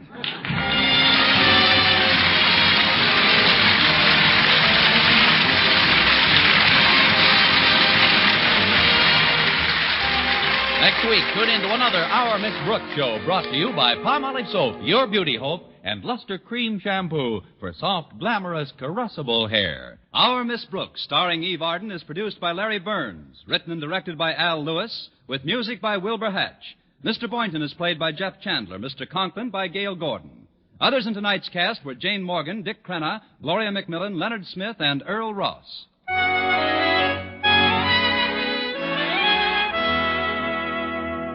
Men, do you shave with a lather or brushless shave cream? Palmolive shaving cream comes both ways, and whichever way you prefer to shave, you'll find that using either Palmolive brushless or Palmolive lather shaving cream can bring you more comfortable, actually smoother shaves. Here's the proof. 2,548 men tried the new Palmolive way to shave described on the tube, and no matter how they had shaved before, 3 out of every 4 got more comfortable, actually smoother shaves. Get Palmolive brushless or Palmolive lather shaving cream today.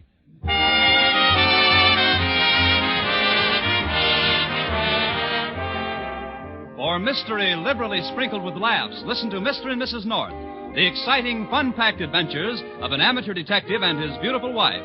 Tune in Tuesday evenings over most of these same stations. And be with us again next week at the same time for another comedy episode of Our Miss Brooks. Bob Lamont speaking. Stay tuned now for Life with Luigi, which follows over most of these stations. This is CBS, where 99 million people gather every week, the Columbia Broadcasting System.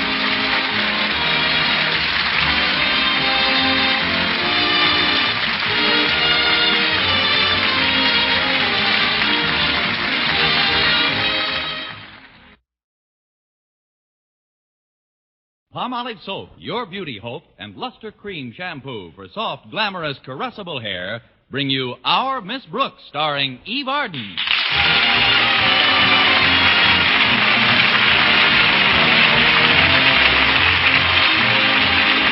To many people, Friday the 13th brings a feeling of impending misfortune. But our Miss Brooks, who teaches English at Madison High School, doesn't believe in such superstition. No, indeed. I don't need any special day to be unlucky. In fact, ladders shy away when I come near them, and every mirror in the house has 7 years bad luck, because I'm always broke. Last Friday was no exception. Have you ever opened your eyes in the morning and felt that everything was going to go wrong that day, and then realized that you'd already made your first mistake by opening your eyes? Well, Well, that's how I felt on Friday when Mrs. Davis entered my room. Up you go, Connie. Up, up, up. Rise and shine. I'm up, Mrs. Davis. Up we go. Out of the sack and hit the deck. I'm hitting. When you're down and out, lift up your head and shout, it's going to be a great day. Well, I'll try it. It's going to be a great day. It's going to be nothing, and I know it. Why, Connie, I'm surprised at you. You're not nervous about it being Friday the 13th, are you? Oh, certainly not, Mrs. Davis. Well, I am. And so is Minerva. The cat? Yes, especially after what happened to her this morning. What was that? A black dog crossed her path. Now, cheer up, Connie. You'll feel better when you've got a nice breakfast under your belt. Breakfast. Yes, that should help. Then you'll go to school and you'll see your pupils and your friends on the faculty. Yes, that'll be nice. And your principal, Mr. Conklin. There goes breakfast. Mrs. Davis, I think you have just psychoanalyzed me. The reason I never want to get up in the morning is that I'm afraid to face Mr. Conklin. You may not believe this, Connie, but he's probably just as afraid to face you. It's like my brother Victor's experience. You remember me talking about Victor, don't you? He's the absent-minded one. Yes, I remember him, Mrs. Davis. Of course, he's not as absent-minded as my sister Angela. She's really a case. Yes, I know. But about your brother. My brother? Victor. Victor? What about Victor? You started to tell me about his experience. Oh, yes. He's had a lot of experience. Well, I'll fix some breakfast now. Please, Mrs. Davis, drop the other shoe. You know, your brother Victor had an experience which had something to do with my being afraid to face Mr. Conklin? Oh, that's right. Well, Victor was terribly afraid that a certain dog in his neighborhood would bite him if he ever got too close to him.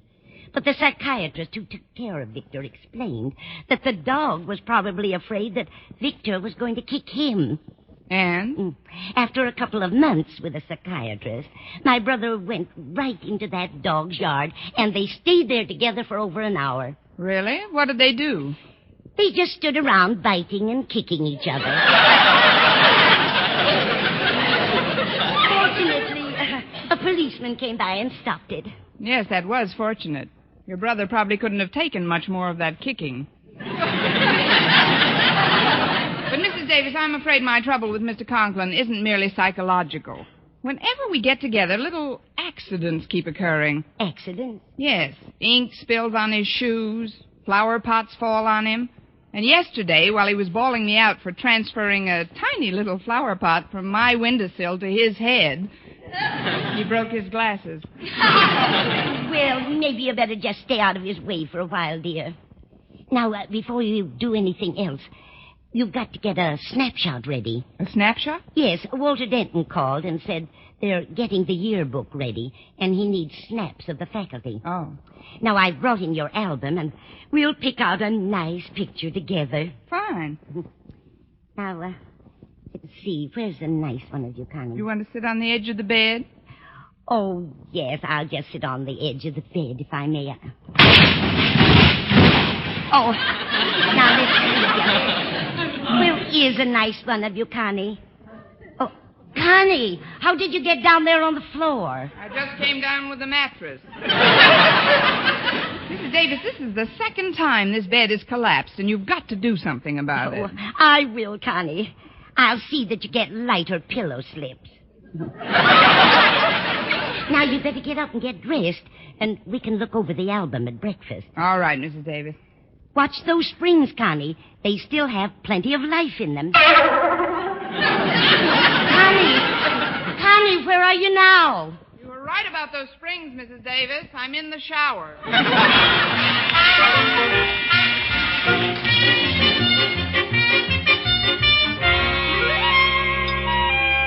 Now we'll just push the breakfast dishes to one side. There. and look through your album for a nice picture for the yearbook. I haven't gone through this album in a long time. Oh, look at this one of you, Connie. I love your hair that way, curling all over your head. Makes you look so youthful. That's what Mother thought. She didn't cut it till I was 9 weeks old. You look terribly cute, Connie, stretched out on that rug. What is it? Bearskin? We certainly are. I don't think that would be the ideal picture for the yearbook, Mrs. Davis. Too dressy. Oh, here's one taken at the beach.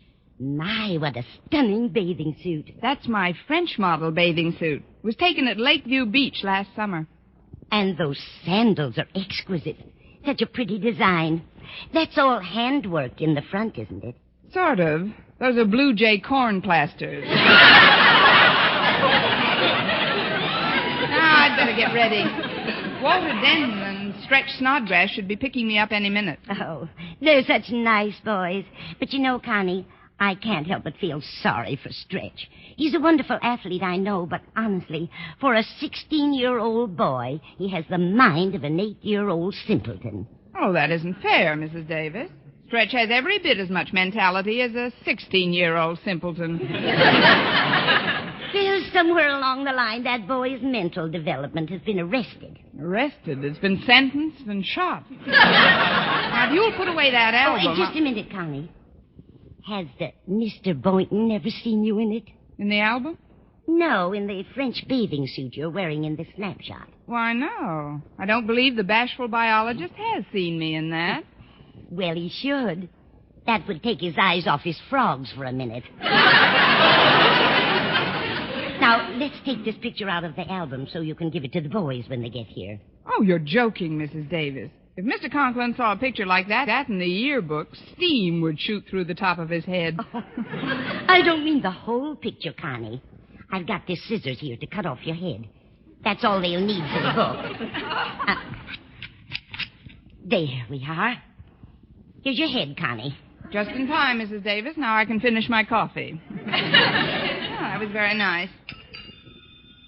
Oh, would you mind answering that, Mrs. Davis? I'll go get my hat and bag and put the finishing touches on my face. Very well, Connie.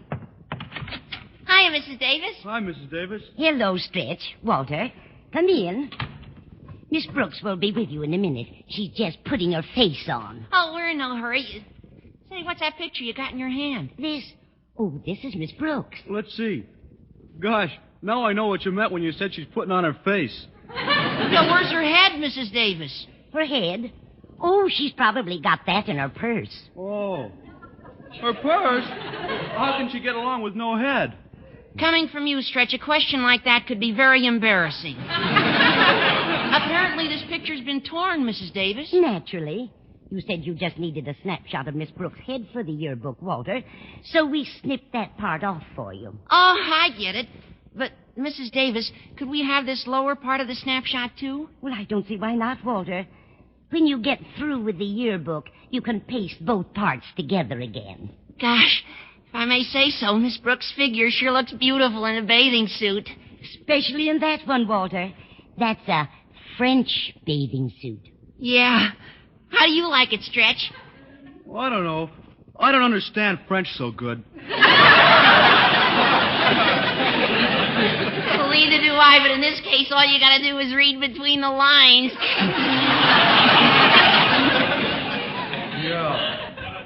Yeah.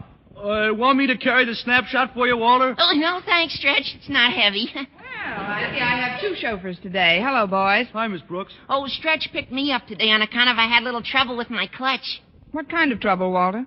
I lost it. You lost your clutch? Oh, yes, ma'am, but I'll find it all right. It can't be much more than a block away from where the emergency brake fell off. That's probably just a stone's throw from the motor. Oh, before I forget, here's the snapshot for the yearbook. Snapshot of who? Oh, this is your face. Oh, thanks, Miss Brooks. Well, we better be going if we're going. Yes, it's getting late. Now, remember what I told you, Connie. Be sure and invite Mr. Boynton to take you swimming soon so we can see you in a bathing suit. Please, Mrs. Davis, if Mr. Boynton wants to take me swimming, he'll take me swimming. I'm certainly not going to do anything about suggesting it to him until lunchtime. Well, we better step on it. We got to pick up Mr. Conklin on the way to school. Mr. Conklin? Yeah. Harriet called me and told me that her mother had to take their car downtown early this morning, and she was counting on me to pick them up. But if I'd known that, I would have gone to school on my pogo stick. So would I have.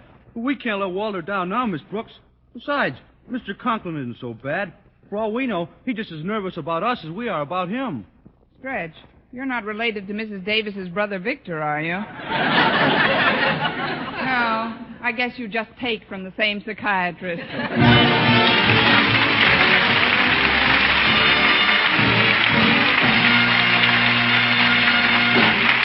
Our Miss Brooks, starring Eve Arden, will continue in just a moment. But first, here is Vern Smith. Here's wonderful news, ladies. Wonderful, wonderful news. Now there's something thrillingly new in Palmolive Soap's famous Beauty Lather. Yes, something thrillingly new.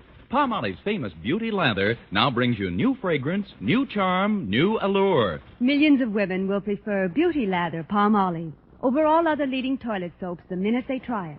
For Palmolive Soap's famous Beauty Lather now has a new, clean, flower-fresh fragrance for new allure, new charm. So, ladies, forget all other beauty care and use Palmolive soap the way doctors advised for a lovelier complexion. Just stop improper cleansing and instead wash your face with Palmolive soap 3 times a day, massaging Palmolive's wonderful beauty lather onto your skin for 60 seconds each time to get its full beautifying effect. Then rinse. That's all. All types of skin, young, older, oily, respond to it quickly. Don't wait another day to try Palmolive's Beauty Lather. You'll be thrilled by its new fragrance, new charm, new allure. Thrilled again by the fresher, brighter complexion doctors prove may soon be yours. For new loveliness all over, use big, bath-size Palmolive in tub or shower.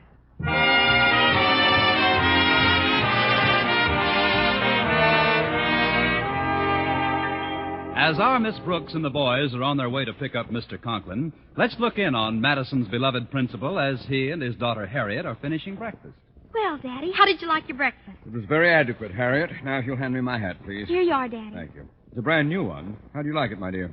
Well, it isn't very colorful, is it, Daddy? Very few black Homburgs are. This suit is also new. It's the latest thing, black shark skin. Do you like it? It's real chic, Daddy. Of course, this tie may be a trifle loud with it. It's midnight blue. Do you think it's too loud, Harriet? I can't hear a thing, Daddy. I mean, it looks fine. This is the outfit I had my picture taken in, the one that's pinned on the bulletin board. Inasmuch as you are the yearbook's editor, I wanted you to have a good photo. Thanks, Daddy. Walter will appreciate it, too. Denton? What has he got to do with this? Well, he's associate editor of the yearbook, and he's giving us a lift today. He doesn't give me a lift. In fact, if I may borrow an expression from the undergraduate body, he brings me down. What you see in that booby is beyond me. He isn't a booby. Walter's the manager of the baseball team and editor of the Madison Monitor, and, well, he's just an all-around... He's just an all-around... Daddy! All right. I won't say mine if you don't say yours.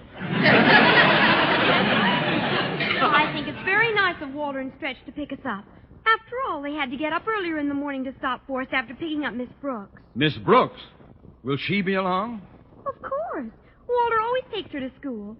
What have you got against Miss Brooks? Nothing at all, Harriet. At least nothing that some new shoes, new glasses, and a head free of a flower pot won't straighten out. I don't know what it is about that woman, but when she's in the vicinity, disaster rings in my bones. And today is Friday the 13th. Oh, please, Daddy, you're exaggerating. Miss Brooks is probably just as nervous about facing you as you are about facing her. I doubt it. I wish we could get to school some other way. Only it wasn't so late. Oh, well, they lifted the Berlin blockade. Maybe there's hope for me.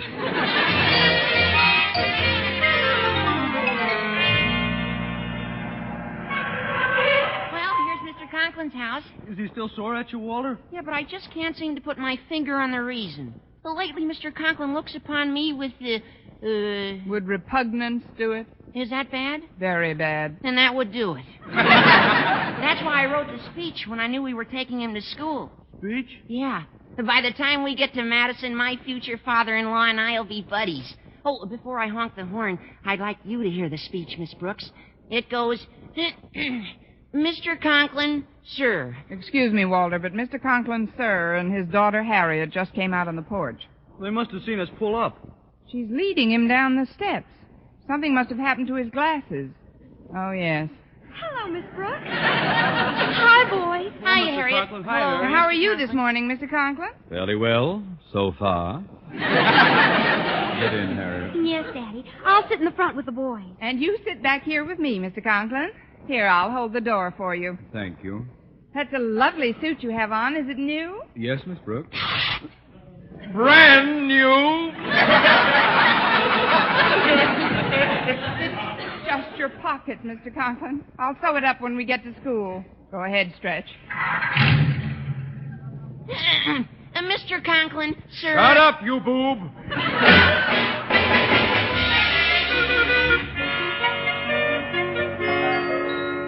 Well, I fixed Mr. Conklin's suit and unruffled his feathers when we got to school. And by lunchtime, I was beginning to lose some of my feeling of foreboding, especially since Mr. Boynton had invited me to the cafeteria for lunch. Remembering Mrs. Davis's advice, I thought I'd try and get Mr. Boynton to ask me out swimming so I could show off my French bathing suit. I was extremely subtle about it. Did you enjoy your lunch, Mr. Boynton? Oh, very much, Miss Brooks. Me too. Let's go for a swim.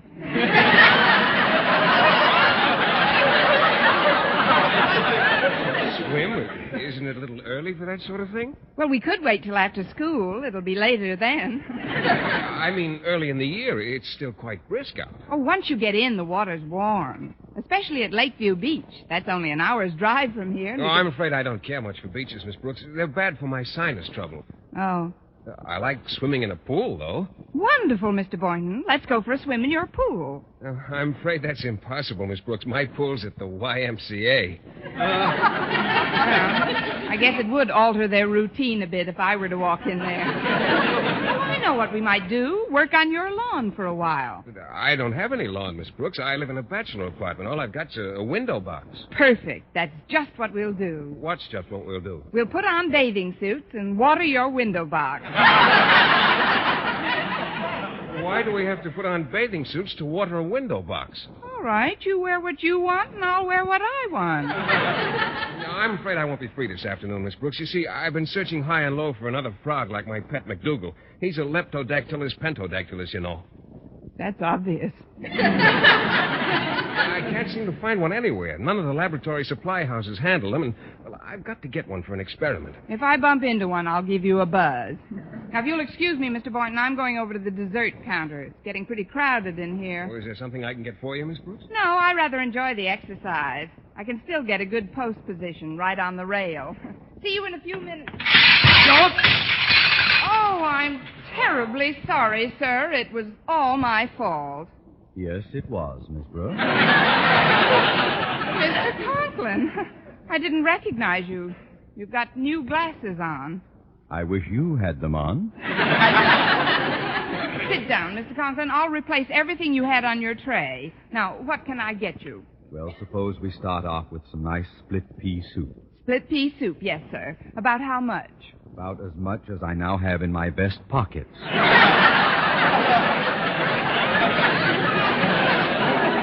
And Miss Brooks, after you've served me and before you go back to your classroom, stop at the bulletin board, will you? The bulletin board? Yes. There's a picture of me on it, and I'd like you to see just how this suit looked before I met you.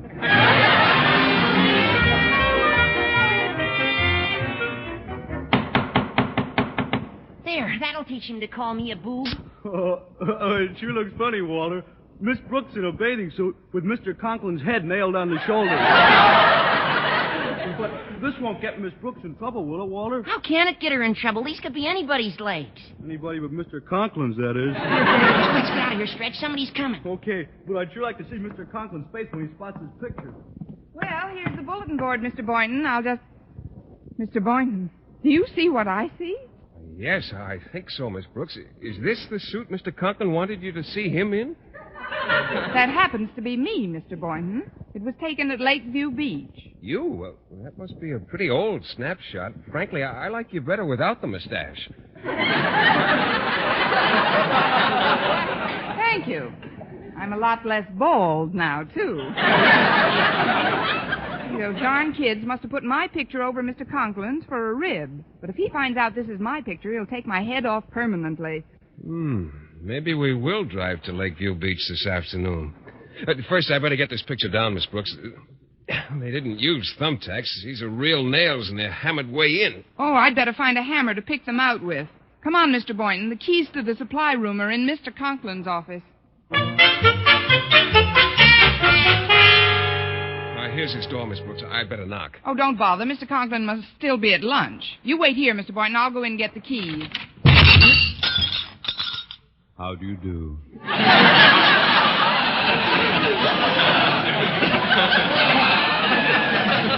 I was just coming in, Mr. Conklin. I was just going out, Miss Brooks. I thought you were still in the cafeteria. I wish I were.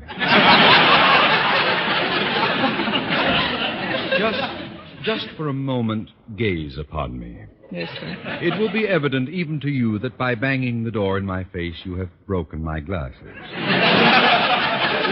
The regrettable fact remains, however, that even without my glasses, I can still see you.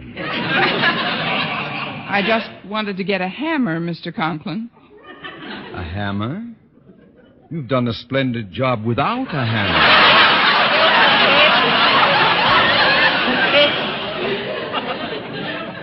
Miss Brooks, call me a foolish dreamer if you will, but somehow I had hoped that today's pocket-ripping and soup-spilling incidents would appease your voracious appetite for mayhem. But no, for the second time in a few days, you have shattered my glasses. Please, Mr. Conklin, I can't stand this war of nerves. If you hold me responsible for those accidents, why are you so restrained? You've got high blood pressure. Use it. I mean, give me a good, loud dressing down and get it out of your system. Miss Brooks, such crude behavior would be unbecoming to the principal of a high school. To lose control in the presence of others is to betray ill breeding. Now then, would you be good enough to excuse me for a moment while I walk over to the closet? Of course, Mr. Conklin. Thank you, my dear.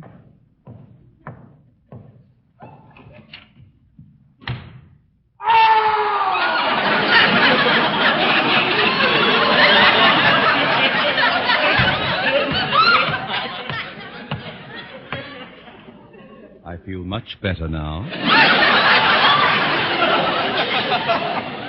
And here, I found a hammer in the closet. You may have it, Miss Brooks. Oh, thank you, Mr. Conklin. I'll just take this. I'm sorry I dropped the hammer on your foot, Mr. Conklin. That's all right. I have another foot.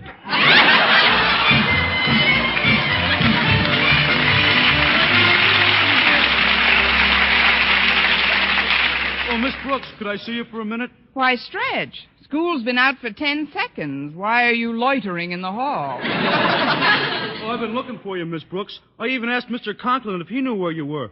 But a funny thing, the minute I mentioned your name, he ran into the closet. Yes, I know. Why did he do that, Miss Brooks? Quiet, Stretch. That's why. Now, what did you want to see me about, Stretch? Well, Harriet Conklin wanted a full-figure picture of you for the yearbook, so I pasted your head to the lower part of the picture we took off the bulletin board. I've never had a full-figure picture in the yearbook. I guess Friday the 13th isn't so unlucky after all, unless you happen to be Mr. Conklin. Oh, there you are, Miss Brooks. Isn't it terrible? Isn't what terrible, Walter? Harriet Conklin just got the proofs back for the yearbook. Look at the snapshot section. Look here where it says, "This is our Miss Brooks." Oh, let's see. Oh, no. Stretch, you pasted the wrong parts together. This is a picture of my face attached to a blubbery body wearing a black sharkskin suit. Gee, maybe there is something to Friday the 13th. Oh, it's an awful break, Miss Brooks. Every teacher and student at Madison will see this. You'll be the laughing stock of the whole school. Gosh, I wouldn't blame you if you bursted out crying. Not me, boys. To lose control in the presence of others is to betray ill breeding. Will you excuse me a minute? And now, Miss Brooks? I just want to borrow your closet, Mr. Conklin.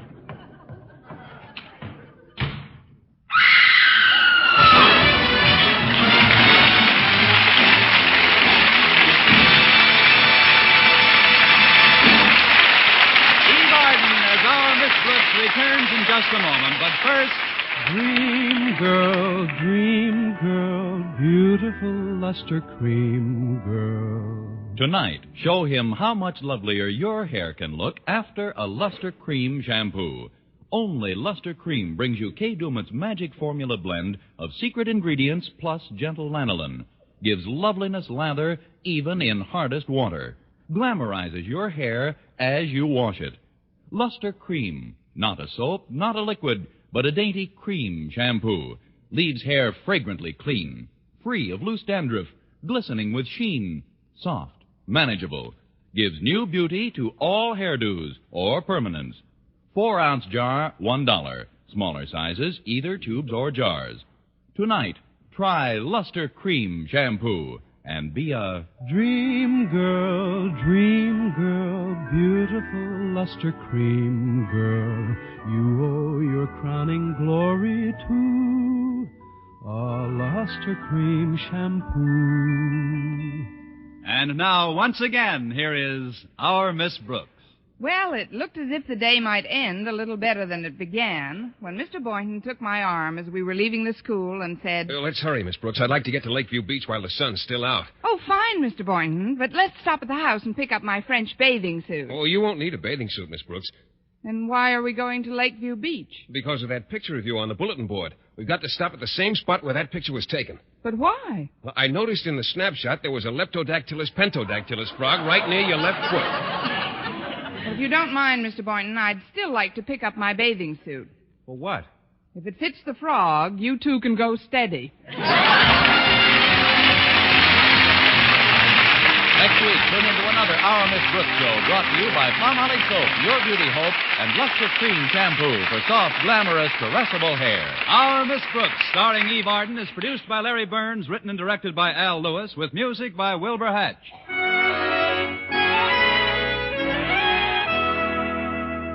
Here's good shaving news. 3 men out of every 4 can get more comfortable, actually smoother shaves with Palmolive Brushless Shaving Cream.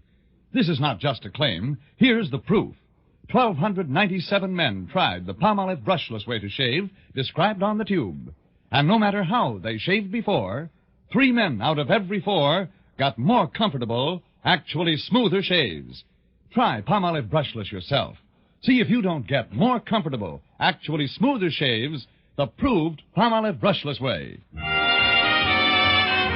For mystery liberally sprinkled with laughs, listen to Mr. and Mrs. North, the exciting, fun-packed adventures of an amateur detective and his beautiful wife.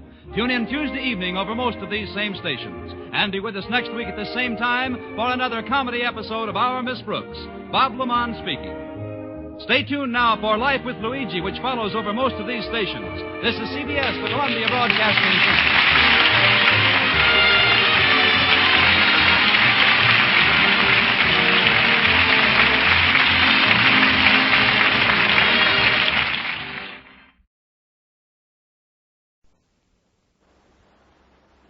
Palmolive Soap, Your Beauty Hope, and Luster Cream Shampoo for soft, glamorous, caressable hair bring you Our Miss Brooks, starring Eve Arden.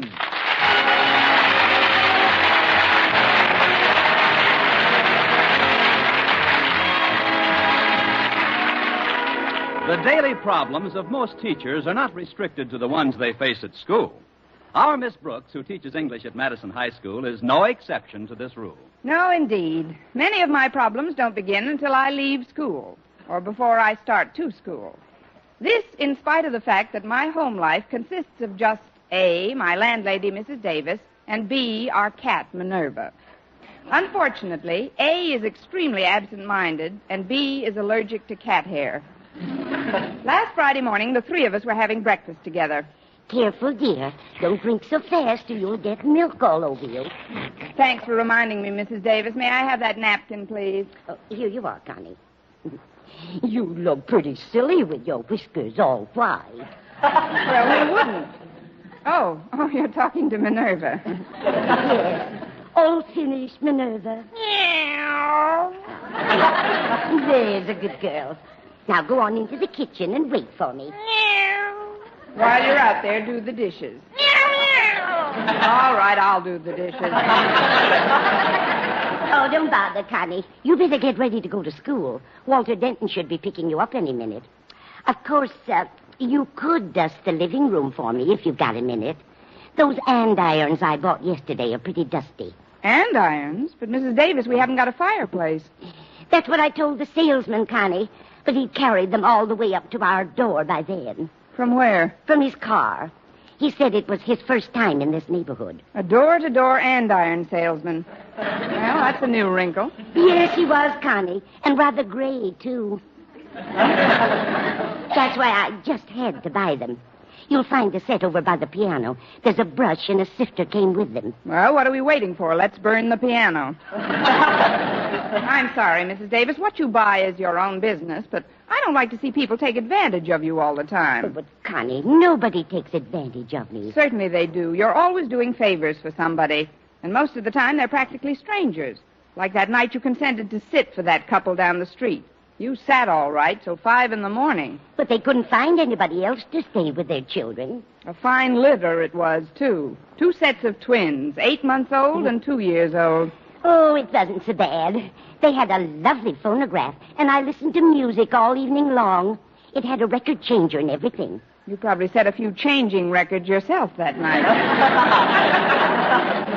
Mrs. Davis, you've just got to learn how to say no to people. Oh, I guess I'm just an easy mark. Well, I'll get on with these dishes. Oh, that's probably Walter now. Coming! Yes? Miss Brooks, isn't it? I'm a neighbor of yours, Mrs. Evans. George and I live about a mile from here. Are you asking me or telling me? Come in, neighbor. Oh, thank you. Come into the living room. Sit down, Mrs. Evans. Oh, you still don't know who I am, do you? Let's see. Belmont Laundry. Does that do anything to you? Well, they tear my slips once in a while. Oh, I knew that would do it. It is good to chat with you again, Miss Brooks. Again? When did you chat with me last, Mrs. Evans? Right after the holiday. The Easter holiday? No, dear. Last Thanksgiving. We were both at the Belmont Laundry to complain about the service. And on the way out, we had a conversation. I said, isn't this laundry getting terrible? And you agreed with me. Now, do you remember? Of course. I just forgot some of the details. Well, I know you'll forgive me if I'm brief, Miss Brooks. I've been rather upset lately. It's George. It is? Yes, my husband, he isn't a bit well, and that's why we have to make this trip. The doctor seems to think that a week in the country will do him a world of good, so we're going upstate this afternoon. Molly has a farm up there, you know. It's a beautiful place.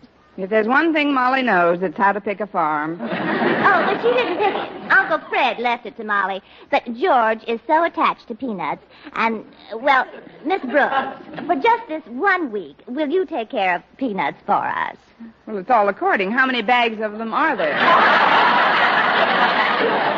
No, you don't understand. Peanuts is our dog, the cutest thing you ever saw, and he's no trouble at all. I've got him right outside in our station wagon. Come on out and take a look at him. Oh, but Mrs. Evans, the dog... We take him with us, but Molly's afraid of dogs. Come along, Miss Brooks. I took the liberty of parking in your driveway. Yes, I see. Who's that at the wheel, your husband? No, that's Peanuts. Oh. Did he drive you down? I mean, what kind of a dog is that, Mrs. Evans? He's a Dane, of course. I should have known. He's built just like Lauritz Melchior. Come here, Peanuts. Come on, boy. How can he get out? The windows are closed. Well, he opens the door with his teeth. We taught him how when he was just a little puppy, and he's never forgotten it. He's got a wonderful memory. He should have. His father was an elephant. Where are you going, Miss Brooks? I left a crossword puzzle up this tree. Don't be afraid. He likes you. You see, he wants to make friends. He's talking to you. Does he talk like that to all his friends? Come on, Peanuts. There's a good boy. Give Miss Brooks your paw, Peanut. No, thanks. I've got a couple. Look, Mrs. Evans, I don't think we can let's trust go in the house now so I can give you a few last-minute instructions. Come on, Peanut. You might as well get used to your new home. You're going to be here for a week. Oh, but Mrs. Evans, I can't accept the responsibility for a dog this size. Besides, this isn't my house. I just rent a room here. Mrs. Davis owns the place, and she couldn't possibly have a dog I finished the dishes, Connie, and... Oh, I didn't know you had company. Who are these folks, Connie? These folks, Mrs. Davis, are Mrs. Evans and her dog, Peanuts. How do you do? So we meet again, Mrs. Davis. Again? We all take from the same laundry. You know, I was just telling Miss Brooks here how little trouble Peanuts is around the house. He's really a lap dog, you know, but he doesn't require any special attention whatsoever. He'll eat some of whatever you eat, get up when you get up, and go to sleep when you go to sleep. I hope he's got his own toothbrush. Look, Mrs. Evans, this cottage belongs to Mrs. Davis, and it's up to her. Oh, don't think about me, Connie. If you want this lovely dog, please take him. Good night, all. Oh, thank you, Miss Brooks. And you won't be sorry. Peanuts is loads of fun. Well, I'd better be running along now. Oh, but where do we get in touch with you you if won't Peanuts have to get in touch with us. We'll contact you as soon as we return from the farm. Goodbye, my dear. Now you've done it, Mrs. Davis. I've done it. Why, Connie, Mrs. Evans is your friend. My friend? I only met her once in my life. Well, it's done now, Connie. Might as well make the best of it. By the way, where is the dog? Well, he's probably in the kitchen. The door is ajar. Well, that's funny. I left it closed. He opens it with his teeth. They taught him when he was a puppy. Come on. There was a whole leg of lamb on the stove, Connie. That's right, Mrs. Davis. Peanuts, you didn't eat that whole leg of lamb.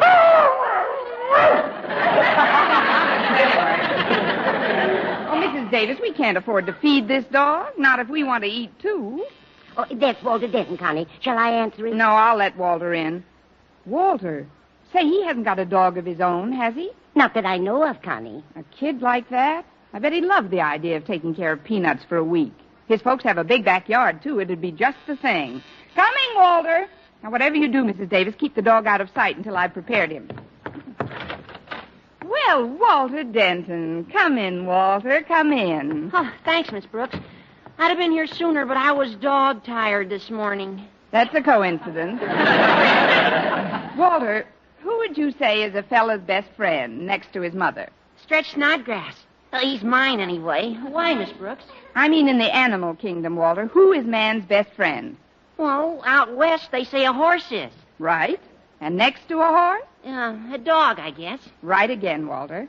Now, what would you do if you could get an animal combining the best features of both? You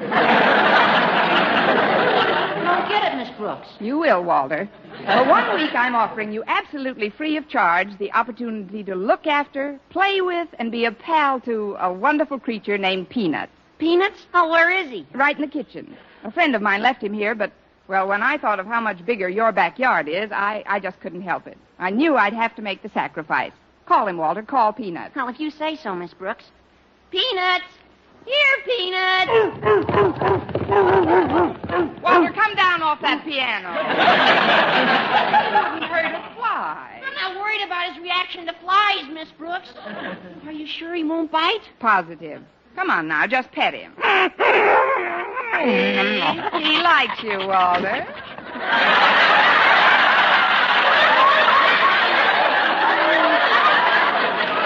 Now, give him your paw, boy. Go on. Give him your paw.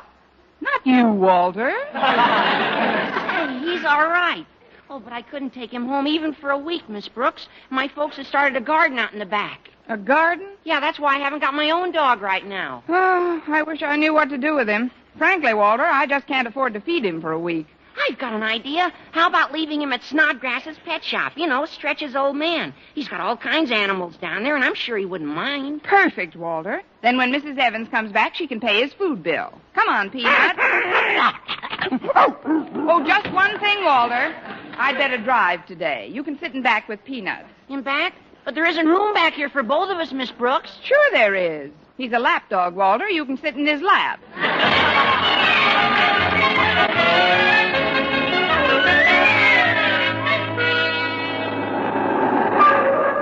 Well, here's the pet shop, Miss Brooks. We can...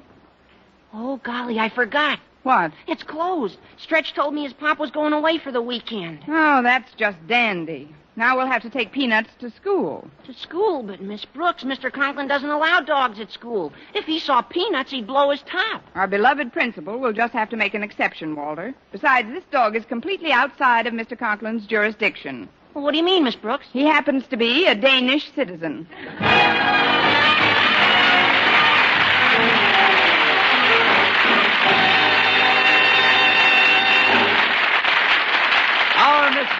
starring Eve Arden, will continue in just a moment. But first, here is Vern Smith. Here's wonderful news, ladies. Wonderful, wonderful news. Now there's something thrillingly new in Palmolive Soap's famous Beauty Lather. Yes, something thrillingly new. Palmolive's famous Beauty Lather now brings you new fragrance, new charm, new allure. Millions of women will prefer Beauty Lather Palmolive over all other leading toilet soaps the minute they try it.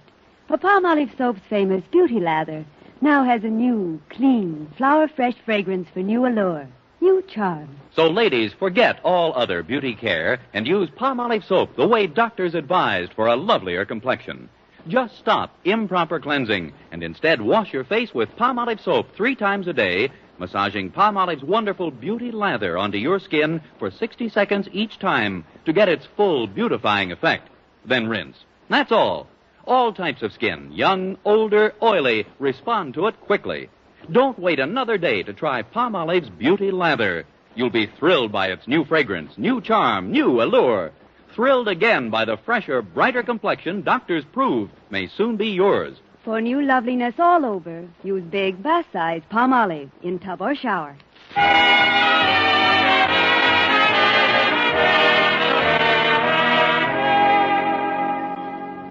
In spite of my enforced bravado, I was pretty squeamish about getting Peanuts into school without Mr. Conklin finding out about it. Fortunately, we were early, and while Walter parked his car, I was able to hustle the dog into the supply room with a minimum of incident. Of course, a few students we did encounter in the halls will spend the remainder of their adolescence with hanging jaws and bulging eyes, but that was unavoidable. Stretch Snodgrass, Madison's star athlete, known to the faculty as the body beautiful and the head empty, was in charge of the supply room when Peanuts and I arrived. Hi, Miss Brooks. Quiet, quiet. This is Peanuts, Stretch. Oh, I didn't notice him. Nice pooch. Pooch? Well, you're not seeing him at his best, Stretch. He usually carries a barrel around his neck with a St. Bernard in it. Stretch, we've got to keep him out of sight. Mr. Conklin mustn't find out that he's in school. Oh, he won't. Mr. Conklin's at the doctor's office. Harriet told me when she gave me the key to the supply room. Her father's getting tested for Allergies? Yeah. He won't be in for an hour yet. Harriet said she talked to him on the phone, and he's half shot. Translation. He's only through with half the shots the doctor's giving him. Yeah. But don't worry about Peanuts, Miss Brooks. I'll keep him right here in the supply room. Oh, look, Miss Brooks. He's scratching his own back. Isn't it cute? He smiles while he does it. Don't you? I wonder what he's got back there. Oh, it's probably just a mild case of hives. Well, it's certainly clever the way he takes the hives with one paw and beats them to death with the other. You'll make a great watchdog if I have to leave this place for anything. Can you imagine what a gag it'd be if somebody just wandered in to snitch a pencil or something? Yeah, a great gag. They'd probably get hysterical permanently.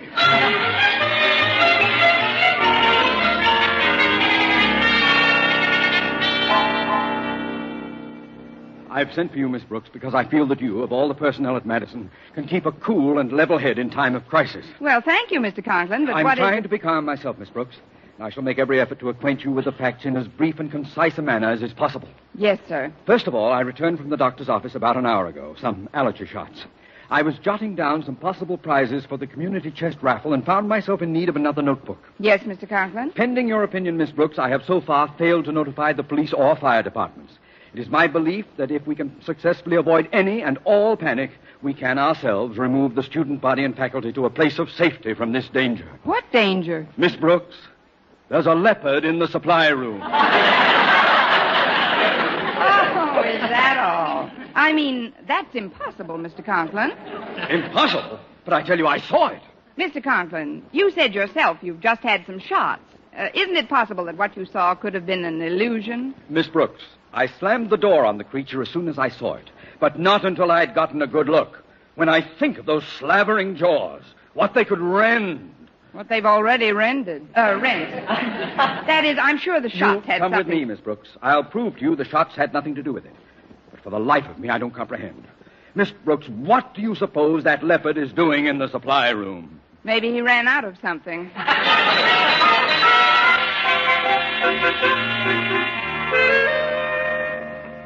Careful, Miss Brooks. That puny door could never hold him if he becomes enraged. Let's tiptoe up to it and listen to the beast. When I'm calling you. The beast hasn't got a bad voice. Oh, Stretch, it's us. Mr. Conklin and I. Open up. Okay. Hi. Where is it? Where's what, Mr. Conklin? The beast. It was a big... It had... Oh. How long have you been in this room, Snodgrass? Me? Oh, right along, Mr. Conklin. All morning. You see, Mr. Conklin, it was those shots after all. Now, why don't you go back to your office and lie down for a while? But I can't understand it. I saw him as clearly as I see you. Clearer. Maybe I'd better get back to my office at that. A lot to do today. I've still got to find a suitable prize for that raffle. Maybe I'll call my doctor. Yes, that's what I'll do. I'll call the doctor. That's what I'm going to do it. The doctor. Stretch, quick, Stretch. Get him out from under and let's go. Get who out from under what, Miss Brooks? Peanuts. You hid him, didn't you, when I told you that Mr. Conklin was with me? Oh, no, Miss Brooks. Peanut's blue. He blew? Yeah. I didn't want to admit it in front of old man Mr. Conklin. But I left the supply room for about 10 minutes, and when I got back, the dog had taken a powder. He could use some powder. Oh, but this is terrible, Stretch. We've got to find him before Mr. Conklin sees him again. You'd better go directly to the cafeteria and look for him. Cafeteria? But it isn't lunch period yet, Miss Brooks. For him, it's lunch period all day. Some of our younger students are still pretty tender, you know. I'll look in Mr. Boynton's biology laboratory. Maybe something in the lab attracted Peanuts.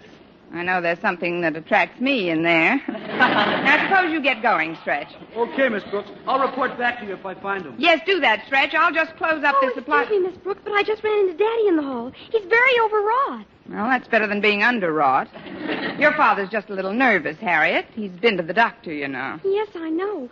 That's why he asked me to tell you that you've got to pick out a prize for the community chest raffle tickets we sold last week. Me? Yes. The drawing's this afternoon. Get her on, Harriet. Right now, I've got to see a real man about a real dog.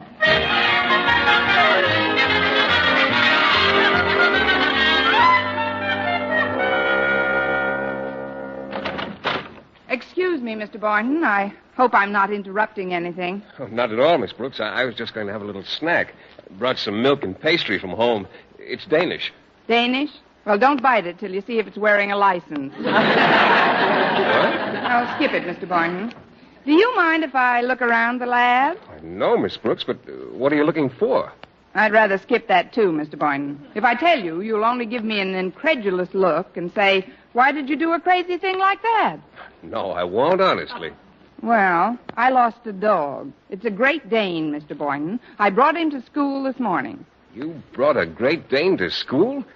Why did you do a crazy thing like that? I knew it. But it's too late for explanations now, Mr. Boynton. I've got to find him. Of course. Now, I'll do everything I can to help you, but let's approach this problem in a scientific manner. Take the habits and customs of the creature and go from there. Fine, but do you know the habits of a Great Dane? Oh, Miss Brooks, I'm a biologist, if I say so myself. I know the habits of animals from A to Z. Or perhaps I should say from aardvark to zebra. That's a little joke we scientists like to tell. Well, tell it later on, will you? Right now, we've got to find Peanuts. That's his name. Oh, well, the Great Dane, also called boarhound, has a keen sense of smell. He's an excellent dog for hunting. I know. I've been hunting this one all morning.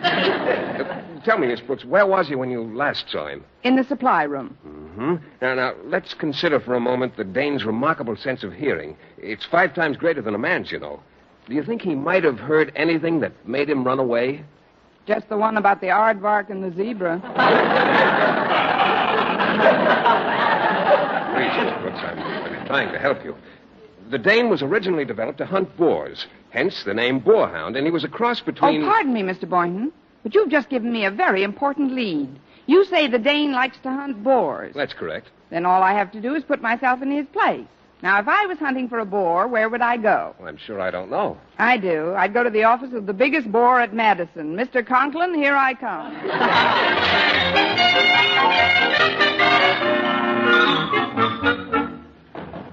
Come in. Hello, Mr. Conklin. Could I talk to you for a moment? I suppose so, Miss Brooks. Sit down. This has been a trying day for me, a very trying day. Yes, I know, Mr. Conklin. They haven't been able to isolate my particular allergy, and the doctor says it may take some time. Excuse me. Hello, Mr. Allergy speaking. Conklin. Hello, Mr. Conklin. This is Mrs. Davis. I wouldn't disturb you at school like this, but it's terribly important. I've got to speak to Miss Brooks. Oh, she's right here, Mrs. Davis.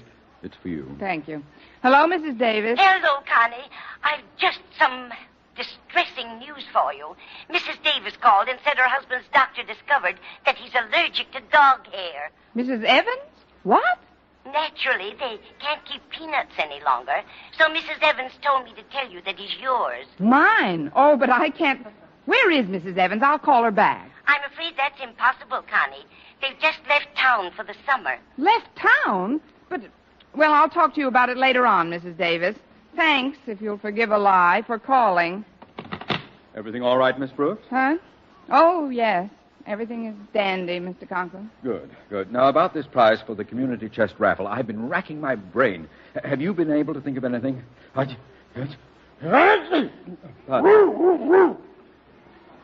did you say, Miss Brooks? Me? I didn't say anything, Mr. Conklin. What did you say? I said... I thought that's what you said. Mr. Conklin, I think I've got the answer to both your problems. What? Well, first, your allergy. Mr. Conklin, do you hang your coat in the closet over there? Yes, I do. And did you wear a tan topcoat to school today? That's right. How tall is it? Tall? Has it got soft brown buttons? Yes, I think they're brown. With long eyelashes? Miss Brooks, what are you trying to... Grip the arms of your chair tightly, Mr. Conklin. Peanut! Here, Peanut! Take it away! Take it away! This is Mr. Conklin. Meet Mr. Conklin, Peanut. Mr. Conklin, shake hands with the first prize in the community chest raffle.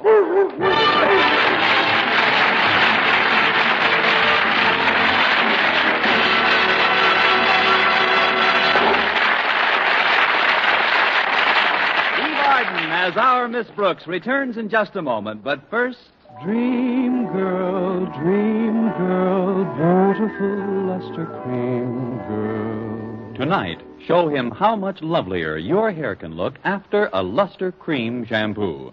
Only Luster Cream brings you Kay Daumit's magic formula blend of secret ingredients plus gentle lanolin. Gives loveliness lather even in hardest water. Glamorizes your hair as you wash it. Luster Cream. Not a soap, not a liquid, but a dainty cream shampoo. Leaves hair fragrantly clean, free of loose dandruff, glistening with sheen. Soft, manageable. Gives new beauty to all hairdos or permanents. 4-ounce jar, $1. Smaller sizes, either tubes or jars.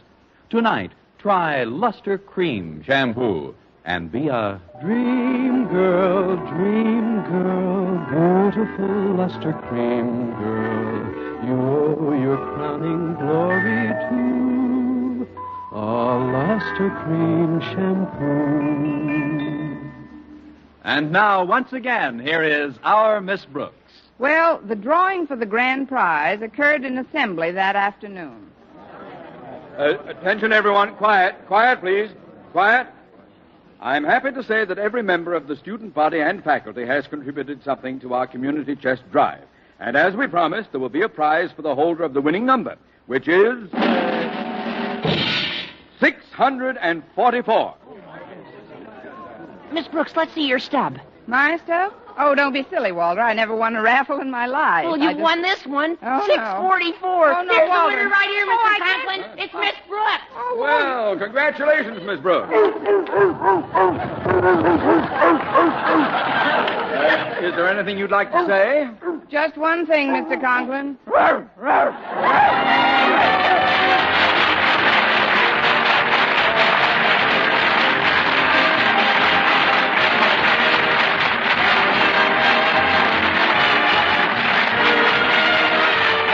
Tune into another Our Miss Brooks show brought to you by Palmolive Soap, Your Beauty Hope, and Luster Cream Shampoo for soft, glamorous, caressable hair. Our Miss Brooks, starring Eve Arden, is produced by Larry Burns, written and directed by Al Lewis, with music by Wilbur Hatch. Mr. Boynton is played by Jeff Chandler. Mr. Conklin by Gail Gordon. Others in tonight's cast were Jane Morgan, Dick Crenna, Gloria McMillan, Leonard Smith, Mary Jane Croft, and Pinto Colbeck.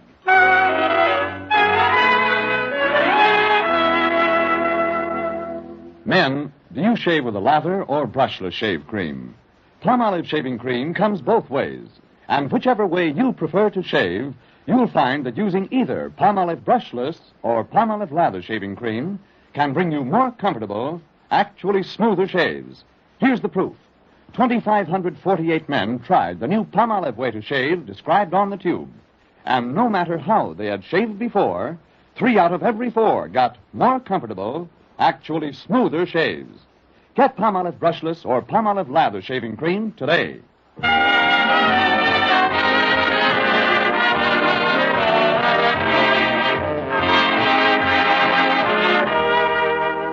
For mystery liberally sprinkled with laughs, listen to Mr. and Mrs. North, the exciting, fun-packed adventures of an amateur detective and his beautiful wife. Tune in Tuesday evening over most of these same stations. And be with us again next week at this same time for another comedy episode of Our Miss Brooks.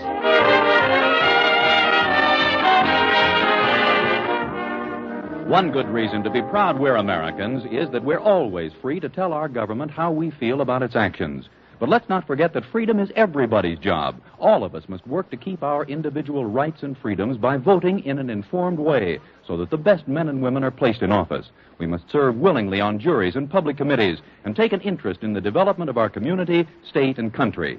For by being better citizens, we can show the world that America is a strong, successful democracy.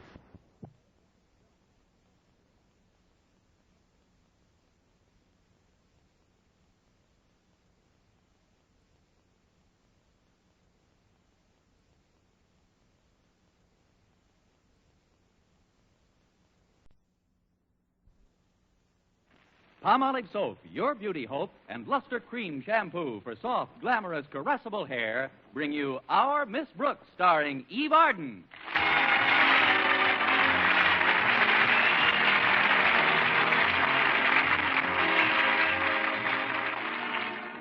While he's not the over-demonstrative type, most of the people who know biology teacher Philip Boynton find him friendly enough. Well, to our Miss Brooks, who teaches English at Madison High School, he's also friendly, but not enough. It isn't that Mr. Boynton doesn't have his moments. It's just that I'm never around when he's having them. Last Thursday morning, as usual, my landlady, Mrs. Davis, and I were discussing this phenomenon at the breakfast table. I can't understand it, Connie. You and Mr. Boynton have been going together for quite a while now, haven't you? Yes, indeed, Mrs. Davis. Let's see, we started dating the week he got his pet frog, McDougal. That was over 2 years ago. You mean you two have been going steady for the past 2 years? That's right, Mrs. Davis. I've been going steady with Mr. Boynton, and he's been going steady with McDougal. Those scientists are all alike. So bashful. There must be something you can do to stir him up, Connie. Oh, I've tried everything, Mrs. Davis. I've even backed him into the Mixmaster. Did you? Did you really, Connie? No, but it's not a bad idea. Mr. Boynton is a lot like Mr. Mitchell, a scientist who used to take out my sister Angela. She's terribly absent-minded, you know. Yes, I know. Even more so than my brother Victor. Although heaven knows he's forgetful enough, too. Yes, you mentioned it to me, Mrs. Davis, but what about Mr. Mitchell? Mitchell? The scientist. What scientist?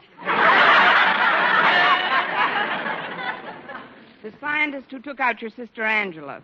Imagine. Angela out with a scientist. And she never even mentioned it to me. Maybe she forgot. Forgot? That girl would forget her head if it wasn't tucked under her arm.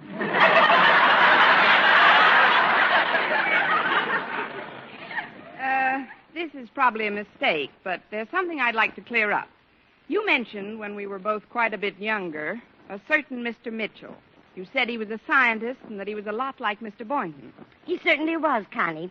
Now, if you've finished with breakfast, I'll clear away the dishes. That's what I like, a story with no loose ends. Present company accepted.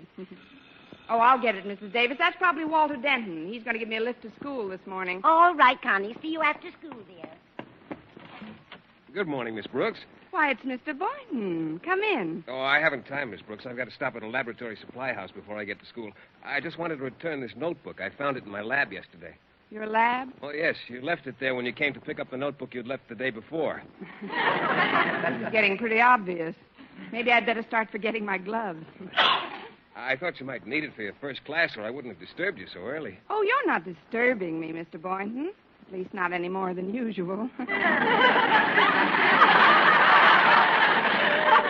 Are you sure you wouldn't like to come in for a minute? Oh, no, thank you, Miss Brooks. I just heard that the supply house I deal with is a new batch of white mice. They just got in from Bolivia. Well, shouldn't you give them a chance to unpack? Maybe I could go along with you. I'll just leave word for Walter Denton that I'm riding to school with you. Oh, but I'm not driving, Miss Brooks. It's such a beautiful day, I decided to walk. That's what I say. I'll leave word for Walter that I'm walking to school with you. You couldn't walk with me, Miss Brooks. I'm much too fast for you. Now, there's a nifty bit of overstatement.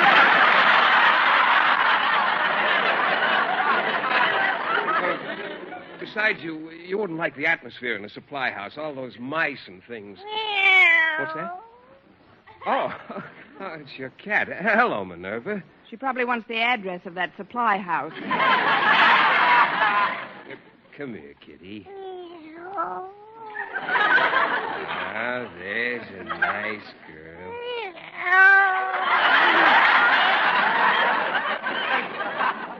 Oh, she sure loves it when I hold her and tickle the back of her neck. Move over, Minerva. Here, I'll take her. Now go on inside, Minerva. I'll give you some milk in a minute. Run along now. Mr. Boynton's much too old for you. You know, seeing Minerva like this reminds me of a joke one of my students told me. A joke? Yes. After class the other day, little Sid Silvers came over to me and said, Mr. Boynton, I know a lady who kisses cats. And I said, she kisses cats? What's her name? And he said, Mrs. Katz.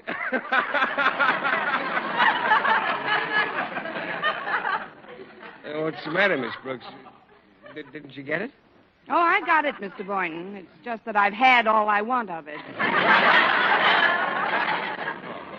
But I'll be running along now. See you at school, Miss Brooks. You invited me to lunch today, remember? That's right. It's my turn. Last time we went Dutch. Who's there? It's me, Mrs. Davis. I haven't gone yet. Oh, then that wasn't Walter Denton at the door? No, it was Mr. Boynton. He just stopped by to give me this notebook and to tell me about a lady who kisses cats. Well, if there are any other ladies kissing cats, I think Mrs. Cat should know about it.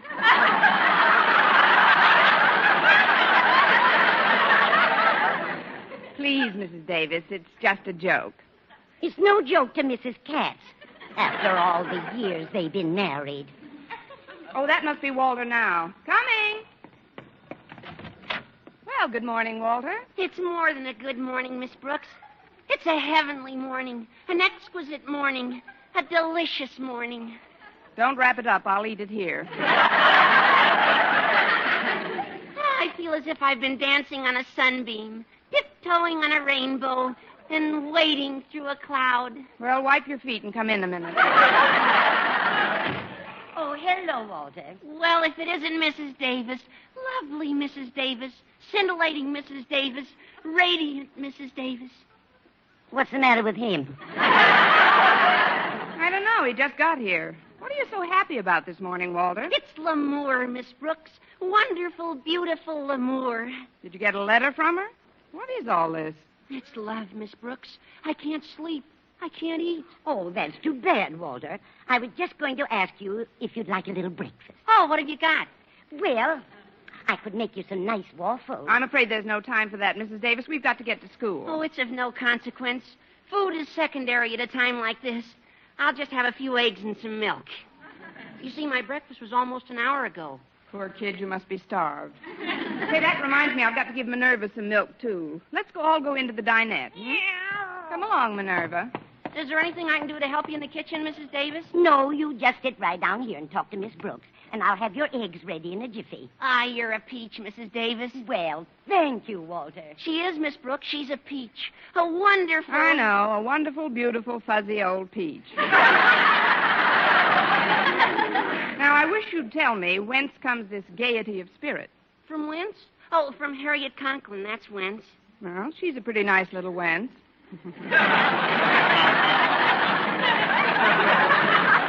Ah, she's more than nice, Miss Brooks. She's sensational. And boy, what a fight we had yesterday. A fight? Yeah, we almost came to blows. It'll be a long time before we have another fight like that one, boy. Well, what are you so happy about? I thought you were fond of Harriet. I'm crazy about her. I see. You're crazy about her, so you almost came to blows. Oh, don't you get it? The more bitter the battle, the sweeter it is making up. You mean you actually pick fights just so you can patch it up later? Harriet started this one. It was sheer inspiration. Boy, you should have heard the name she called me. Names? Why, I don't believe Harriet Conklin would call anyone names, Walter. Oh, it wasn't really Harriet. She was quoting her father. He hates me, you know. Yes, I know. Besides, a good fight once in a while tends to make couples less sure of each other. A person can't take another person for granted if he or she is belting his or her brains out. This boy is another Kirk Douglas. Will you excuse me for a minute, Walter? I'd like to get Minerva her milk. Oh, certainly, Miss Brooks. Mrs. Davis. Yes, Connie, I'm just finishing the eggs. Walter's just given me a wonderful idea, Mrs. Davis. The trouble with Mr. Boynton and myself is that we take each other for granted. You take each other for granted? With one exception. I don't take him for granted. What I mean is, if I could get him into a good fight, he wouldn't be so sure of me. And then, too, think of what fun it would be making up. I think you've got something there, Connie. When are you going to pick this fight with Mr. Boynton? At lunchtime today, we have a date to meet in the cafeteria. Good for you, Connie. It just goes to show you there's more than one way to skin a cat. Not you, Minerva, not you.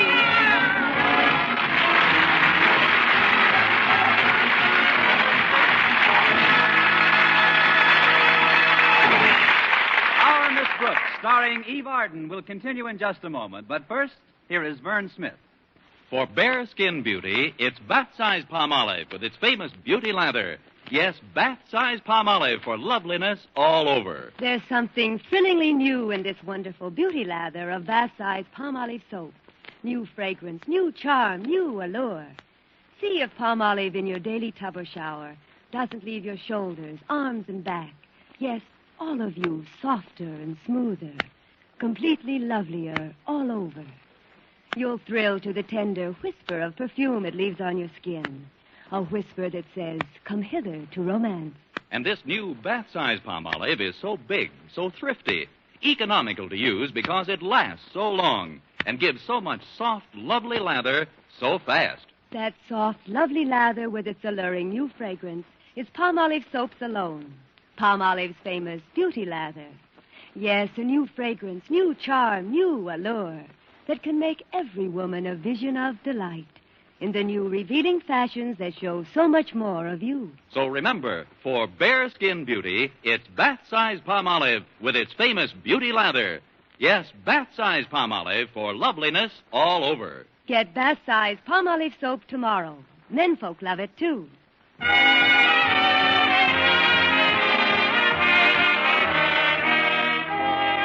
As soon as the bell rang for lunch, I hastened toward the cafeteria to start the battle of the century with my unwitting adversary, Mr. Boynton. I must have been exceeding the speed limit for Madison's halls, for just as I came abreast of the principal's office, Mr. Conklin flagged me. Well, if it isn't Mel Patton. Would you like us to put up some hurdles for you, my dear? I'm sorry, Mr. Conklin. I was just hurrying to get to lunch. Obviously. But I'll have to ask you to make a small detour. Would you mind loping into my office for a moment? Of course, Mr. Conklin. Yeah. Now, sit down, Miss Brooks. I've called you in to find out what you've done about Walter Denton and my daughter Harriet.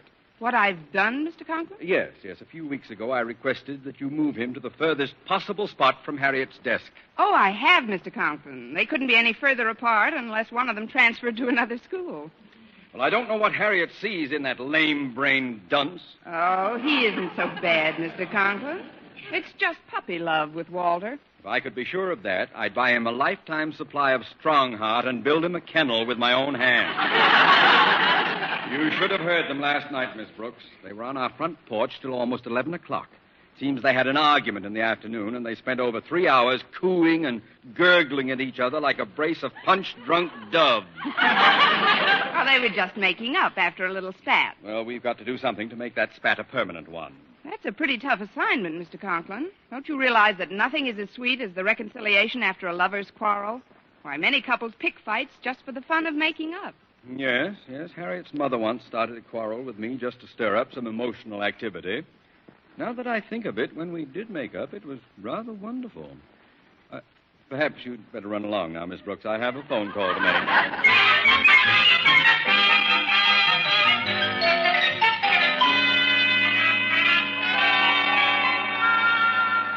Oh, Miss Brooks, here I am. Oh, hello, Mr. Boynton. I've been holding this table for us. It's right near the food counter. Well, if you're going to be sarcastic about my being a few seconds late, Mr. Boynton, perhaps I'd better eat by myself. But I wasn't being sarcastic, Miss Brooks. I just said... There you go. You just said. If you're not interested in anything I might have to say. Yes, I am, Miss Brooks. What have you got to say?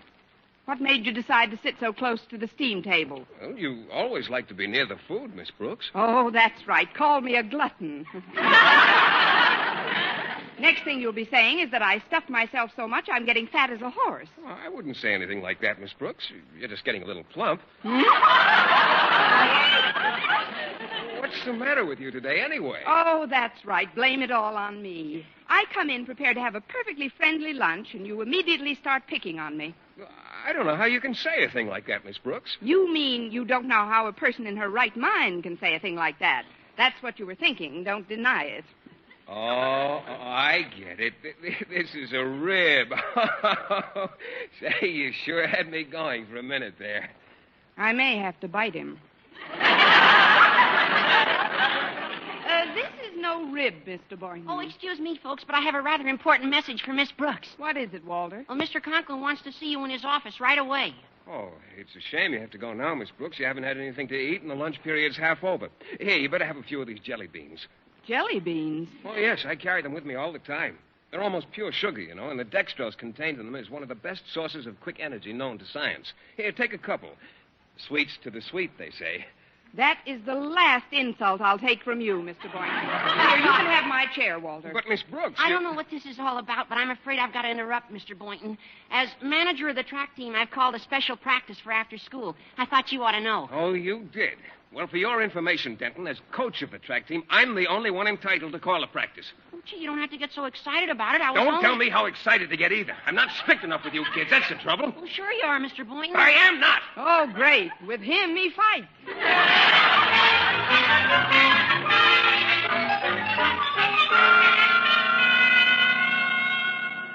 You sent for me, Mr. Conklin? Yes, Miss Brooks, I did. I wanted to report to you the result of my adopting your suggestion. My suggestion? Yes. Yes, acting upon your conversational tip of a few moments ago, I called my wife, Martha, and started an argument with her. Really, Mr. Conklin? Do you think it worked? I think so, yes. Good. Miss Brooks? Yes? Martha has left me.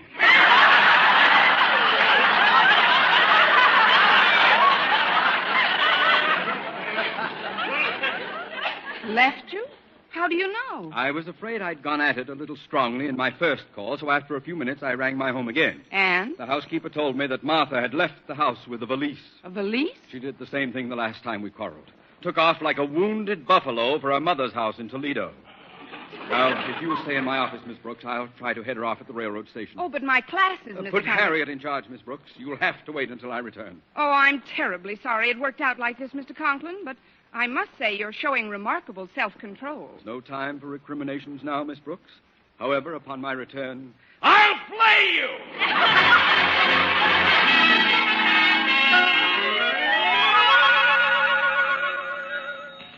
Principal's office, Miss Brooks speaking. Oh, hello, Miss Brooks. This is Mrs. Conklin. Mrs. Conklin, where are you? Well, I'm in the luggage shop, Miss Brooks. I thought Osgood and I might open our cottage at Crystal Lake a little early this year, so I'm having one of my valises repaired. would you be good enough to call Mr. Conklin to the phone? I'm afraid my voice isn't loud enough, Mrs. Conklin. He's at the railroad station. The railroad station? What's he doing there? Well, he thought you were peeved at him for having been nasty to you on the phone. So when your housekeeper told him you'd left with the valise, he presumed something drastic had happened, like the time you were wounded in Buffalo. What? Well, he thinks you're on your way to your mother's house in Toledo. So that's what he thinks. Well, it serves him right. You have no idea how he went out of his way to pick an argument with me, Miss Brooks. Oh, yes, I have, Mrs. Conklin. Well, instead of rushing over to the station and explaining the misunderstanding, I've a good mind to let him cool his heels for a while. Oh, but Mrs. Conklin, I feel partly responsible for what's happened. I'm sorry if I started... Well, I'm not a bit sorry. A little emotional activity is good for any family. After all, even bees have to stop making honey sometime. I know, but I've started the activity in the wrong hive. Well, I'm going back home now, Miss Brooks. Why don't you drop over after school? We'll have a little bull session. Oh, he won't be back by then. I mean, I'd love to drop over, Mrs. Conklin. Goodbye. Goodbye. Miss Brooks, I'm surprised at you. Mr. Boynton, I didn't hear the door open. The door was open. I happened to be passing by and, well, I couldn't help but overhear your conversation with Mrs. Conklin. You heard it? Every word. Oh, well, I'll have a jelly bean now, Mr. Boynton. Frankly, I never dreamed you'd be a party to such a nefarious plot, Miss Brooks. For the first time in my life, I'm really angry at you. You are? Yes, I certainly am. Well. Okay, so you're mad at me. You want to make something out of it, frog boy?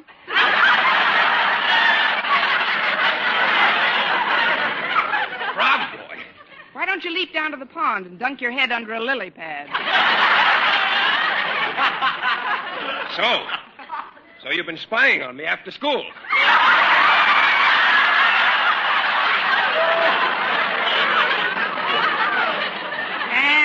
Your father's microscope. Miss Brooks, you've succeeded in stirring up our first quarrel.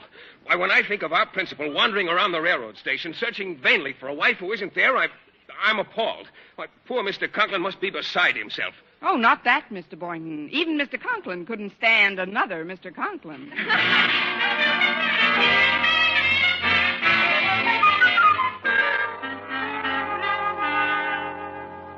I'm worried, Miss Brooks. It's almost 9 p.m. and still no word from Osgood. Maybe something's happened to him. Maybe I'll never see him again. Oh, please, Mrs. Conklin, take it easy. Well, how can I take it easy? How would you feel if you thought you were never going to see Osgood again? I rarely indulge in wishful thinking. Now, when Mr. Conklin gets tired of looking for you, he'll come home. Meanwhile, you must try to be cheerful. If only Daddy would phone. If only we had some word, some definite... Oh, the doorbell. Maybe it's Osgood. I'll get it. Oh, no, Mother. If it is Daddy, you wouldn't want him to see you with your eyes all red from crying. I'll get it. No, dear. Your eyes are red, too. But, Mother, your eyes are redder than mine. No, dear. Your eyes are much redder than mine. You two red eyes will excuse me. I'll open the door. Well. Oh, it's you, Miss Brooks. Come in, Mr. Boynton. Mrs. Conklin and Harriet are pretty worried. Please, Mr. Boynton, don't keep us in suspense. Is there any news? Quickly, Mr. Boynton, tell us. Oh, I'm afraid not. I checked the railroad station and the bus terminal, but I saw no sign of Mr. Conklin. Poor Daddy. Hold it, Harriet. Wait for your mother. Mr. Boynton, did you also check the airport? Yes, I did. He wasn't there either. Oh, poor Osgood.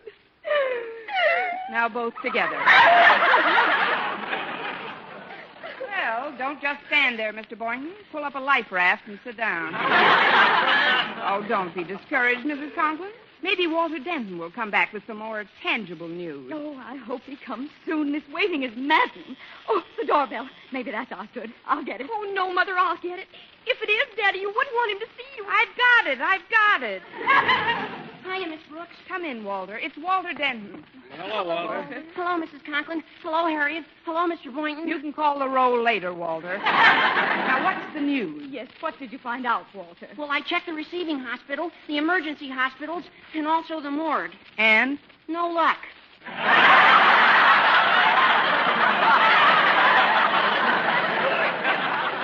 Osgood. Oh, dear. Oh, the phone. maybe that's Osgood. I'll get it. Oh, no, Mother, I'll get it. If it is Daddy, you wouldn't want him. Hello, Mr. Conklin's residence. Miss Brooks speaking. How do you do, Miss Brooks? Mr. Conklin. Mr. Conklin. It's Daddy. Osgood. Must be a five-party line. Mr. Conklin, where are you? Where do you think I am? I'm in Toledo. Where? At the home of Martha's mother, but Martha's not here. Of course she isn't. She's right here. What? Well, put her on at once. Yes, sir. Just a minute. He wants to talk to you, Mrs. Conklin. He's at your mother's house in Toledo. In Toledo? Ohio. Toledo, Ohio? Zone 38. Here's the phone. But, Miss Brooks, I don't dare tell him that I let him go on that wild goose chase just to teach him a lesson. You know his blood pressure. I ought to. I helped give it to him. Here's the phone, Mrs. Conklin. Talk to him. Oh, thank you. Hello, Osgood. Martha, you're home. I don't quite understand. Well, dear, when you picked a quarrel with me today, I really planned to go home to Mother. But I realized I just couldn't bear the thought of leaving you.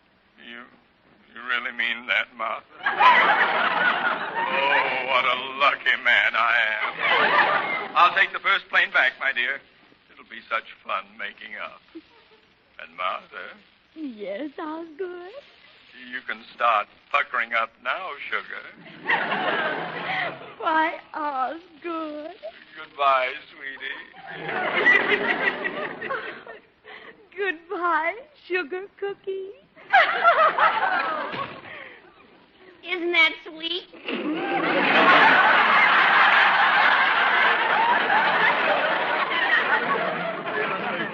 Come on out to the porch, Harriet. We still got some making up of our own to do. All right, Walter. Now I'm going up to my room and have a good, happy cry. You've earned it, Mrs. Conklin. The day you were married. Well, Miss Brooks, we seem to have this living room all to ourselves. Shall we go to our corners and come out reconciling? Miss Brooks, I realize you really did nothing to gain my anger today, and, well, in a situation like this, actions speak louder than words. What are you driving at, Mr. Boynton? Miss Brooks, pucker up. Yes, Mr. Boynton. And close your eyes. Not me. I want to watch.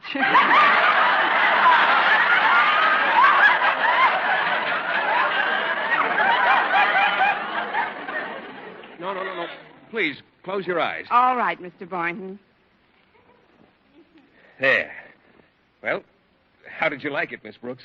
Wonderful, Mr. Boynton. The purple ones are my favorite jelly beans. Steve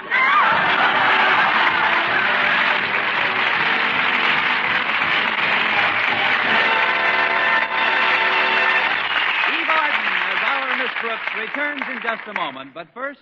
Dream girl, beautiful luster cream girl.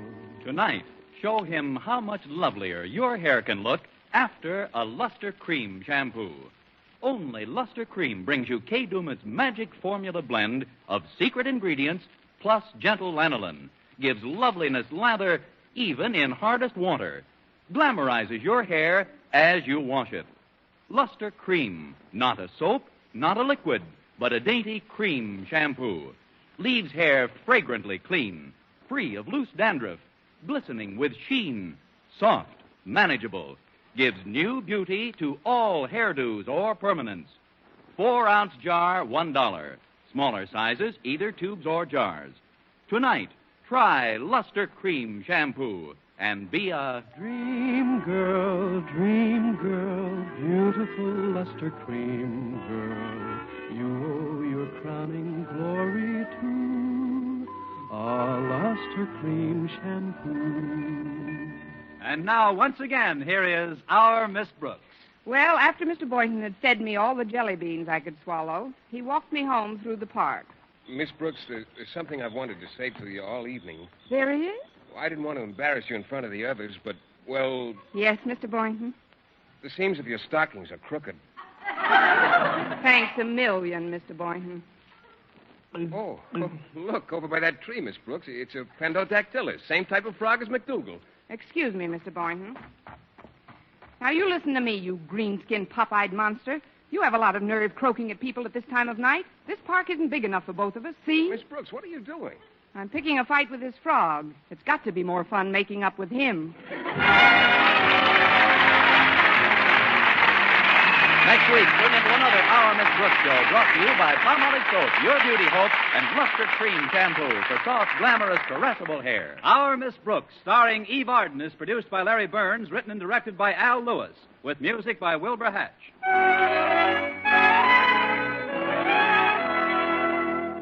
Men, here is actual, factual proof of more comfortable, actually smoother shaves by using Palmolive Lather Shaving Cream. 1,251 men tried the Palmolive Lather way to shave, described on the tube. And no matter how they shaved before, 3 out of 4 got more comfortable, actually smoother shaves.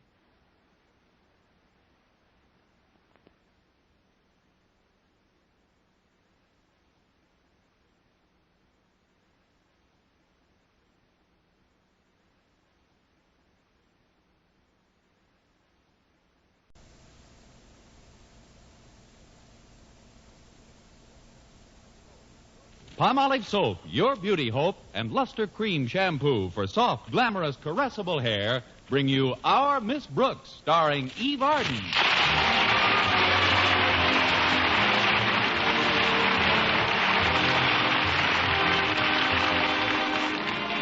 Not very many of us like to get up early in the morning, but our Miss Brooks, who teaches English at Madison High School, doesn't seem to mind at all. No, in fact, I get quite a kick out of waking up in the morning because it offers proof positive that I managed to live through the day before.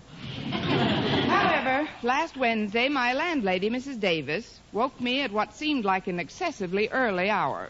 Connie, get up, Connie. Why? Because it's 6 a.m., and I'm leaving the house early, and there are several things I want you to do for me. Like what, for instance?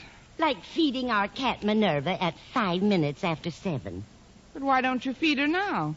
Why, Connie, you ought to know better than that. Minerva never gets up until 7. I'm sorry, I lost my head. That cat certainly doesn't lead a dog's life. But why are you leaving the house so early, Mrs. Davis? I've got to visit my sister Angela. I received a message from her during the night. Oh? I hope nothing's wrong. No, she's quite well, she said. She just wants to see me. She must have called pretty late. I didn't hear the phone ring at all. Oh, she didn't phone, Connie. Was it a wire? No. Special delivery letter? No. Walkie-talkie? Pigeon? Before I use up my 20 questions, how did you hear from your sister? Well, you know how absent-minded Angela is. Yes. And you probably haven't noticed it, but lately I've been growing quite absent-minded, too. I've noticed it. Last night, I finally arrived at a point where Angela and I were tuned to the same wavelength. She reached me by mental telepathy. How did she come over, AM or FM? You can joke if you like, but I know just as surely as I'm standing here that Angela wants to see me immediately. So I'll have to leave right after breakfast. All right, Mrs. Davis. It'll do you good to get out of the house for a change anyway. Now, what did you want me to do for you? Do for me? Yes. You said when you woke me that there were several things you wanted me to do? I did. Yes. In connection with your leaving the house this morning? But I didn't leave the house this morning. I know, but you're going to. I am. I must be tuned in on the wrong wavelength. I'll see you at breakfast, Mrs. Davis.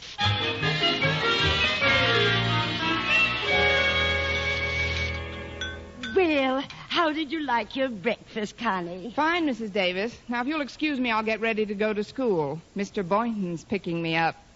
Oh, good. Well, I'll finish these dishes before I go, Connie. Oh, I'll get it. Coming. Well, if it isn't our school custodian, Mr. Jensen. If it isn't your school custodian, Mr. Jensen, then what? When you opened the door, you said, well, if it isn't our school custodian, Mr. Jensen. Mm-hmm. Then I said, if it isn't your school custodian, Mr. Jensen, then what?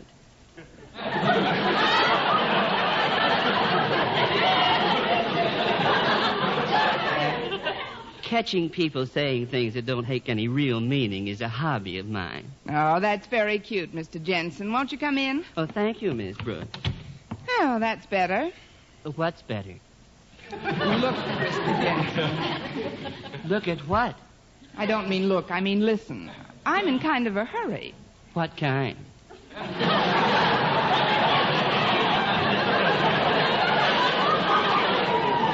The usual kind. To leave the house and get to school. Therefore, your hobby doesn't have the charm for me it might have at some other time. I guess you've got me there. Where? Oh, great. You've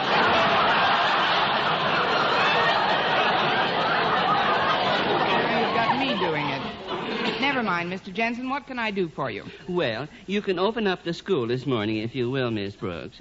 I talked to Mr. Conklin on the phone, and he said to give you the key. Oh. Here it is. It's this fat little devil with the blue ribbon on it. Oh, I thought that was your tie. Oh.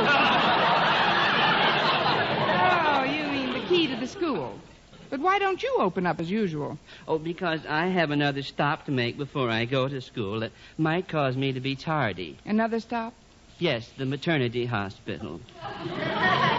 My wife is going to have a baby. Why, Mr. Jensen? Well, I don't know, just because, I guess.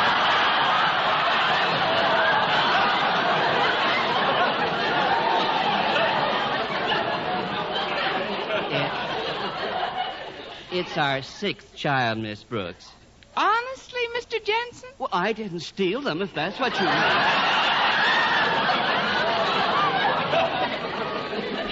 Well, I'd better be getting along now. My wife will be expecting me.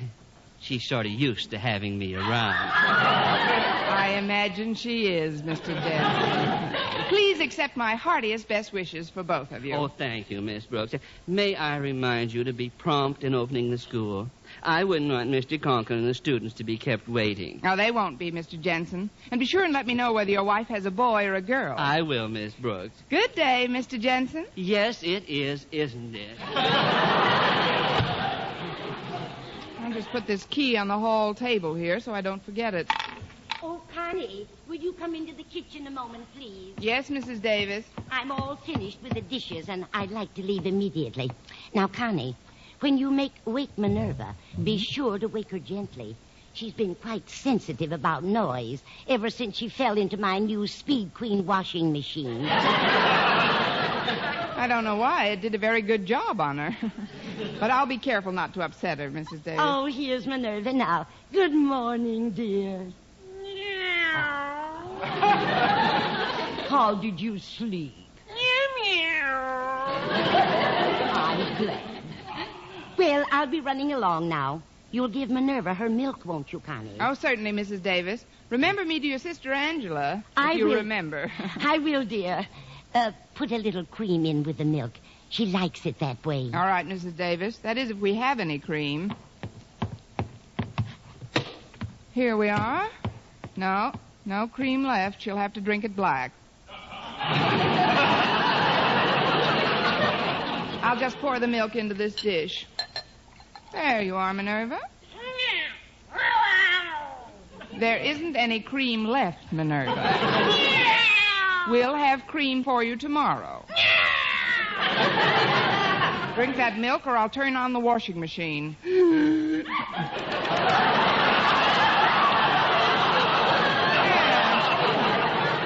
That would do it. I'll get it. I'm on my way out anyway. Oh, come in, Mr. Boynton. Oh, thanks, Mrs. Davis. You leaving the house so early? Yes. Let's see if I've got everything. My purse, my hat, my shoes, and... Oh, yes, now I'm all set. You'll find Miss Brooks in the kitchen, Mr. Boynton. I'm going over to see my sister Angela. Oh, say hello for me. Hello. I mean to your sister, Mrs. Davis. Oh, thank you, Mr. Boynton. Goodbye. Good morning, Miss Brooks. Hello, Mr. Boynton. Would you like a cup of coffee? Oh, yes, thanks. Will you join me? I'd love to. Yeah, I'll pour.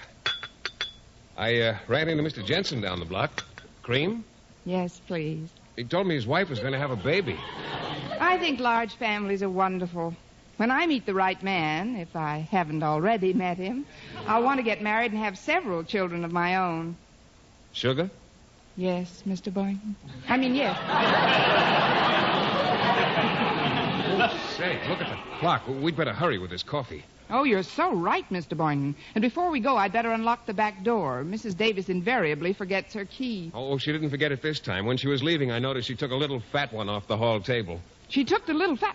Mr. Boynton, that was the key to the school. Mr. Jensen asked me to open up this morning. Oh, no, Miss Brooks. Oh, yes, Mr. Boynton. Oh, gosh. Pretty soon, Mr. Conklin and all the students will be arriving at school, and nobody will be able to get in. Mr. Conklin will be furious at you. Don't remind me. I can see the sparks flashing from his tongue already. Gee, I'm in quite a spot, aren't I? Aren't I? That shows how upset I am, Mr. Boynton. An English teacher should never be guilty of saying aren't I. But, Miss Brooks, what about school? Suppose we hurry over and Aren't explain is things. merely the contraction of are not. Therefore, one who says aren't I is guilty of saying are not I. Miss Brooks, what about... The correct form is am I not. Aren't I being nothing more than an absurd and altogether ungrammatical affectation. Miss Brooks, what about school? I ain't going.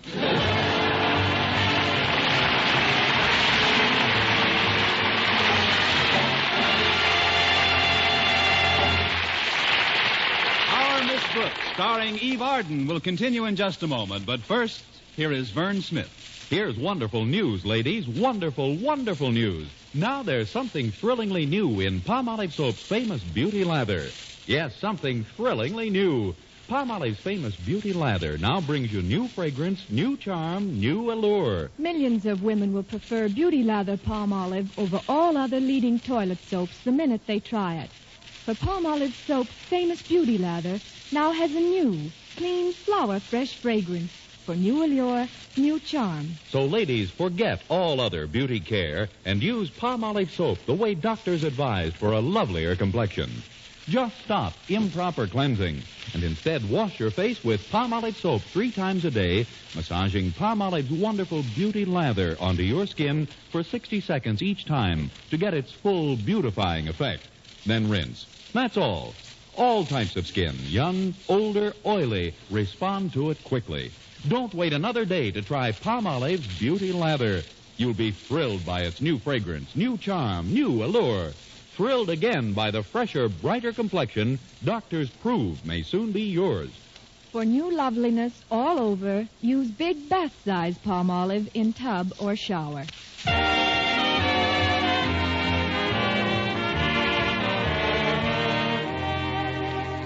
Well, I finally decided to face the music, even though I knew that the music would consist of some angry pear-shaped tones emanating from Mr. Conklin's pear-shaped head. By the time Mr. Boynton dropped me off, there were so many students milling around dear old Madison High that it looked like a training school for young pickets. I found Mr. Conklin pacing up and down outside his office windows. Ah, there you are, Miss Brooks. Good morning, Mr. Conklin. It's about time. Now then, if you'll give me the key. The key? Yes, the key. Let me have it. I'll let you have it as quickly as possible. There is no key. No key? But Mr. Jensen was supposed to He did. But then I put it on a table in the hall, and Mrs. Davis took it with her to her sister Angela's. It wasn't really my fault, Mr. Conklin. I don't care whose fault it was. We've got to get into this school, and quickly. You see, Miss Brooks, the Board of Education is presenting Madison High with a plaque today. A plaque? For what, Mr. Conklin? It's an award for the best attendance record of any high school in the county. Really? Why, that's wonderful. Congratulations, Mr. Conklin. Thank you, Miss Brooks, but I'd rather receive your felicitations inside my office instead of out here. That's your phone, isn't it, Mr. Conklin? Yes, it is. But thanks to your far-sighted suggestion after those 2 boxes of chalk disappeared, ours is the only school with a double lock on the front door and bars on all the windows. I can't get in to answer it. Well, maybe it isn't important, Mr. Conklin. I think I know who's calling, Miss Brooks. It's the Board of Education. They want to know when I'm going to hold an assembly. An assembly? Yes, Miss Brooks. They want to give us a plaque for perfect attendance, and nobody's in school to answer the phone. Oh, please, Mr. Conklin, try to be calm. We'll think of something. Maybe I could call Mrs. Davis when she gets to her sister's. No, Angela has no phone. I know. I'll go out to her house. You'll do no such thing, Miss Brooks. We'll need every teacher we've got to set up classes on the athletic field. Hello, Daddy. Miss Brooks. Don't you think it's time we were getting into school? Now, that's an excellent suggestion, Harriet. Miss Brooks hasn't got the key. Wait a minute. You drive, don't you, Harriet? Well, certainly, Miss Brooks. Can I go somewhere for you? You'll stay right here, Harriet. There must be someone else you can send, Miss Brooks. How about my dreamboat, Walter Denton? Dreamboat?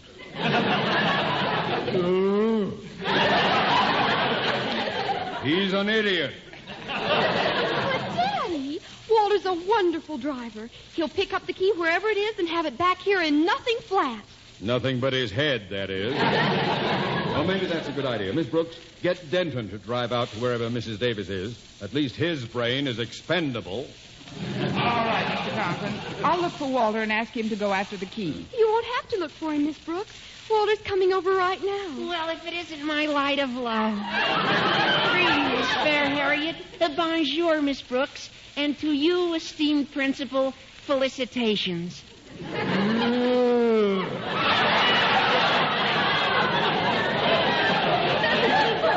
the matter, Mr. Conklin? Catch a rancid wheat cake at breakfast? Mr. Conklin's not in a very good mood this morning, Walter. You see, today's the day the Board of Education is supposed to award Madison a plaque for its fine attendance record. Well, what's bad about that? Let's get into the jolly institution and snag that little beauty. I'd love to, Walter. Maybe we could melt you down and pour you through the bar. Now, I'm going to inform the other teachers of our dilemma, Miss Brooks. Please get Expendable here on his way. Come with me, Harriet. Yes, Daddy. Bye, Walter. Adieu, lovely one, and lovely one's father. Dad! You know, Miss Brooks, there are times when I sense an animosity in that man. Now, what do you suppose could cause such a reaction? Hatred, for one thing. Now, please listen carefully, Walter. You know Mrs. Davis's sister Angela, don't you? Oh, sure, Miss Brooks. I gave Mrs. Davis a ride out there last week. Good. Do you remember where she lives? Well, it's way on the other side of town. I didn't notice the address, but I think I could find it. There was a mailbox on the corner. A mailbox? Isn't there anything else that would help you identify it? Well, nothing outstanding. What color was the house? I don't remember the background color, but the stripes were purple. I guess I could find it all right, Miss Brooks. But I wish you'd tell me what this is all about. Well, it's about the key to the school, Walter. Mrs. Davis walked off with it this morning, and it's up to you to go and get it back. Now, just ask her for the little fat key on a blue ribbon. Your wish is my command, Miss Brooks. My eager jalopy is champing at the curb. What kind of a car is that anyway, Walter? Oh, it has no name, Miss Brooks, just a slogan. A slogan? Yeah. You know how they call the new Hudson the car you step down into? Yes. Well, this is the box you back away from.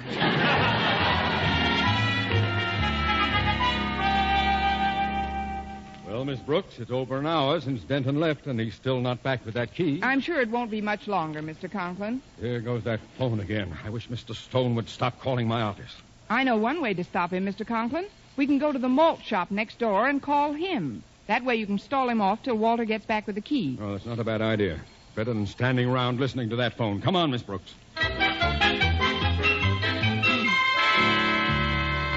Well, here we are, Mr. Conklin. Martin's Malt Shop, Madison's unofficial annex. After you, Miss Brooks. Well, if it isn't Miss Brooks. Hi, Marty.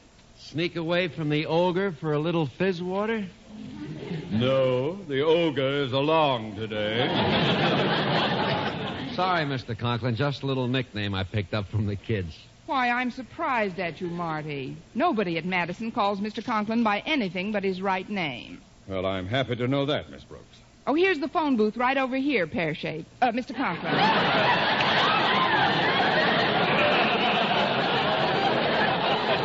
I'll dial the Board of Education for you.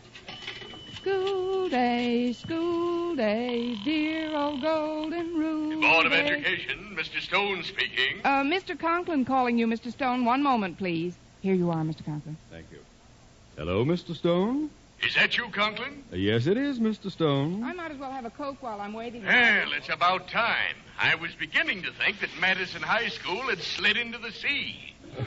Well, I had to step out of my office for a minute, Mr. Stone, but I'm back in it now. Yes, sir. What's that? What's what? Osgood, are you hissing me? Oh, no, sir, no. We must have a bad connection. It's a terrible connection. You say you're in your office? Yes, sir. I'll call you right back. But, Mr. Stone... And for heaven's sakes, don't disappear again. Goodbye. Wait, Mr. Stone. Wait, Mr... This is the last straw. What did he say, Mr. Conklin? He said he's going to call me right back. Now I'm in deeper than ever. Oh, we'll figure some way out of this. After all, Mr. Stone is only a human being. A human being who happens to be the head of our local Board of Education. Oh, this is awful. Excuse me, Daddy, but the telephone in your office is ringing. The telephone in your office is ringing. What do you suggest, Harriet? Well, I don't know, Daddy, but don't worry. I'm sure Walter won't fail us. He'd better not. Now, Miss Brooks, I'm going over to inspect the classes that have been set up on the athletic field. I want you to call the board and talk to Mr. Stone. Me? But what should I tell him? Improvise. Oh, but Mr. Conklin... Call him off, Miss Brooks. I'm counting on you. Oh, great. Well, I might as well get it over with. What are you going to tell Mr. Stone, Miss Brooks? I don't know yet, Harriet. I'll wait till he answers. Hello, Mr. Stone speaking. Hello, Mr. Stone. This is Miss Brooks at Madison High. Yes? I'm calling from Mr. Conklin's office, Mr. Stone. He asked me to call you. Give me a double strawberry temptation, Mark. Oh, he did. What about, Miss Brooks? About his not being able to talk to you for a while. What in the world is that sound? Oh, that's the radiator, Mr. Stone. It's defective. Radiator? In tune? Well, they're just testing it. As a matter of fact, that's why Mr. Conklin can't talk to you. One of our students was just in his office, and this jet of hot water started out of the radiator, and Mr. Conklin jumped in front of the boy to save him and accidentally knocked out 6 of the boy's teeth.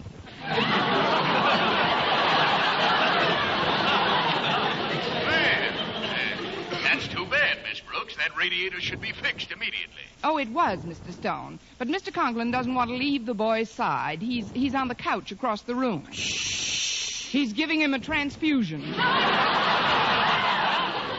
transfusion? Of teeth?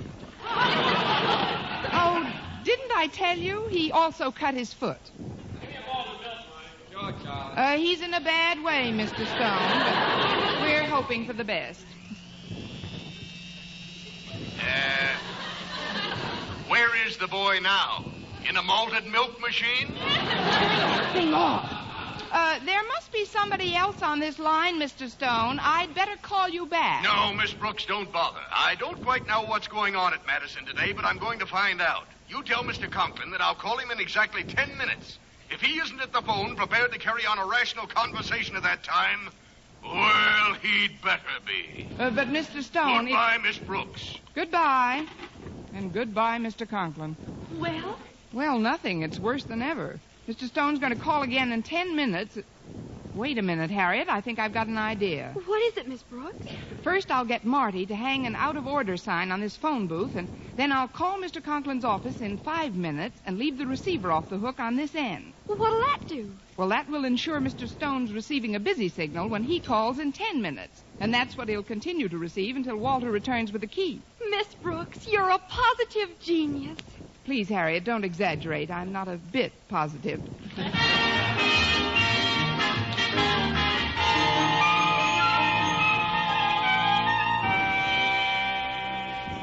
Please calm down, Daddy. I'm sure Walter will be back any minute. Oh, that Denton. Instead of sending him for the key, I should have sent some other idiot.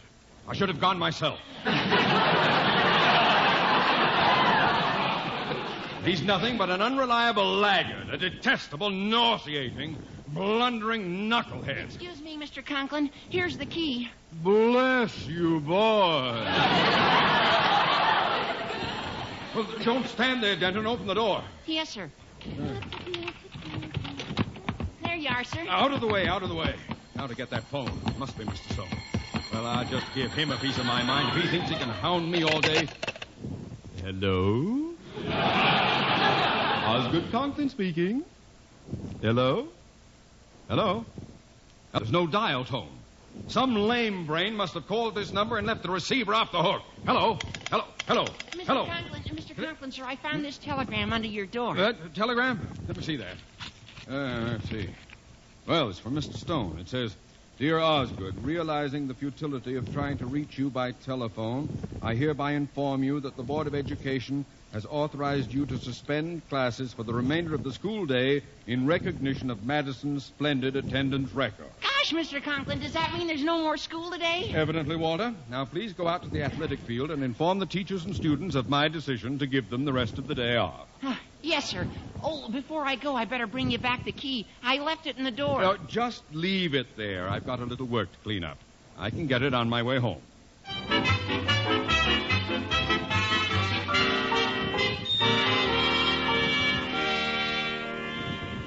Let's make the most of our afternoon off, Miss Brooks. I'd like to do something really exciting today, if you're game. Game? Miss Brooks, I'd like to take you to the zoo. I'm afraid that's a little too gamey for me, Mr. Boynton. I'd much rather go to a movie. Say, we must be the last two people on the grounds. I feel like... Oh, excuse me a minute. What's wrong, Miss Brooks? I just noticed the front door. Walter left the key in it. You know, the extra lock was my idea. Yes, I know. Mr. Conklin's been so worried about this key all day, I'm not going to take any chances. What are you going to do, Miss Brooks? I'm going to lock up the school and mail this key to Mr. Conklin.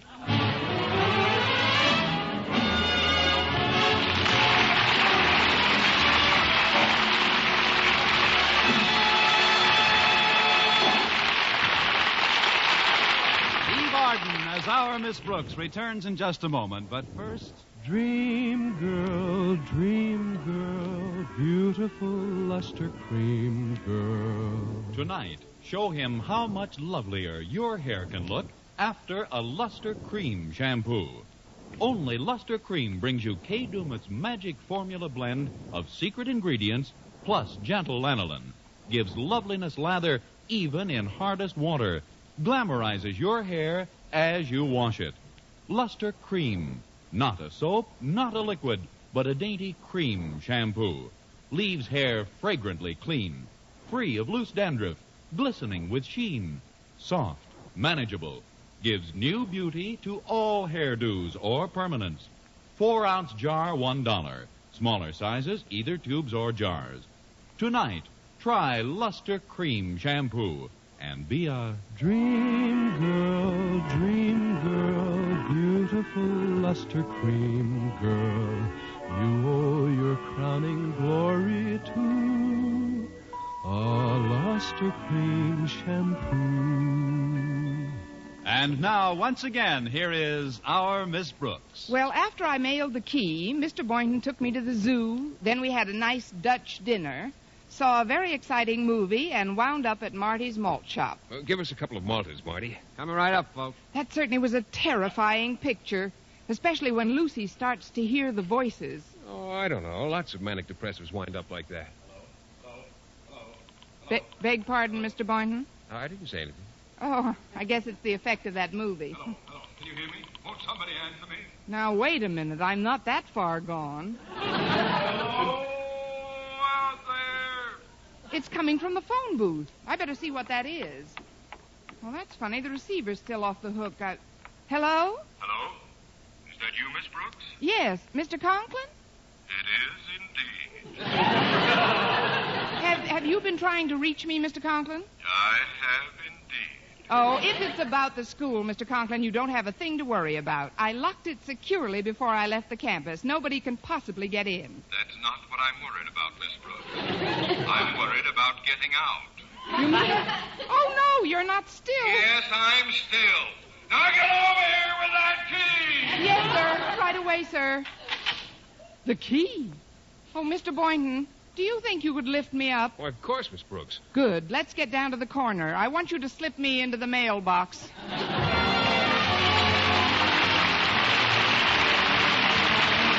Next week, tune into another Our Miss Brooks show brought to you by Palmolive Soap, Your Beauty Hope, and Luster Cream Shampoo for soft, glamorous, caressable hair. Our Miss Brooks, starring Eve Arden, is produced by Larry Burns, written and directed by Al Lewis, with music by Wilbur Hatch.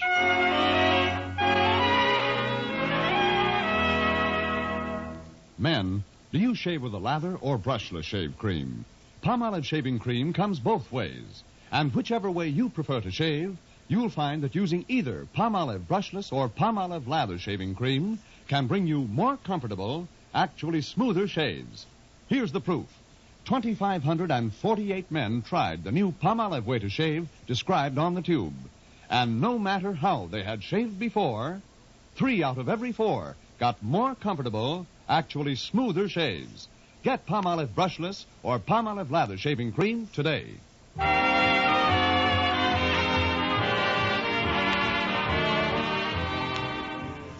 For mystery liberally sprinkled with laughs, listen to Mr. and Mrs. North, the exciting, fun-packed adventures of an amateur detective and his beautiful wife. Tune in Tuesday evening over most of these same stations. And be with us again next week at this same time for another comedy episode of Our Miss Brooks. Bob Lamont speaking. Stay tuned now for Life with Luigi, which follows over most of these stations. This is CBS, the Columbia Broadcasting System.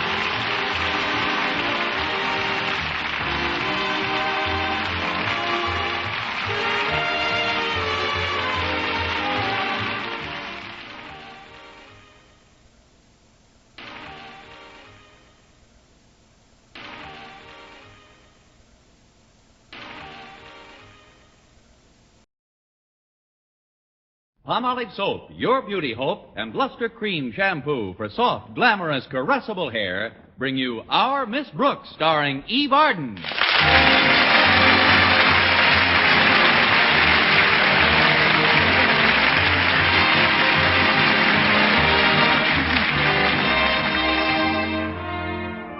For many teachers, June 17th marked the last day of the regular school term. Well, this also applied to our Miss Brooks, who teaches English at Madison High School. Unlike many other teachers, however, I had volunteered for summer school duty. The reason? Oh, you can put it down to any one of a number of things. Caprice, the spirit of cooperation, hunger.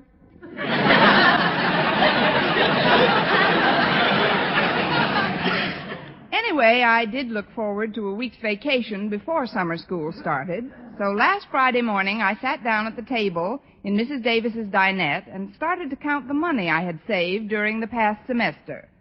Let's see now. 5, 10, 12, 16, 26. Oh, here's a 50. That's about it. Well, how much money have you got for your vacation, Connie? 76 cents, Mrs. Davis. Really? Where are you going? Oh, I haven't decided. They say Monte Carlo is lovely this time of year. I wish I could let you have some assistance, Connie, but I'm very short myself. Oh, I know.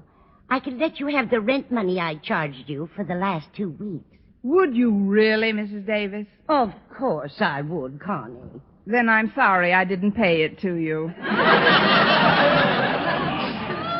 Maybe there's some way you can earn some extra money in your spare time, Connie. I remember my brother Victor used to earn quite a bit of vacation money when he was only a boy. How, Mrs. Davis? Shoveling snow. Shoveling snow in June? No, in Juneau. He spent most of his vacations in Alaska. Oh. Or you might get some ideas out of these magazines here. They're just full of ads telling about spare time jobs.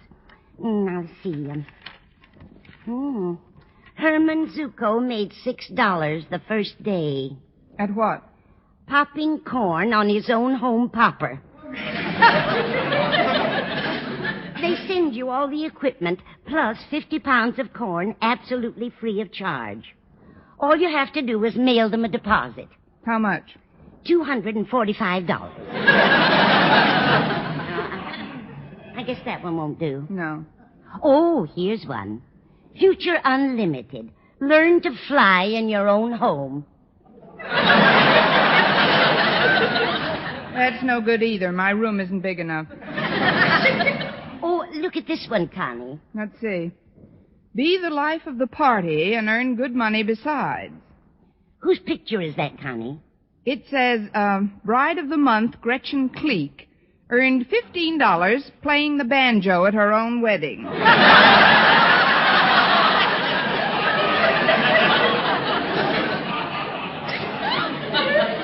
Well, there don't seem to be so many opportunities in this issue, Connie. Well, maybe I'll think of something on my way to school. Walter Denton's picking me up this morning. What's the matter with your car, Connie? I've had a little tire trouble, Mrs. Davis. Well, isn't your spare in good condition? My spare's in perfect condition. It's the other 4 that are shot. How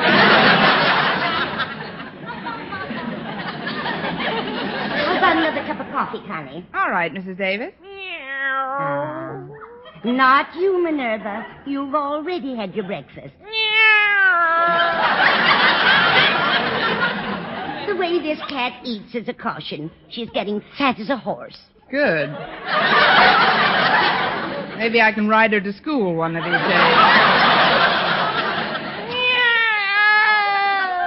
Now you go on into the kitchen, Minerva. Go ahead, Minerva. Yesterday's paper is under the sink with a big fat Mickey Mouse cartoon.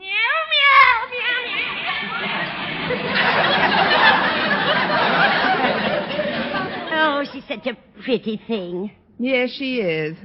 Say, wait a minute. No, I don't suppose her fur would bring much.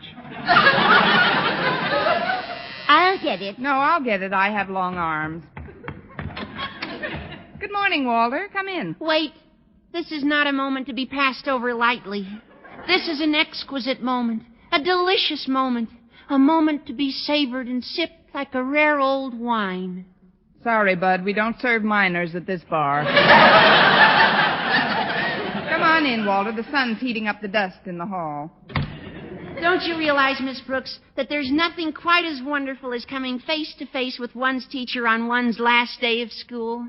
Oh, yes, there is, Walter. What? The moment when one's teacher turns one's back on one's pupils on the last day of school. Yes. Parting is such sweet sorrow. Well, we won't be parting for long. I volunteered to teach during the summer school term, and your marks have volunteered for you. Yes, I know. But it won't be too bad. I guess my old pal Stretch will be with me. I understand that the marks he got in his final exams weren't so hot. By the way, Miss Brooks, how did he do in English? You don't have to worry about Stretch, Walter. He made summer school with flying colors. I was just having a cup of coffee. Would you like something to eat before we leave the house? Oh, well, I had my breakfast, Miss Brooks, but I can always nibble. Good. Come into the dinette, Walter. Good morning, Mrs. Davis. Good morning, Walter. Can I fix you something? Would ham and eggs be too much trouble? That ought to make a nice nibble. I'll fix them for you in a jiffy, Walter. What kind of bread do you want? Oh, what have you got? White, rye, and whole wheat. That'll be fine. This kid eats like a cat. Well, Miss Brooks, how are you going to spend all of next week? No, I may not spend all of it, Walter. I'll probably save some. That is, I couldn't think of going away anywhere until I recuperate. Recuperate? From what, Miss Brooks? From an ancient malady, Walter. It's called teacher's blight. Gosh, how long have you had that? It's just setting in. The symptoms are always the same. First, a hollow feeling in the pit of the pocketbook, followed by a general tightening of the purse strings. In a word, you're broke? In 3 words, yes, darn it. Now, that isn't anything to be too desperate about, Miss Brooks. Being broke isn't so bad if you've got friends. I know, Walter, but it's just as nice to be rich and have friends. Yeah, that's true, too. But let's pursue this matter further. In order to effect a cure, we must first find the cause of the ailment. Go ahead, Doctor. At present, you are without funds, correct? Correct. Hence, you must have spent what funds you possessed on something other than that which you'd like to have said funds available for now, mustn't you? It'll take more than summer school to straighten out that sentence. Go ahead, Walter. Oh, what I mean, Miss Brooks, is that you haven't enough money for a vacation now because of the way you let it slip through your fingers earlier in the season. You're right, Walter. I could have afforded a wonderful week in the country if I hadn't frittered away all my earnings on food and rent. Here you are, Walter. Here's some nice scrambled ham and baked eggs. Beg pardon? It's a brand new recipe I've discovered. It's called ham and eggs country style. In what country? If you'll excuse me, Walter, I'd like to look through some more of these magazines while you're eating. I've been trying to find some way to make some money in my spare time. Oh, gosh, why didn't you say so, Miss Brooks? She just did, Walter. But there doesn't seem to be anything worthwhile. You mean you really want to work at something other than teaching, Miss Brooks? During my free time, yes. Well, then I may have just the thing for you. You see, I'm trying to raise some extra money, too, Miss Brooks, and I'd be happy to... Oh, no. Well, first I've got to get permission from my partners. Your partners? Yeah, Stretch Snodgrass and Harriet Conklin. Oh, but I'm sure they'll be glad to have you with us. With you in what, Walter? Well, it's very confidential. I won't breathe a word of it, Walter. Word of honor, Mrs. Davis? Word of honor. Honestly, Miss Brooks, this thing is terrific. What thing is terrific? It's just a gold mine. Give me a map and a shovel, and I'll meet you there at midnight. Now, come on, Walter. You've had me in suspense long enough. What is this fabulous sideline I'm getting into? Well, I'd rather not say until we talk to Stretch and Harriet. But I'm going to pick them up on our way to school. They're waiting in the pet shop that Stretch's dad runs. Oh, that reminds me. I've got to feed Minerva. Say, that's right. The poor thing hasn't had a square meal in 10 minutes. I'll take care of everything, Connie. You run along with Walter. And I wish you both a lot of luck in your new enterprise. Thanks, Mrs. Davis. Well, we better be going, Miss Brooks. All right, Walter, but you'll have to give me a few minutes to fix up. After all, if we're going to the Snodgrass pet shop, I want to look my best. You mean when you meet your new business associates? Not entirely, Walter. There's a monkey in there who has a crush on me. A monkey? Yes. Stretch once read him Tarzan of the Apes, and he thinks I'm Jane.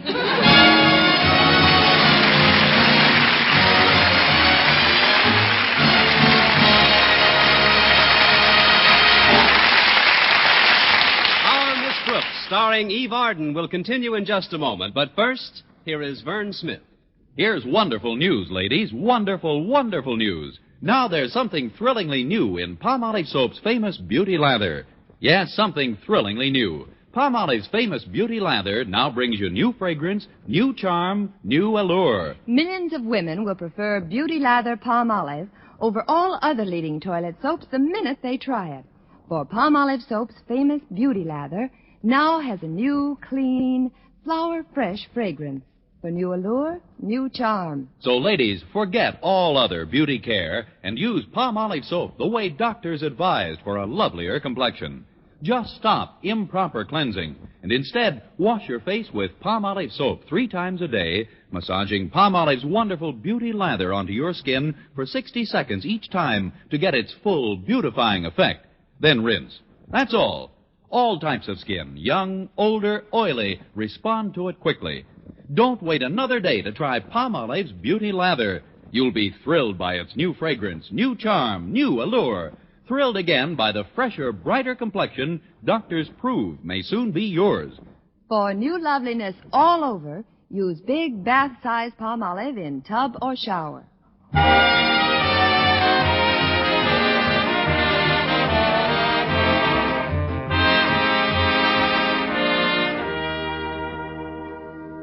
Driving downtown with Walter Denton is always an invigorating experience.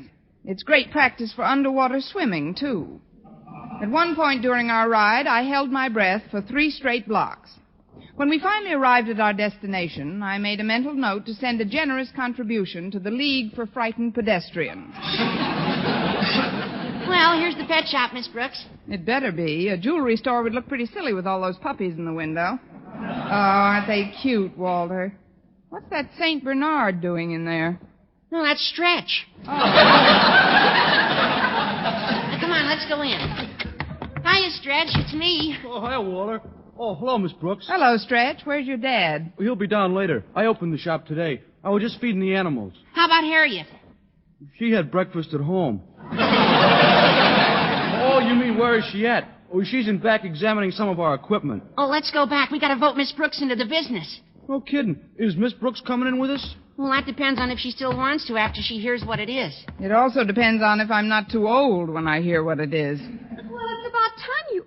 Oh, hello, Miss Brooks. Good morning, Harriet. It was my fault Walter's late. We were discussing the possibilities of my joining your new enterprise.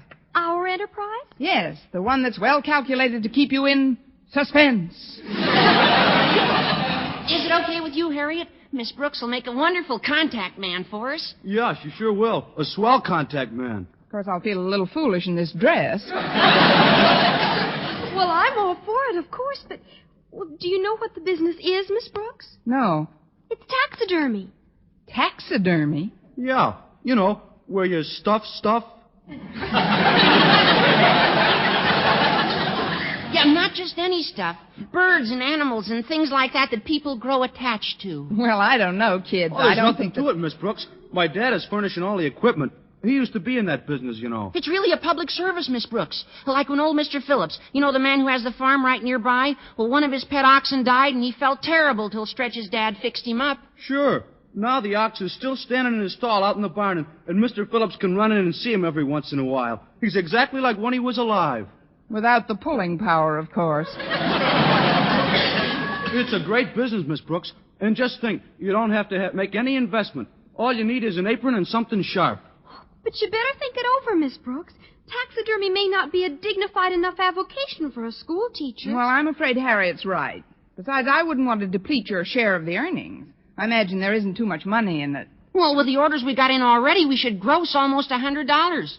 Plus some swell leads that you could follow up as a contact man. Sure. Altogether, we'll clear about $50 apiece. Did you say $50? Sure. Stretch.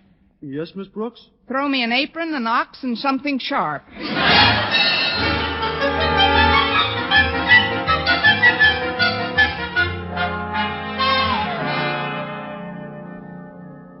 Although a little dubious about my new extracurricular activity, Stuffing Stuff Incorporated, I was determined to raise some extra money. I got my first opportunity as a taxidermy salesman during lunch period. Oh, excuse me, Miss Brooks, but I've got a wonderful lead for our new business. Really, Harriet? Who is it? My father. Your father? But you've got a moose head in your living room now. You mean he wants something stuffed? I happen to know that he caught a fish up at Crystal Lake yesterday, and he's entering it in his fishing club's annual contest this afternoon. Maybe you can sell him the idea of having it mounted. But why me? Why don't you sell him the idea? Because coming from me, the whole thing would seem like kid stuff to Daddy. But with you handling it, the whole project takes on weight. I guess this girdle has given up the ghost. Look, Harriet, your father's a pretty tough customer, and I'm not the logical contender. You shouldn't be afraid of Daddy, Miss Brooks. His bark is much worse than his bite.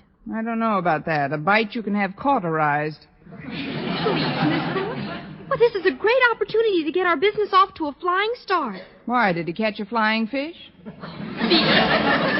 Say you'll take a crack at Daddy. Well, if you'll get somebody to hold him, If you think I ought to, Harriet, I'll talk to your father. Is he having lunch in the cafeteria? No, Miss Brooks. Since he went fishing yesterday, he can't stand the sight of food, so he's taken a baked apple to his office. Now, go ahead, Miss Brooks. Beard the lion in his den. All right, Harriet, I'll try to beard the lion, but I'd feel a lot better if I'd once removed a thorn from his paw.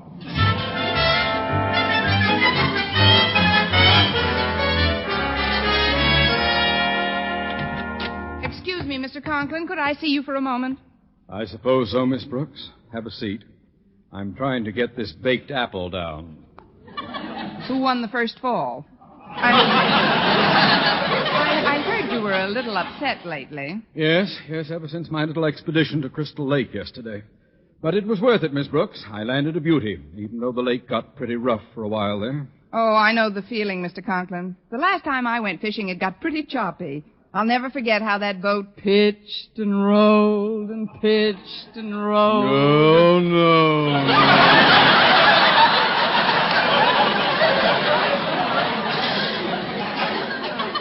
If you don't mind, Miss Brooks, I wish you'd postpone the recital of your experience at sea until I've had another go at this baked apple. Oh, of course, Mr. Conklin. What I wanted to talk to you about was that beauty you hauled in yesterday. Now, you must admit, Mr. Conklin, that there's nothing quite as unprepossessing as a dead fish. Miss Brooks, there must be something else we can chat about. Oh, this is important, Mr. Conklin. Do you realize that I can transform into a vibrant, beautiful object what is now nothing but a cold, gray, sodden mass? How, you ask? I do not. Well, I'll tell you. By taxidermy, Mr. Conklin. Take Mr. Phillips, the farmer. Months after it passed away, Mr. Phillips could still go out to his barn and see his pet ox standing there. Well, bully for him.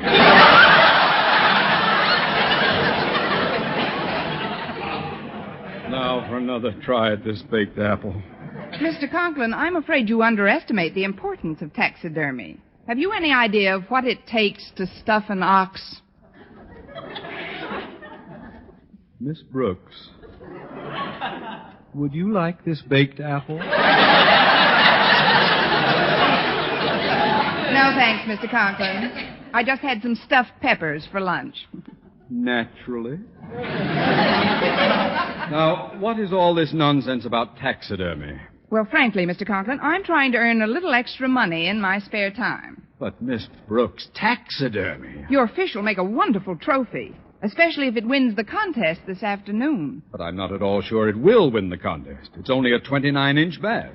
Last year it took a 32-incher to win. Well, then you should turn the fish over to us before the contest. Taxidermy will make it even larger.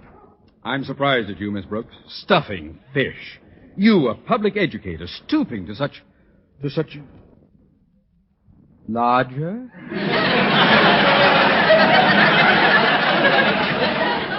Inches larger. You'll find the speckled beauty in the cafeteria refrigerator. It's roomier than the one we have at home. Oh, thank you, Mr. Conklin. You won't be sorry. The club is meeting at my home at 5 sharp. You're sure you can have it there by then? Positive, Mr. Conklin. Very well. Oh, one more thing, Miss Brooks. What is it going to cost me to stuff my fish? Shall we say a fin, Mr. Conklin?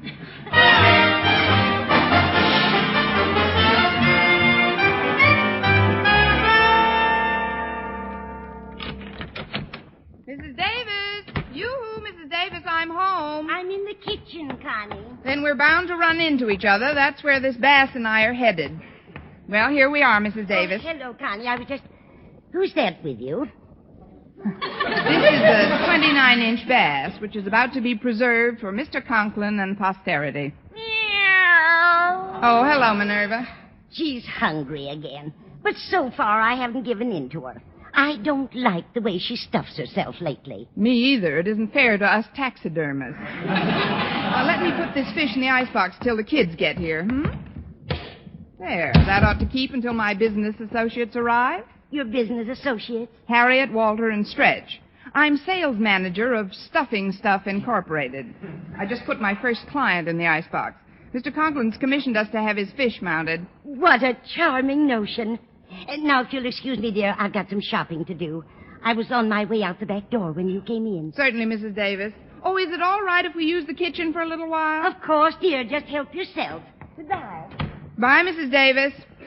We're stuffing Mr. Conklin's bass. Hooray, hooray. Coming. Well, here we are, Miss Brooks. Yep, here we are. Come in, boys. Where's Harriet? Well, she didn't come, Miss Brooks. She says she'd rather sit this part of the business out. It gets kind of gooky. I think I'll sit with her. I got all the equipment here, Miss Brooks. Where's the subject? Back in the kitchen. Just follow me. It's a pretty good-sized fish, boys. I hope it doesn't take too long to do the job. Oh, it'll just be a few minutes, Miss Brooks. Oh, nothing to it. Old Stretch just takes out his pointy knife and then... And never mind the details, He sticks Walter. it in- The fish is in the icebox here. Oh, now that's funny. I put it right on the bottom shelf. Well, isn't there now? Look at Minerva. She looks like the cat that swallowed the canary. She looks like the cat that swallowed the canary that swallowed the bass. Look, Miss Brooks. Look at this skeleton over here in the corner. What's it doing out of my closet? It's all that's left of the fish.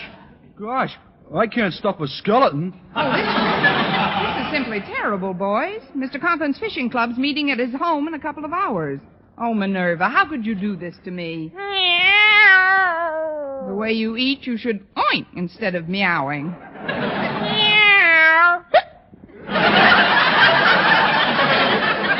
Well, it serves you right. Now get out of this kitchen before I paste some fins on you and put you on a board. What do we do, Miss Brooks? there's only one thing we can do. You kids will have to run down to Hirsch's Market and buy the closest thing to a 29-inch bass that they've got. Oh, great, Miss Brooks. Mr. Conklin will never know the difference. I hope not. Now, hurry. Come on, Stretch. Okay, Walter. Oh, just one thing, Miss Brooks. What color fish should we ask for? Color? Ask for, I don't know, bass color, I guess.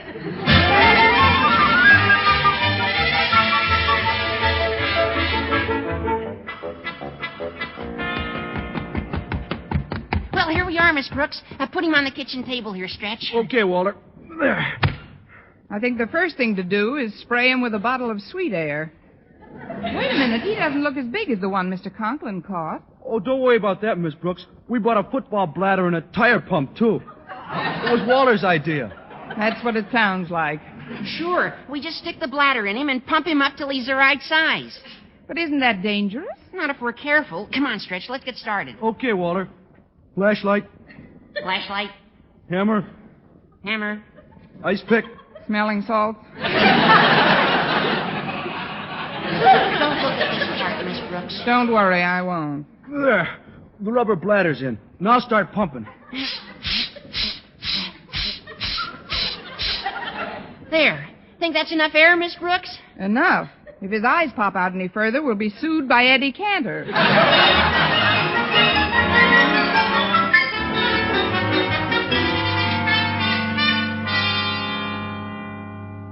And so, fellow members of the Fishing Club, it is with a good deal of pride that I accept this blue ribbon for my entry in the annual contest. If you'll just hold the fish up, Miss Brooks, I'd like to pin this ribbon right on his gleaming side. Pin it? Oh, but Mr. Conklin, I wouldn't advise... Ah, there we are. In you go. Caviar, anyone?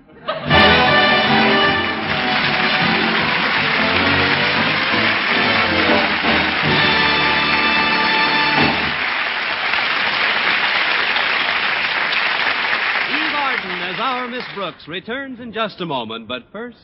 Dream girl, beautiful luster cream girl. Tonight, show him how much lovelier your hair can look after a Luster Cream shampoo. Only Luster Cream brings you Kay Daumit's magic formula blend of secret ingredients plus gentle lanolin. Gives loveliness lather even in hardest water. Glamorizes your hair as you wash it.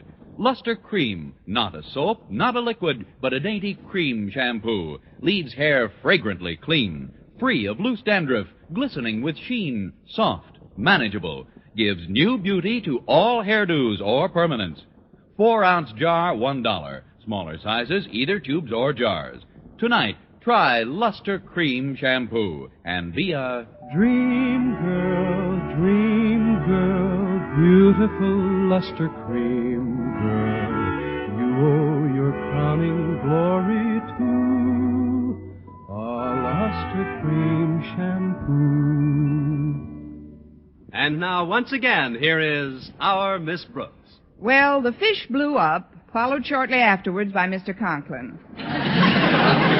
Thus ended the career of Constance Brooks, girl taxidermist. However, I was still determined to find some outside source of income. So when I arrived home, I started looking through the magazines once again. Well, Connie, have you made any vacation money as yet? No, I haven't, thanks to that hoggish cat of ours. Wait a minute. I've got it. What, Connie? The perfect business. Make violins in your own home. I'm going to start immediately. But, Connie, you haven't got any of the equipment. Oh, no? Here, Minerva. Here, kitty, kitty, kitty, kitty, kitty.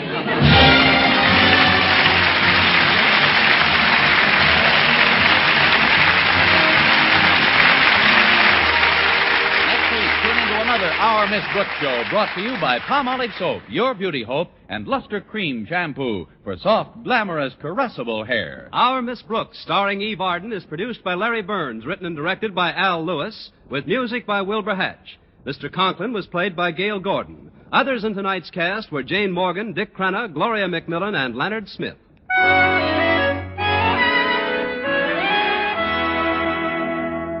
Men, do you shave with a lather or brushless shave cream? Palmolive shaving cream comes both ways. And whichever way you prefer to shave, you'll find that using either Palmolive brushless or Palmolive lather shaving cream can bring you more comfortable, actually smoother shaves. Here's the proof. 2,548 men tried the new Palmolive way to shave described on the tube. And no matter how they had shaved before, 3 out of every 4 got more comfortable, actually smoother shaves. Get Palmolive brushless or Palmolive lather shaving cream today.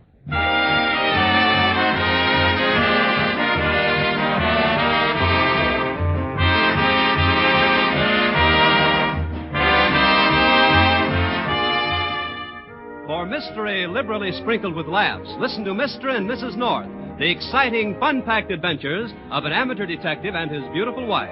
Tune in Tuesday evening over most of these same stations. And be with us again next week at this same time for another comedy episode of Our Miss Brooks. Bob Lamont speaking. Stay tuned now for Life with Luigi, which follows over most of these stations. This is CBS, the Columbia Broadcasting System.